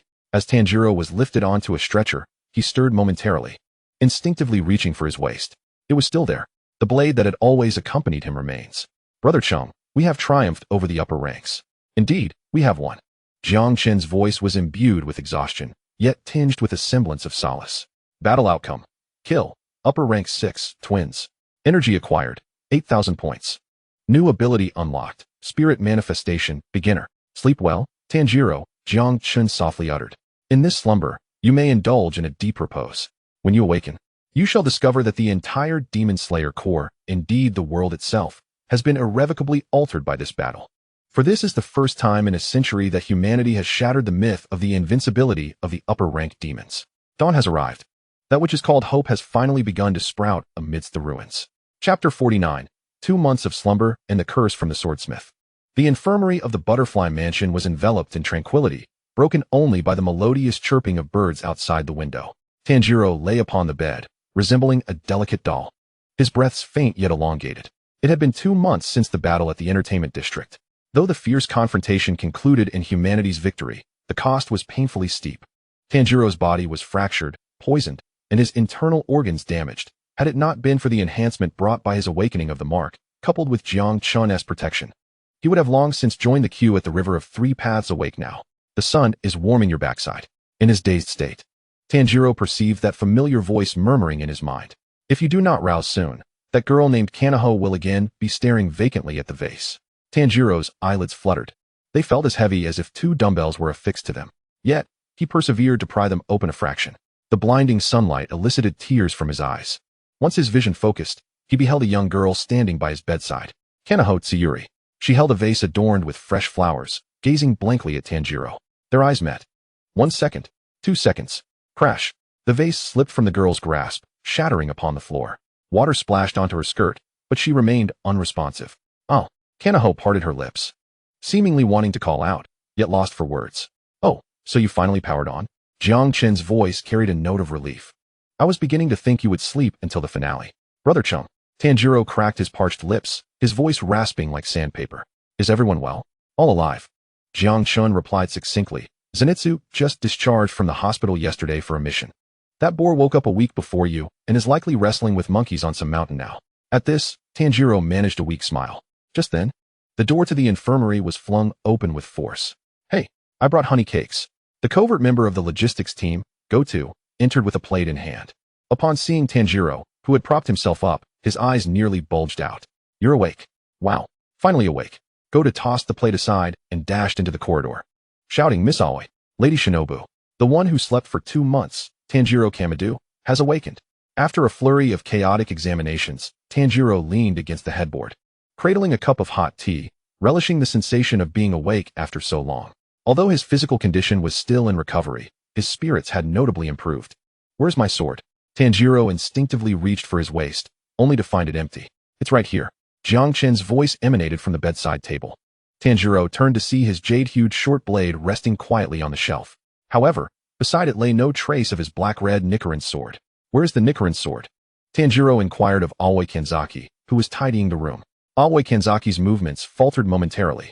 She turned to him, her expression shifting to one of peculiar discomfort, perhaps even sympathy. You might want to take a look at these first. She produced a thick stack of letters from the drawer and placed them before Tanjiro. The envelopes radiated an almost palpable aura of resentment. Curious, Tanjiro opened the first letter.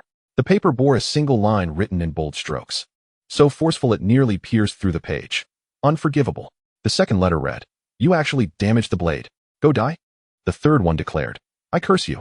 May you spend your life eating instant noodles without seasoning. The final letter was the most striking, containing no paper but rather a broken kitchen knife. Its meaning was unmistakable. Next time we meet, this shall be your fate. Mr. Kanamori. Tanjiro trembled as he held the letters, cold sweat trickling down his brow. Is he very angry? Infuriated. Aoi Kanzaki sighed. I heard he went mad in the mountains and even dismantled the smithy. Moreover, he refuses to forge you a new blade. How could this be? Tanjiro felt tears welling up. As a swordsman, how can one slay demons without a sword? Do not despair. Jiang Chen, ever the instigator of mischief, remarked, since he won send it, we shall go retrieve it ourselves. We can apologize in person and bring some dango. He is easily appeased. But the swordsmith village is a secret location. The master has already approved it. Aoi Kanzaki stated, since you have awakened, once your body is a tad restored, someone will escort you to the swordsmith village. After all, relying on borrowed blades is not a sustainable solution. 3 days later, Tanjiro embarked on his journey to the swordsmith village. The process was exceedingly cumbersome. For the sake of confidentiality, he had to be blindfolded and have his nose plugged to prevent his keen sense of smell from guiding him, while several members of the corps carried him on their backs, taking turns. After each segment of the journey, they would swap out both the carrier and the crow. Is it truly necessary to go to such lengths? Tanjiro felt like a kidnapped hostage, jostling along the backs of the Inasuk. It is indeed essential. Jiang Chen whispered from the folds of Tanjiro's embrace, not strapped to his waist this time, as he was dressed in casual attire. The swordsmith village is the heart of the Demon Slayer Corps. If demons were to discover it, all demon slayers would be stripped of their weapons. That would spell disaster. So bear with it. After a full day of tumult, they finally arrived. The blindfold was removed, and the nasal obstruction was taken away. Fresh air flooded his nostrils. A unique blend of sulfur and rust. Tanjiro opened his eyes. Before him lay an ancient village nestled in a deep mountain gorge. Chimneys dotted the landscape, accompanied by the rhythmic sounds of forging. Amazing. Tanjiro marveled. Is this the swordsmith village? Do not dawdle. The guiding Inosuke led him to the largest building. Let us meet the village chief. Mr. Kanamori has likely hidden away somewhere. We need the chief's assistance to locate him. The village chief was an exceedingly diminutive elder, donned in a Tengu mask named Kane Moritetsu. Though small in stature, he exuded a formidable presence. If you break another blade, the chief warned ominously as he poured tea for Tanjiro, I shall twist your neck. I am sorry. Tanjiro bowed his head against the tatami mat, scarcely daring to look up. Very well, you may rest for now. The village chief waved his hand, indicating that the village was blessed with hot springs, which were highly beneficial for healing injuries. You may indulge in a soak, while also searching for that full steel tomb. As they traversed the mountain path to the springs, Tanjiro, clad in a yukata, cradled Kamadu in his arms, feeling considerably more at ease. The air here is truly refreshing. Isn't it, Brother Chin? Indeed. The energy concentration is quite commendable, Kamadu replied, discreetly absorbing the ambient spiritual energy. The area was abundant with high-quality ores, akin to a natural buffet for his devouring system. If only I could nibble on some of these minerals, Kamadu mused. Just as this thought crossed his mind, a sudden, piercing scream echoed ahead. Moments later, a pink-haired figure burst forth from the thicket, not even glancing at her surroundings, and collided directly with Tanjiro. Thud! They tumbled together. So soft and fragrant. Tanjiro thought, still disoriented, when he found himself gazing into the tear-streaked, exquisite face of Mitsuri Kanroji, the love Hashira. Wah, this is too much, Mitsuri lamented, covering her face. Her yukata slightly disheveled, her alluring figure trembling with her sobs, causing Tanjiro's face to flush crimson to the roots of his neck. Is that Miss Kanroji? In a flurry, Tanjiro scrambled to his feet, unsure whether to assist her. What happened? Are you the Tanjiro I met at Mount Spider? Mitsuri recognized him, her expression shifting as if she had found a confidant. Listen to me. Just now, I greeted that brother named Jinya, and he completely ignored me. I am Hashira.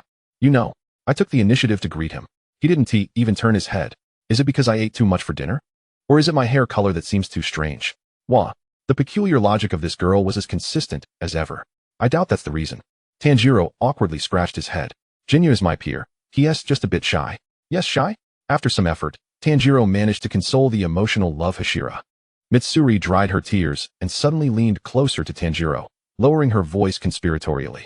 By the way, Tanjiro, given how adept you are at comforting others, I shall share a secret with you. A secret? Yes. Over there in the forest, Mitsuri pointed toward the deeper part of the hot springs. I heard that there is a secret weapon hidden there, a super mechanism that can make one stronger. You should go and take a look. With that, she patted Tanjiro on the shoulder and, humming a tune, merrily walked away, leaving Tanjiro standing in place. A secret weapon to become stronger? He pondered. I should check it out. Kamadu suddenly spoke up, his tone tinged with certainty. Tanjiro, that so-called secret weapon is the greatest opportunity you have here. Aside from your new sword, it is a legacy from 300 years ago. Chapter 50. The Six-Armed Monster and the Arrogance of Genius Deep Within the Forest. Following Mitsuri's directions, Tanjiro, with Kamadu still in his arms, trudged forward, stepping cautiously over fallen leaves. Brother Chin, what exactly is the secret weapon? You will find out when you arrive, Kamadu replied, not divulging much. However, be prepared. You may encounter someone with a rather unpleasant disposition. Unpleasant? Is it like Inosuke?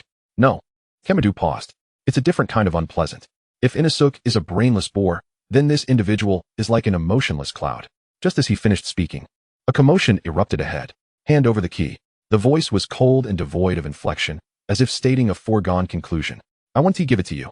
Absolutely not. It belongs to my ancestors. A young, tearful voice protested. It's very old. If you touch it, it might break.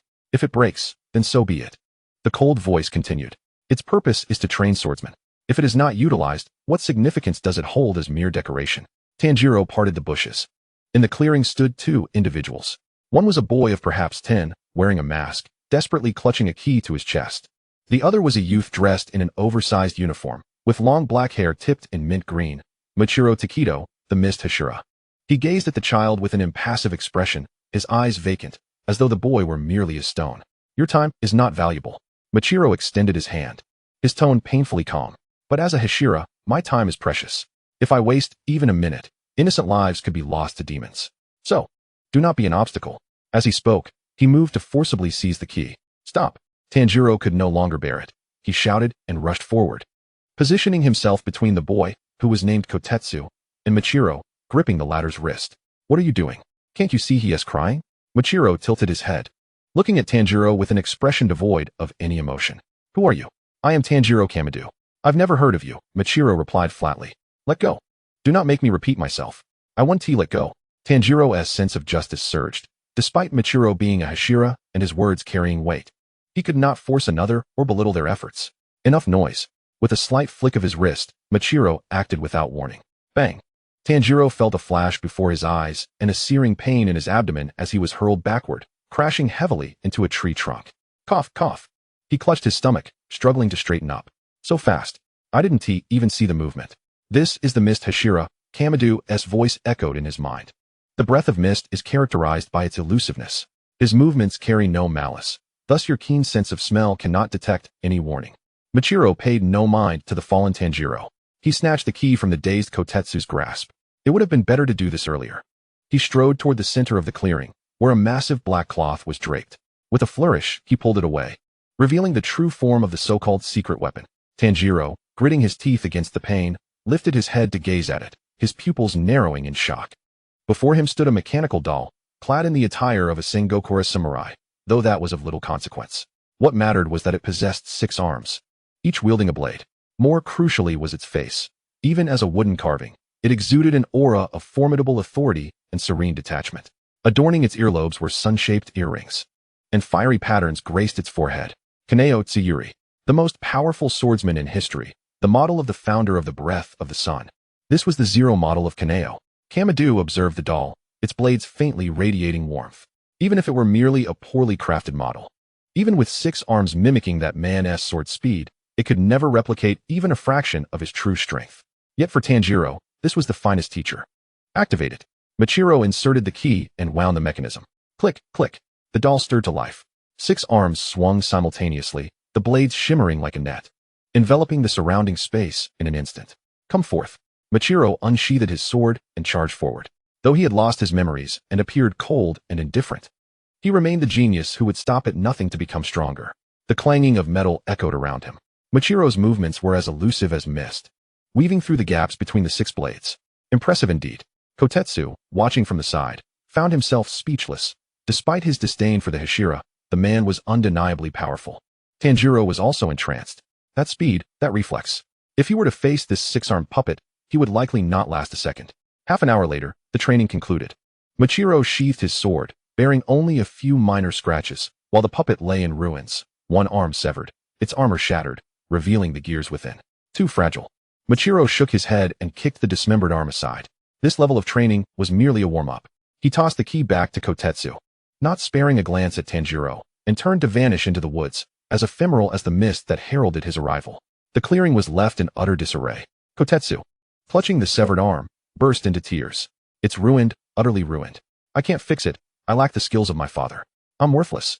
Tanjiro approached and knelt beside him. Don't cry. He gently patted Kotetsu's head, reassuring him that as long as it hadn't fallen apart, it could be repaired. Moreover, it wasn't broken. He pointed to the puppet, which still trembled faintly. It's still moving. It wants to continue fighting. How do you know? Kotetsu sniffled. Because I am the master of this sword. Tanjiro indicated the blade, Jocho, cradled in his arms. I can hear the voice of the object. This puppet, it is saying it can still endure. This was a kind-hearted lie, an encouragement. Kotetsu wiped his tears, determination igniting in his gaze. All right. Since that insufferable Hashira looks down on me and this puppet, let us make him take notice. Suddenly, Kotetsu pointed an accusatory finger at Tanjiro, exclaiming with fervor, You shall join me. I will train you rigorously. I will make you stronger with this puppet than that Hashira, but my training will be hellish. No food, no sleep, until you can defeat this 6-armed monstrosity. Tanjiro was momentarily taken aback, then broke into a radiant smile. I couldn't ask for more. Jocho, it seems we'll be staying here for a few days. Indeed.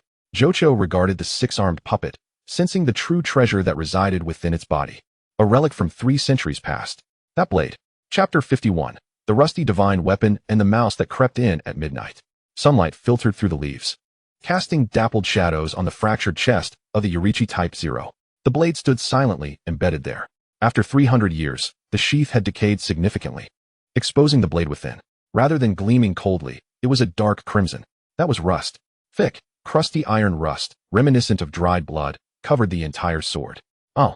Kotetsu leaned in for a closer look, his previously triumphant expression collapsing into despair, tears brimming in his eyes. It's rusted. As expected. Something from 300 years ago must be beyond repair. Kotetsu sniffed, unable to meet Tanjiro's gaze. I'm sorry for wasting your efforts. What a divine weapon. Reduced to mere scrap metal. He felt like a fraud, squandering Tanjiro's time for 7 days and leaving him battered. It's all right. Yet Tanjiro showed no sign of disappointment. He reached out and gently grasped the rust-covered hilt. What matters is the intent. Moreover, even though this blade is rusted, I can feel it. Tanjiro closed his eyes. Though the sword was marred with rust in that moment, he felt as if he could sense the solitude and strength of the man who had wielded it 3 centuries prior, standing beneath the sun. It still possesses a soul. With diligent polishing, it can surely regain its luster. Really? Kotetsu asked timidly. Of course. Just then, a voice like a beast's roar erupted from the depths of the woods. Hand it over to me. A muscular man, exuding a fierce aura, charged forth like a black bear. He was bare-chested, showcasing rippling muscles, his face adorned with a distinctive, yet somewhat comical, fire-themed mask. Togen-san. Tanjiro gasped, nearly dropping his jaw. How have you trained to this extent? The previous Togen, though temperamental, had a normal physique. Now, he resembled a bodybuilding champion. His arms thicker than Tanjiro's thighs. To forge the strongest blade, Togen struck a bodybuilding pose and snatched the rusted ancient sword from Tanjiro's hands. This sword is mine. I will utilize the ancestral polishing technique of the Togen family to restore it to its former glory, but the rust is too thick. Togen fixed his gaze on the blade, his tone turning serious and fervent. This is steel from the Sengoku era, exceptionally hard. Even for me. It will take 3 days and nights of tireless grinding. During this time, no one is allowed to disturb me. If I happen to die, it shall be a sacrifice for the sake of art. With that, this knife-obsessed man clutched the sword and dashed away, his speed like a gust of wind, disappearing in an instant, leaving Tanjiro and Kotetsu in a state of disarray. My Nichiren blade is still with him. Tanjiro sighed in resignation. It seemed he would have to rely on Jocho for protection in the coming days. Just in time, Jocho's voice lazily chimed in. I have also rested sufficiently. Moreover, that rusty sword. Jocho paused. What is it, Jocho? It's nothing. He withheld further details. That sword harbors the legacy of the sun-breathing technique. Once polished, it will reveal true surprises. Upon returning to the village's inn, Tanjiro had his dinner, which was actually rice balls, as the cafeteria had closed for the night, and was preparing to wash away the sweat in the hot springs. In the corridor, he encountered a fierce-looking fellow resident. His fellow trainee, Jinya, the brother of the Wind Hashira. At that moment, Jinya was holding a blood-dripping, extracted tooth. Yo, Jinya. Tanjiro, ever friendly, greeted him enthusiastically. Are you going to the hot springs too? Get lost. Jinya didn't even glance at him, carelessly tossing the tooth out the window. Don't talk to me. You're annoying. You lost a tooth? Tanjiro, undeterred, stepped closer, his concern evident. Are you all right? I noticed you had a tooth knocked out before. Why isn't it healed yet? What business is it of yours? Jinya growled, shoving Tanjiro away. Stay away from me, or I'll kill you. I just want to get along with you. Tanjiro stumbled back, but maintained his smile. After all, we are the only 2 surviving trainees, though there were also Kanao and Zenitsu. Who's your fellow trainee? Jinya shouted, then turned and stormed into the room, slamming the door with a resounding bang. This child certainly has a fiery temper. Jiang Chen muttered under his breath. But Tanjiro, have you noticed something amiss? What? His teeth. Jiang Chen recalled the earlier scene. During the final selection, he distinctly remembered Jinya losing a tooth. Today he has lost another. Is this child's dental situation akin to that of Chive's, being harvested time and again? Perhaps he is merely in the midst of a teething phase? Tanjiro speculated. Jiang Chen was left speechless. Teething phase, my foot. Never mind. This child possesses a rather peculiar constitution. You will come to understand it in due time. That unique scent. The scent of demons. In the dead of night, the swordsmith village lay enveloped in slumber. Only from a distance did the rhythmic sound of whetstones in the forge echo through the stillness. Aside from that, an eerie silence reigned. Tanjiro lay soundly asleep on the tatami mat. The rigorous training of late had left him utterly exhausted, barely grazing the pillow before drifting off. Nezuko was curled up in a box in the corner. Jiang Chen was positioned beside the pillow, as a blade spirit that required no rest. Jiang Chen maintained a minimal level of vigilance, Suddenly, a faint sound, a whisper-like rustle, akin to clothing brushing against the floor, slipped through the crack of the door. It was so soft that even the chirping of insects could drown it out. Yet, Jiang Chen's radar blazed to life. Warning! High-energy reaction imminent. Extreme danger. Tanjiro, wake up! Jiang Chen's voice jolted Tanjiro's senses awake. Tanjiro's eyes flew open. Without rising, he instinctively grasped Jiang Chen beside him, holding his breath. What is it? At the door, Jiang Chen replied coldly, something has crawled in. A crack appeared in the door. There were no footsteps. A diminutive figure with two horns protruding from its head and a swollen forehead, resembling a decrepit old man, was slowly and timidly crawling in. Its eyes were murky. And it muttered, so scary, so scary. Don't bully me. Hantengu. Upper Moon 4. This is an upper moon. Tanjiro's nostrils flared, his complexion turning ashen. The stench was overwhelmingly potent. Despite its frail appearance, the foul, deceitful, and malevolent odor was several times stronger than that of Daki. Why is an upper moon here? Tanjiro's body stiffened. This is Swordsmith Village, the most secret stronghold of the Demon Slayer Corps. If an upper moon has arrived, it means, stop dawdling. Attack. Jiang Chen barked. This creature is feigning pity. Strike first.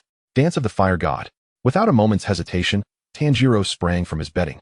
His jade-colored short blade instantaneously engulfed in flames. Imbued with a determination to kill, he struck at the old demon crouched on the ground. Eek! Hantengu let out a shriek, recoiling in fright. But it was merely a ruse. Swish! The blade sliced effortlessly through Hantengu's neck, severing it cleanly. The head tumbled to the floor. It was cut off?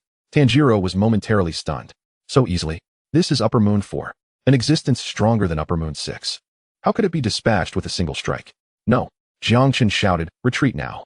The severed body and head did not vanish as expected. Instead, they seemed to activate some sort of switch. The wound did not bleed. Instead, it began to writhe violently, sprouting new flesh. In the blink of an eye, the head grew a new body. The body sprouted a new head.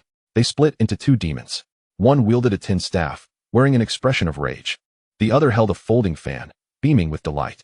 Ah, it's been so long since someone chopped off my head. How delightful. The demon holding the fan chuckled merrily. Spare me the chatter. Kill them. The demon with the tin staff bellowed furiously, these wretched bugs. How dare you make me feel pain? Splitting. This is Hantengu's ability. The more you cut, the more it multiplies, the stronger it becomes. This is bad. Tanjiro gripped his blade, cold sweat trickling down his forehead. What was once a one-on-one confrontation had instantaneously escalated to a two-on-one.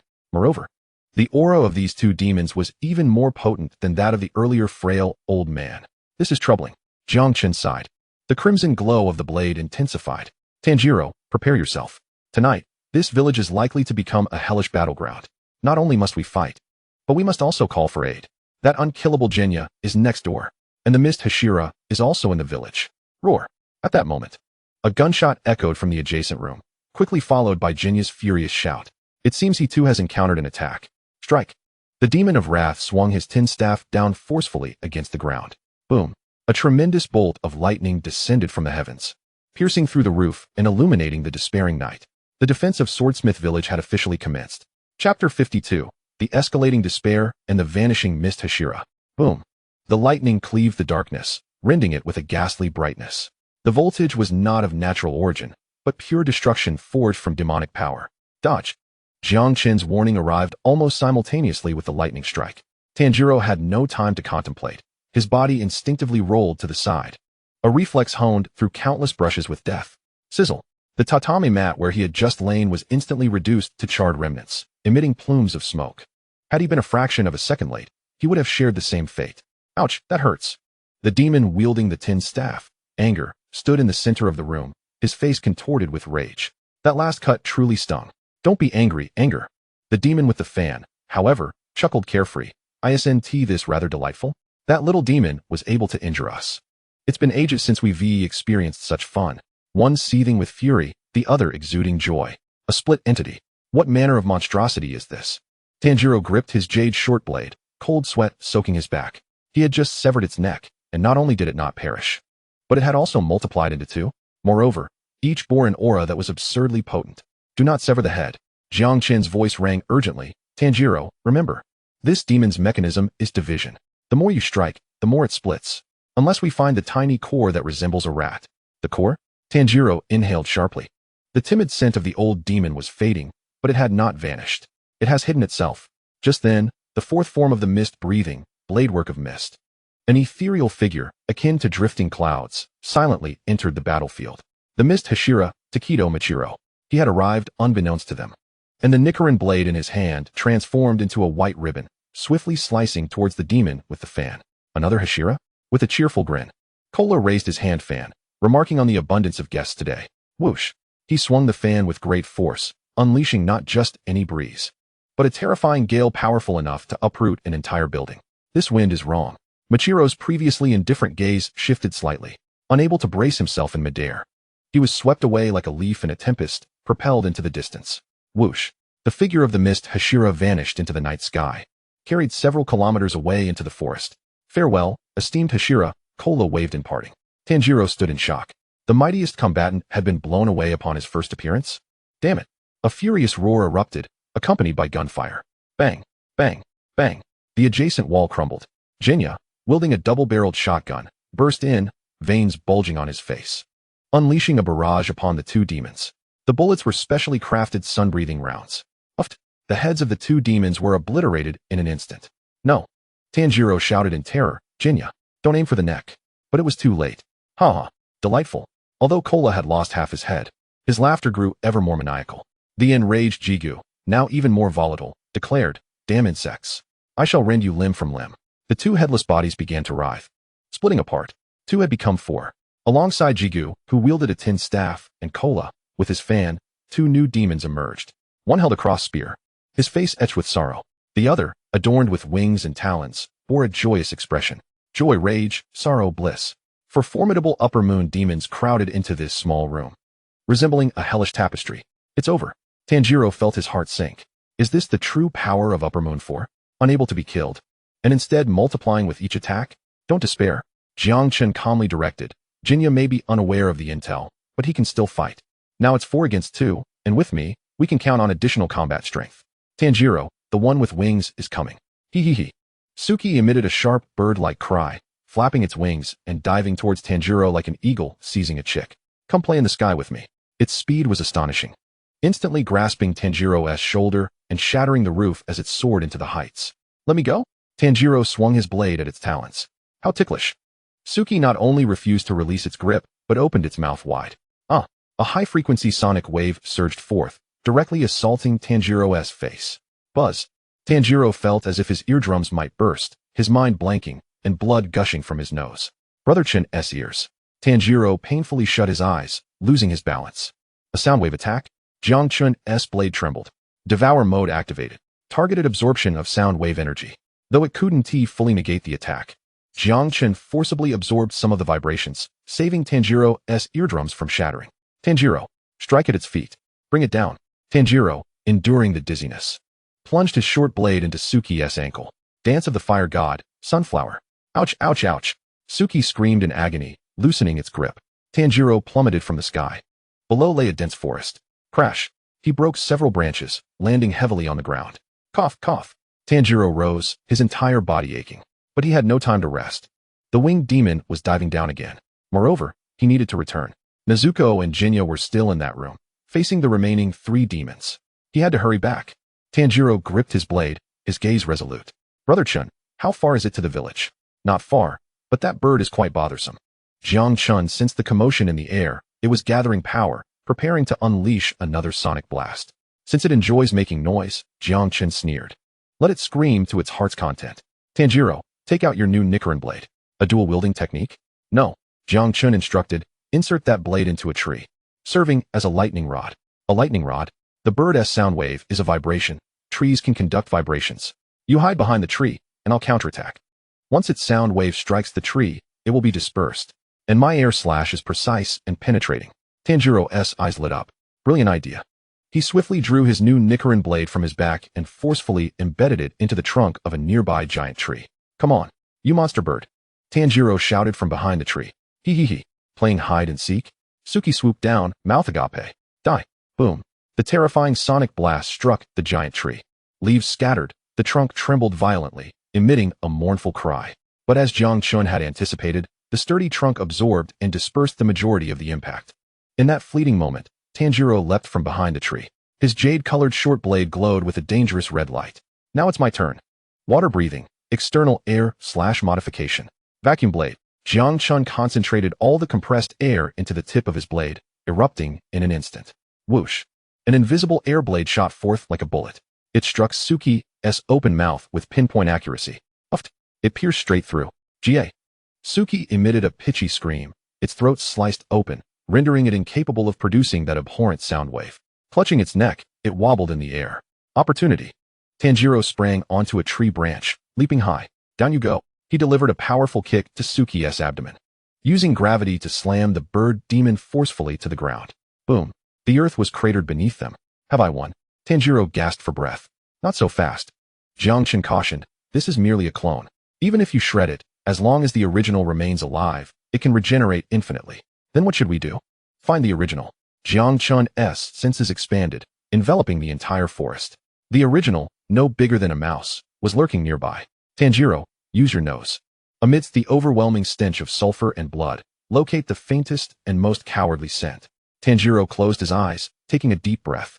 In this battlefield, filled with smoke and dust, there was an exceedingly weak odor trembling in the depths of the bushes.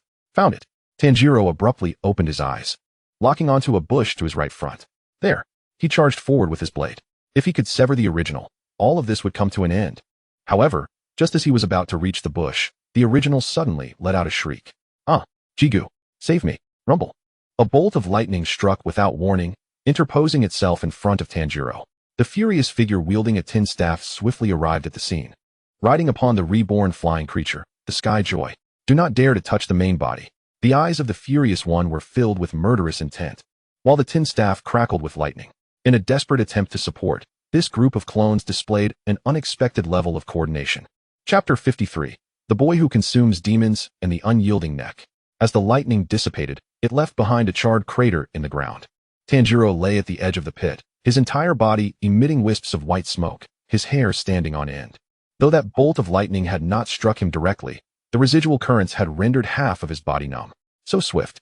Gritting his teeth, Tanjiro fixed his gaze upon the demon hovering above, astride the back of a birdman, with the advantage of height and long-range electrical strikes. This was nothing short of a rogue tactic. Still alive, are you? The furious one looked down with a cold gaze, like a relentless insect. Then allow me to unleash another strike. With the staff raised, the lightning began to coalesce once more. At that moment, a resounding bang echoed. The furious one's head suddenly exploded like a watermelon. Not merely a physical injury, the bullet appeared to harbor a force that suppressed regeneration, causing the furious one's healing speed to falter. Who? The Sky Joy was startled and hastily lifted the headless body of the furious one higher into the air. Emerging from the thicket was a staggering figure, Ju Tomioka. At this moment, he presented a terrifying sight. His eyes rolled back, drooling from the corner of his mouth, and veins bulging, resembling a mindless demon. Yet, he tightly gripped a double-barreled shotgun, from which smoke still wafted. Ju! Tanjiro exclaimed. What has happened to you? Kill, Ju growled. His eyes wild, yet fixated on the demon in the sky. Forget about me. Ju suddenly rasped, his voice hoarse. Find the main body. It's still there. As he spoke, he drew from his clothing a writhing severed arm, the arm of the wretched one he had torn off earlier, and bit into it with fervor. Crunch. He swallowed it whole. This boy, Tanjiro observed closely, he is a demon eater. By consuming demon flesh, he temporarily acquires their physicality and strength. The stronger the demon he consumes, the stronger he becomes. In a sense, he is akin to me. With the arrival of this formidable ally, the tide of battle shifted in an instant. Cover me. Ju raised his gun and began to fire frantically at the two demons in the air. It hurts. What sort of bullets are these?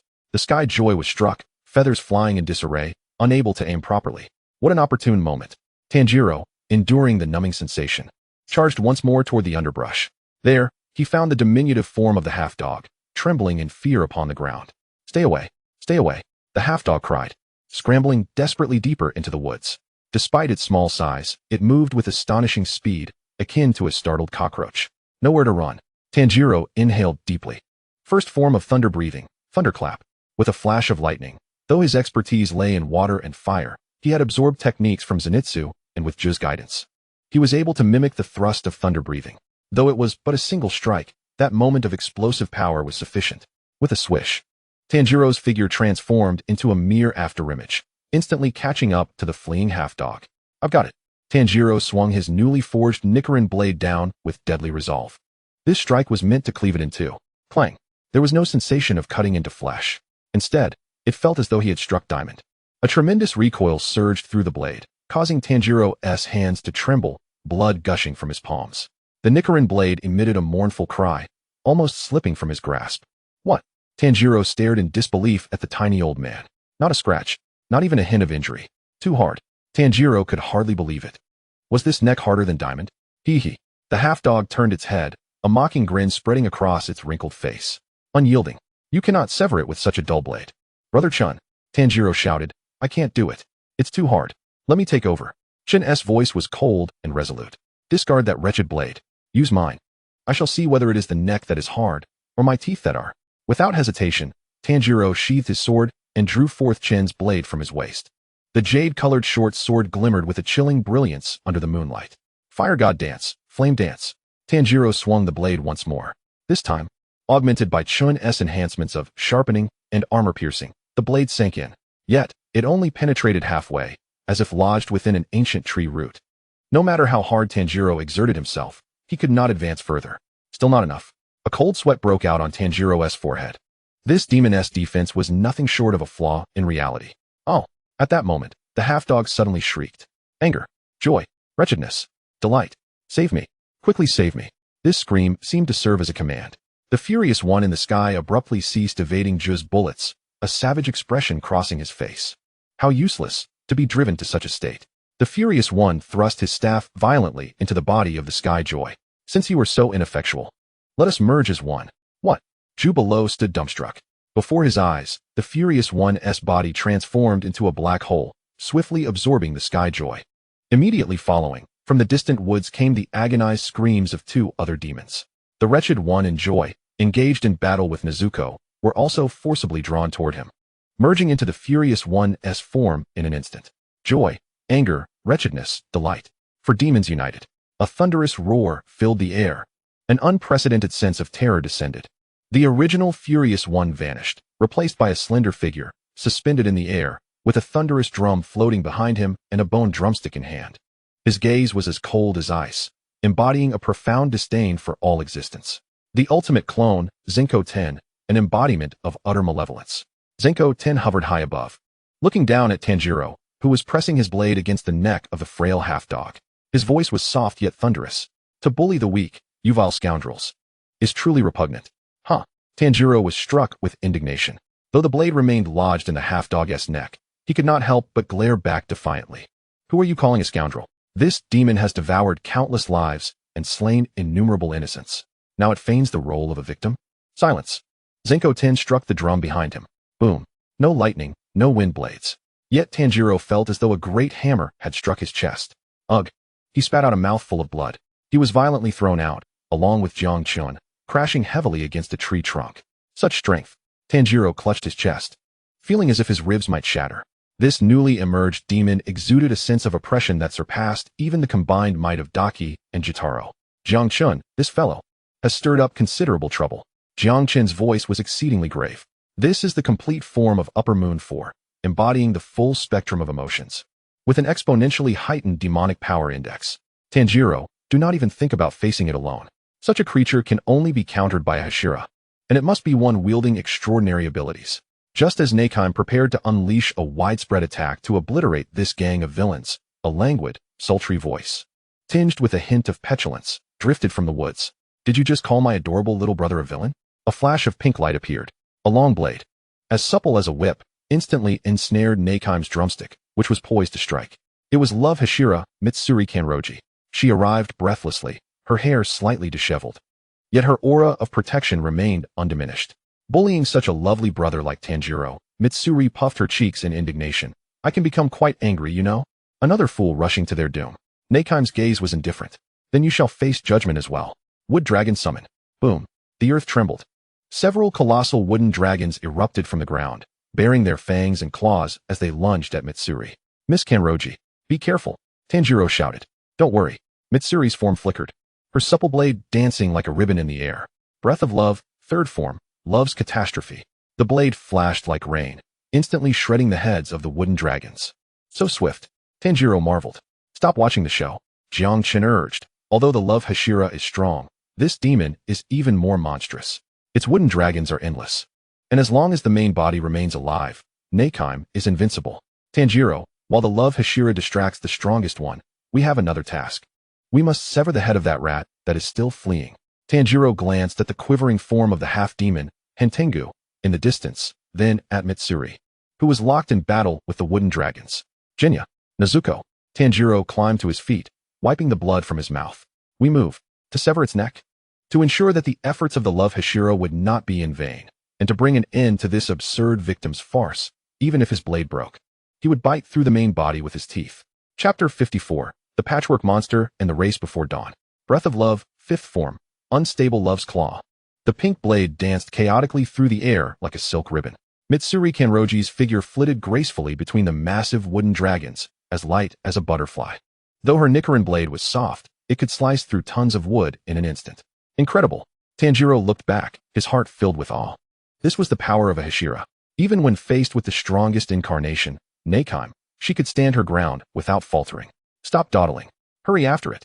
Jiang Chen's voice urged in his mind. That old thing runs faster than a rabbit. Tanjiro snapped back to reality, focusing ahead.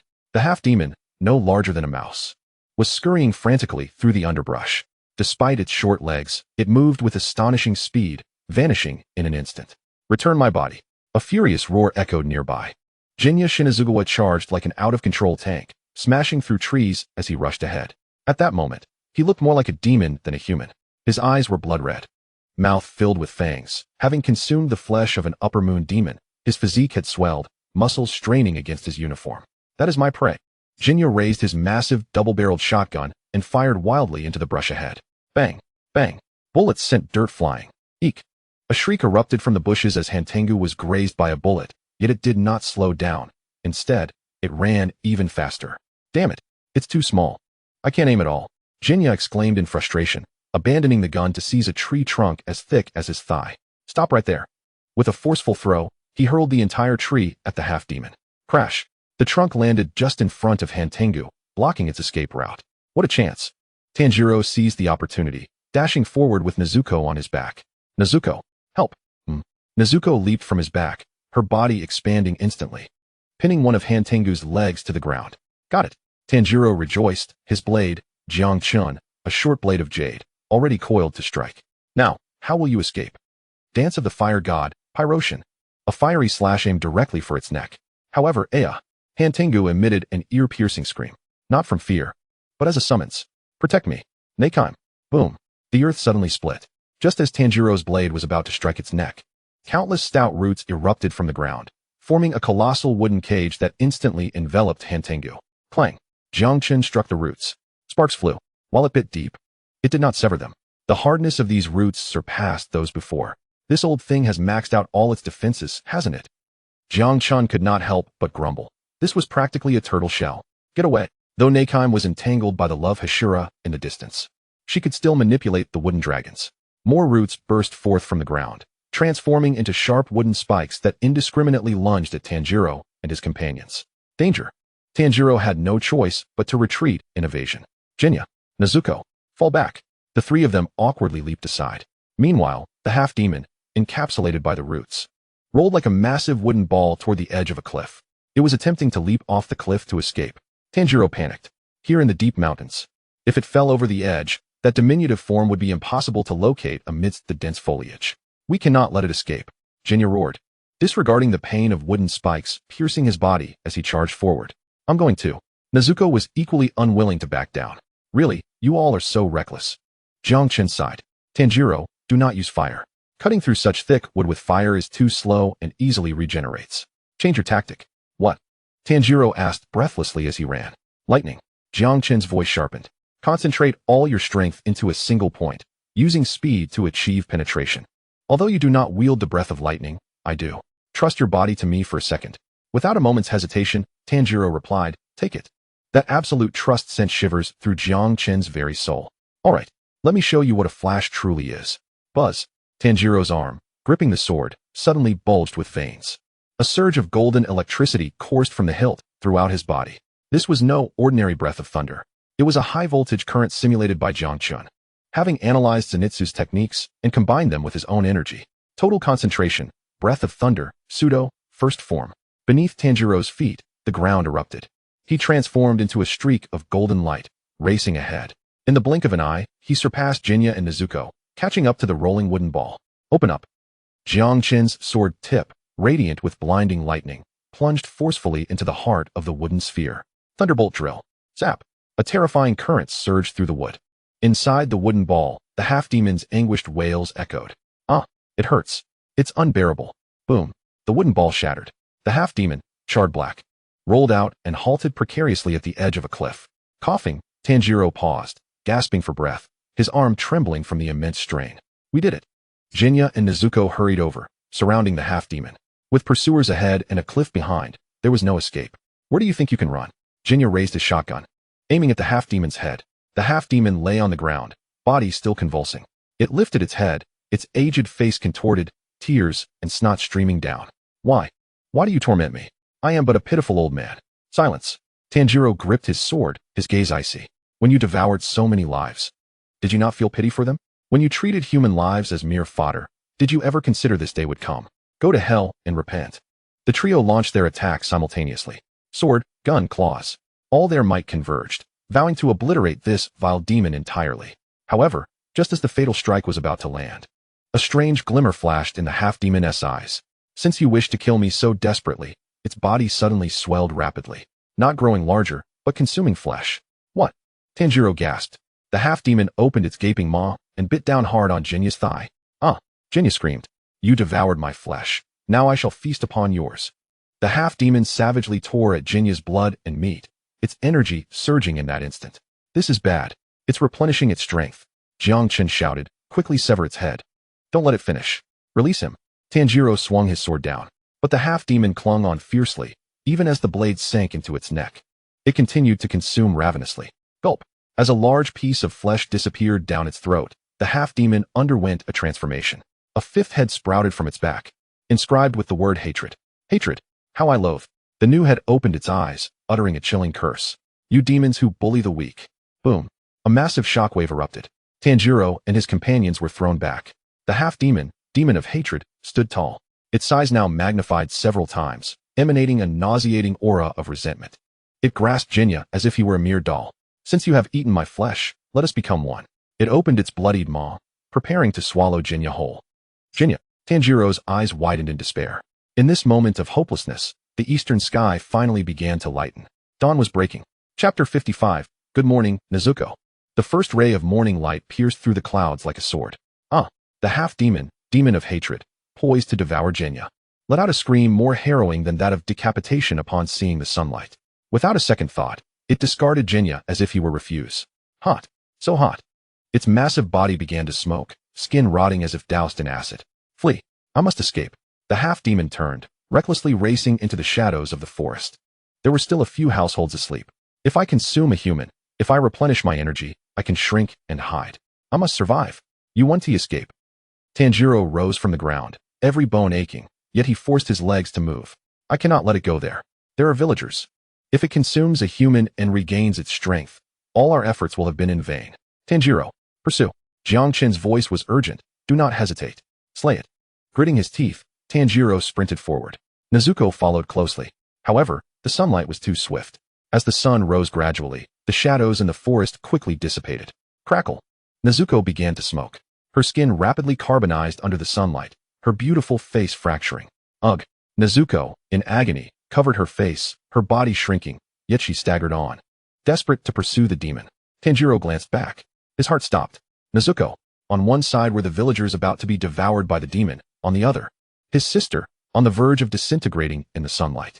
Which to choose? This cruel choice caused Tanjiro's mind to stall. His steps faltered. He watched the half-demon desperately crawling towards the villager's home, and then turned to see his sister ablaze behind him. Breath ceased. Words failed to escape his throat. How to choose? There was no choice at all. Brother. Nezuko looked at Tanjiro, frozen in place. Though one of her eyes was burned away, she could still see the despair etched on her brother's face. She understood what he was contemplating. That gentle brother, even at the cost of his own life, would not sacrifice another. But now, there was no time for hesitation. Nezuko's lips strained to form a smile, though her face was crumbling. That smile remained as warm as on that snowy night. Go. She did not speak, but her eyes brimmed with resolve. Do what you must. Bang. Nezuko. Summoning all her strength, kicked Tanjiro hard in the back, propelling him towards the half-demon. Nezuko. Tanjiro soared through the air, watching his sister standing in the sunlight. Gradually fading away, tears streamed down his face. Do not look back. Jiang Chen's anguished roar pierced through the air. Tanjiro, do not look back. Do not let her sacrifice be in vain. Strike. That furious cry shattered all of Tanjiro's hesitation. Tanjiro roared in midair, his voice filled with blood and tears. With the force of his sister's push, he shot forth like a blazing meteor, charging towards the malevolent demon attempting to break through the door. He sensed it. In the depths of profound sorrow, Tanjiro's senses transcended their limits. He beheld the truth. Within the heart of that monstrous embodiment of hatred lurked the true form of the half-demon, no larger than a mere mouse. Die. Tanjiro tightened his grip on the jade-hued short blade.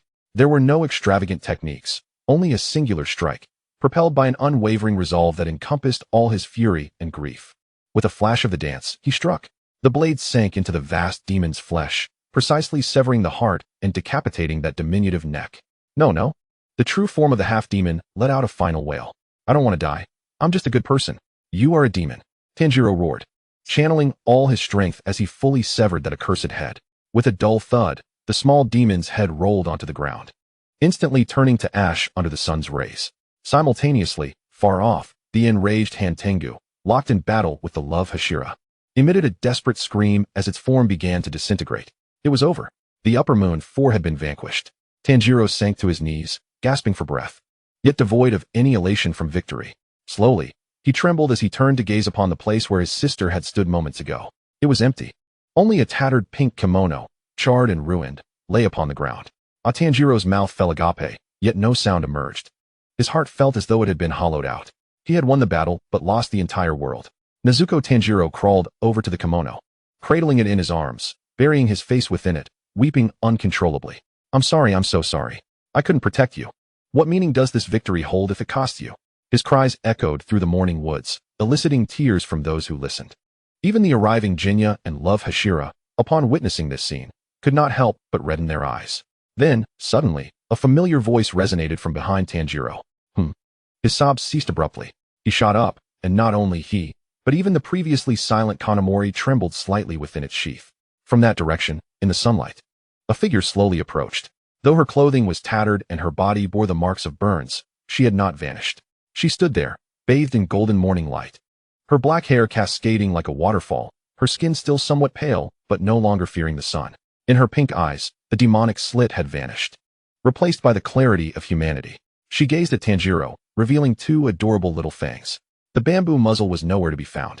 She opened her mouth, her voice somewhat shaky yet incredibly clear. Good morning, brother. Silence ensued, followed by an eruption. Nezuko. Tanjiro could hardly believe his eyes, rubbing them in disbelief before tumbling forward to embrace his sister. She was warm. She was corporeal. This was no illusion. You're no longer afraid of the sun? Tanjiro caressed her face, tears streaming down even more profusely, but this time, they were tears of joy. You can talk now? Nezuko smiled, reaching up to wipe away her brother's tears. That's wonderful, truly wonderful.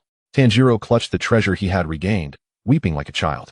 In the nearby woods, the love Hashira covered her mouth, also reduced to tears, while Jinya turned away, discreetly wiping his eyes. Truly, it was a miracle. Kanamori, hanging at Tanjiro's waist, observed the scene with a heart full of emotions. Was this what they called the chosen demon? Overcoming the sun. This was the ultimate dream that Muzan Kibutsuji had pursued for 1,000 years. Kanamori understood that from this moment onward, the gears of the world had irrevocably shifted. Because Muzan would soon learn of this event, the battles to come would no longer be mere skirmishes, but an all-out war. Days later, the crisis in the swordsmith village was fully resolved. The villagers began to rebuild their homes. The steel smith, who had tirelessly honed a blade for 3 days and nights, finally emerged with 2 enormous dark circles under his eyes. It's done. He held the ancient sword pulled from the Yorichi Type 0, as though it were a sacred relic. The once rusty blade now gleamed anew. The black blade was inscribed with the red character for destruction. That blackness was as profound as the night. Its sharpness, merely gazing at it, sent a shiver across the skin. This blade steelsmith's voice trembled, is the finest steel I have ever seen in my life. The ancestor of the Nichiren blades. Tanjiro took the sword. The moment he grasped the hilt, an extraordinary resonance coursed through his arm, as if the blade had awaited him for 300 years. A fine blade. Tanjiro gently caressed the blade. Thank you, Mr. Steelsmith. Humph. The steelsmith turned away haughtily. What about the tsuba? Put the flame Hashira's tsuba on it. With the fiery tsuba affixed, this divine weapon, inheritor of the will of the sun breathing, was finally complete. Brother, I feel stronger. Tanjiro hung the new blade at his left waist, with Kanamori at his right. A dual-wielding style. The equipment is set. Kanamori responded with a smile. Next comes the final sprint. The Hashira training was about to commence. Tanjiro, are you ready? We are going to defeat each Hashira, one by one. Tanjiro gazed at the sun on the horizon, gripping his twin blades tightly. I'm ready. No matter what lies ahead, as long as I'm with everyone, as long as I have my blades, dawn will surely come. Chapter 56. Hell Pilgrimage and the Glamorous Rehabilitation of the Retired Sound Hashira. A storm was brewing, though the headquarters of the Demon Slayer Corps appeared tranquil. Not a shadow of a demon in sight. An oppressive sense of urgency permeated the air. Nezuko had overcome the sun. This news detonated like a nuclear bomb, shaking the very foundations of the Demon Slayer Corps and undoubtedly sending waves of panic through the cowardly Muzan Kibutsuji hiding in the shadows. He would emerge in full force. Kanamori, hanging at Tanjiro's waist, spoke with a steady voice. Even if it's to reclaim your sister to devour her, that coward will initiate a full-scale war. Therefore, our time is limited. I understand. Tanjiro tightened his belt.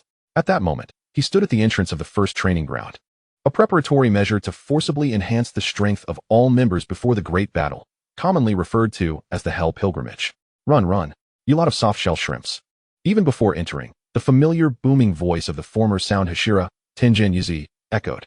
Though he had lost a hand and an eye, his spirit shone brighter than ever. At this moment, he stood atop a high platform, wielding a bamboo sword, fervently berating the exhausted ordinary trainees below, who were panting heavily. Too slow. At this pace. How can you keep up with the upper moons? Are you here to deliver takeout to demons? You there. Stop playing dead. Get up and keep running. Run until you cough up blood. This was the first trial, foundational physical training. Ah, Mr. Yuzui. Tanjiro, with dual swords strapped to his back, waved energetically. Kamadu? Yuzui Tenjin halted his movements, a glimmer of interest flashing in his solitary eye. I heard you caused quite a stir in Swordsmith Village, even defeated Upper Moon 4. It was a collective effort. Tanjiro humbly replied. Enough with your modesty. Yuzui Tenjin grinned widely. Since you're here, let's not waste time. You understand the rules, right? Run up this mountain, then spar with me. Only if you win can you proceed to the next round. Yes. Without hesitation, Tanjiro joined the throng of runners. The current Tanjiro was no longer the inexperienced novice he once was. The total concentration breathing had become second nature, coupled with the physical enhancements from his awakened mark. Whoosh. He darted ahead like a gust of wind, swiftly surpassing all his fellow trainees. So fast. Who is that? It's Kamadu. That headstrong Kamadu. The ordinary trainees watched in awe. Too slow, Jiang Chen muttered to himself. This intensity of running is merely a stroll for you. Tanjiro, step it up. How? Add weight. As soon as Jiang Chen's words fell, the gravity field around the sword activated. Boom. Tanjiro felt an abrupt heaviness, as if he bore the weight of a small mountain upon his back. The ground beneath him instantly yielded to form two deep craters. Brother Chun, this is a bit too heavy, isn't it? Stop whining and train. Tanjiro gritted his teeth, enduring the multiplied gravity, forcing himself to run step by step. Sweat cascaded like a waterfall, while his muscles screamed in agony as they underwent intense growth. Yuzui Tenjin on the platform watched, his brows twitching. Why are that kid's footprints so deep? Is this the ability of that sword spirit? Intriguing. Half an hour later, Tanjiro, dragging his weary feet, stood before Yuzui Tenjin. I've completed the run. Please instruct me. Good. Hold this wooden sword in one hand. Let me see what you're made of now. Bang, bang, bang. In a brief exchange. Although Yuzui Tenjin was missing a hand, his combat experience was incredibly seasoned. Yet, Tanjiro, utilizing the nascent form of transparent world and the dual sword style, managed to place the wooden sword against Yuzui Tenjin's neck within 10 moves. I concede. Yuzui Tenjin tossed aside the wooden sword, laughing heartily. How unsatisfactory. To be surpassed by a junior. Get out of here. Go to the next trial. Don't linger here. Though he urged Tanjiro away, the pride in his eyes was unmistakable. Thank you, Mr. Yuzui. Tanjiro bowed deeply. Oh, before you go, Yuzui Tenjin suddenly called out. You must win. Make sure to smash that bastard Muzan into pieces for all of us retired old folks. Absolutely. Second trial. The Mist Hashira, Michiro Takedo, responsible for high-speed movement training. Since recovering his memories from the battle at Swordsmith Village, Michiro seemed like a different person. Although still somewhat expressionless, there was warmth in his gaze. Tanjiro, you've arrived. Upon seeing Tanjiro, Michiro even managed a faint smile, shocking the surrounding trainees who were utterly exhausted. The demon instructor is actually smiling. Is this what connections get you? I want to train with you, Michiro said, holding a wooden sword, his gaze clear. I want to see if the current you can keep up with my speed. All right. The two stood in the center of the dojo. No words were exchanged. They vanished in an instant. Clang, clang, clang. The air filled with the sound of wooden swords colliding, their figures obscured from view. Fourth form, distant mist slash. Third form, flowing dance. The two shadows zipped through the dojo at breakneck speed. Impressive, Jiang Chen commented. Michiro's talent is indeed terrifying. He has mastered speed at such a young age. But Tanjiro is no slouch either. His dual sword defense is impenetrable. Half an hour later, both combatants halted, dust covering them, yet neither bore any visible injuries. It's a draw. You've grown stronger, Michiro acknowledged with a nod. Go on to the next trial. Thank you for your guidance. Third trial, the beginning of hell. The Love Hashira, Mitsuri Kenroji. Responsible for flexibility training. Upon arriving at the training ground, Tanjiro was greeted by the familiar, soul-wrenching screams of Zenitsu. My leg is going to break. Miss Kenroji, please spare me. I can't bend anymore. Zenitsu, clad in a tight training outfit, was being forcibly positioned into a splits by Mitsuri, pushing his legs beyond human limits. Oh dear, Zenitsu-kun, just hold on a little longer. Mitsuri, wearing a uniform with a generously open collar, cheerfully applied pressure. If your body is too stiff, you could easily get injured. Uffed. Zenitsu's nose bled profusely, whether from pain or from witnessing something he shouldn't have. He fainted immediately. Do I have to wear that tight outfit too? Tanjiro gazed at the ballet-like training attire, his face paling. Yes. Jiang Chen chuckled. It's for your own good. Flexibility is crucial in combat. Just look at Inosuke. He's as supple as a noodle. How hard could it be to defeat him? Thus, for the next half a day, Tanjiro experienced what it meant to be twisted like a pretzel. Ouch. Miss Kenroji. That angle is absolutely unbearable. You can do it. Tanjiro's body has great potential. Crack. The sharp sound of bones echoed. Tanjiro's eyes brimmed with tears as he completed the training. After bidding farewell to the enthusiastic Love Hashira, the atmosphere turned somber as they approached the next trial's guardian. The one who despised Tanjiro the most, with the sharpest tongue and the most twisted personality, the Serpent Hashira, Iguro Abanai, responsible for swordsmanship correction training. As Tanjiro stepped into the dojo, a chilling gaze sent shivers down his spine. Brother Chun, I sense a murderous intent. Be confident. Shake off that feeling, Jiang Chen sighed. That guy genuinely wants to kill you. Who told you to be so close to the Love Hashira? That jealousy has long since boiled over. Pushing open the door, the sight was exceedingly eerie. In the dim room, people were tied up everywhere. Those who had failed the training were bound to wooden stakes like zongzi, filling the entire room and leaving only a narrow passageway. Have you arrived? Iguro Abanai sat in the corner, a white snake flicking its tongue around his neck. His heterochromatic eyes coldly fixed on Tanjiro, like a venomous snake eyeing a frog. This trial is simple. He gestured toward the bound individuals. Draw your sword. In this obstacle-filled room, attack me. If your blade touches any of the obstacles or these useless beings, I will kill you. Do you understand, little follower? Chapter 57. The Curved Serpent Blade and the Unwelcome Brother. The room was shrouded in gloom. The air thick with the stale scent of aged wood and a faint hint of serpent musk. The team members bound to the wooden stakes appeared ashen, scarcely daring to breathe audibly. The undulating Nicaran blade hovered above them, akin to a venomous serpent poised to strike. What's the matter? Afraid to move? Iguro Abanai stood amidst the crowd, his serpent sword lightly tapping against his palm, his gaze dripping with disdain. Without the courage to wield a blade, how can one even entertain the thought of slaying demons? Tanjiro clenched his wooden training sword. It felt constricting. The space allotted for battle was scarcely adequate. The widest gap between the team members barely measured half a meter, and within this narrow confines, they faced the onslaught of a Hashira, a veritable impossibility. Brother, how can we fight? Don't rely on your eyes, echoed Jiang Chun's voice in his mind, laced with a hint of amusement. Use your nose, your skin. This fellow is teaching you precision and spatial awareness. Though his intent to kill is genuine, as long as you do not wish to cleave these innocent souls in two, you must hone your swordsmanship to the precision of a scalpel. Scalpel. Tanjiro inhaled deeply. Total concentration breathing. The world around him slowed to a crawl within his senses. Those obstacles were not mere obstructions. They were lifelines to be deftly evaded. Here I go. Tanjiro sprang into action. He did not charge in a linear fashion. Instead, he glided sideways into the narrow gap, like flowing water. Too slow. Iguro Abanai scoffed disdainfully. His wrist flicked in a peculiar manner.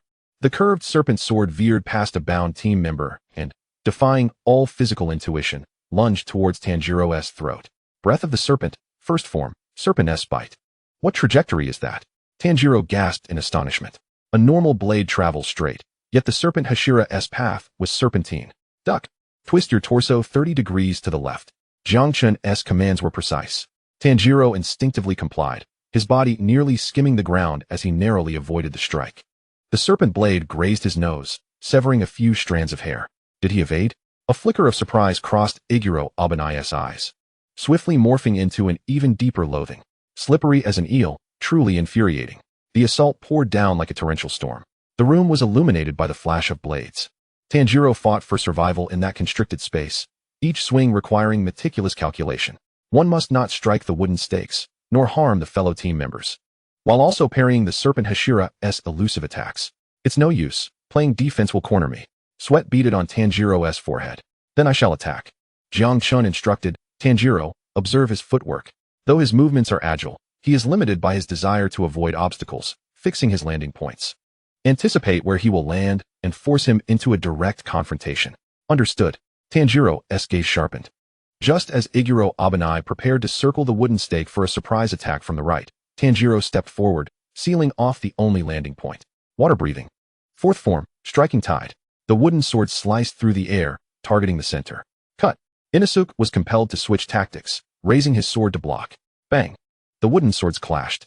Though Tanjiro was knocked back several steps, he had not lost. In fact, the force of his previous strike had torn a small rip in the hem of Iguro Abanai's haori. Silence. The room was engulfed in a deathly hush. The bound team members stared in disbelief. That newcomer, he actually tore the clothing of the Serpent Hashira? Iguro Abanai lowered his gaze to inspect the hem. A storm brewed within his heterochromatic eyes. Good. Very well. Since you wish for death so fervently, I shall grant it. The murderous intent became palpable. If earlier had been mere training, now it transformed into genuine slaughter. Run. Jiang Chen bellowed. This fellow is no longer playing around. He is about to unleash his ultimate move. Without hesitation, Tanjiro turned and dashed towards the door. Thank you for the guidance. I've passed. Farewell. Where do you think you're going? Iguro Abanai pursued with his blade drawn, but Tanjiro slipped away like an eel, darting out of the dojo's entrance. Huffing and puffing, after sprinting several hundred meters, Tanjiro dared to stop and catch his breath. How terrifying. That gaze, he truly wanted to feed me to the snakes. Be grateful. Jiang Chen relished the moment. Being able to see that sharp-tongued man get his comeuppance was worth a lifetime of boasting. Before he could fully catch his breath, the next trial, the final nightmarish ordeal, had already begun. The Wind Hashira, Sanemi Shinazugawa, tasked with the relentless assault training. Before entering the courtyard, the sounds of battle and anguished cries reached his ears. Stand up. You're lying down already? Do you think demons will wait for you to rest? If you seek rest, then die. You shall rest eternally. Tanjiro pushed the door open. The sight before him made his pupils constrict. This was no training ground. It was a veritable arena. The floor was littered with team members, battered and bruised, frothing at the mouth. And there stood Sanemi Shinazugawa in the center, wielding a wooden sword, emanating an aura of fury that threatened to shred everyone to pieces. Oh, isn't that the kid with the headbutt? Sanemi spotted Tanjiro, a savage grin spreading across his face, revealing a mouthful of white teeth. Perfect. I'm tired of these useless fools. Come entertain me. There were no pleasantries exchanged. Sanemi pushed off the ground, causing it to shatter beneath him. Breath of the wind. A tempest howled. His attacks were not as subtle as the Serpent Hashira's. They were pure, unrelenting storms of rain and wind. Swift, fierce, and heavy, each strike bore the power to shatter bones. Clang, clang, clang. Tanjiro could only passively defend. So heavy, heavier than Mr. Yuzui's blade. Tanjiro's arms went numb. This guy is insane, Jiang Chen remarked. His fighting style was recklessly aggressive. A wild approach of trading injuries. Tanjiro, do not engage in a battle of strength. Use finesse. Just as the two grappled in a fierce stalemate, a hesitant voice suddenly pierced through the doorway. Brother. All actions came to a halt. Sanemi abruptly turned. There stood Jinya Shinazugawa at the entrance, head bowed, resembling a child caught in wrongdoing. I wish to speak with you. Jinya mustered his courage to say. The air thickened with tension. The battle intent in Sanemi's eyes vanished, replaced by a profound loathing and coldness. I do not know you. Sanemi turned away. I have no brother. Especially not one who can only devour demons like you. Get out of the Demon Slayer Corps. This is no place for a worthless wretch like you. Brother. Jinya, desperate, rushed forward to explain. I only want to help you. I wish to become strong like you. Be silent. Sanemi erupted in fury. He appeared before Jinya in an instant, two fingers aimed mercilessly at Jinya's eyes. Since you refuse to leave, I shall ensure you can never see again. Never wield a sword again. His intent was lethal. Stop. Tanjiro moved. He could not bear to witness the downfall of Jinya. In the instant when Sanemi's finger was poised to gouge out Jinya's eye, Tanjiro lunged forward, positioning himself between the two. Bang! Sanemi's finger struck Tanjiro's shoulder, sinking 3 inches into flesh. You bastard! Sanemi seethed, veins bulging on his forehead as he glared at the obstruction in his path. Do you wish to die? I want to eat some wagashi. Tanjiro suddenly shouted, uttering a baffling statement. What? Sanemi was momentarily taken aback. The entire scene fell silent. You smell like wagashi. Tanjiro pointed at the bundle in Sanemi's arms, his expression earnest. I can smell it. It's the sweetness of red beans and glutinous rice. You were sneaking a bite of wagashi, weren't you? That was Sanemi's favorite treat, a cherished secret he had long concealed to maintain his fearsome facade. Exposed in such a public manner, Sanemi's face flushed a deep shade of liver. Why, you bastard? If you don't want to share with your brother, that's fine. But you can't just attack him. Tanjiro continued to chatter away. Brothers should get along. You can't just go around poking eyes out. Sanemi was utterly unraveling. I'll kill you. I swear I will. Bang. A chaotic melee erupted. Sanemi chased after Tanjiro, who was dragging Jinyo along, while Zenitsu, who had just arrived, screamed from the sidelines. The entire Wind Pillar dojo descended into utter disarray. What on earth is happening?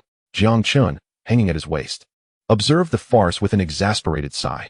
However, he watched Sanemi, who, despite his rage, had not truly intended to harm Jinya. This awkward brotherly bond was indeed a source of frustration. Amidst this pandemonium, a crow suddenly descended. Its voice was no longer its usual hoarse croak, but rather tinged with an intense urgency. Emergency summons. Emergency summons. All pillars. Proceed immediately to the Kanroji estate. Now. Immediately. Sanemi halted his assault. Tanjiro ceased his escape. The expressions on everyone's faces shifted dramatically. This was a summons of the gravest nature. Something had transpired. Jiang Chen's voice turned icy and piercing. Tanjiro, there's no need to continue training. The decisive battle has begun. Chapter 58. The Inferno of Kanroji and the Descent into Infinite Hell. The night wind howled.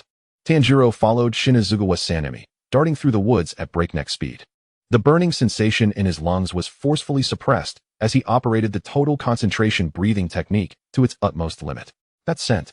Tanjiro's nose twitched incessantly, his complexion pale as parchment. As they drew closer to the Kanroji estate, the stench that sent shivers through his very soul grew more potent. It was not merely the scent of blood, but a thick, pure essence of malevolence that had festered for millennia. It was him. Jiang Chen's voice echoed in his mind, stripped of its usual lightness, now laden with a deadly seriousness. Muzan Kabutsuji, the final boss, that malevolent entity, had finally emerged from his lair. Muzan. Tanjiro nearly stumbled, almost losing his footing. Are you saying he's at Lord Ubuyashiki's estate? Indeed, Jiang Chen sensed the overwhelming aura ahead, one that seemed capable of crushing the night sky. And he is alone. That arrogant fiend believes he need not bring assistance to slay a blind man on the verge of death. Quickly, move faster. Sanemi bellowed ahead, clearly sensing the urgency. Lord Ubuyashiki, please be safe. At the Kanroji estate, the courtyard was tranquil, bathed in moonlight. A man clad in a black suit, with curly hair and an elegant yet eerie demeanor, slowly strolled along the gravel path into the courtyard. He made no effort to conceal his presence, for in his eyes, there was nothing here that could threaten him. How grotesque! Muzan paused, observing Ubuyashiki Yoya, his body swathed in bandages and exuding an aura of decay. The leader of the Demon Slayer Corps was now so gravely ill that he could scarcely sit up, needing his wife, Kanroji Mitsuri, to support him. So this is the leader of the Demon Slayer Corps? Muzan's voice dripped with disdain, revealing his unfiltered contempt for Ubuyashiki's emaciated state, reminiscent of a corpse. You have finally arrived? Yoya raised his head. Although his blind eyes could not see, they accurately located Muzan's position. His voice, though soft and frail, conveyed an unusual tranquility. Greetings, Muzan Kabutsuji. After millennia, our clan has finally awaited your arrival. Umph, Muzan scoffed. You wish for me to come and slay you? Rest assured, it shall be swift. Once I eliminate you, the Demon Slayer Corps will crumble. He approached step by step, the shadow of death enveloping the entire courtyard. Just then, from the distant woods, Tanjiro and Sanemi burst forth from the underbrush. They beheld a suffocating scene. Lord Ubuyashiki. Sanemi's eyes widened with rage, drawing his blade to charge forward. Don't go. Jiang Chen's voice erupted in a furious shout, a powerful current surging through Tanjiro's body, paralyzing him momentarily and even momentarily stunning Sanemi, who had rushed ahead. Brother Chun. Why? Tanjiro protested. If we don't go, Lord Ubuyashiki will be killed. It's too late. Jiang Chen's voice bore a tinge of sorrow, accompanied by a measure of respect for the man ahead. Moreover, this is a trap woven with lives. Before he could finish, a serene smile spread across Ubuyashiki Yoya's face. Muzan, you are mistaken. You shall never comprehend the will of humanity. Then, without warning, without a hint of hesitation, the entire Kenroji estate transformed into a massive powder keg. Boom! An earth-shattering explosion erupted, flames soaring to the heavens, painting the night sky a vivid crimson. Countless explosives, intermingled with hundreds of shattered Nichiren blade fragments, unleashed a shockwave that indiscriminately swept in all directions. What? For the first time, Muzan's eternally icy visage revealed astonishment. That man, the one who had always smiled, had turned himself into bait. Even his wife and 2 children were engulfed in the conflagration. Madman! Muzan was flung into the air, blood and flesh scattering. Though he was the demon king and would not perish, this sudden blow rendered his body rigid, momentarily hindering his recovery. Lord Sanemi, having just arrived, gazed upon the inferno, unleashing a heart-wrenching wail as he fell to his knees. The other pillars soon followed. Shinazugawa, Iguro, Kenroji, all looked upon the burning ruins, tears streaming down their faces. Don't cry. Tanjiro fought back tears, drawing the black-red Nichiren blade. This is the opportunity Lord Ubuyashiki has created for us. We must not let his sacrifice be in vain. Amidst the roaring flames, a mass of flesh writhed, beginning to mend. Muzan had not yet perished. Damn that Ubuyashiki. He has schemed against me. This is not over. A voice, steeped in enmity, resounded. Kaguya. She emerged from the flames, seizing the moment while Muzan had yet to regain his composure, enveloping him in her embrace. In her grasp was a syringe brimming with potent medication. With a swift jab, she plunged it deep into Muzan's flesh.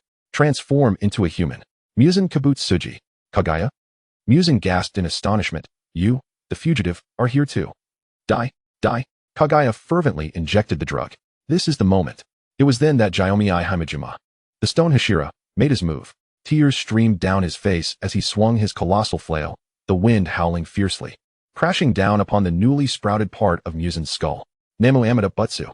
In swift succession, all the Hashira took action. This was an unparalleled opportunity. Wind breathing. Ninth form. Typhoon of Vaishravana. Mitsuri Kenroji, driven by rage, struck with each blade, infused with a desire to obliterate Muzan. Water breathing. 10th form. Serpent breathing. Love breathing. Insect breathing. All techniques, all fury, converged upon that grotesque mass of flesh at once. Tanjiro dashed forward. Brother, I understand. The blade of his sword glowed with a crimson light. Let us sever this millennium-old curse. Fire God Kagura, Sun Halo Dragon Dance.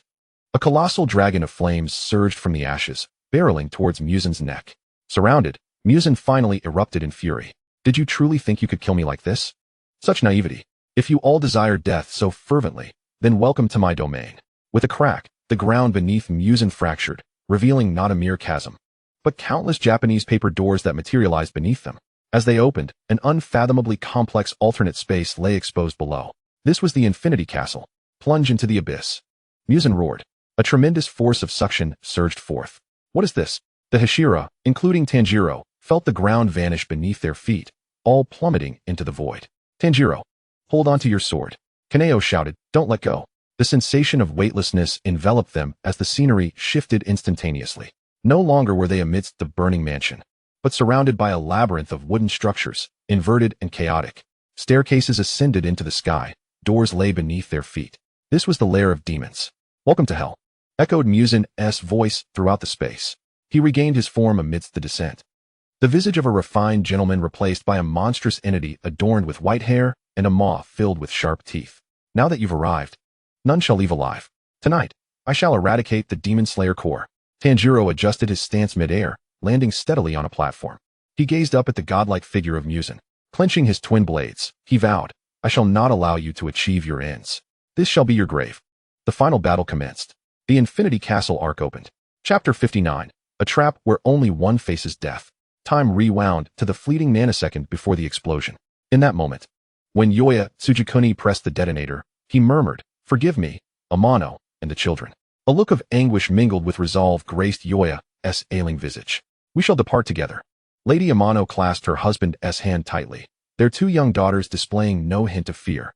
They were resolutely prepared to accompany the man burdened by a family curse into the ashes. However, I forbid it. A voice, foreign to this family, pierced through the flames just before they consumed all. It was Kaneo's voice. I abhor family bundles. System overload. Forced intervention. Gravity field fixed shelter. Buzz. An invisible barrier sliced through the space at the explosion's epicenter. Like a transparent bubble, it encapsulated Lady Amano and her 2 daughters. Boom. The flames raged. Shockwaves sweeping through. Yoya Tsujikuni beheld the sudden emergence of the barrier, a flicker of disbelief flashing across his blind eyes, soon replaced by a gentle smile. Is it the child's blade? Thank you. In the blaze, he stood alone, enveloped in satisfaction and liberation, dissolving into dust. In the aftermath, Lady Amano sat dazed upon the scorched earth, cradling her 2 daughters. Surrounding them was a sea of fire, yet not a single thread of their garments bore scorch marks. Yoya. She gazed towards where her husband had vanished, tears streaming down her cheeks. They're alive. They haven't perished. Though grief-stricken, Mitsuri swiftly sensed life amidst the ruins. Quick, the hidden core. Escort the lady and the young misses away. We must not let the Lord's sacrifice be in vain. This was the answer Kaneo had provided, ensuring the Lord's heroism while safeguarding the innocent lives. Returning to the present, the Infinity Castle was in freefall. The sensation of weightlessness tossed everyone about as if they were cast into a tumble dryer. The surrounding scenery was surreal. Countless structures, corridors, and staircases entwined in the air, disorienting and inverted, making it impossible to discern direction. What kind of place is this? Inasuk shouted, jabbing his twin swords into the walls in a futile attempt to slow down. I can't find my way. Stay still. Tanjiro adjusted his posture midair, landing gracefully. This is an alternate space. That demon named Nakime controls everything here. Thud. The sound of a biwa resonated. The space morphed once more. The comrades who had been together were suddenly devoured by the boards beneath them, transported to disparate locations. Everyone. Tanjiro reached out, but grasped only emptiness. Zenitsu had vanished. Inasuk was gone, and even Ju, who had been at his side only moments ago, had disappeared. We've been separated. Kaneo's voice was eerily calm. This is the demon's strategy, divide and conquer. What should I do? Tanjiro surveyed his surroundings. He found himself in a lengthy, dimly lit Japanese corridor, steeped in an eerie silence. Move forward. Kaneo attuned to the sense in the air. Though this maze is vast, all paths ultimately lead to one location, Muzan's lair. Tanjiro gripped his twin blades tightly, stepping forward with determination. Suddenly, an all-too-familiar yet infuriating scent wafted towards him. The stench of blood mingled with the aura of a formidable foe, alongside a nauseating disdain for the weak.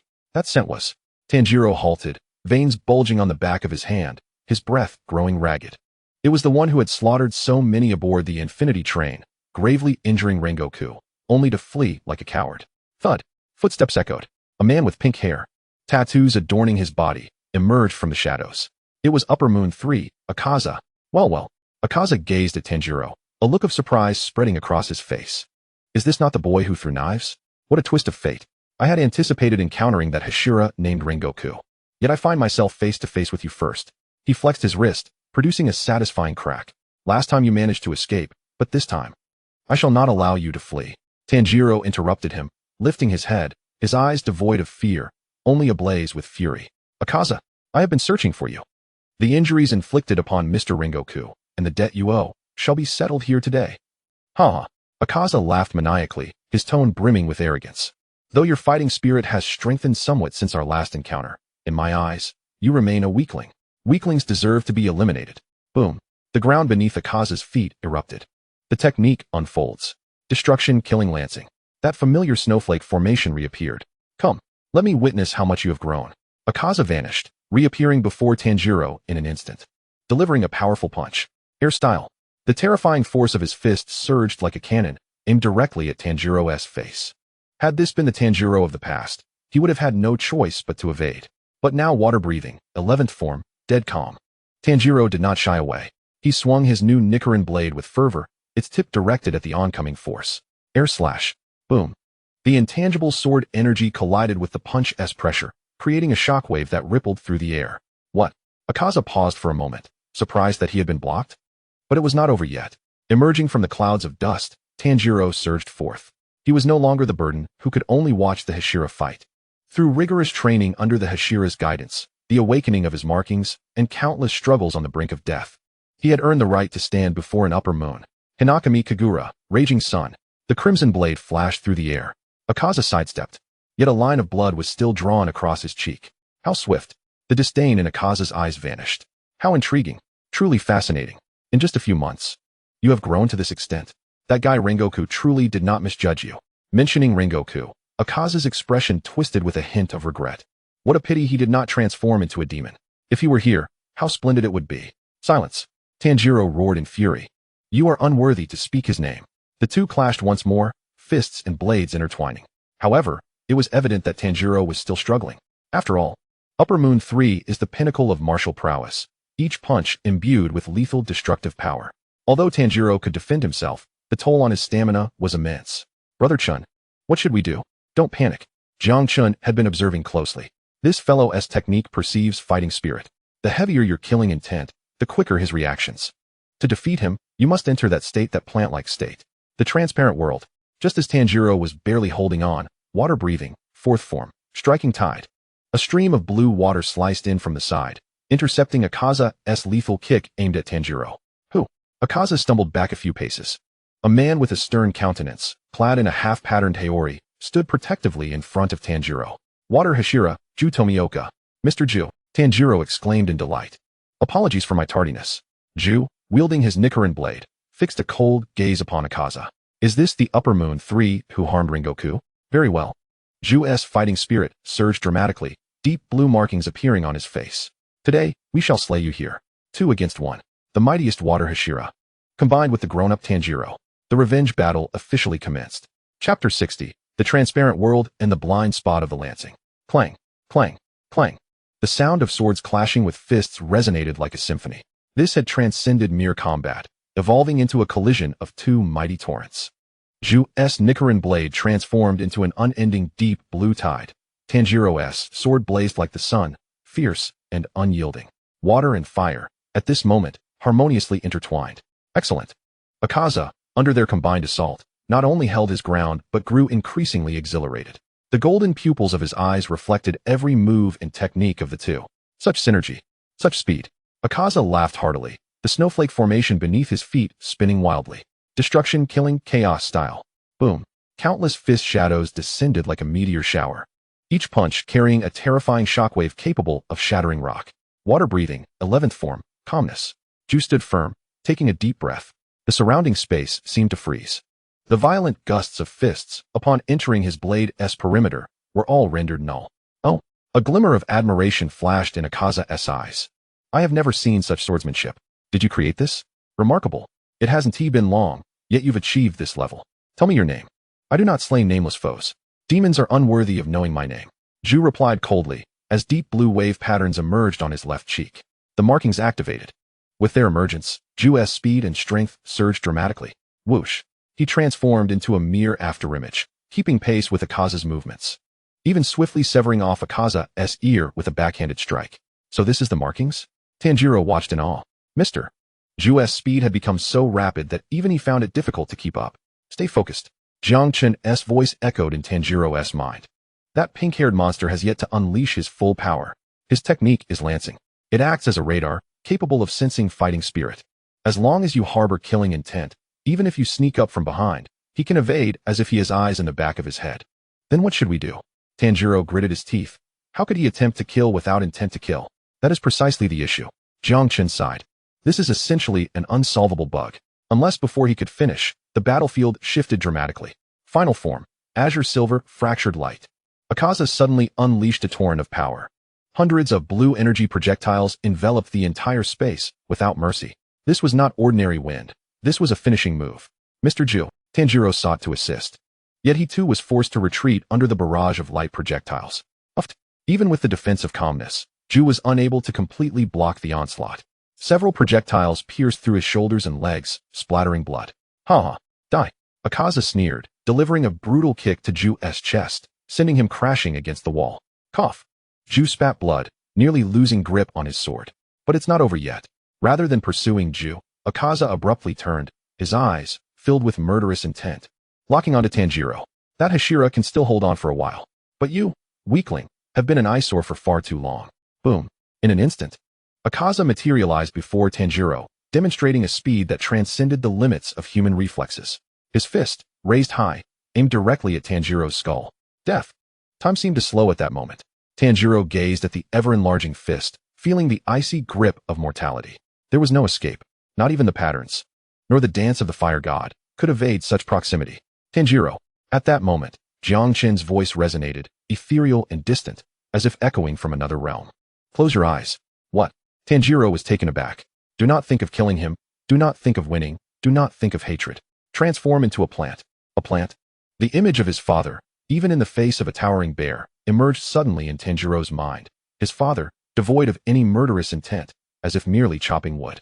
Transcendent world. It was a realm devoid of all distractions, even the primal instincts of living beings.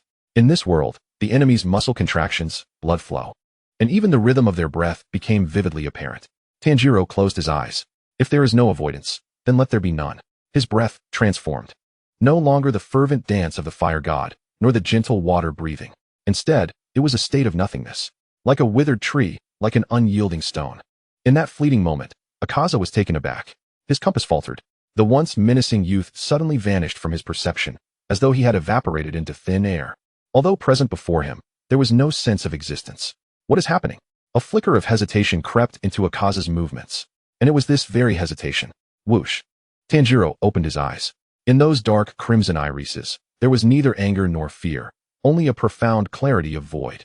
He perceived the blood coursing through Akaza's body, the taut muscles, the beating heart, and that singular flaw.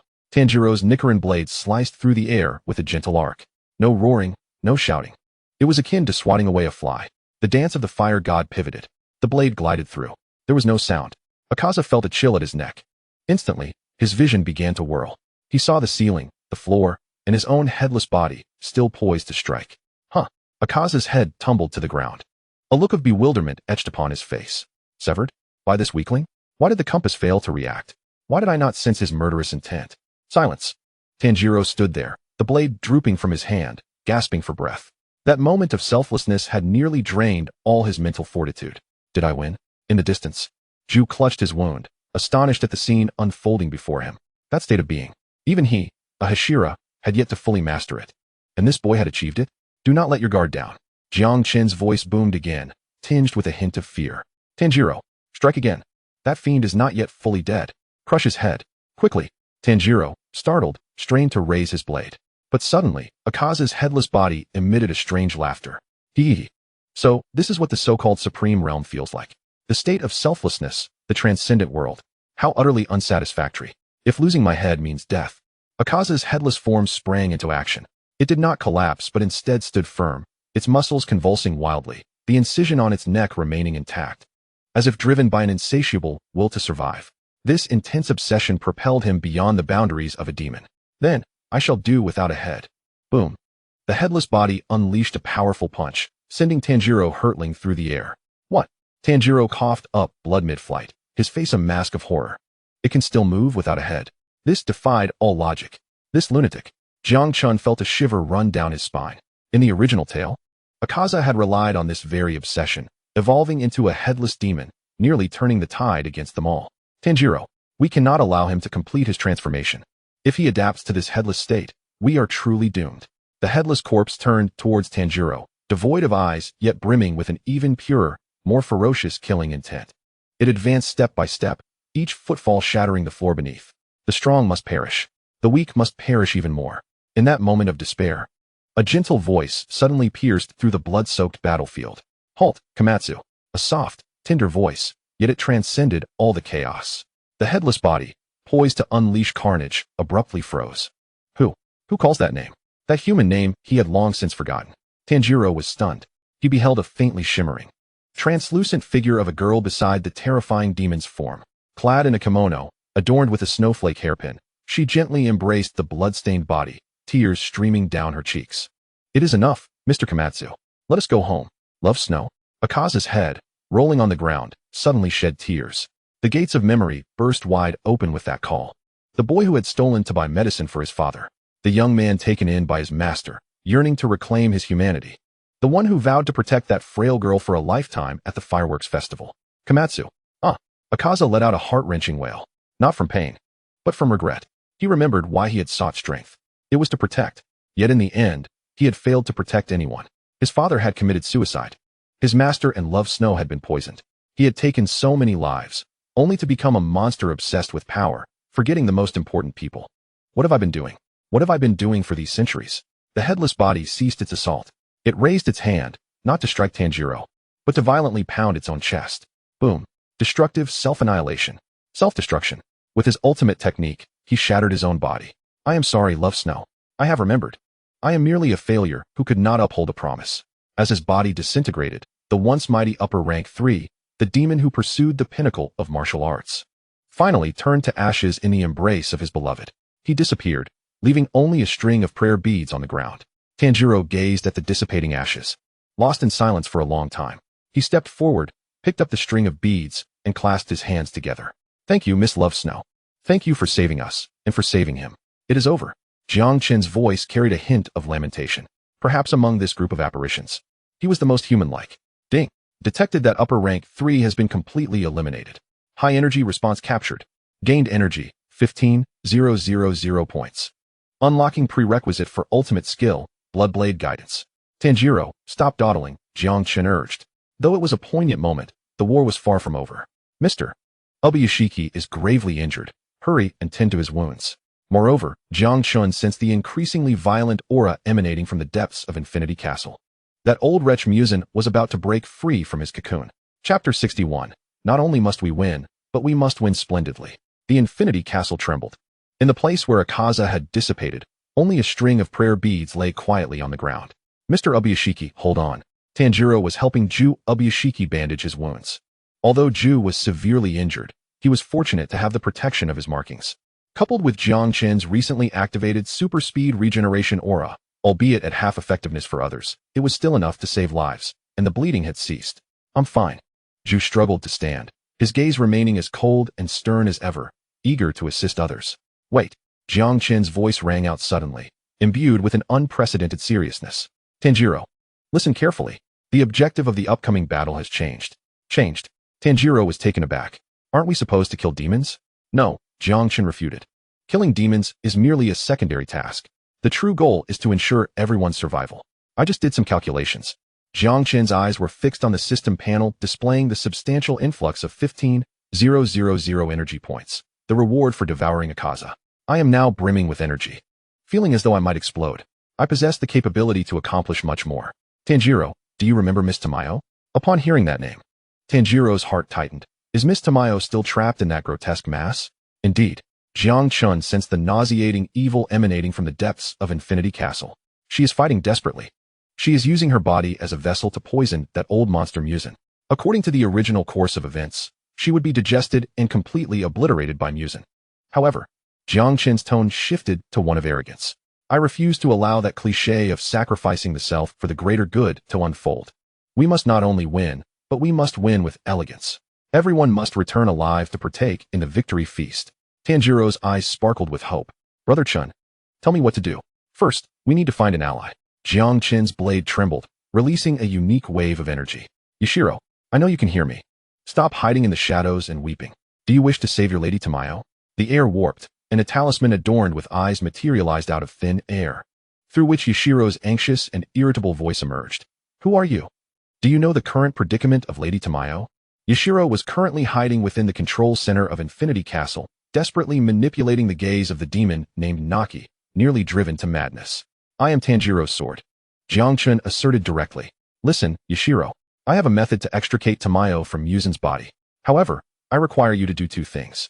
First, stabilize this Infinity Castle. Do not let it wobble about. I am feeling dizzy. Second, inform me of the insect Hashira's location. The insect Hashira? Yashiro hesitated. She is at the Lotus Pond, engaged in battle with upper rank 2. The situation is dire. Her heartbeat is weakening. Upper rank 2, Doma, the very adversary who had slain Sister Kaneo. He was also the perverse being in the original story who had forced Kaneo to sacrifice herself to poison him. As expected, Jiang Chen smirked. Tanjiro Ju, did you hear that? Our next target is the Lotus Pond. We are going to turn that ice-loving moth, Doma, into a slushy. The Lotus Pond. This was an exceedingly opulent yet chilling locale within Infinity Castle, adorned with countless ice crystal lotus flowers. Cough cough. Shinobu Kocho knelt on one knee, blood continuously spilling from her lips. Her lungs had been eroded by ice crystal powder, and each breath felt like swallowing shards of glass. Her iconic butterfly Haori had been torn, and her body bore multiple frostbite injuries. Before her stood a man, his head splattered with blood, innocently brandishing 2 golden fans. Upper rank 2, Doma. Oh dear, what seems to be the trouble? Doma waved his fan, his tone flippant enough to induce nausea. You are far too weak, Shinobu. Your poison is utterly ineffective against me. I have already neutralized it. Since you are in such pain, why not let me devour you? In my belly. You can reunite with your sister, and then you can be together forever. How blissful that would be. Shut up. Shinobu's grip on the Nichiren blade trembled. Anger. Utter fury. Yet her strength was insufficient. She lacked the power to sever the demon's neck. Her poison had been countered. There was no way out. Shinobu's gaze turned resolute. She recalled the preparations she had made for this day. Within her flowed an entire year's worth of wisteria toxin. As long as he consumes me. As long as I sacrifice myself. Shinobu took a deep breath, ready to launch her final suicidal charge. Come. She dashed towards Doma's open arms. Haha, that's right. Doma gaped his mouth wide, revealing his fangs. I will savor you thoroughly. In that moment of impending separation between life and death, a thunderous roar echoed across the lotus pond. Who dares to consume her? The thunderous shout reverberated like thunder above the lotus pond. Boom. The ceiling was violently shattered.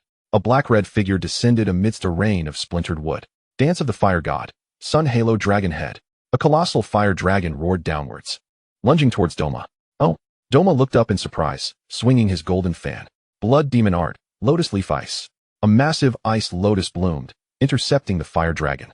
Fire and water clashed, creating a tremendous explosion of white steam that momentarily obscured vision.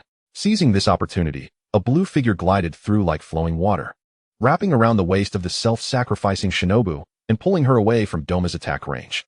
You are not destined to die yet. Ju Ubuyashiki regarded Shinobu with an expressionless face. Do not act foolishly, Mr. Ubuyashiki. Shinobu was taken aback, gazing at the man she often criticized, now tightly protecting her. And me. Tanjiro burst forth from the steam, landing before the dual swords. The new blade Jiang Chen pointed at Doma. Miss Kocho, please step back. This ice-loving pervert.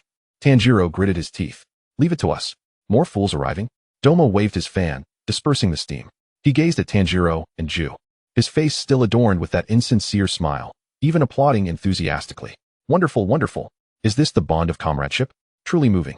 However, his gaze fell upon the jade-colored short blade at Tanjiro's waist, and his brows furrowed slightly. Why does that blade evoke such discomfort within me? Naturally, Jiang Chen's voice resonated, echoing throughout the lotus pond with an air of arrogance. It is specifically designed to usher emotionless trash like you into the depths of hell. Buzz. The blade of Jiang Chen vibrated. Targeted evolution initiated. Target attribute. Ice. Counter attribute. Absolute fire. The energy absorbed from Akaza was now wholly converted in this very moment. The 2 blades in Tanjiro's hands ignited simultaneously with a golden red flame. This was no ordinary fire. It was the solar flame capable of melting even absolute zero. Ms. Shinobu. Tanjiro did not turn back, his voice resolute. Save your poison for tempering this blade. Today, we shall not feed the demons. We will slay them. Chapter 62. The melting ice lotus and the butterfly that should not wither. White frost permeated the air above the lotus pond. The temperature here was dreadfully low, with each breath. It felt as if the alveoli in his lungs would freeze into shards of ice. Ah, such enthusiasm. Doma stood upon the enormous ice lotus, a hint of feigned confusion flickering in his rainbow-colored eyes. He gently waved his golden fan, and the wind it generated instantly transformed into countless sharp ice spikes. Blood Demon Art, Scatter Lotus. Beautiful yet lethal, the flurry of ice flowers descended like a blizzard, each petal sharp as a blade, imbued with a venomous chill potent enough to induce cellular necrosis. Be careful. Do not inhale those particles. Shinobu, nestled in Ju's embrace, spoke weakly yet urgently. Your lungs will perish. Rest assured. Tanjiro stood at the forefront, crossing his dual blades. This level of cold. Jiang Chen's blade emitted a sudden hum. Maximum power energy conversion. Domain expansion, Yang Flame. With a whoosh, a visible wave of heat erupted from Tanjiro's center, akin to a blazing sun rising in the depths of winter. The falling ice flowers, upon contact with this wave of heat, melted instantly, transforming into wisps of white steam. Sizzle, sizzle, the entire lotus pond morphed into a sauna. What? Doma's perpetually smiling face finally faltered. His ice has been rendered ineffective? This was no ordinary fire. It was the solar flame ignited by Jiang Chen, fueled by the energy of the upper moon 3, closely mimicking the essence of the sun breathing. But it was not over yet. Tanjiro traversed through the steam, his form resembling a specter. Fire God's Dance, Sun Flame. The blade appeared to strike from the left, yet unexpectedly swung towards the right. Doma raised his fan to block. Clang. The golden fan collided with the black-red Nichiren blade. It's so hot. Doma was astonished to find that his golden fan had begun to redden, even showing signs of melting. This child's blade is problematic. Doma retreated, seeking to create distance. Do not let him escape. A blue figure sliced in from the side, Ju Tomioka. Though injured, his movements remained fluid and graceful. Water breathing. Fourth form, striking tide. While water may not counter ice as effectively as fire, Ju's strikes were swift, compelling Doma to divide his focus. Outnumbered, Doma found himself on the defensive. Impressive, he remarked, dodging while continuing to chatter. You two truly complement each other well. But he suddenly glanced towards the distant Shinobu. That girl is nearing her limit. Her lungs must be in ruins, right? If left untreated, she will soon become a beautiful corpse. Shut your mouth. Tanjiro roared, his blade's intensity escalating.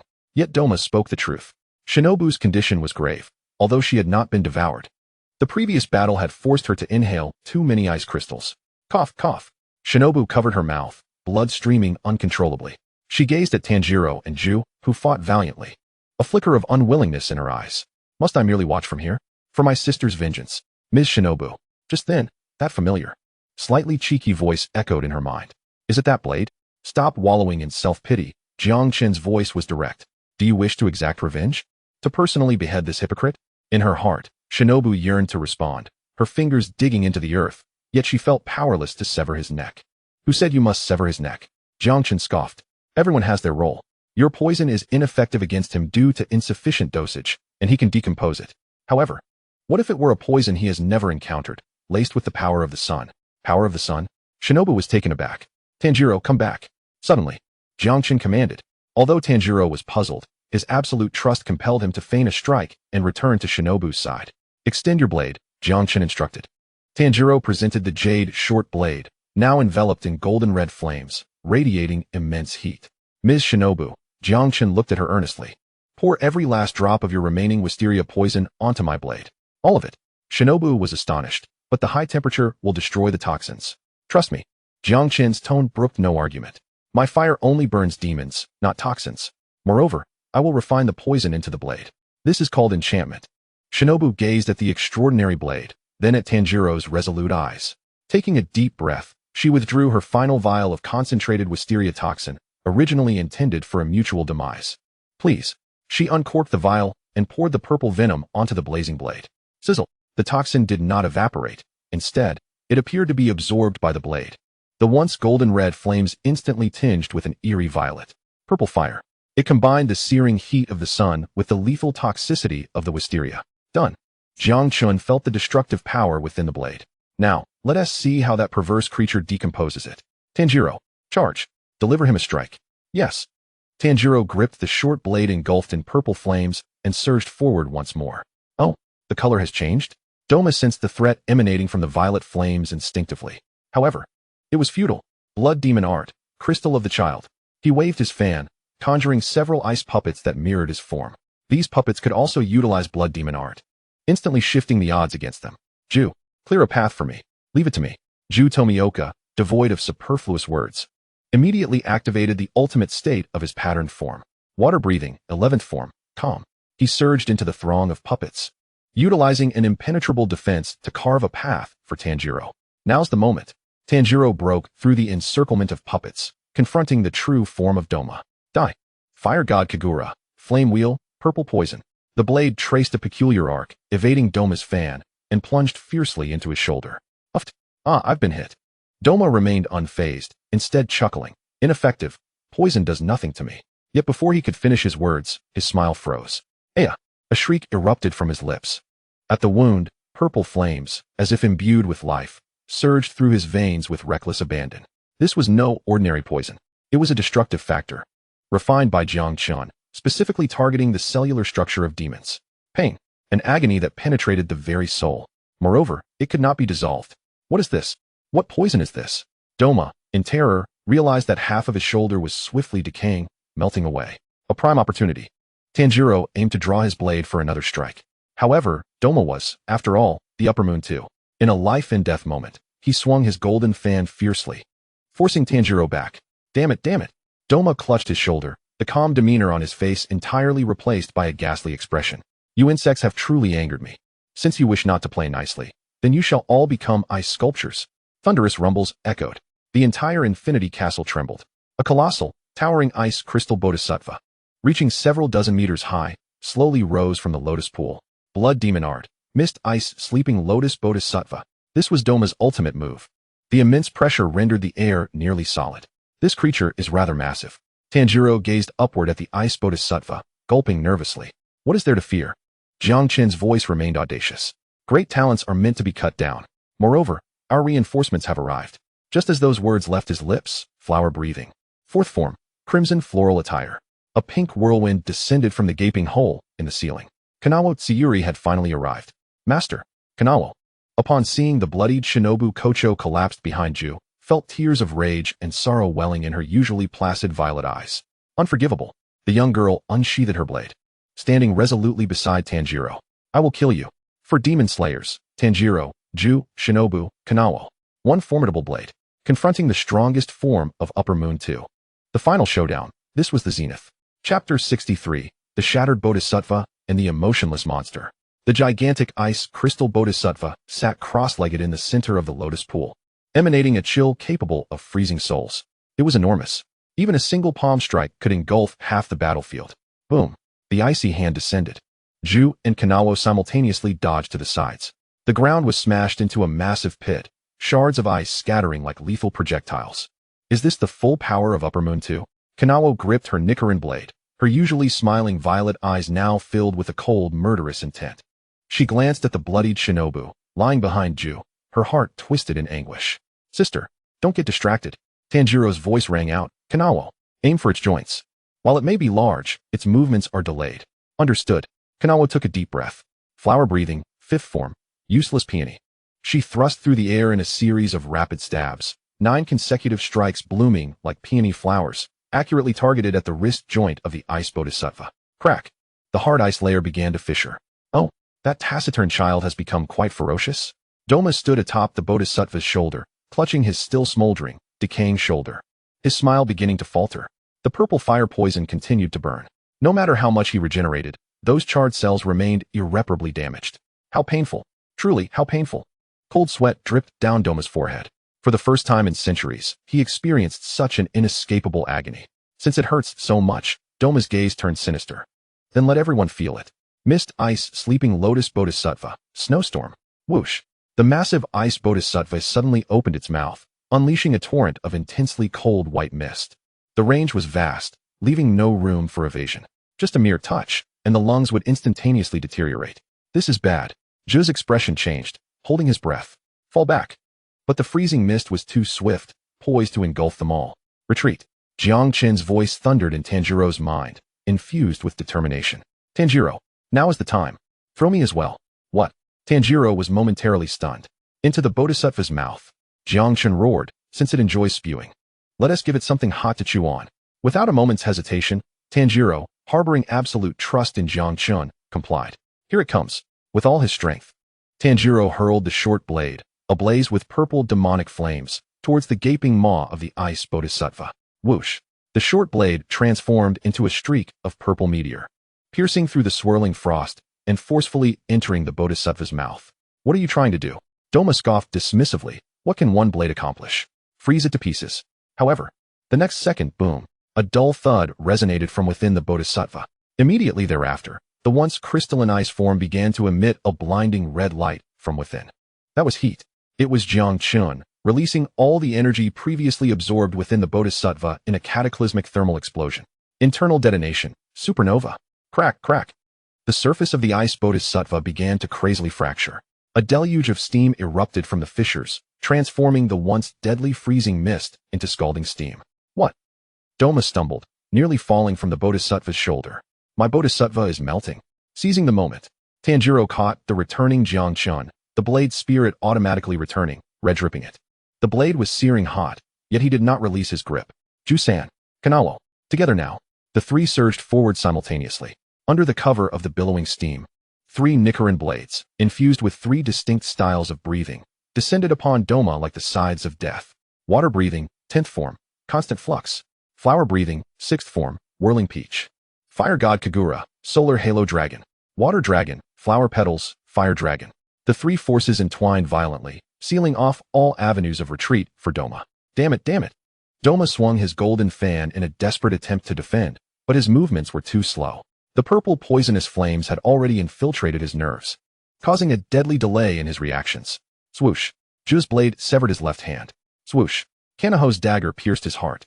Meanwhile, from the front, Tanjiro leapt high, wielding the black and crimson Nichiren blade, aimed at the neck of Doma. This strike is for Lady Shinobu, for all the lives you have ruthlessly taken. A flash of the waltz. Whoosh. The blade sliced through. Without the obstruction of the ice lotus, without the defense of the fan. The neck of Upper Moon, too, lay vulnerable beneath the searing purple flames of the blade, as fragile as a piece of paper. A head soared into the air, spinning, before plummeting onto the icy surface of the lotus pond. Thud. The world fell silent. The colossal ice Buddha collapsed with a thunderous crash, shattering into countless fragments. Doma's head rolled twice before coming to a halt. In his rainbow-hued eyes, there was neither fear nor anger, only a profound, vacant bewilderment. Oh, I've been severed. Am I to die? He gazed at his disintegrating body, then glanced at the three demon slayers standing before him, panting heavily. I am immortal, I am perfect. Why must I lose? Is it because of that blade? His gaze fell upon the short sword at Tanjiro's waist. That blade had lost its luster, appearing utterly ordinary. Yet the heat and toxins unleashed in that fleeting moment were undeniably his nemesis. How utterly disheartening. Doma murmured to himself. Just then, a frail figure approached. Shinobu Kocho. She clutched her chest, blood still staining her lips, yet her eyes sparkled with the delight of vengeance fulfilled. She stood before Doma's head, looking down upon him. You deserve this. Shinobu coldly uttered those two words. You, a creature devoid of emotions, merely mimicking human smiles. Go to hell. Doma looked at Shinobu. The woman he once ridiculed for her weakness, the one he desired to consume. Suddenly, a flush crept across his face. Oh, Shinobu. The way you were angry just now was truly adorable. Would you like to join me in hell? Even in his final moments. This pervert continued to express his affection in such a twisted manner. Who would want to accompany you? Shinobu recoiled in disdain. Go die, scum. With that curse. Doma's head finally turned to ash. There were no lanterns of memories, no poignant recollections. For he was merely an empty shell, a being without heart or emotion. Existing solely for desire. Dead, he was truly gone. It was over. The dagger in Kanaho's hand slipped from her grasp as she knelt upon the ground. Tears streaming silently down her cheeks. Sister, master, we have won. Tanjiro also breathed a sigh of relief, collapsing onto the ground. I'm so exhausted. Are you alright, son? I'm managing. Jiang Chen's voice was somewhat faint. That last technique had nearly drained him entirely. However, ding. Eliminated Upper Moon 2. Gained energy, 20,000 points. Unlocked ultimate form, Blade Spirit Manifestation, limited time. This wave of recovery was worth it. Jiang Chen beamed at the surging energy bar. Don't rest yet, Tanjiro. Hurry and get these injured out of here. The true boss battle awaits us below. Just as everyone prepared to withdraw, a chilling tremor suddenly resonated from the depths of Infinity Castle. The strongest Upper Moon, who had remained hidden until now, the warrior who had lived for centuries. Upper Moon 1, Kokoshibo, was watching them. Chapter 64, The Nightmare, named Yurichi. The chill of the lotus pond had yet to dissipate, but the air was now thick with a foreboding tremor. Cough, cough. Shinobu leaned against the shattered ice wall. Though still alive, her once vibrant face was as pale as parchment. The purple poisonous flames, while having consumed Doma, had severely weakened her vessel. Sister. Kanaho frantically tended to her wounds, tears welling in her eyes. I'm fine. Shinobu feebly raised her hand, stroking Kanaho's head, then turned her gaze to Tanjiro and Ju standing nearby. Go quickly, don't worry about me. This place is now safe, go assist the others. But Kanaho was reluctant to leave. It's an order. Shinobu's voice, though soft, carried the authority of a Hashira. Along with gratitude for you, Tanjiro, and that peculiar blade. You're welcome. Tanjiro hadn't spoken yet, but the short sword at his waist trembled in acknowledgement. Let us go, Tanjiro. Jiang Chen's voice echoed in his mind. Shinobu is right. The battle here has concluded, but the one over there has only just begun. Over there? Yes. Jiang Chen sensed the sharp aura emanating from the depths of Infinity Castle, as if it could slice through space itself. An ancient, sorrowful, yet overwhelmingly powerful presence was being unleashed. That was the original breath. On the other side of Infinity Castle, this was an expansive space, reminiscent of a grand temple hall. Hundreds of colossal wooden pillars supported the ceiling, and tatami mats were meticulously arranged across the floor. Mitsuri Kenroji stood alone in the center of the hall, gripping his sword. His hand trembling slightly, not from fear, but from an instinctive rejection of his body. Opposite him sat a warrior clad in a purple snake-patterned kimono, a long, eye-adorned blade hanging at his waist, turned away from him in silence. This warrior emitted no sound, nor could his breath be felt.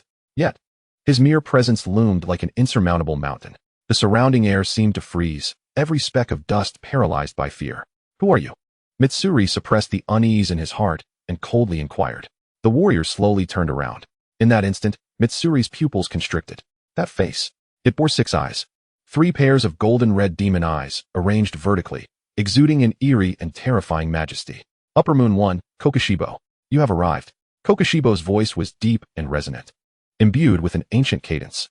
He regarded Mitsuri, his 6 eyes devoid of malice, instead reflecting a sense of nostalgia. "What is your name?" "Mitsuri Kanroji." Mitsuri furrowed his brow. Shouldn't he introduce himself before asking for a name? "Kanroji." Kokushibo murmured. "So the name Tsujikuni has been severed, has it?" "What do you mean? I am your ancestor." Kokushibo's words were startling. "Blood of mine flows within you." Mitsuri was momentarily stunned. Then, a wave of humiliating rage surged within him. "Don't be ridiculous. How could my ancestor be a demon?" Breath of the Mist, second form, eightfold mist. Mitsuri sprang into action. Even in the face of such an unknown and formidable adversary, he chose to take the initiative. A dense white mist enveloped the surroundings, and 8 strikes surged through the air like lightning amidst the clouds, instantly severing all escape routes for Kokushibo. However, it was too slow. Kokushibo did not even draw his blade. He merely tilted his body slightly, as if dusting off the fabric of his sleeve. Whoosh! Michiro's attacks all fell short. In the next moment, a hand, like an iron claw, clamped down on Michiro's wrist. Is this what the Hashira of today has become? Kokushibo regarded Michiro with a flicker of disappointment in his eyes. Though his swordsmanship was commendable, his physique was far too frail. "Since you are my descendant, allow me to teach you what true swordsmanship entails." He released his grip and slowly drew the grotesquely eye-laden blade from his waist. The first form of moon breathing, the palace of the dark moon. With merely a flick, devoid of any extravagant movements, a colossal arc of slashing wind, laden with countless crescent-shaped blades, swept across the entire hall in an instant. Thud! Michiro, exerting all his strength to retreat, found his left arm severed at the shoulder. Blood gushed forth. "Oh!" Michiro clutched his mangled limb, his face as pale as death as he collapsed to the ground. The disparity was insurmountable. This was not even a battle of the same dimension. "What? Is this how it ends?" Kokushibo looked down upon him, a palpable disappointment etched across his visage. "If this is all you possess, then you have truly let me down." Just as Kokushibo raised his blade, prepared to impale Michiro upon the pillar, a thunderous roar erupted. The roof of the hall suddenly shattered. A black-red figure, accompanied by a thunderous bellow, descended from the heavens. "Stay away from him, Tanjiro." He descended like a meteor, wielding the Hinakami Kagura, its flames igniting as he struck fiercely at Kokushibo's crown. "Oh!" Kokushibo slightly raised his gaze, all 6 of his eyes locking onto Tanjiro in midair. "This aura, when you..." He lifted his grotesque blade, effortlessly parrying Tanjiro's surprise attack. Yet this time, he did not find it as easy as he had with Michiro, for in the instant their blades collided, an intense heat, searing enough to scorch his very soul, surged along the blade. Sun breathing. Kokushibo's expression shifted, from indifference to a complex amalgamation of hatred, jealousy, and fear. "Kamado Tanjiro, is it?" He recognized the distinctive earrings, the very same that had incited his envy for centuries, once worn by his younger brother, Yorichi. How nostalgic. With a sudden burst of strength, Kokushibo sent Tanjiro careening through the air. Tanjiro tumbled several times before landing and sliding several meters, positioning himself protectively in front of the injured Michiro. "Michiro, are you all right?" Tanjiro glanced at Michiro's severed arm, a tremor coursing through his heart. "Stop the bleeding. I'm fine." Michiro gritted his teeth, beads of cold sweat streaming down his forehead, wary of the overwhelming strength of this opponent. "I know." Tanjiro tightened his grip on his dual blades. He gazed at the 6-eyed warrior before him, the oppressive aura akin to staring into the abyss. "This guy is..." The voice of Jinya was more serious than ever. "Upper rank 1, Kokushibo. He is also one of the founders of the breathing techniques, alongside Yorichi Tsujikuni. Tanjiro, be cautious. The moon breathing he wields is of the same origin as your sun breathing, yet their natures are entirely opposite." Moreover, Jinya sensed the peculiar blade in Kokushibo's grasp. "That blade is alive. It can perceive your movements and even unleash slashes through its eyes. We have truly encountered a formidable obstacle this time." Kokushibo's gaze shifted to Tanjiro, who stood protectively in front of Michiro, then to the jade-colored short blade that had previously repelled him. His 6 eyes narrowed slightly. "That short blade, is it harboring something?" Nevertheless, it matters not. Kokushibo resumed his stance, his aura as oppressive as a pit. Since the air of sun breathing has arrived, let me see just how much of that man's prowess you have inherited. The sixth form of moon breathing, eternal solitude of the crescent moon. Countless intersecting blades of wind surged forth, akin to a meat grinder, aimed at Tanjiro and Michiro. This was the might of the strongest upper rank. A mere ordinary strike was sufficient to blanket the entire battlefield. There is no escaping. Tanjiro's pupils dilated. Then I'll withstand it. Jinya roared. Do not use the Hinakami Kagura. Use me. Full power gravity repulsion. Tanjiro abruptly drew Jinya, gripping it with both hands, and swung fiercely at the tempest of blades. Buzz. An invisible repulsive force erupted. The two forces clashed in midair, emitting a piercing shriek. Chapter 65. The storm descends, and the most unwanted reunion. Boom. The repulsive force collided violently with the myriad crescent blades in midair. It was akin to two high-speed trains colliding head-on. The air compressed to its limits, emitting a heart-rending wail. It's unstoppable. Jinya's voice tinged with urgency. The blade aura of this ancient monster was far too dense. The gravitational field would be shredded. Indeed, although the repulsion deflected most of the attacks, those crescent blades possessed an eerie quality, their sizes, lengths, and trajectories changing randomly in flight. Several slender moon blades penetrated through the defensive net. Thud, thud. Instantly, blood blossomed from Tanjiro's body. Ugh, he groaned, his form propelled by the tremendous force, tumbling alongside Michiro into the corner of the hall. Cough, cough. Tanjiro propped himself up, his body feeling as though it had been flayed. Yet he could not afford to focus on his own suffering. Michiro, stop the bleeding. Quickly, stop the bleeding. Michiro leaned against the pillar, his complexion as pale as translucent paper. Blood continued to spurt from the severed end of his left arm. If not treated immediately, even a Hashira could succumb to shock within a minute. I know. Michiro gritted his teeth, his gaze remaining unnaturally calm. He tore a strip from his clothing, using his hand and teeth to tightly bind the upper end of his severed arm. Breathe. Focus on staunching the bleeding. The blood vessels were forcibly constricted. Remarkable reflexes. Kokushibo stood at the center of the hall, his grotesque blades still dripping crimson. His 6 eyes stared impassively at the two cornered beasts. Not only did you withstand my sixth form, but you also maintained your composure despite your grave injuries. As humans, you are commendable. He took a step forward. Just a single step, and the suffocating pressure felt as though Mount Tai had descended upon them. Yet, this is where it ends. That brat with the short blade. I detest your weapon. That trick of manipulating gravity is not swordsmanship, it is sorcery. Kokushibo's figure suddenly blurred. He utilized the technique of shortening distances. In the blink of an eye, he had traversed dozens of meters, appearing before Tanjiro. He raised his slaughtering blade high. Perish. That was a strike from which there was no escape, arriving before Jinya's gravitational field could even cool down. It's over. Tanjiro's pupils constricted. Just at this moment of impending doom. Bang, bang. It was not the sound of clashing blades, but rather the thunderous roar of gunpowder. Two specially crafted sun bullets, tracing a spiral trajectory, were aimed with precision towards Kokushibo's temple. A surprise attack. Kokushibo's movement momentarily faltered. He did not even glance back, casually swiping his blade behind him. Clang, clang. The two bullets were deftly cleaved in half, falling to the ground. A firearm. Kokushibo turned his gaze towards the pillar at the back of the grand hall. There stood Muzan Kabutsuji, trembling and drenched in sweat, brandishing a smoking double-barreled shotgun. Not only was there that demon slayer, Kokushibo regarded the ghastly transformation of Kabutsuji, having consumed the flesh of a demon, a flicker of disdain evident in his 6 eyes. Moreover, he was a worthless being incapable of utilizing breathing techniques. To rely on consuming demons to maintain combat prowess was utterly grotesque. Discovered. Kabutsuji's heart raced wildly. He had intended to launch a surprise attack, but was taken aback by the sharpness of his opponent's senses. Since he was a worthless fool, there was no need to spare him. Kokushibo abandoned Tanjiro, his form flickering as he appeared directly behind Kabutsuji. Too fast. Kabutsuji barely had time to turn the muzzle of his gun. Die. The blade descended, aiming to cleave Kabutsuji and his weapon in twain. No. Tanjiro cried out in despair. Don't touch my brother. A roar filled with fury erupted, accompanied by a violent gust of wind. The fourth form of the breath of wind surged forth, manifesting as a tempest. Boom. A green whirlwind crashed in from the side, forcefully blocking Kokushibo's lethal strike. Sparks flew. A scarred man with bloodshot eyes stood protectively in front of Kabutsuji. The wind pillar, Sanemi Shinazugawa. He had finally arrived. Big brother? Kabutsuji stared blankly at the figure shielding him, tears instantly welling up. You fool. Shinazugawa did not look back, while fiercely resisting Kokushibo's blade. He unleashed a torrent of harsh reprimands. Who allowed you to come here? Aren't you incapable of breathing techniques? Aren't you weak beyond measure?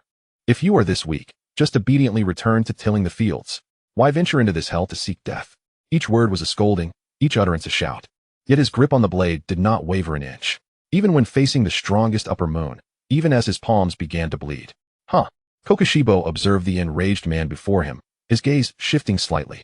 Remarkable swordsmanship. Such a frenzied style. Could he be the Wind Pillar? It truly brings back memories. Reminiscent of the Wind Pillar with whom I once honed my skills, equally detestable. Silence. You six-eyed monstrosity. Shinazugawa exerted force, parrying Kokoshibo's blade. Then unleashed a flurry of strikes like a storm. If you long for reminiscence, then descend into hell to accompany him. First form of the breath of wind, dust whirlwind slice. Shinazugawa fought like a madman. Each of his strikes aimed for mutual destruction. The speed was so great that it left afterimages in the air. Clang, clang, clang. The grand hall was a whirlwind of flashing blades.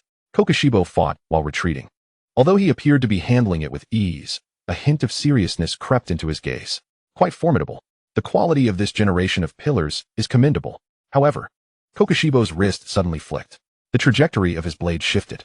What had begun as a straightforward strike now erupted into countless minuscule crescent-shaped wind blades, penetrating through Shinazugawa's defensive net without fail.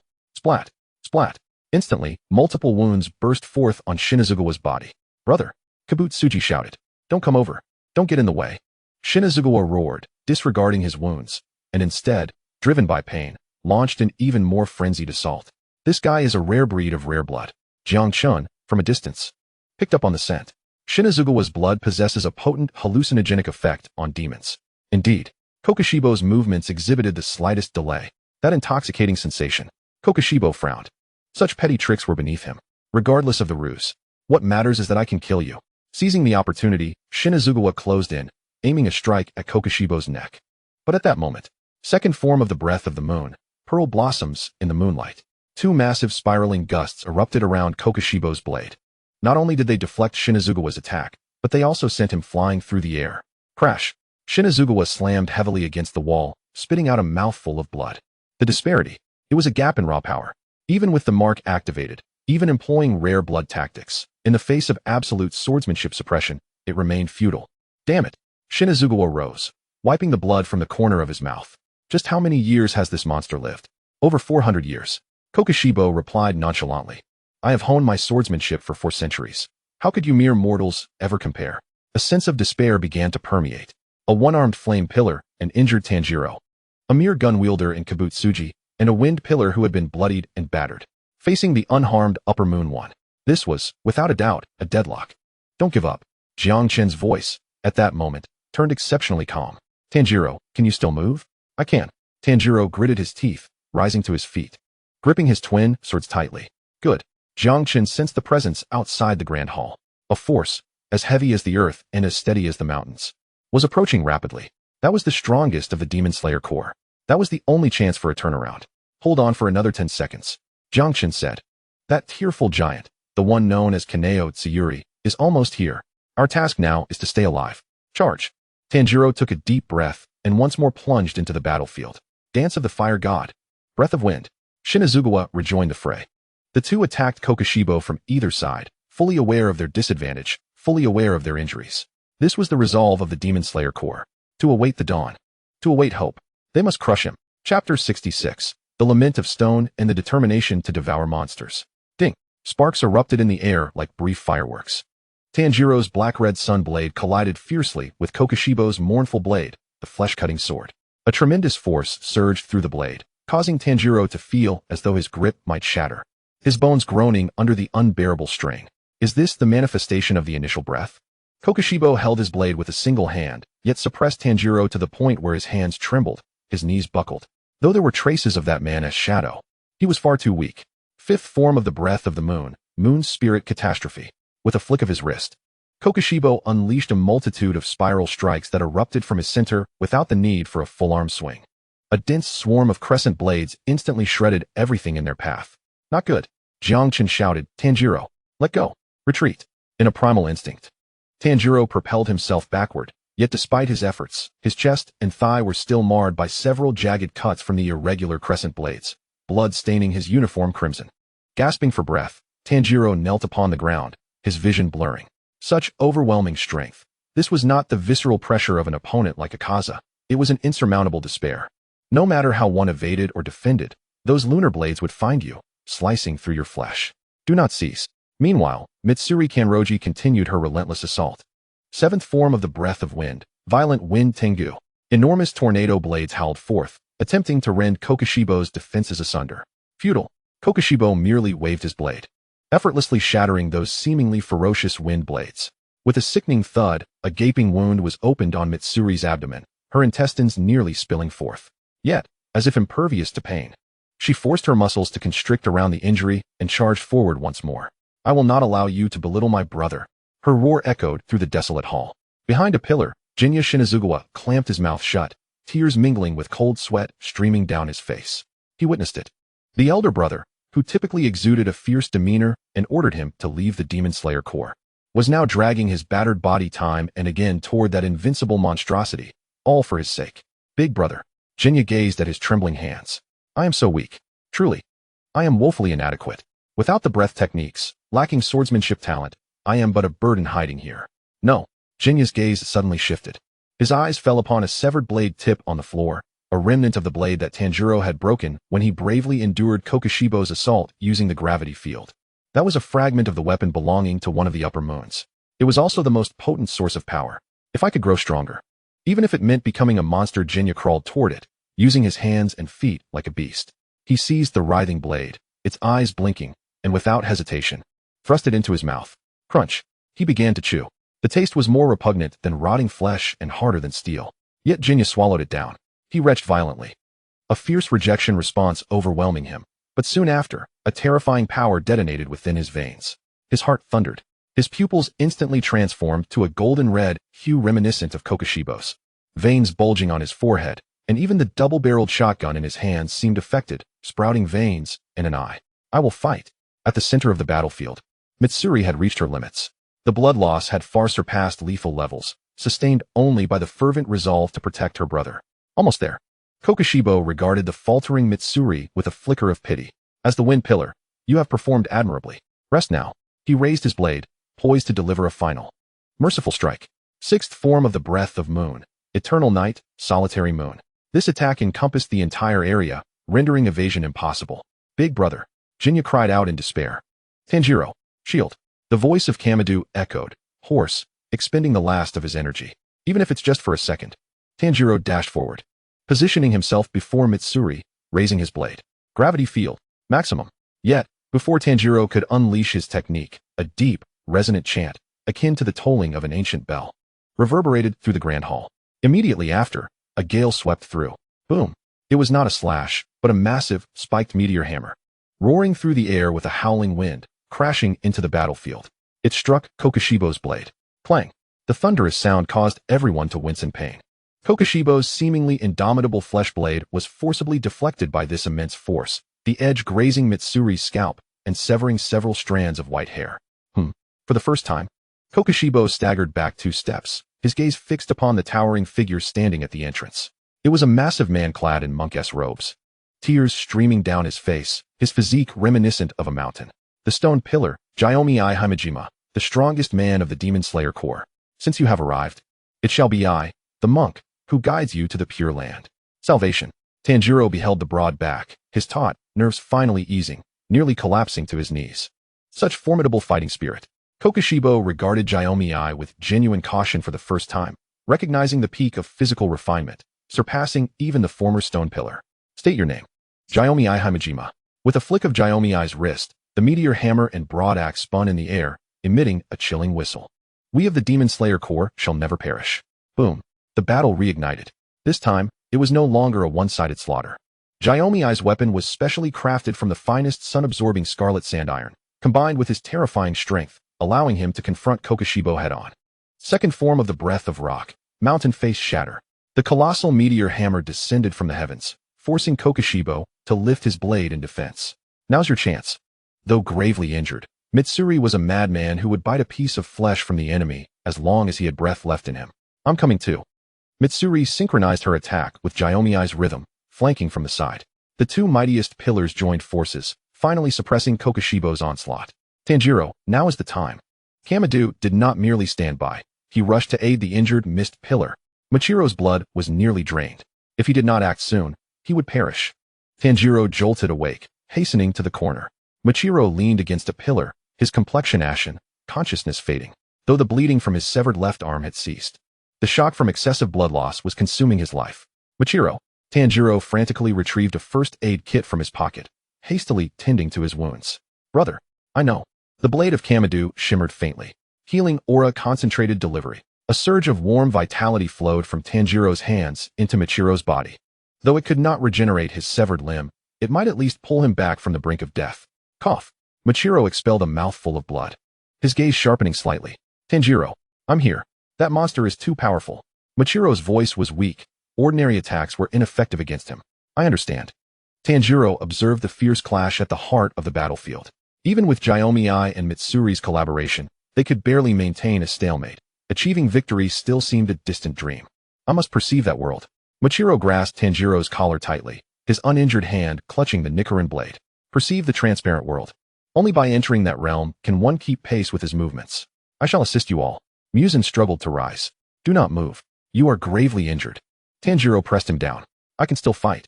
A resolute glimmer shone in Muzan's eyes. I am Hashira. As long as I draw breath, I shall wield my sword to protect everyone. He steadied himself with the Nichiren blade, swaying as he stood. Meanwhile, on the other side, Jiaomei, having consumed the upper-rank demon's blood, underwent a violent transformation. His right arm morphed into a grotesque biological firearm akin to Kokoshibo's flesh blade, and several blade-like bone spurs protruded from his back. I can fight too. Jiaomei panted, the surge of power momentarily banishing his fear. Excellent. Jiang Chen observed the battered yet resolute youths before him. Since none of you wish to perish, let us fight with all we have. Tanjiro, draw your new blade. Employ the dual-wielding technique. Now, we must carve a path through this hell. Tanjiro rose, holding the black-red Nichiren blade in his left hand and the jade-colored short blade in his right. He inhaled deeply, the scent of blood, dust, and his comrades' fighting spirit filling the air. Everything became clear. Onward. The four, Tanjiro, Jiaomei, Sanemi, and Muzan, against one Jiaomei. The strongest forces of the Demon Slayer Corps gathered. The objective, to behead Kokoshibo. Chapter 67, Resonance of Patterns and the Bullet Fired. Within the Grand Hall, the air churned violently, akin to the eye of a typhoon. Jiaomei wielded his meteor hammer and broad axe, connected by a robust iron chain, creating a swirling vortex of darkness in his hands. With each swing, the air was pierced by the mournful wails of torn fabric. The fourth form of the breath of the rock, flowing rock speed assault. The axe and hammer struck simultaneously. Clang. Kokoshibo's blade, the Shinjuku, was deflected by the meteor hammer, followed swiftly by the axe aimed at his neck. Such heavy weaponry. Kokoshibo slightly shifted his form. Even he dared not take the brunt of this multi-ton assault. However, the movement was too large. The blade in Kokoshibo's hand suddenly expanded, branching out into three grotesque prongs resembling tree limbs. The seventh form of the breath of the moon, the mirror of misfortune. Swish. 5 shockwaves in the shape of a fan swept out, sealing off all of Jiaomei's avenues of attack, and simultaneously forcing back Sanemi, who attempted a flanking maneuver. Not yet finished. Sanemi, drenched in blood, but with eyes ablaze, propelled himself off the iron chain that Jiaomei swung, rocketing toward the moon blade like a green cannonball. The 8th form of the breath of the wind, initial gale slash. He withstood 2 moon blades with his body, paying the price of a severed thigh, and struck at Kokoshibo's wrist. Crack. The blade lodged against the bone. Get away. Kokoshibo flicked his wrist, and the eyes on the blade spun, unleashing a myriad of tiny razor-sharp blades that sent Sanemi flying. Cough, cough. Sanemi crashed to the ground, but he immediately attempted to rise. Do not rush, Wind Hashira. Kokoshibo regarded these 2 formidable swordsmen with a trace of pity in his 6 eyes. Especially you, Rock Hashira. He turned his gaze to Jiaomei. You have awakened the pattern. At this moment, fissures resembling cracks in stone appeared on Jiaomei's steadfast face. It was the curse of life being overdrawn. Kokoshibo spoke indifferently. Those who awaken the pattern do not live past 25 years. You are already 27, correct? Tonight is your death, and even if I do not slay you, you will not see the dawn of tomorrow. This is the truth. It is the fate that the pattern bearers cannot escape. And so what? Jiaomei clasped his hands together, the iron chain rattling. As a member of the Demon Slayer Corps, I have long cast aside life and death. If my remaining body can ensure the demise of the demons, I shall die without regret. Namo Amida Butsu. Boom. Jiang fighting spirit surged once more. A valiant aura overshadowing even Kokushibo's. Stubborn as ever, Kokushibo shook his head and raised his evolved long blade. Just then, another figure joined the fray. What about me? A black-red shadow plunged into the battlefield. Tanjiro. He wielded dual blades, his breath seething with intensity. Brother Chun. That. Understood. Jiang Chen instantly grasped the situation. Against such a boss that relied heavily on AoE, area of effect, attacks, mere defense was futile. They must counter with aggression. Gravity field reversal repulsion blast. Instead of using Jiang Chen to attack, Tanjiro reversed his grip on the jade short blade, pointing the hilt backward. Buzz. A tremendous repulsive force erupted. As if he had mounted a jetpack, Tanjiro's speed soared to unprecedented heights. The dance of the fire god, fire wheel, sun flame. Utilizing this thrust, the Nichiren blade transformed into a phantom of flame, slashing toward Kokushibo's neck. Kokushibo noticed the peculiar short blade. Another trick? He swung his sword to block. However, at the moment their blades clashed, Tanjiro's Nichiren blade suddenly became illusory, the edge extending unnaturally, an optical illusion. Slish! Kokushibo's cheek was sliced open. Another hit. This marked the second time this boy had wounded him. Good. Sanemi bellowed. Well done, Tanjiro. The three formed a triangular formation, encircling Kokushibo. Jiang struck head-on. Sanemi lunged like a rabid dog, and Tanjiro circled for support. For a fleeting moment, they truly managed to suppress the mightiest of the upper ranks. Incredible. Kokushibo observed these three harmoniously coordinated humans, a ripple of surprise coursing through him. For centuries, this had never occurred. Even during the Golden Age, no one had forced him to this extent. However, as long as you remain within my sight, you shall not prevail. Kokushibo's 6 eyes widened in realization. Perception of the world. Within his vision, the muscles, veins, breaths, and even the intentions behind their next movements were laid bare, transparent as glass. This was the chasm that separated them. He saw through Jiang center of gravity, Sanemi's old wounds, and Tanjiro's moment of breath. The 14th form of the breath of the moon, catastrophic change of the celestial moon. This was an all-encompassing, disastrous slash. Countless massive crescent-shaped blades cascaded like a tsunami, overwhelming the hall. There was no escape. Tanjiro felt his entire being ensnared. Block it! Jiang roared, wielding the meteor hammer into an impenetrable shield. Yet, the moon blades were too many. Stab, stab, stab. Blood sprayed everywhere. The three were simultaneously flung back, crashing heavily into the ruins. It's over. Kokushibo advanced toward the nearest Sanemi, preparing to eliminate the most troublesome rabid dog first. Big brother. Just then, a faint yet resolute voice emerged from behind the Hashira. Jiang. The boy, now transformed into a grotesque creature, concealed himself within the shadows, raising a double-barreled shotgun that had sprouted veins and eyeballs. His body trembled, racked by the violent rejection occurring within him after consuming the blade of Upper Moon One. His internal organs felt as though they were ablaze. Yet, he could not falter. His elder brother was just ahead. He had to strike true. Jinya's right eye morphed into a demonic pupil, fixating intently on the silhouette of Kokushibo. His blood demon art had awakened. Blood demon art, infinite Tsuguko. Bang! What erupted from the muzzle was not a bullet, but several dark crimson flesh seeds. Moving rapidly and silently, as Kokushibo prepared to slash at Sanemi, he suddenly felt a chill run down his spine. He swung his blade, cleaving through 2 of the flesh seeds. However, one slipped past him.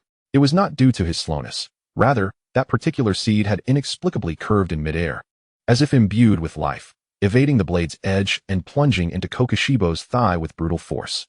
What is this? Kokushibo glanced down. The next moment, kaboom! The seed embedded in his flesh took root and sprouted. Thick wooden tendrils erupted from his thigh, growing wildly and ensnaring his body, pinning him in place.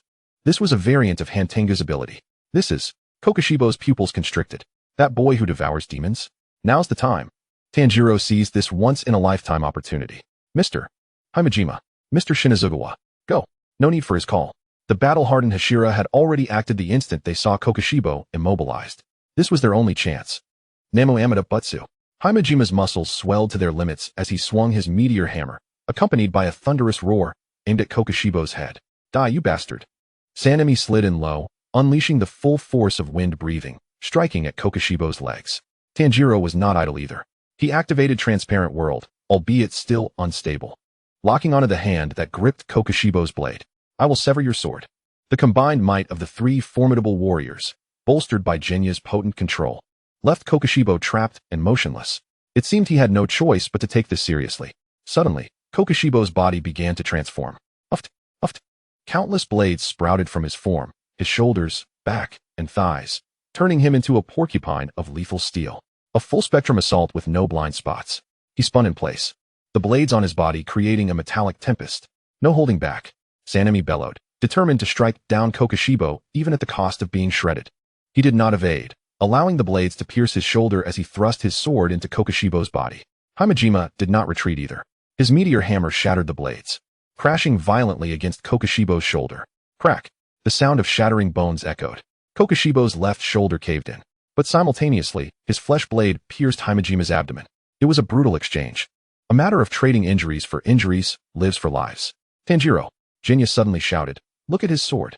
Tanjiro focused intently, amidst the fierce collision. The blade in Kokushibo's hand, the one that had accompanied him for 4 centuries, had developed a small crack due to the impact of Himejima's meteor hammer and Sanemi's slicing wind. That was a weakness. Break it. Tanjiro dashed into the storm of blades, ignoring the pain of his skin being sliced. The new Nichiren blade in his hand, imbued with the purple poison fire targeting demon cells, left over from Shinobu, struck fiercely at the crack. Clang! In the cacophony of battle, that sound rang out particularly clear. The long blade in Kokushibo's hand, that cursed sword, shattered. Half of the blade spiraled into the air. Kokushibo froze, stunned. His sword, broken? By these humans? But it was not over. Before he could gather his wits, Michiro had stealthily approached from behind, dragging his injured body. With one hand gripping his sword, he executed the 5th form of mist breathing. Sea of clouds and haze. This strike bore no killing intent. Even without the use of both hands, Michiro's face was pale, blood trickling from his lips, yet his eyes shone like stars. But I am still a Mist Hashira.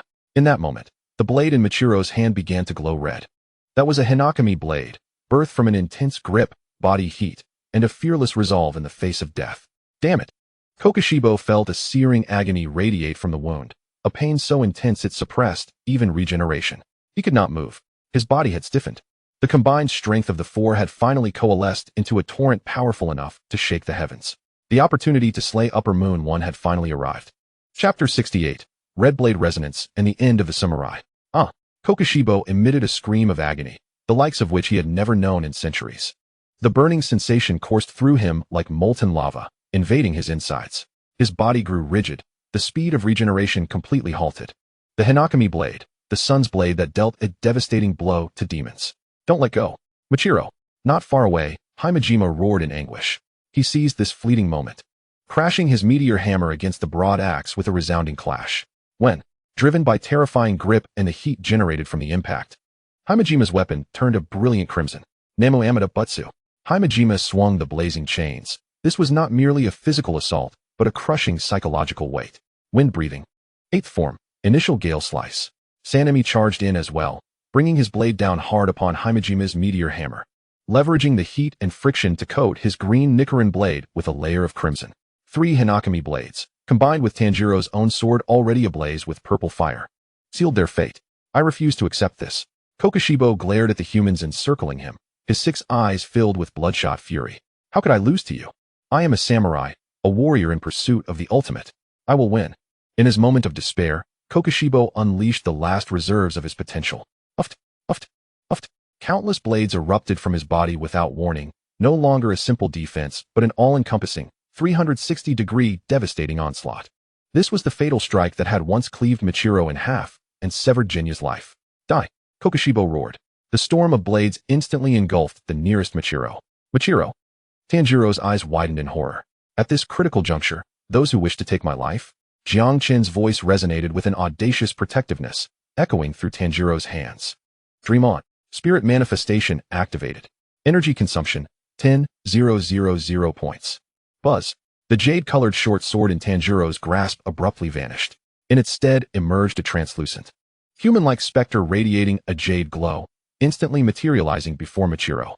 Though its features were obscured, the silhouette stood remarkably upright, clutching a blade of light. It swung fiercely at the lethal weapons aimed at Michiro. Begone! Clang, clang, clang. The air was filled with the sound of intense metal clashes. Those blades, which could have cleaved Michiro in 2, were thwarted by this sudden apparition. What? Muzan was taken aback. Is that a stand user? No. It is the spirit of the blade? And I too. Seizing the moment, Tanjiro charged towards Muzan. The transparent world unfolded before him. He perceived Muzan's rigid cervical vertebrae and the heart brimming with terror. Mr. Kaneo. Mr. Shinobu. Together. Oh. Three-top swordsman, alongside a sentient blade. For forces converged into a singular point at that instant. The fifth form of the breath of rock, wheel of judgment.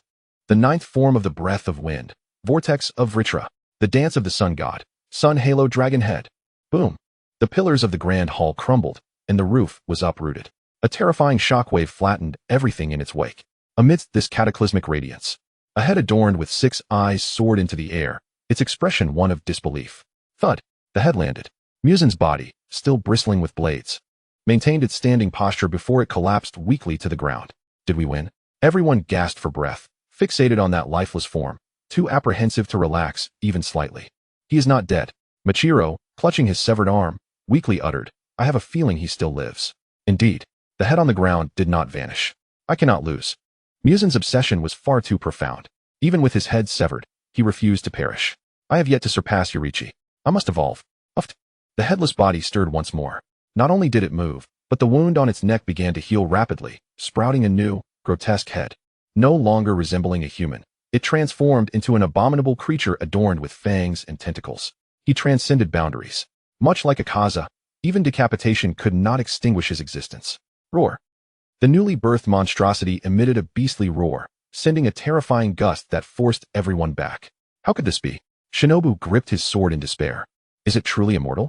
What manner of beast is this? This is beyond unfair. Jinya, sprawled on the ground, racked with pain from backlash, still raised his gun. Let us kill it again.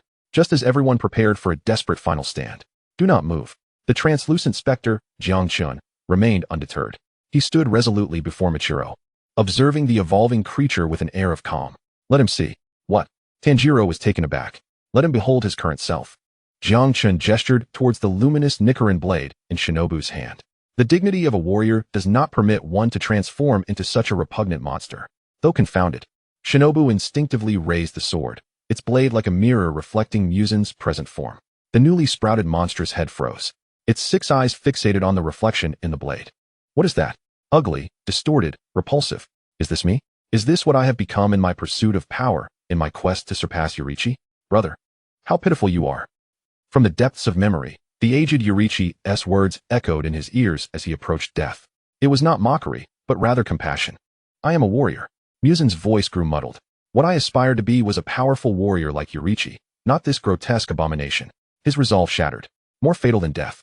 This complete negation of his own beliefs was the deadliest poison. Oh, Muzan sighed. His body, which had been frantically regenerating, suddenly began to disintegrate. From that monstrous head, it gradually turned to ash. What was I born for? What legacy do I wish to leave behind? Having lived over 400 years in this world, I forsook my humanity, abandoned my wife and children, cast aside the dignity of a warrior. In the end, all that remains is a broken flute, the one Yorichi had gifted him, and this hideous shell. I have left nothing behind. Ashes scattered. The strongest guardian of Infinity Castle. Upper Moon 1 utterly fell. The hall was enveloped in silence. We won. Jinya's gun slipped from his grasp as he collapsed to the ground, blood gushing from his mouth. Brother, we have triumphed. Fool. Shinobu rushed over, enveloping his brother in an embrace, tears and snot staining his face. Who told you to risk your life? Your body is on the verge of decay. I'm fine, Jinya chuckled. Though his body was crumbling, he felt elated. I protected my brother. Meanwhile, Tanjiro steadied the swaying Mist Hashira. Machiro's left arm was empty, his complexion pale, yet his gaze shone brighter than ever. Thank you, Tanjiro. Machiro gazed at the specter, Jiang Chen, slowly dissipating before him. And that blade's spirit, named Jiang Chen. Were it not for you, I would have perished. Jiang Chen's apparition flickered and vanished entirely, reverting to the short sword hanging at Tanjiro's waist. I'm utterly exhausted. Jiang Chen's voice was laden with fatigue. Truly feeling drained this time. 10,000 points of energy exchanged for mere seconds of manifestation. What a price to pay. Yet it was worth it. Observing the few Hashira before him, though heavily injured, still brimming with life, Jiang Chen felt an unprecedented sense of accomplishment. Machiro did not die. Jinya did not perish either. Though severely overextended, he could still be saved with Tamayo's medicine. This was the culmination he desired. All right, enough of the sentimentalities. Jiang Chen rallied his spirit. Quick, replenish and take medicine. This was merely a gatekeeper. The true boss, that ancient monster currently digesting Tamayo, is likely growing impatient to emerge and wreak havoc. No sooner had he spoken. Boom, boom, boom. The entire Infinity Castle began to tremble violently. as if a magnitude 12 earthquake had struck. All structures crumbled, ascending skyward. What is happening? Shinobu steadied himself. The castle is rising? Tanjiro gazed down at the ground beneath him. Yashiro. It was indeed Yashiro. In an instant, Jiang Chen comprehended the gravity of the situation. That boy had seized control of Nezuko. He aimed to uproot the entirety of the infinite castle from the earth. The battlefield was to be shifted to the surface. Prepare yourselves. We are about to bask in sunlight. Boom. Accompanied by a resounding explosion, the infinite castle erupted from the ground. The onlookers were momentarily blinded.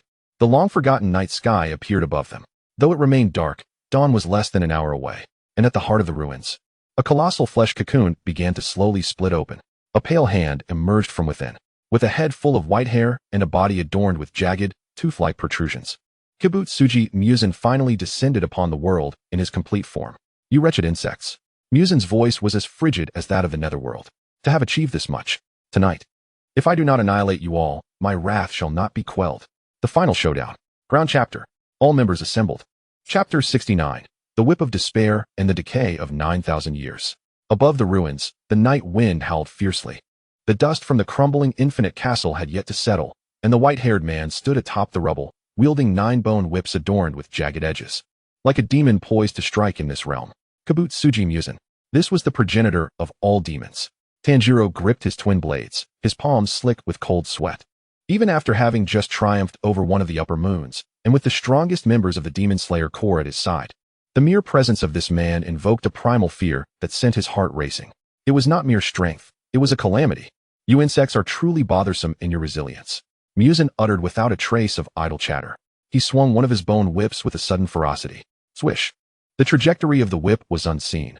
Only the sound of air being rent asunder echoed. Get down.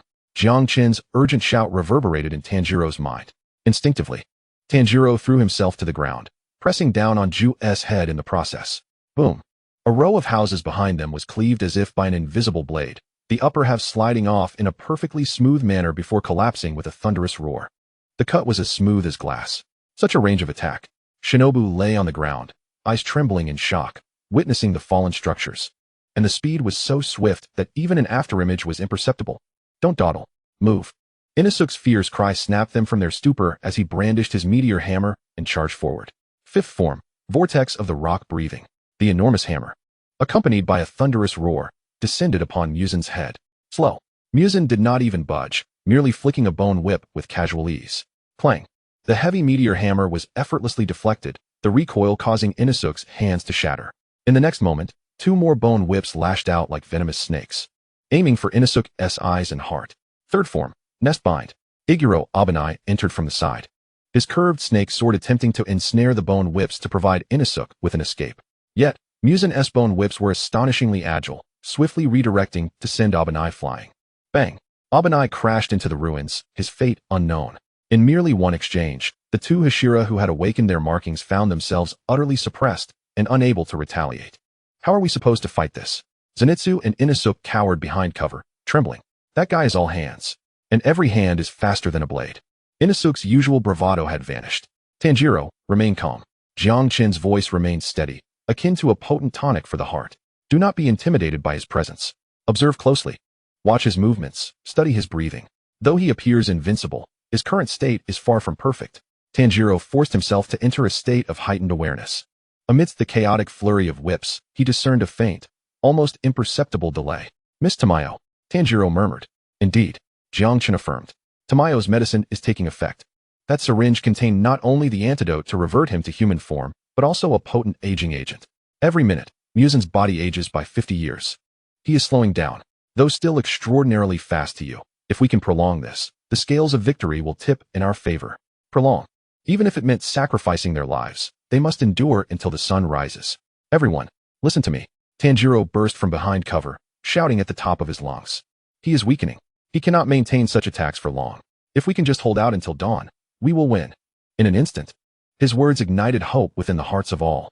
Is that so? Shinobu spat blood, a vicious grin spreading across his face as he rose. He's weakening? That makes things easier. As long as I don't kill him, I will take a piece of his flesh. Ninth form, Typhoon of the Wind Breathing. Shinobu charged once more, this time forsaking defense for a reckless assault. We're going into Ju, Mitsuri, Kanroji, and the recently risen Abanai, All the Hashira and swordsmen surged forward simultaneously. Fire God Dance, Sun Halo Dragon Head. Tanjiro melded with the crowd, his twin blades swirling like a swimming dragon, weaving through the gaps in the bone whips. So bothersome. Muzan's expression grew increasingly grim. He could feel it. A profound weariness weighed heavily within him, as though he bore an immense burden. His movements began to slow. His thoughts dulled. That damned woman, Tamayo. Muzan cast a glance at his chest, where Tamayo's cells wreaked havoc upon his insides. If you wish to die, then I shall oblige. Suddenly, countless mouths split open across Muzan's body. Suck. He inhaled deeply. Not good. It's that wide-range roar. Jiang Chen immediately realized, Tanjiro, use the gravitational field to anchor yourself. Don't get blown away. Roar. The terrifying sound wave surged forth, accompanied by a violent gust of air. Radiating outward from Muzan, this roar carried the devastating power to shatter internal organs. Puff, puff, puff. The frontmost Shinobu and Mitsuri were directly thrown back. Blood spewing from their mouths, like kites severed from their strings. Even a powerhouse like Inosuke was forced back several steps, blood streaming from his ears. Only Tanjiro remained steadfast. Bolstered by Jiang Chen's gravitational field, he was pinned to the ground like a nail. Though he too was battered and bleeding, he did not retreat. Not only did he remain, but he became the closest person to Muzan. An opportunity. Tanjiro observed the moment of Muzan's post-roar rigidity. That was the soul opening. Brother Chun, give me all your remaining energy. Take it. Jiang Chen withheld no further reserve. The blade glowed with radiant crimson light, a manifestation of the sun's fire burning at its zenith. This strike is for Miss Tamayo. Tanjiro leapt high, the black-red Nichiren blade aimed fiercely at Muzan's chest. How naive. Though Muzan was momentarily stiff, his reflexes remained astonishingly swift. Suddenly, a gaping maw filled with sharp teeth erupted from his chest, clamping down on Tanjiro's blade. Crack. The Nichiren blade was seized. Die. The bone whip behind Muzan lunged towards Tanjiro's head. Not on my watch. At this critical juncture, a pale hand abruptly emerged from Muzan's chest. That hand gripped the bone whip that was aimed at Tanjiro with unyielding strength. What? Muzan was taken aback. He lowered his gaze to his chest. Within the mangled opening, a face emerged, contorted in agony, yet brimming with vengeful satisfaction. Tamayo. She was not dead. She was still battling within Muzan's body, staging a final resistance. Muzan. Tamayo's voice, though faint, resonated with power. Return my husband and child to me. That insane woman. Muzan attempted to force Tamayo back, but in that instant, his body lost control. Now, Tanjiro, cut off his hand. Kaneo bellowed, pull Miss Tamayo out. Yes. Tanjiro relinquished the Nichiren blade that had been captured, swiftly drawing Kaneo from his waist. Water-breathing, 11th form, dead calm. A precisely aimed blade of air sliced through the flesh of Muzan's chest. Miss Tamayo, give me your hand. Tanjiro reached out, grasping Tamayo's bloodied hand. Come out. Come out. Reverse gravity field. With Kaneo's assistance, an immense repulsive force acted upon Tamayo. With a tearing sound, her upper body was forcibly ripped from Muzan's body. Bastard. In a fit of rage, Muzan attempted to strike down the two with his whip. Namo Amida Butsu. Kaneo charged back at this crucial moment, the meteor hammer crashing into Muzan's back, interrupting his attack. Take her away. Kaneo shouted. Tanjiro cradled Tamayo's severed form. Propelled by the recoil, swiftly retreating to safety. Miss Tamayo. Yashiro emerged from the shadows, rushing forward, crying out, Lady Tamayo.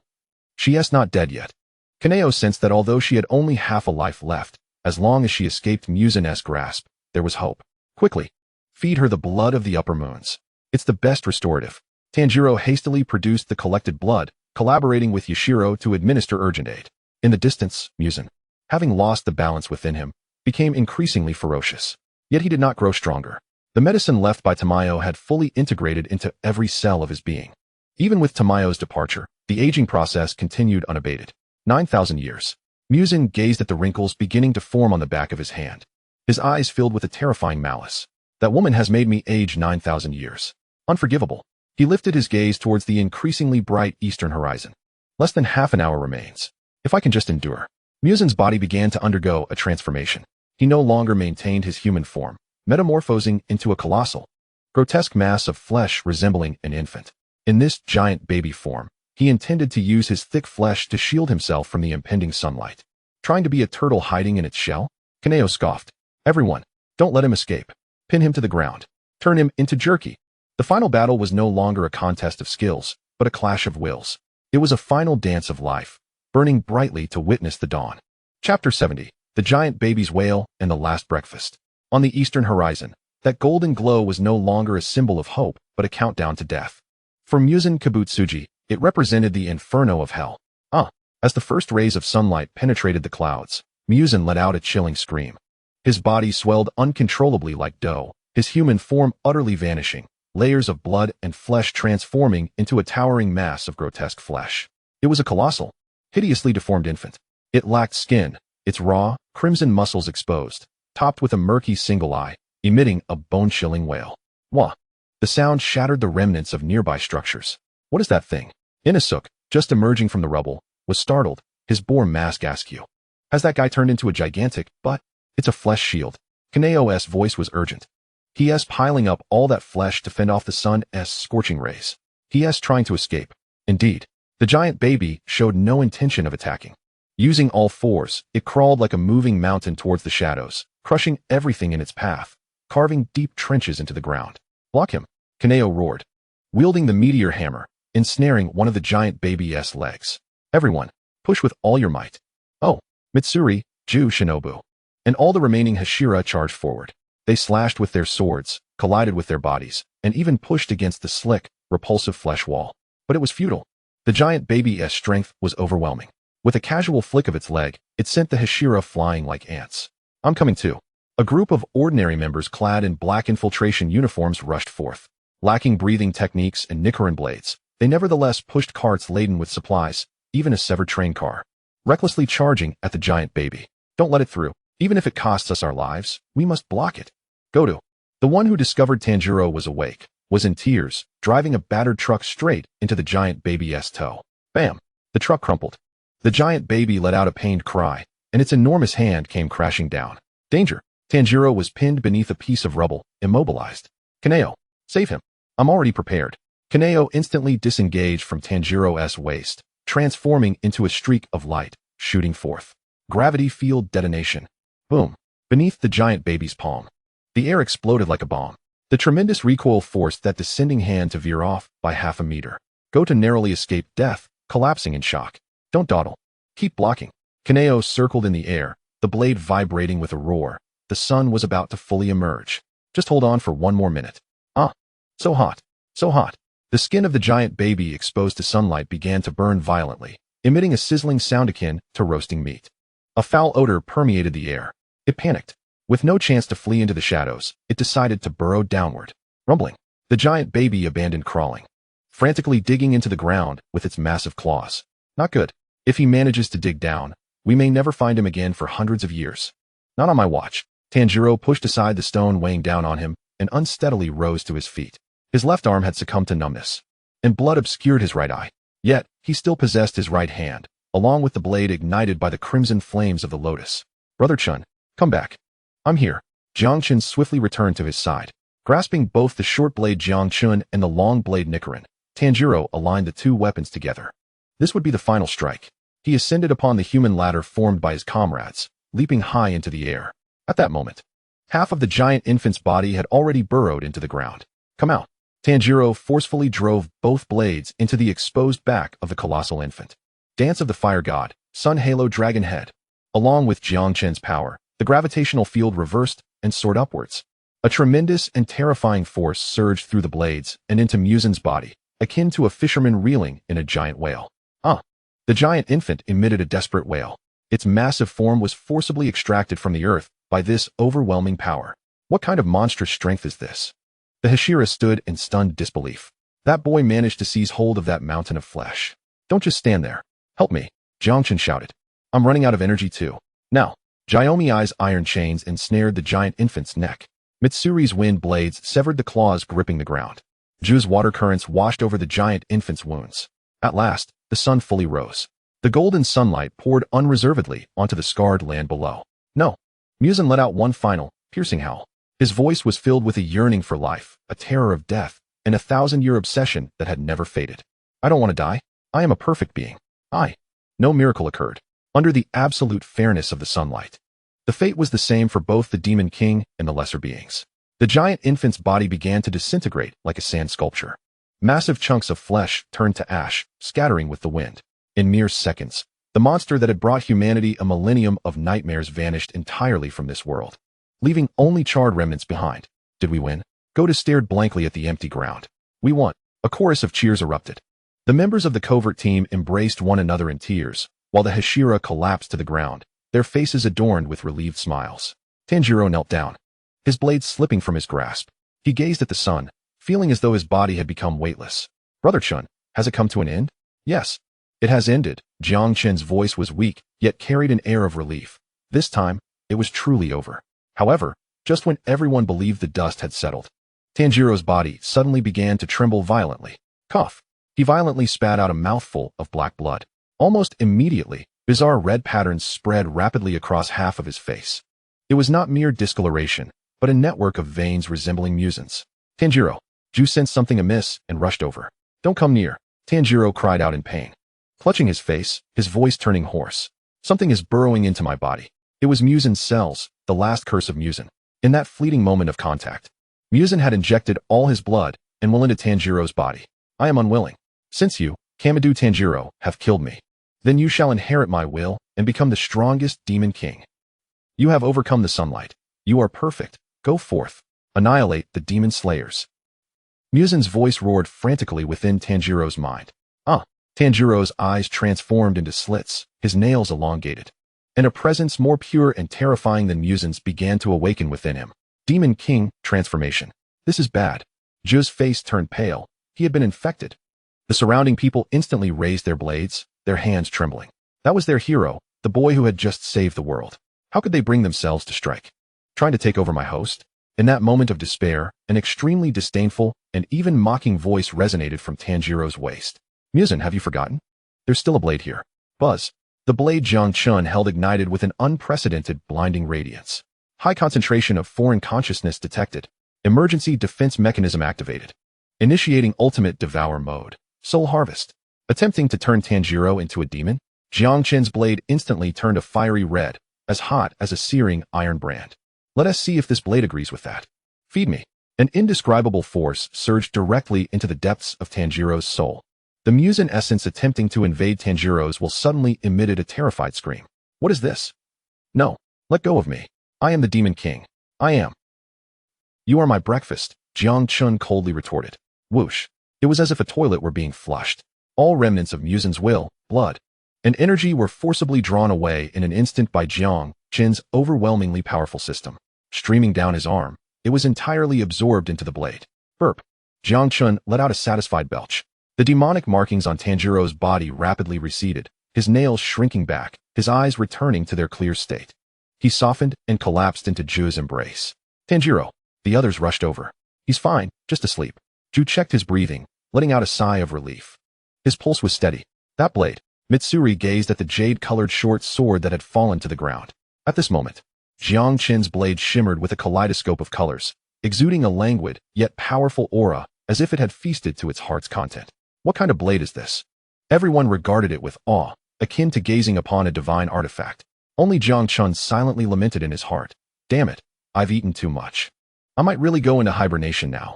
Beneath the sunlight, a young boy lay asleep, the evil spirits dissipated. The blade known as Jiang Chen glimmered with a gentle sheen in the morning light. This world had finally welcomed a tomorrow free of demons. Chapter 71, A World Without Curses and the Final Hashira Meeting. 3 months later, the cherry blossoms at the butterfly mansion bloomed. Pink and white petals danced in the wind, falling onto the corridor and onto the shoulder of a young boy engaged in rehabilitation training. Tanjiro gripped a wooden sword, perspiring profusely. Although Muzan had perished and the Demon Slayer Corps had effectively disbanded, he still maintained his training regimen. Panting, Tanjiro sheathed his sword and wiped the sweat from his forehead. While his left arm had been preserved through the combined efforts of Lady Tamayo and Jiang Chen, it bore gruesome scars, and its flexibility was no longer what it once had been. The vision in my right eye has also diminished considerably. Yet, this matters little. What truly holds significance is that everyone is alive. Tanjiro, a golden figure cried out as it dashed forward. Help! Nezuko is trying to climb trees again. She's more agile than a monkey now. I can't catch her. Zenitsu, with a bruised face, rushed over, followed by a helpless-looking Nezuko. Although she has reverted to her human form and lost the monstrous strength of a demon, her vivacious spirit remains undiminished, shining brightly like a little sun. Zenitsu, you are quite foolish. Nezuko made a face. How can you be my husband if you can't even climb a tree? Husband. Zenitsu was instantly petrified, then erupted into a thunderous scream. Ah. Nezuko acknowledged it. She admitted, I am her husband. I'm going to die. I'm so happy I could die. Observing this raucous scene, Tanjiro wore a smile reminiscent of a proud father. How wonderful it is to live in peace. Indeed. The katana at his waist, Jiang Chen, vibrated slightly. Now, Jiang Chen's blade had transformed into a translucent jade, shimmering with a spectrum of colors. After consuming Muzan, not only had he replenished his energy, but he also felt as if he could transform at any moment. However, there was still an unresolved matter. Jiang Chen reminded, this afternoon's Hashira meeting is the last one.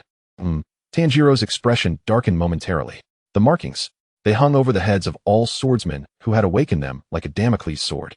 The stone Hashira, Kaneo Tsuyuri, was already 27 years old. The emergence of the markings signified he could perish at any moment. The lives of Shinjiro, Ju, Mitsuri, Kaneo, and Michiro were all on a countdown. Is there truly no way out? Tanjiro clenched his fists. Fear not. Jiang Chen's voice carried a note of confidence. Tonight, I shall perform a sterilization on this damned fate.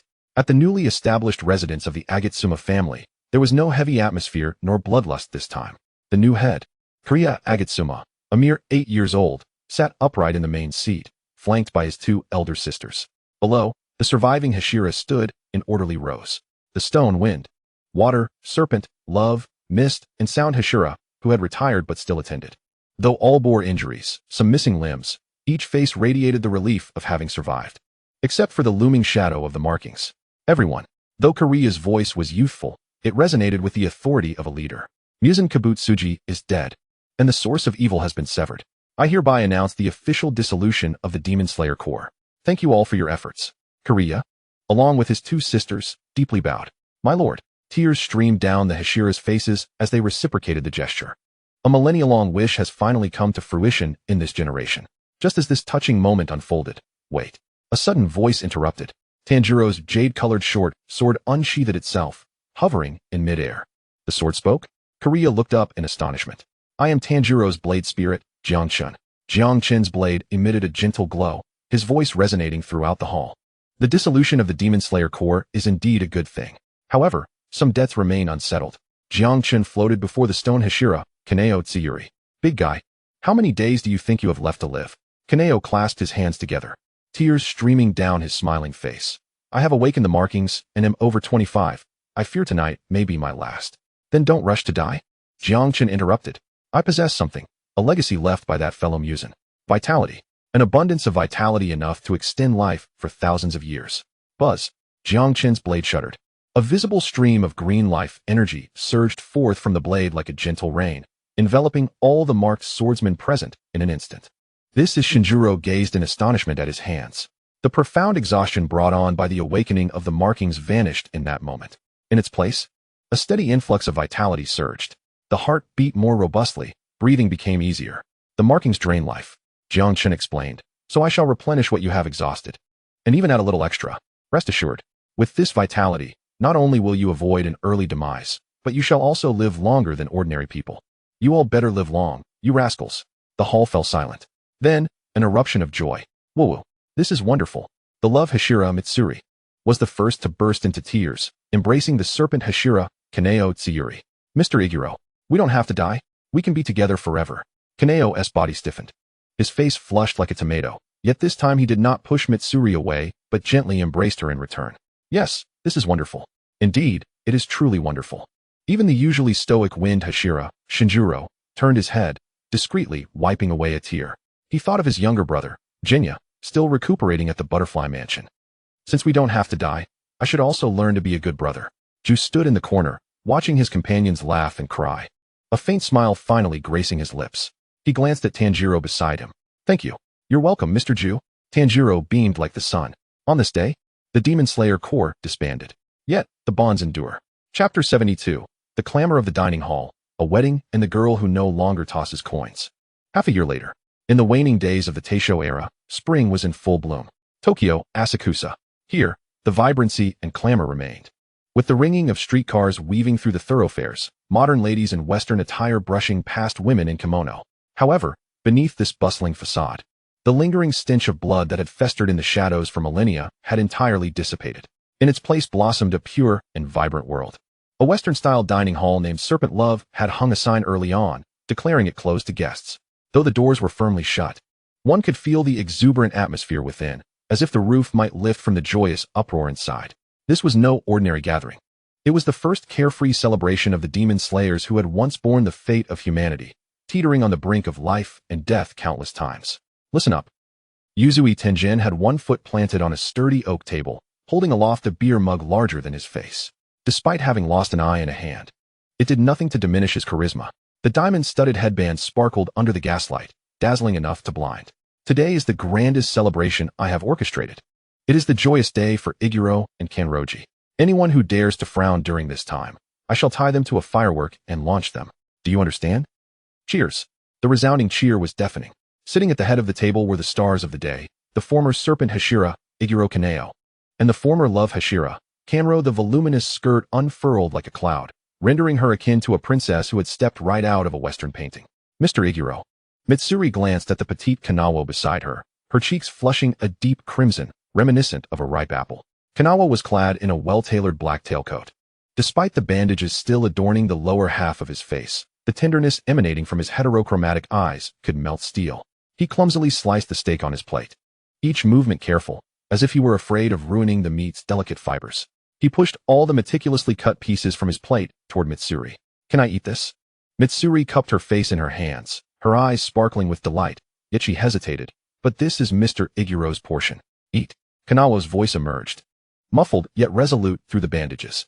It's all yours. Back in the Demon Slayer Corps, you were often left hungry. That won't happen again. He reached out, gently tucking a stray hair behind Mitsuri's ear. Eat as much as you desire, even if it means emptying this establishment. I will support you. Wow. Mr. Iguro is the best. Overwhelmed with joy, Mitsuri felt tears welling up as she exclaimed, then transitioned into a voracious mode of consumption. The towering stack of plates drew beads of cold sweat from the proprietor, a former member of the Demon Slayer Corps, who feared his stock would not suffice. Delicious. In a corner, Rengoku Kaijiro launched an assault on his 15th serving of sweet potato rice. This sweet potato is truly delightful. This steak is so tender. His laughter resonated, causing the cups on the table to tremble. Though scars from the battle still marked his body, his fiery vitality showed no signs of waning. Brother, please keep your voice down. Sanjuro, blushing, tugged at his brother's sleeve. Everyone is watching us. Not a problem, Sanjuro. You should eat more too. Rengoku boisterously shoved a chicken leg into his brother's mouth, insisting on the importance of nourishment during growth. Meanwhile, the stoic Shinazugawa Sanemi sat across the table, being forcibly fed by his younger brother, Jinya, who was offering him sweet rice cakes. I don't eat sweets. Get away. Sanemi scowled. But brother, you always loved them. I saw it. Jinya, now somewhat recovered, though devoid of demon transformation abilities, had grown bolder. I specifically stood in line to buy this. Just take a bite. Annoying. This is infuriating. Sanemi grumbled as he reluctantly opened his mouth and took a substantial bite. Not bad. On the second-floor terrace of the restaurant, distanced from the clamor below, the evening breeze carried the fragrance of cherry blossoms. Tomioka-ju leaned against the railing, a cup of sake in hand. Lost in contemplation of the moon above, his silhouette exuded an air of gentle detachment. Mr. Tomioka actually attending such a lively gathering is quite the surprise, a soft, teasing voice chimed in. Shinobu Kocho approached, having shed her signature butterfly haori for a simple, elegant lavender outfit. Her long hair was casually gathered at the back, presenting a more serene and homely appearance, despite her lung injuries preventing her from engaging in vigorous activities. Her pale complexion was brightened by a genuine smile in her violet eyes. I thought you would be hiding in a corner, counting ants, or talking to the wall. Shinobu remarked, positioning herself beside Ju and tilting her head to gaze at him. Ju turned, his deep blue eyes reflecting Shinobu's smile. I was invited, he replied matter-of-factly. Yuzui said he would blow up my house if I didn't come. Shinobu couldn't help but chuckle, her shoulders trembling slightly. Still so unyielding, Mr. Tomioka. She leaned against the railing, gazing up at the bright moon. But this is nice, too. No longer having to concoct poisons, nor slay demons. And no worries about whether tomorrow will come. Even if her body was somewhat frail, she relished the gentle breeze and the moon's glow. Her voice softened, resembling a dreamy reverie. Ju remained silent for a long moment, observing the delicate contours of Shinobu's face, his grip on the sake cup tightening. This is not a dream, he suddenly declared, his tone steady yet imbued with gravity. We survived. And he paused, seemingly gathering his thoughts, before finally uttering a statement that left Shinobu momentarily stunned. I do not dislike you. What? Shinobu blinked, believing she had misheard. You previously said everyone disliked me. Ju turned to face her, locking eyes with Shinobu, his expression earnest, akin to a pre-battle briefing. But I do not dislike conversing with you. Even though you often mock me and your words can be sharp, I do not mind if it is you. The atmosphere felt suspended for several seconds.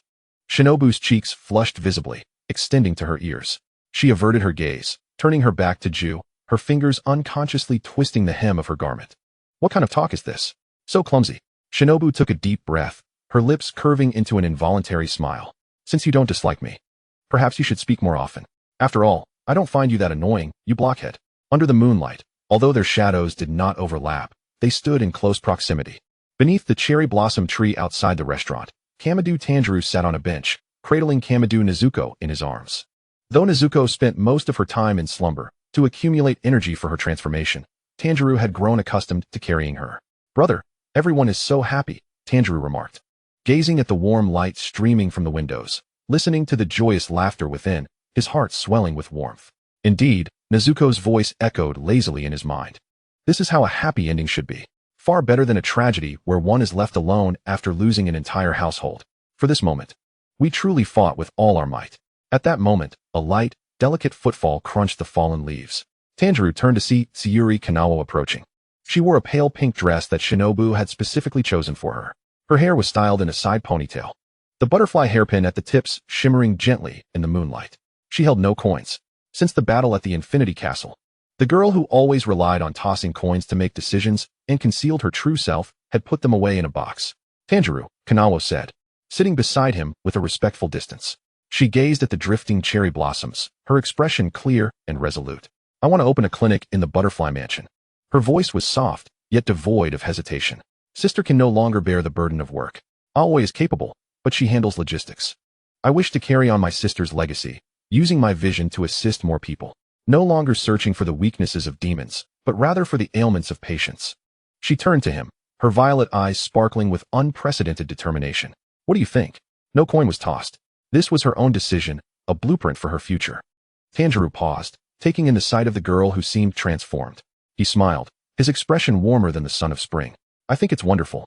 If it were Kanaho, she would undoubtedly become a remarkable doctor. Your eyes are so perceptive. You must be able to see the pain that others cannot. Upon hearing Tanjiro's affirmation, Kanaho's cheeks flushed slightly. She lowered her head, hesitating for a moment, then mustered her courage and extended her hand. Gently, she grasped Tanjiro's scarred hand. Roughened by years of wielding a blade, her voice, delicate as a whisper, carried a hint of anticipation. Would you be willing to assist me? Tanjiro's face instantly turned crimson, as if smoke were about to billow from his head. Huh, can I really? I only know how to chop wood, burn charcoal, and have a bit of medical knowledge, first aid taught by Jiang Chen. Fool. Jiang Chen couldn't bear to watch any longer, exasperatedly thinking, does she need a helper? She needs a partner. This is a confession. This is Kanaho's direct approach. Can't you muster some courage? Agree to her. Why are you standing there? Do you intend to spend your life in the mountains making charcoal? Under Jiang Chen's fervent urging, Tanjiro finally came to his senses. He turned his hand to grasp Kanaho's, feeling the warmth of her palm. I'm willing. Tanjiro looked at Kanaho, his gaze earnest and fervent. As long as I can lend a hand, I will do anything. Whether it be sweeping, brewing medicine, or carrying patients, I am up to the task. I will always be by your side. Kanaho smiled. At that moment, it felt as if all the cherry blossoms were blooming just for her. In another corner of the dining hall, Zenitsu exclaimed, Nezuko-chan, would you like some cake? This strawberry cake was specially snatched for you. The largest strawberry on top. Zenitsu held a plate, circling around Nezuko like an eager puppy, his tail nearly wagging to the heavens.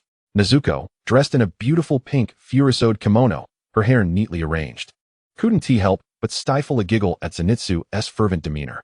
Though she had lost some memories upon returning to humanity, the familiarity and warmth she felt towards Zenitsu were undeniable. Thank you, Zenitsu. Nezuko accepted the cake, but did not rush to eat it. She dipped her finger into the white cream and, while Zenitsu was distracted, gently dabbed it on the tip of his nose. Hee. Nezuko's eyes sparkled with mischief. So sweet. Thud. Zenitsu's heart skipped a beat, his pupils dilating, and he turned as red as a cooked shrimp. Nezuko-chan touched my nose. I am so incredibly happy. Zenitsu rolled his eyes and fainted from sheer joy, collapsing to the ground. Zenitsu, what happened to you? Nezuko gasped, quickly crouching down to check on him. Ignore that fool. Inosuke was squatting on the table, yes, on the table, with a roasted chicken in one hand and a roasted duck in the other, eating messily. Kanzaki always stood beside him, wiping his mouth with a handkerchief while scolding him in exasperation. slow down. Are you a reincarnation of a starving ghost? Spit out the bones. You're so loud. I still want to eat that. The pudding that looks so delicious. Inosuke pointed at the plate Kenzaki Aoi was holding. That S for Sho and the others. You pig. Although Kenzaki Aoi scolded him. She couldn't help but sigh at Inosuke's gluttonous display and pushed her pudding towards him. You can only have this one. No more next time. Humph. At least you know how to be sensible. Inosuke swallowed the pudding in one bite, mumbling through his mouthful. Observing these lively scenes, Jiang Chen felt that his journey as a swordsman had reached a perfect conclusion. No regrets. No sorrow. Everyone had found their own place, each living life to the fullest. Tanjiro. Jiang Chen called softly. Brother Chen, after the banquet, take me to a place. Where? To the place where it all began. Mount Yunxiu. Jiang Chen's voice carried an unprecedented seriousness. Some matters need closure. Moreover, I must fulfill my promise and show you a grand magic trick. Although Tanjiro was uncertain of Jiang Chen's intentions, he sensed the anticipation in his tone. All right, wherever it is, I will take you there. As night deepened, the banquet continued.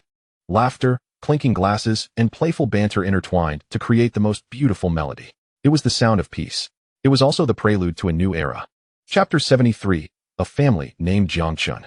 Mount Yunxiu was still shrouded in heavy snowfall. This was the place where the story began, the source of all tragedies. Yet today, the snow felt different. There was no scent of blood, only a crisp, invigorating chill and a faint fragrance of pine. Tanjiro trudged through the thick snow, his breath dissipating into the air. He did not carry the heavy wooden box, for Nezuko was already in the town below, preparing dinner with everyone. He brought only 2 items, a bouquet of white chrysanthemums bought from the town, and the jade-like short sword hanging at his waist. Arriving, Tanjiro halted in his tracks. Before him lay the familiar ruins of the small wooden house. Although it had been repaired, the remnants of its former devastation were still evident. In the clearing behind the house stood several crude tombstones. Those were the graves he had dug with his own hands, where he had buried his family. Tanjiro approached, brushed the snow off the tombstones, and placed the flowers down. Mother, brothers, sisters. Tanjiro knelt in the snow, his hands clasped together, his voice choked yet resolute. I have returned. Kabutsuji Muzan is dead. No more demons will harm others. Nezuko has also returned to humanity, although she retains a trace of demonic strength. She is now living happily. The wind rustled through the trees, creating a whispering sound, as if responding to the youth's heartfelt confession. After a long while, Tanjiro wiped his tears and gently caressed the short sword at his waist. Brother Chen, this is my home. Yes, it is a fine place. Jiang Chen's voice sounded relaxed, even carrying a hint of laziness. The feng shui here is excellent. It is suitable for sleeping. Brother Chen, did you bring me here to say something to my family? Tanjiro inquired with curiosity. Kind of. Jiang Chen paused. However, rather than speaking, I have something more important to do. Something more important? Tanjiro, pull me out and plant me in the ground. Although puzzled, Tanjiro complied. Clang. The jade-colored short sword was drawn and planted in the snow before the tombstone. Step back 10 paces. Jiang Chen commanded. Tanjiro obediently stepped back. Just then, the previously calm short sword suddenly erupted with a dazzling light. It was neither murderous intent nor raging fire, but a pure, warm, life-filled white light. System prompt. Main quest to slay the Demon King has been completed. Accumulated energy, 1,000,000, overflowing. Do you wish to expend all energy for final evolution? In the realm of consciousness. Jiang Chen gazed upon the option before him, a smile curling at the corners of his lips. Was there any need for deliberation? After being wielded as a blade for so long, subjected to the whims of others and their inexplicable tastes, he had grown weary of it all. Evolution. Grant me the rebirth of my physical form. Boom. A radiant light surged skyward, illuminating the mountaintop as if it were day. Tanjiro was compelled to shield his eyes with his hand. Brother Chen. Amidst the brilliance, the jade-hued short sword began to dissolve and reshape. Countless specks of light coalesced, delineating bones, muscles, skin, and strands of hair. Moments later, as the light dissipated, a figure stood amidst the snow. It was a youth, appearing to be around 20 years of age. His hair, as dark as ink, cascaded casually over his shoulders, and he donned modern attire. Impeccably tailored and unseen in this era, courtesy of the system. His features were striking, a hint of roguish amusement gracing his lips, and in his hand, he tossed a flame-shaped hilt. The young man stretched his neck, producing a crisp popping sound, before inhaling the frigid air deeply. Cough, cough. How cold. The youth shivered, rubbing his arms, and turned to the astonished Tanjiro. Hey, you foolish boy. What are you staring at? Don't you recognize me? Tanjiro's mouth fell agape, nearly dropping his jaw into the snow. He glanced at the young man, then at the empty ground. The sword was gone. Brother Chen? Undoubtedly. Jiang Chen approached, raising a hand, not to wield a scabbard, but to warmly ruffle Tanjiro's tousled red hair. The sensation was indeed pleasant. Jiang Chen chuckled. What's this? Am I not welcome? No, it's not that. Tears welled up in Tanjiro's eyes once more. This time, he did not hold back, but leaped forward, enveloping Jiang Chen in a tight embrace. It was warm. There was a heartbeat. No longer a cold slab of metal, nor a specter confined to his mind. He was a living, breathing person. How wonderful, sobbing like a child. Brother Chen, you've become human. How splendid. All right. How old are you to still be crying? Though Jiang Chen feigned disdain, he still patted Tanjiro's back gently. Now that I'm human, I can no longer grant you any advantages.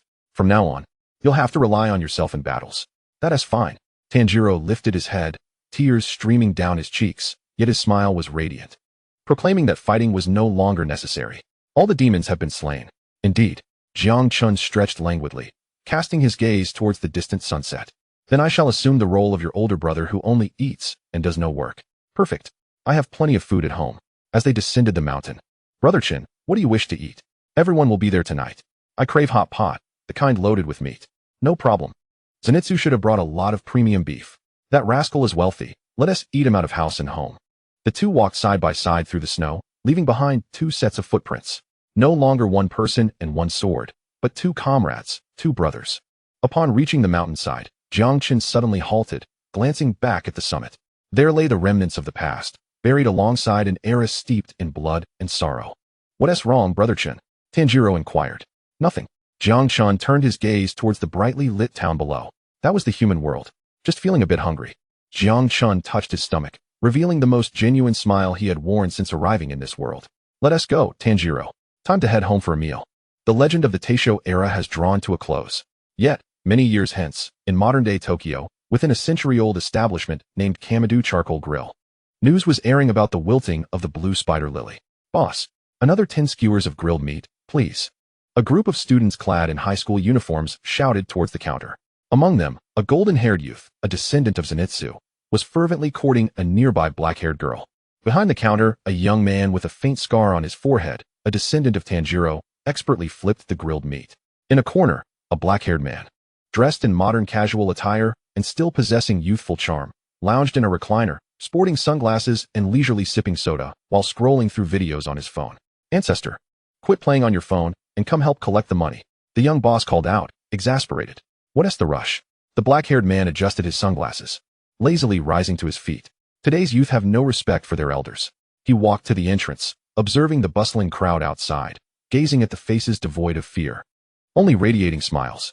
The sunlight bathed him warmly. This prosperous age, just as you wished for. Jiang Chen smiled softly and turned back into the shop, filled with the aroma of life. Here we go. Today, I shall eat you little rascals out of house and home. The end. If you enjoyed this, please like, comment, and subscribe. Thank you for your support.